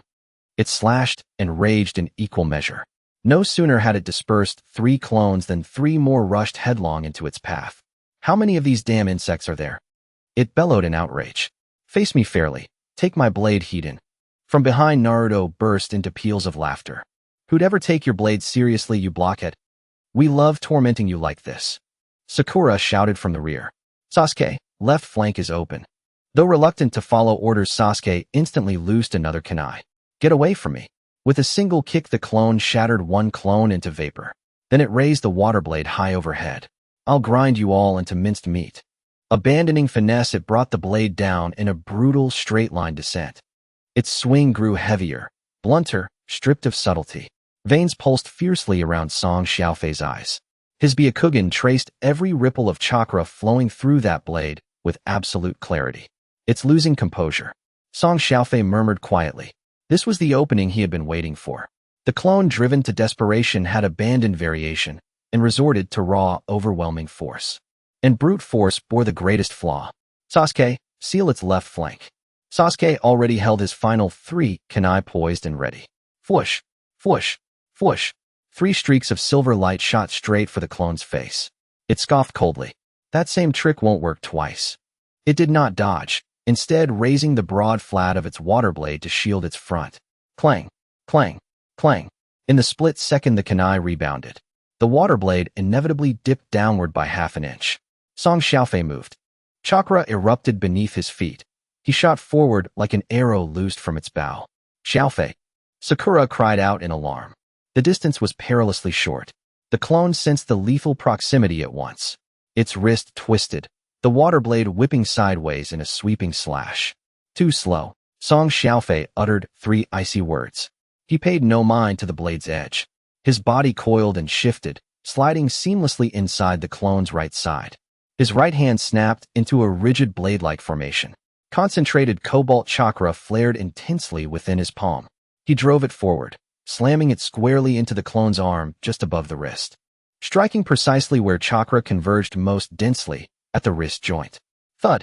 A deep, resonant impact reverberated. The air itself cracked with explosive force. Chakra pierced the water, penetrating deep into the clone's internal structure. Its arm flickered violently, momentarily dissolving. The once dense, tightly woven currents of water wavered, fragmenting for a heartbeat. Water sprayed outward in all directions. The clone's wrist went slack. That colossal water blade trembled, nearly slipping from its grasp. The clone staggered backward, 3 full steps. Cursed brat.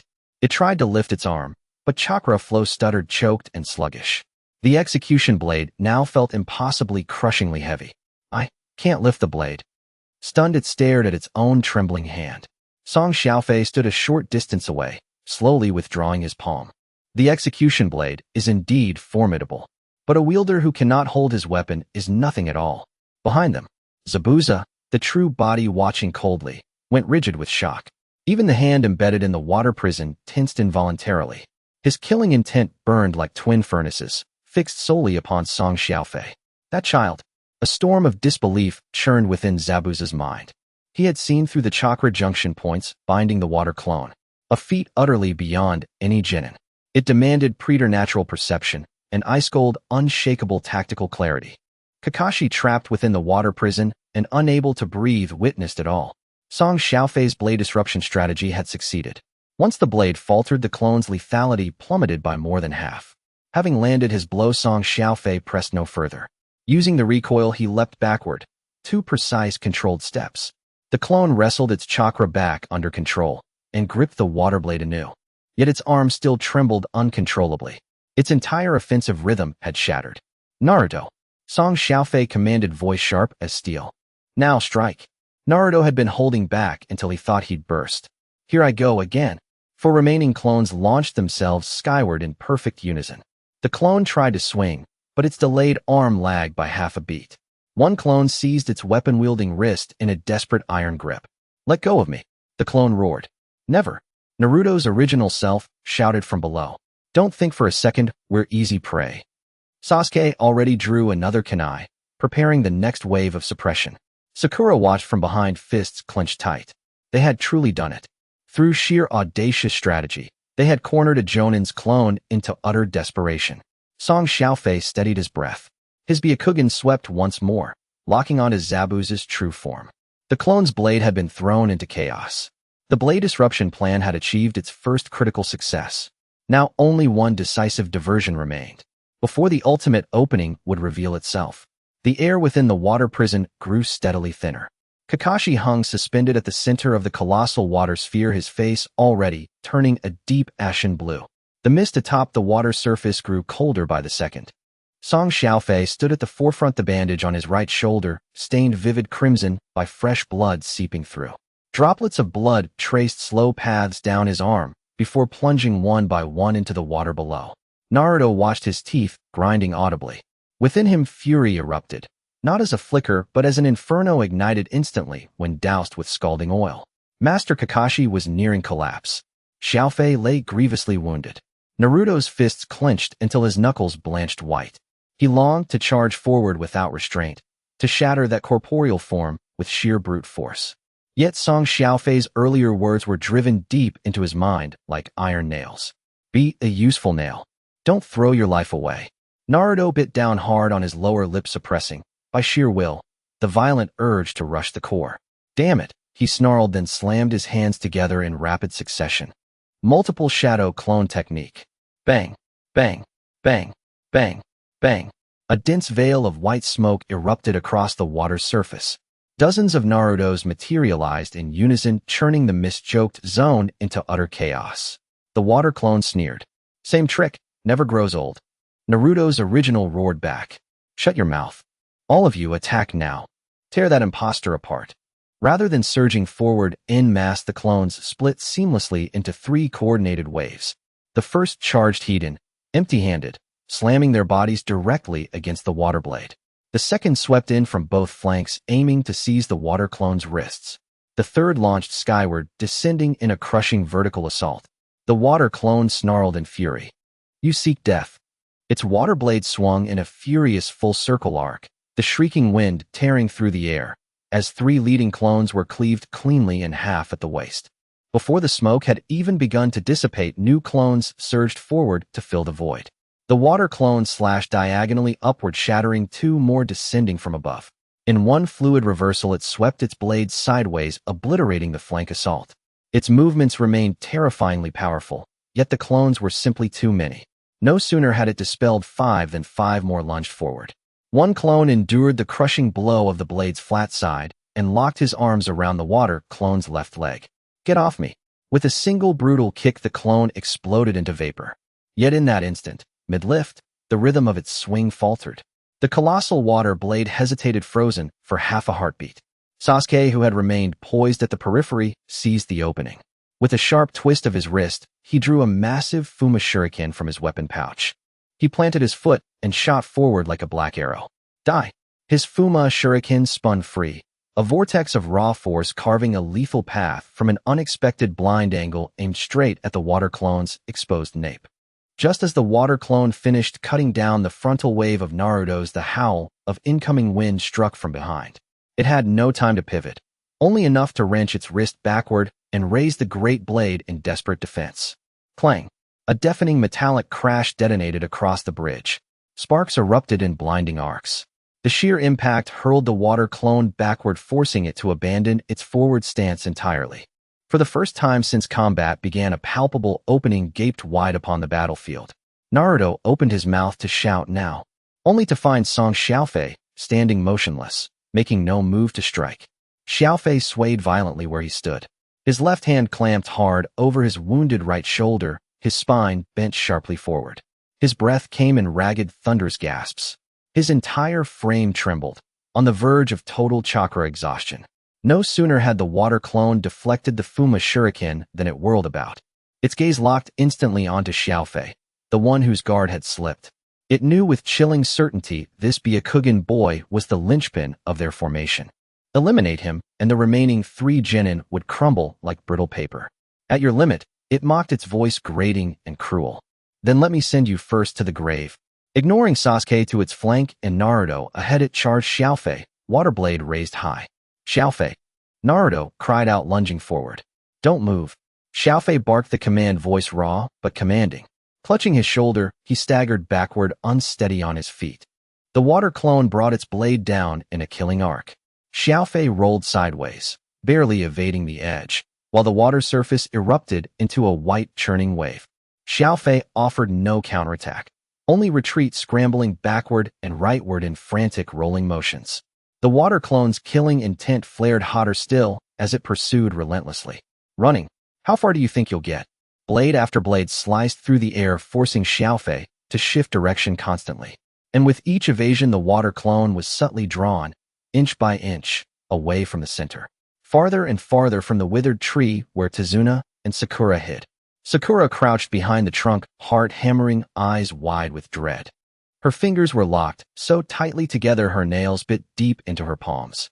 She had truly believed Xiaofei was breaking, until she traced the precise geometry of his retreat and saw how far the water clone had drifted from its anchor point. Understanding dawned. He was feigning weakness, deliberately drawing all lethal attention upon himself, to ease pressure on the team and shield Tsunade within a safe perimeter.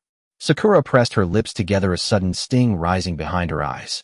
Her gaze never wavered from that backlit silhouette tumbling through blades and spray, her silent vow repeating over and over. Survive. Don't you dare fall. Upon the water clone grew increasingly agitated. Each strike felt certain to end him, yet each time victory slipped just beyond reach. Die. It gripped the blade with both hands, preparing a sweeping horizontal slash. Shink. Shink. Shink. 3 shuriken flew in from the side, aimed dead center at its spine. forced to pivot and parry. The water clone deflected them with sharp clangs. From the opposite flank, Sasuke slid forward at blinding speed, kunai gleaming in hand. You have more than one opponent. His voice was ice cold. Shuriken rained down, not at vital points, but squarely onto the water blade's broad surface, relentless and precise. Bang, bang, bang. The impacts shattered its rhythm, preventing sustained chakra focus. Annoying brat. As it turned to deal with Sasuke, two of Naruto's shadow clones erupted from beneath the water, seizing its sword-wielding arm. Let go. It wrenched violently, but before it could break free, Xiaofei shouted from 10 paces away. Naruto, 2 steps left forward, 3 steps right back. Naruto didn't hesitate. He sealed the hand signs instantly. Bang, bang. 2 bursts of white smoke erupted exactly where Xiaofei had indicated. The new clones materialized precisely in the blind spots the water clone needed to retreat, cornering it with surgical precision. For the first time, Naruto fought not in rage, but in disciplined clarity. Wherever Xiaofei pointed, he filled the space, without question, without doubt. The water clone was utterly ensnared, trapped in a vice of ceaseless pressure, arms pinned from front, kunai barrage from the side, reinforcements sealing escape from behind.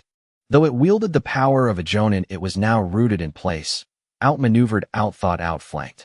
Far away behind the water prison, Zabuza's true body narrowed his eyes. The hand embedded in the water sphere tensed, blue veins bulging across its back. He had assumed a single water clone would eradicate these 4 trash-level genin within mere breaths. Instead, it hadn't slain a single one, only been baited, taunted, and led astray like a puppet on strings. When had Konoha's genin grown this dangerous? Pathetic fools, relying only on cheap tricks. Zabuza's voice was glacial, thick with disdain. Do you truly believe such petty maneuvers can win you this battle? Xiaofei stood upon the water's surface and slowly lowered the hand shielding his shoulder. His breathing steadied. All traces of exhaustion vanished from his face. Through his Byakugan, the water clone's chakra signature had visibly dimmed, its reserves nearly spent. Even Zabuza's own chakra flow sustaining the water prison betrayed a subtle tremor of impatience. Xiaofei straightened his spine. He did not glance at the water clone, instead fixing his gaze far beyond toward the prison itself. Merely stalling cannot win this fight. His voice, though quiet, carried clearly to every ear. Sasuke ceased his barrage. Naruto's fists tightened, not in fury but in readiness. Sakura braced herself behind the tree. Xiaofei lifted his hands slightly, pale blue chakra swirling rapidly in his palms. So, the delaying phase is over. His eyes locked onto Zabuza, cold, unyielding, edged with steel. Next, we dismantle your water prison. Bang. The water clone staggered backward several steps under the relentless chained restraints, shaking his heavy wrist and locking his gaze fiercely upon this side. Song Xiaofei paid no heed to the water clone. His Byakugan had reached its absolute limit. His vision pierced through layer upon layer of thick mist, plunging straight into the watery prison behind. Veins pulsed violently around his eyes, the overexertion of chakra sent searing needle-like pain stabbing into his temples. Cold sweat dripped steadily from his jawline. Within his field of vision, a colossal sphere of water churned with densely concentrated water-release chakra. At its very core, Zabuza's true body remained trapped, his left hand embedded like a nail, rigid and unyielding. So that's it. Song Xiaofei's voice was low, hoarse, yet edged with ruthless certainty. His left hand cannot leave that sphere. Sasuke frowned, keeping one eye fixed on the water clone while replying swiftly, and what of it? We can't even defeat this clone. How could we possibly breach the prison to strike his true form? Naruto gasped for breath, his fists clenching until his knuckles cracked. We don't have time for that. I'll summon 10 more clones and charge again. Ram that bastard aside by sheer force. Silence. Song Xiaofei snapped coldly. Do you truly believe a Jonin's reaction speed is mere decoration? You won't even touch the prison before his blade cleaves you in two. He drew a deep breath, his mind racing, replaying the iconic breakthrough moment from the original narrative. Back then, only Naruto and Sasuke had stood there. Now he stood among them, and that meant greater margin for error. Gather close. Seizing the brief lull as the water clone recalibrated its chakra, Song Xiaofei issued the command without hesitation. Naruto and Sasuke instantly tightened their formation, pressing back-to-back in tight unity. Sasuke, do you carry a giant shuriken? Sasuke hesitated, then instinctively reached behind him toward his weapon pouch. Yes, one. One is enough. Song Xiaofei's gaze turned glacial. Our goal isn't victory, It's deception. Deception. Naruto scratched his head. How do we deceive him? Song Xiaofei spoke with machine gun rapidity. Sasuke, you will launch the giant shuriken at his true form. To all appearances, it will look like your desperate, all-out assault, the final frenzied gambit of cornered genin. In truth, it is a feint, a meticulously choreographed ruse. Even Zabuza, formidable as he is, must divert focus to counter the giant shuriken. Sasuke narrowed his eyes. He sensed the shape of the plan unfolding, yet found it utterly audacious. So what? He could still block it with one hand. Then hidden within the shadow of that shuriken will be a second weapon. Song Xiaofei turned sharply toward Naruto. Naruto, you are that second weapon. Naruto's eyes widened in shock. Me, become a shuriken, hidden within the shadow cast by Sasuke's throw. Correct. Song Xiaofei held his stare unflinching. Zabuza will anticipate only the first shuriken. The instant he intercepts, or evades, it you revert to your true form and close the distance in a flash. Your task isn't to wound him. Just hurl a kunai. Force him to instinctively withdraw his hand from the sphere to defend. The moment his hand leaves the sphere, the prison shatters. Naruto's scalp prickled, fire surged through his veins. At last, he was no longer a headless fly blindly hurling himself against walls. In his grasp lay the key to Kakashi's salvation. Leave it to me. Naruto slapped both cheeks hard. Uzumaki Naruto will not fail. Sasuke, having heard the full plan, gripped his kunai so tightly his fingers trembled. This tactic was nothing less than dancing on the razor's edge of death. If Zabuza saw through the shuriken's ruse, if Naruto failed to force his withdrawal, then Sasuke, locked in post-throw rigidity, and Naruto, suspended midair, would both be annihilated in an instant by the Jonin's counterstrike. It was too perilous. This isn't enough. Before Sasuke could voice his objection, Song Xiaofei preemptively sealed the gap. Relying solely on Naruto may not compel Zabuza to release his hand. Zabuza might simply kick you aside, with his foot or his free hand. Sasuke's brow furrowed into a knot. Then what do we do? Song Xiaofei raised his right hand, streaked with blood and grime. So I become the third layer. The instant Naruto reverts, Zabuza's entire attention will lock onto him. I'll exploit that blind spot. Slip directly to the edge of the watery prison. I won't strike him. I'll strike the sphere itself, with gentle fist chakra. Chakra resonance will destabilize the prison. The moment he falters, even slightly, Kakashi Sensei will break free. Sasuke felt utterly silent. He stared at Song Xiaofei's face, half obscured by blood and mud, yet terrifyingly calm. He'd always believed himself ruthless. Yet this man dared wager the entire team's lives, not on strength or speed, but on calculating the precise neural reflexes of a mist village jonin. Such a person didn't merely understand the battlefield. He dared reshape it with his own life as the fulcrum. You really are something else. Sasuke gave a curt, icy snort, and already his hand had seized the scroll strapped to his back. I'll trust you this once. Sakura, crouched behind a dead tree, heard every word. She watched the three silhouettes standing shoulder to shoulder, her heart pounding with awe she could barely contain. This was Song Xiaofei in battle. Not merely talk. Real razor-sharp intellect prying open a door of survival from the jaws of certain death. Xiaofei. Her voice trembled faintly as she whispered his name. Then what about me? What can I do? Song Xiaofei glanced back over his shoulder. Stay where you are. Once the plan initiates, the water clone may lash out wildly, or other stragglers may slip in unseen. His tone softened, but his resolve hardened like tempered steel. You secure our flank and rear. Tsunade's life, and the backs of all three of us, are in your hands. Those words struck Sakura's chest like a thunderclap. Our backs entrusted to me. Her heart hammered, heat flushed her cheeks. No one had ever trusted her so completely, never placed such weight upon her shoulders. She bit down hard on her lower lip and wound the steel wire tightly around the tree trunk 3 full turns. Understood. I'll hold this line, unless I'm dead. On the water's surface, the water clone finally lost patience. Chakra flared violently along the length of its blade. Far away inside the watery prison, Kakashi's face had turned deep violet. Oxygen deprivation blurred his vision, but his lone uncovered right eye remained wide, unblinking. He saw it. The 4 genin, who had stood scattered moments before, now converged into an impossibly tight, unified formation. Then Sasuke spun his arm backward and unrolled a massive scroll. Naruto formed the hand seals, lowering his center of gravity. Song Xiaofei took position on the flank, feet braced in the textbook sprint stance of gentle fist. Even the trembling kunoichi, Sakura, had shifted into a desperate reverse grip kunai stance. A profound wave surged across Kakashi's gaze. No panic. No retreat. No collapse. These children, these 4 young shinobi, were preparing to tear by sheer will and calculation through the control of a jonin. Behind the water sphere, Zabuza's true form let out a shrill, grating laugh. Huddling to recite final words. Pity, time's up. Now attack. The water clone exploded across the water's surface, its great sword carving a hurricane slash through the mist. Song Xiaofei roared Sasuke. Clack! The sharp metallic snap of mechanism deployment shattered the fog. Sasuke launched skyward, unfurling the giant shuriken, its 4 gleaming blades catching the dim light like frozen lightning.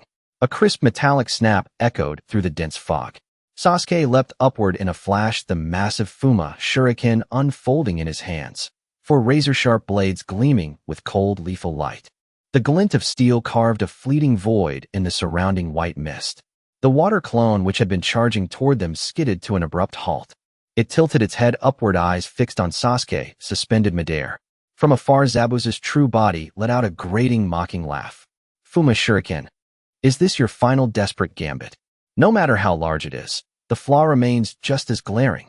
Genin are genin. When cornered, they merely hurl oversized toys to mask their fear. Sasuke hung in the air, jaw clenched tight against the taunts. Shut your mouth. Die. Gripping the central ring of the Fuma shuriken with both hands, he wrenched his waist with explosive force. His body spun sharply midair, pivoting half a revolution. Fuma shuriken shadow windmill. Sasuke roared and released the weapon. It tore forward with a thunderous shriek, cleaving a deep, frothing furrow across the water's surface. Its spinning trajectory was blindingly swift, brutally precise. Its target was not the water clone before it, but beyond it, straight toward Zabuza's true form in the water prison. How naive. Zabuza didn't even glance at it. You think evading the clone brings you within reach of me, eh? Fool. The moment the words left his lips, the water clone moved. It whirled around violently, water exploding beneath its feet as it shot backward at breakneck speed. Clutching its water blade, it angled for a side strike to shatter the Fuma shuriken outright. Think you can pass? Sasuke landed hard on the water's surface, stamped down, and instantly drew 3 kunai from his weapon pouch. Your opponent is me. Whoosh, whoosh, whoosh. 3 kunai streaked forward in rapid succession. The water clone didn't turn, merely swept its water blade sideways across its flank. Clang, clang, clang. 3 sharp, ringing impacts. All 3 kunai ricocheted off the broad blade back. Get lost, trash. It spat the words, and didn't slow a single step. It closed fast on the Fuma shuriken's flight path. 1 clean slash, and this so-called ultimate technique would become useless scrap metal. Sakura crouched behind a withered tree, her hands clamped tightly over Tsunade's shoulders. Tsunade's mouth gaped wide, just as a startled cry rose in his throat, only to be smothered instantly by Sakura's palm. Don't make a sound. Sakura whispered, voice taut and low. Tsunade's face glistened with sweat. He nodded frantically. Mr. Tsuna, just watch. Her gaze remained locked on the battlefield, unblinking. They won't lose. Yet her own palms were slick with sweat. She couldn't see every detail, but one truth burned clear. Song Xiaofei hadn't moved yet. At that very moment, he stood less than 5 paces behind Sasuke. His stance mirrored the opening charge of gentle fist, feet braced, tendons bulging fiercely around his temples. Through his Byakugan's vision, time itself seemed to dilate. He tracked the Fuma shuriken's rotation angle, the chakra flow along the water clone's blade arc, the minute tension coiling in Zabuza's true body's muscles. All of it streamed into his mind, calculated, synchronized, relentless. Just before Sasuke launched himself skyward, Song Xiaofei had murmured, swift, quiet, absolute. Sasuke, when you throw it, make your expression utterly desperate. Don't let him sense you're acting. Throw it with everything you have. Sasuke had obeyed perfectly. That raw, allure-nothing ferocity. Even Zabuza believed it. But the true killing stroke was never the iron disc he'd hurled. Now, for syllables guttural and low escaped Song Xiaofei's throat. The water clone surged into position, slightly ahead and to the left of the Fuma shuriken. Its massive water blade arced high. Shatter. It brought the blade down with crushing force. At the instant the edge neared the shuriken's metal hub, Song Xiaofei moved, not forward, but with a sudden whip-like flick of his right arm. Two ordinary Sinbon shot from his fingertips, coated in a thin, near-invisible layer of gentle fist chakra. That chakra spiraled violently through the air. The two Sinbon, though launched later, overtook the shuriken. They struck, not flesh but the leftmost rotating blade edge of the Fuma shuriken. Tink! A faint crystalline chime. Drowned amid splashing water and shrieking wind, it went unheard by all. Yet that infinitesimal impact, amplified by the precise torque of gentle fist chakra, instantly disrupted its physical equilibrium. The Fuma shuriken dipped, exactly half an inch, in midair. Simultaneously, its trajectory veered minutely right. That half-inch shift was all it took. Shoo! The water blade sliced past the upper rim of the shuriken, missing entirely. Sparks flared along its edge, futile fleeting, unable to halt the weapon's onward surge. The water clone's grip faltered, its voice laced with disbelief. What? How could it veer off? Sasuke's cold, mirthless laugh echoed behind it. You think that's the end? His hands flashed through seals, then yanked sharply at the steel wires already coiled around his fingers. Each deflected kunai bore a wire tethered to his hand. The wires snapped taut, crisscrossing the space around the water clone into a chaotic, entangling net. Stay put, imposter, Sasuke said, voice icy and calm. Forced to twist his wrist, the water clone swung its blade to sever the obstructing wires. In that instant, it lost all chance to shield Zabuza. Far away, Zabuza's true form narrowed his eyes at last. The Fuma shuriken pierced the clone's defense, hurtling straight for Zabuza's face. Clever tricks, you've got quite a few. His tone remained dismissive. You deliberately altered its course, just to slip past the clone. Do you truly believe I can't catch this rusted hunk of junk with one hand?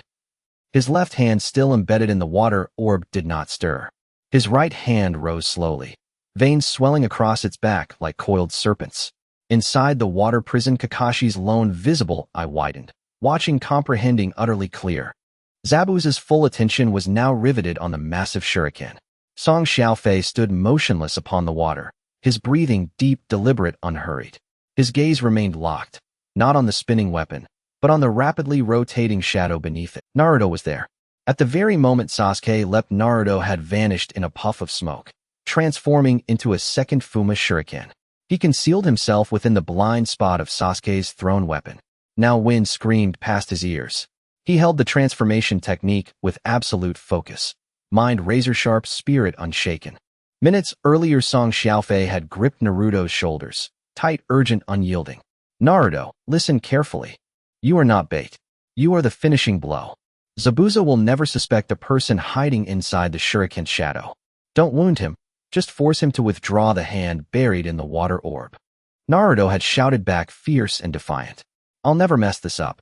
I'll save Sensei Kakashi, no matter what. Now he was less than 5 meters from Zabuza.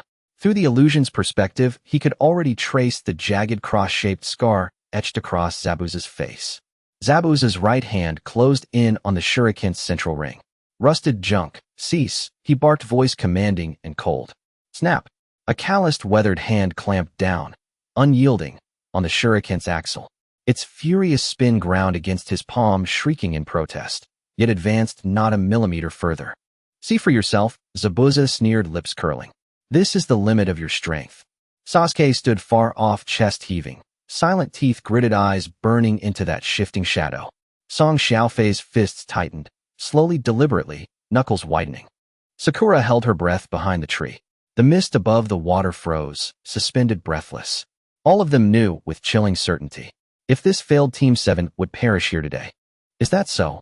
A voice, sudden, close, unmistakably youthful, cut through the silence mere inches before Zabuza. It carried defiance, raw, unbroken fury. My limits. They haven't even begun. Zabuza's pupils contracted, sharply, violently. Boom. A billowing cloud of white smoke erupted, directly beneath the shuriken gripped fast in Zabuza's fist. Boom. A cloud of white smoke exploded violently under the shuriken held tightly in the hand. The distance was too close. Close enough that there was no time for any significant evasive action. My limits are still far away. The real Naruto charged straight out from the white smoke. He gripped a kunai tightly in his hand. Using the immense momentum generated by the spinning shuriken, he advanced directly towards Zabuza's face. Zabuza's expression finally changed. He had initially thought it was merely a simple attack with ninja tools. He never expected that a living person would be hiding in the shadow of the shuriken. The edge of the kunai rapidly enlarged in his sight. Less than 3 feet. Damn brat. Zabuza cursed angrily. If he didn't dodge, this kunai would definitely pierce his eye. The instinct for survival prompted him to react directly. He had to withdraw the left hand that had been stuck in the water prison. He suddenly raised his left hand and slapped towards Naruto's wrist. Smack! Naruto felt a sharp pain in his wrist from the tremendous force, causing the kunai to fly out of his hand. He also lost balance and fell sideways. But in midair, Naruto burst out laughing loudly. Gotcha! You fool! Zabuza's heart. Oh no! His left hand had left the water prison. In that instant, the water prison technique completely lost its chakra support. The originally indestructible high-density water sphere immediately began to ripple violently. Splashed. The edges of the water prison started to loosen. Kakashi floated at the center of the water sphere, and his remaining right eye suddenly opened wide. He had long been waiting for this moment of opportunity. Massive chakra surged wildly from his body. Break! Kakashi whispered, his arms thrusting outward. Boom! The enormous water sphere was forcefully shattered from within. Tons of water flowed like a waterfall, crashing down in all directions. Kakashi broke through the water. Zabuza reacted extremely quickly. He immediately stepped back half a step, his hands preparing to form seals again. As long as he could recast the technique before Kakashi landed, he could regain control of the situation. Trying to regain control, a cold voice suddenly came from his blind spot on the right. Too late.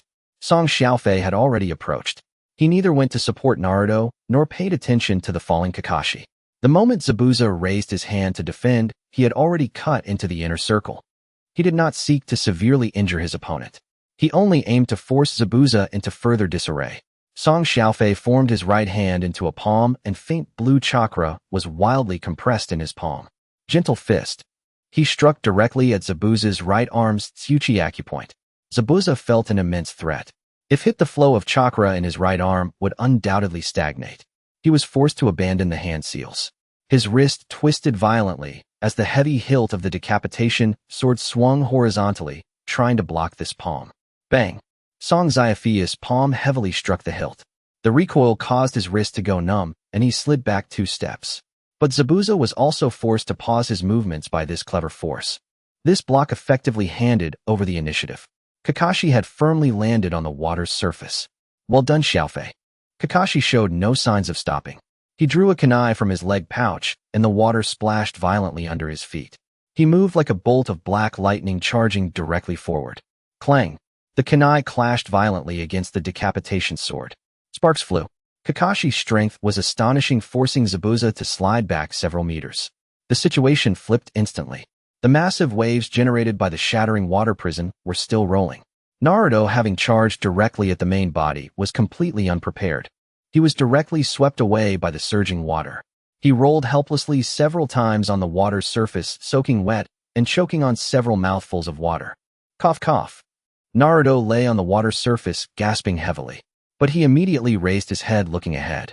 When he saw Kakashi confronting Zabuza with a kunai, excitement could not be suppressed on his face. Huh, we did it. Naruto slammed his hands down on the water's surface, splashing water all over his face. We saved the teacher. Sasuke stood not far away, breathing heavily, his chest rising and falling sharply. His fingers gripping the kunai trembled slightly from the full power throw just now. But he paid no mind to that. He looked at Xiaofei standing to the side, and then at Naruto, who was getting up and grinning. Sasuke gritted his teeth, his lips pressed tightly together. It actually worked, he murmured softly. Before this, he had thought Xiaofei's plan was too crazy. It was like gambling with their lives. But now he understood. This was not luck. It was calculating everyone's limits precisely. This was the first time Team 7 had truly executed a perfect cooperation. From restraining the water clone to forcing back the decapitation sword. From the obvious shuriken to the stealthy shadow clone ambush. And finally to Xiaofei's precise, gentle fist support down to the millisecond. Missing any link would mean death for the whole team. Sasuke suddenly felt a strange sense of stability in his heart. For the first time, he felt that entrusting his back to these people might not be impossible. Behind the withered tree, Sakura heard the explosive sound of the water waves. She peeked out and saw Kakashi's figure breaking free. The tension that had reached its peak suddenly snapped. She let out a half sigh, her legs losing strength instantly. She slid down the tree trunk and sat in the mud. Great! Sakura's voice trembled, and her eyes were already red. They did it. Dasna was also filled with joy, clasping his hands together and bowing fervently. We are saved. We are saved. But Sakura did not completely relax. She took a deep breath and forced herself to stand up again. Her hands still tightly gripped the warning wire. Song Xiaofei had said that her task was to guard their backs. Until the battle was fully over, she could not let her guard down. Zabuza was firmly holding Kakashi's kunai. He did not look at Kakashi. Instead, he looked over Kakashi's shoulder, fixating on Song Xiaofei in the distance. The killing intent in his cold eyes had thickened to the extreme. It was you, brat, who orchestrated this. Zabuza's voice was hoarse, laced with bone-chilling coldness, cutting off the chakra of the water clone, guiding the trajectory of the shuriken, and that palm that forced me to defend before. Zabuza gritted his teeth. All of it was calculated by you. Song Xiaofei stood on the water's surface, slowly calming his breath. He looked at Zabuza, his tone calm. You rely too much on that sword and the water prison. Once deprived of your habitual rhythm, you will also have flaws. Zabuza, infuriated, laughed instead. Good. Very good. When did Konoha produce such a dangerous brat? Zabuza's hand gripping the sword hilt showed prominent veins. He thoroughly acknowledged this Byakugan boy, able to read the situation, to remain unflinching under the murderous intent of a jonin, and to strike precisely at the most critical moment. If a person like this were to survive, he would definitely become a threat to Kirigakure in the future. I must kill you first. Zabuza coldly spat out this sentence. Kakashi's wrist suddenly exerted force, causing the kunai to produce a piercing friction sound against the decapitation sword. He forcefully cut off Zabuza's line of sight. Hey. Kakashi's voice was lazy but carried an unprecedented sense of pressure. While fighting me, you still have time to look at my students. Kakashi slightly turned his head. He glanced at Song Xiaofei, then swept over Sasuke and Naruto. A warm current flowed through his heart. He had thought that today he would have to force his way through all by himself. He was even prepared to pay the price of serious injury. But these four brats had turned the impossible into the possible. This was not some protagonist's halo kind of luck. This was an opportunity they had fought hard for. Team 7 at this moment had truly taken shape. Kakashi withdrew his gaze, refocusing on Zabuza. Sorry to keep you waiting. Kakashi raised his left hand slowly, pushing his forehead protector all the way up. The scarlet Sharingan emitted an eerie glow through the mist. The three tomos slowly rotated. You all seemed to have a great time earlier. Kakashi's tone turned cold. Massive chakra boiled at his surface, forcing the surrounding white mist to roll outward. Next, it's my turn to guide you. Zabuza snorted coldly, gripping the sword hilt tightly. The killing intent surged again. Don't get too cocky, Kakashi. So what if the water prison is broken? It's still as easy as pie for me to kill you. The mist became thicker than before. But this time Team 7 did not retreat. Song Xiaofei stood at the forefront, his Byakugan locked onto the chakra fluctuations ahead. Naruto, Sasuke. Song Xiaofei's voice was low. Step back 10 steps. The coming battle is not something we can interfere with. Without any hesitation, Naruto and Sasuke immediately retreated. They understood very well. Kakashi had already entered his peak combat rhythm. The direct confrontation between jonin was finally about to begin. Kakashi raised his left hand. The forehead protector was slowly pushed up. His red eyes glowed amidst the white mist. Three tomo began to rotate slowly. Zabuza tightened his grip on the recently reclaimed decapitation sword. Sharingan. What an infuriating thing. However, even if you escape from the water prison, it won't change anything. Zabuza's voice was laced with intense killing intent. I will turn you and your students into minced meat. Kakashi's voice was extremely cold. Save your big talk for hell. I will let you experience what it means to be the copy ninja. Zabuza snorted coldly, suddenly plunging the sword into the surface of the water. His hands quickly came together. The speed of forming the seals was so fast that only afterimages remained. Dog, snake, boar, rat, pig, rooster. Kakashi's hands moved simultaneously. The seals were identical. There was not even a slight deviation. Even the curvature of the fingers was perfectly matched. The two shouted in unison, water-style water dragon bullet technique. Two massive water dragons shot up into the sky and collided in midair. The violent splash of water crashed down like a torrential rain. The tremendous impact tore a deep gash in the water's surface. Zabuza's facial muscles twitched. You bastard.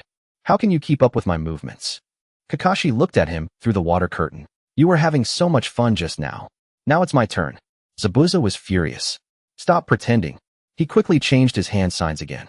He wanted to launch the next technique first. But just as he formed the first seal, Kakashi's voice rang. Water-style Great Waterfall Technique. Zabuza froze in place. This was impossible. He had just thought of using that technique. Kakashi not only saw through it, but also completed the seals before him. A massive wall of water rose from the ground, crashing down like a tsunami. Damn! Zabuza let out a furious roar, instantly getting pulled into the raging waters. The water wall collapsed, and the waves surged toward Team 7. Song Xiaofei stood at the forefront. He shouted, "Fall back! Retreat to higher ground!" Naruto and Sasuke immediately turned around. Sakura clung tightly to Tsunade's arm. "Run!" Several people leaped desperately back several meters over the water's surface, retreating to a higher ground by a grove of dead trees. The splashes of water raged ahead, shattering the wooden bridge. A large portion of the mist was cleared away. Naruto panted heavily and waved his fist vigorously. "Huh! Kakashi-sensei is so strong. That bastard with the big sword can't even fight back. We won."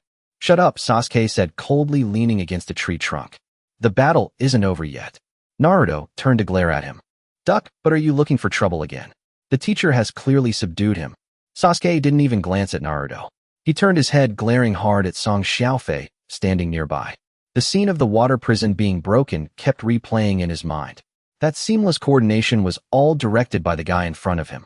Even a single missing piece would make it impossible. This filled Sasuke with a great sense of crisis. He had always been the best in school, but here he could only be a pawn executing orders. Sasuke tightened his grip on the kunai. "Hey!" His voice was heavy. Song Xiaofei turned his head. "What?" Sasuke clenched his teeth. "That situation where I listened to your orders just now. It will only happen this once. Next time I will strike before you do." Song Xiaofei replied indifferently. "Suit yourself. Just don't drag the whole team down with your death. I don't have the time to pull you back every time." Sasuke snorted coldly, turning his head away. Sakura knelt on the muddy ground, gasping heavily. She unwrapped the medical kit with trembling. She forced herself to calm down, laying out the bandages and medicine on the dried wood. "Mr. Tazuna, are you okay? Are you okay?" Sakura turned to ask. Tazuna slid down against the tree root, looking utterly drained. He looked at the 4 Konoha genin before him. His tone no longer held the previous disdain. "I'm fine. It's truly incredible. You can actually deal with a monster like that." Tazuna wiped the cold sweat from his face. "It seems that my life is truly saved. Of course, I am the future Hokage."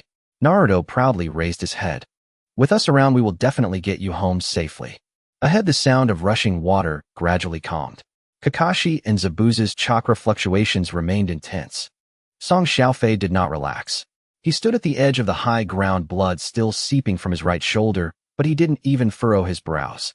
The veins around his eyes remained bulging. The Byakugan's penetrating vision continually scanned the thick mist, not missing a single corner. "Xiaofei."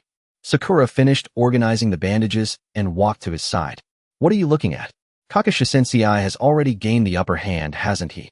"Gaining the upper hand doesn't mean winning. The mist is too thick. It's a bit suspicious." Sakura was taken aback for a moment, tightening the bandage in her hand. "Are there other enemies?" Song Xiaofei did not answer. The Byakugan's vision penetrated through layers of water vapor, sweeping over the fallen trunks, over the shattered wooden planks. Finally, the gaze settled on a treetop 50 meters ahead. Against a gray-white backdrop, there was a faint chakra light cluster. Very light, very soft, like a thread of silk suspended in midair. An ordinary person would not notice it at all. Even Kakashi might not be able to pay attention amidst such fierce fighting. It was a highly skilled master. Song Xiaofei's wrist twisted slightly. The kunai spun around his fingertip. "Here it comes." Bye. The masked boy finally arrived. The true turning point is about to crash down. Song Xiaofei focused on the chakra cluster, and his mind began to whirl. By this line, how should he cut it? Should he directly go for the kill?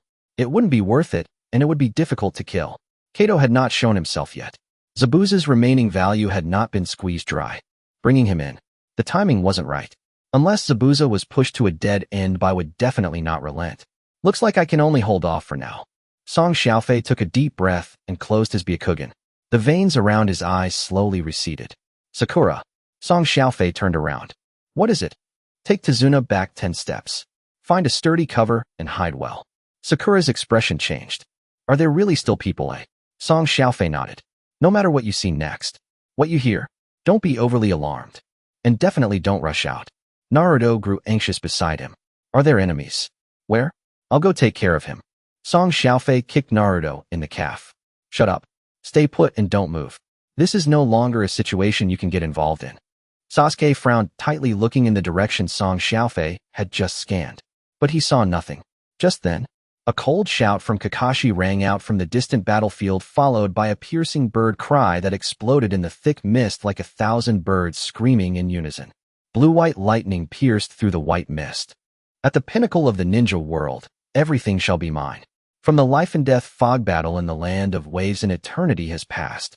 Kakashi Sensei's eyes blinding Chidori, the sorrowful smile beneath the white mask, and Gato's blood-curdling scream as he collapsed in a pool of crimson, all became the first footnotes heralding this grand era. From the Chunin exams in Konoha to Orochimaru's invasion plan, from retrieving Tsunade in Tanzaka Town to Sasuke's defection, from recruiting Karen and Taiyuya to systematically dismantling the Akatsuki. Countless nights of slaughter and calculation converged into this final earth-shaking confrontation that now stunned the entire ninja world. At this moment, fierce winds swept away the last traces of smoke from the Fourth Great Ninja War.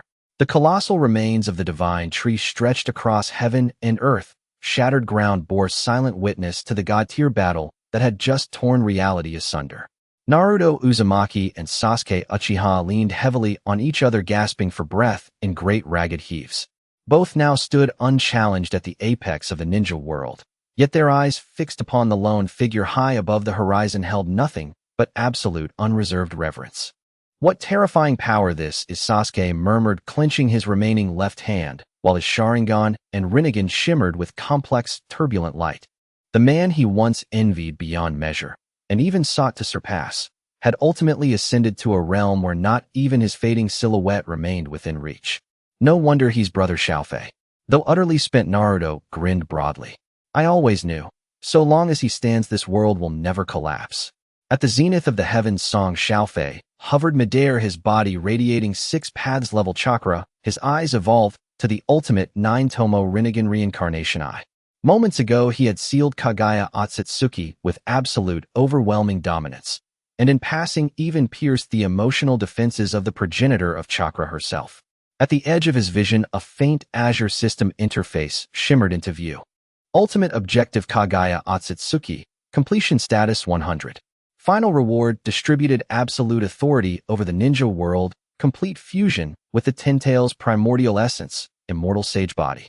Song Xiaofei exhaled slowly, then flicked his wrist, a gesture that instantly dispelled the infinite Tsukuyomi across the entire ninja world. Countless shinobi previously cocooned within the divine tree's blossoms awoke and tumbled limply onto the earth. A thunderous roar of jubilation erupted across the battlefield. We've won. Kakashi pushed aside his forehead protector, gazing up at the figure suspended in the sky, and sighed wryly. This boy. Even I can only gaze upon his retreating back now. Song Xiaofei paid no heed to the cacophony of celebration rising from below. In a flash, he tore open space itself and reappeared within a secluded valley, untouched by war, serene as a hidden paradise. There, sealed beneath a unique barrier, rested an ice coffin. Inside lay the girl from the land of waves, the one who had fallen in a pool of blood beneath Gato's shadow, whispering her final question: if there is a next life, can I still be human? Song Xiaofei gazed upon her tranquil face. He had never forgotten the first true regret he'd ever forged in this world. Back then, he had not been strong enough, forced only to watch helplessly as she drew her last breath, burying that unfinished bond deep within his heart. I told you, I'd pull you back. Song Xiaofei raised his right hand. At its palm gathered the ultimate power of yin-yang release, a radiant torrent of life force blazing into the ice coffin. Fierce vitality violently reversed the boundary between life and death. Ice melted into mist. Within the luminous glow, a flawless, perfect form was remade. Haku slowly opened her eyes. Her first sight was the black-haired youth who years before on that bridge had told her, "Don't live your life as a weapon." He stood taller now, his presence deeper, more profound. You. Her voice was still hoarse. Without hesitation, Song Xiaofei stepped forward and pulled her tightly into his arms. I don't wait for next lives. Haku stiffened, then burst into tears, unstoppable and raw. She clutched his robe fiercely, burying her face against his chest, weeping like a child who had finally found home. Special unresolved bond, Haku. Perfectly resolved. Affinity level maximum. 3 days later in Konoha village.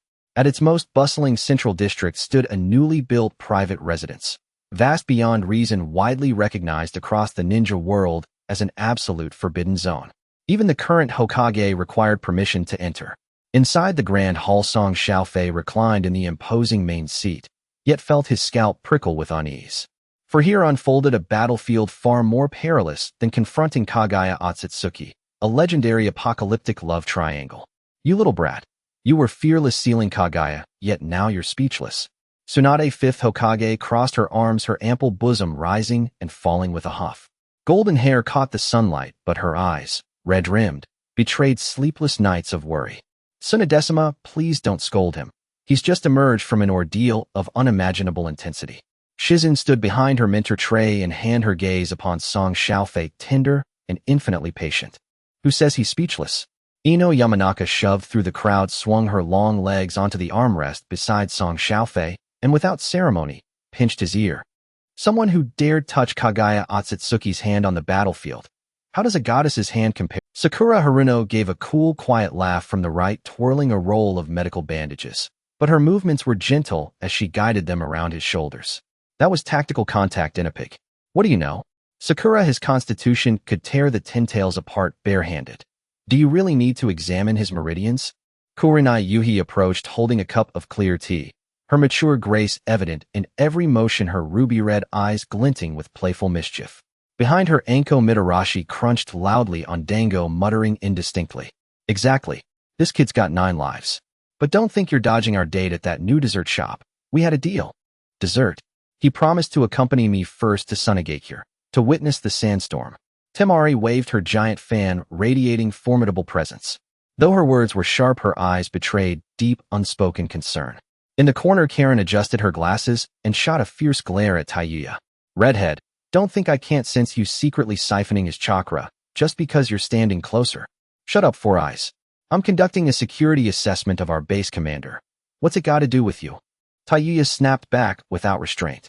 Mei Terumi leaned against the doorway, elegantly brushing back a strand of hair. My, how lively. The land of water is dreadfully quiet these days, Xiaofei-kun.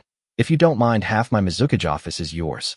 Even Conan sat quietly in the shadows, folding origami into a single white flower.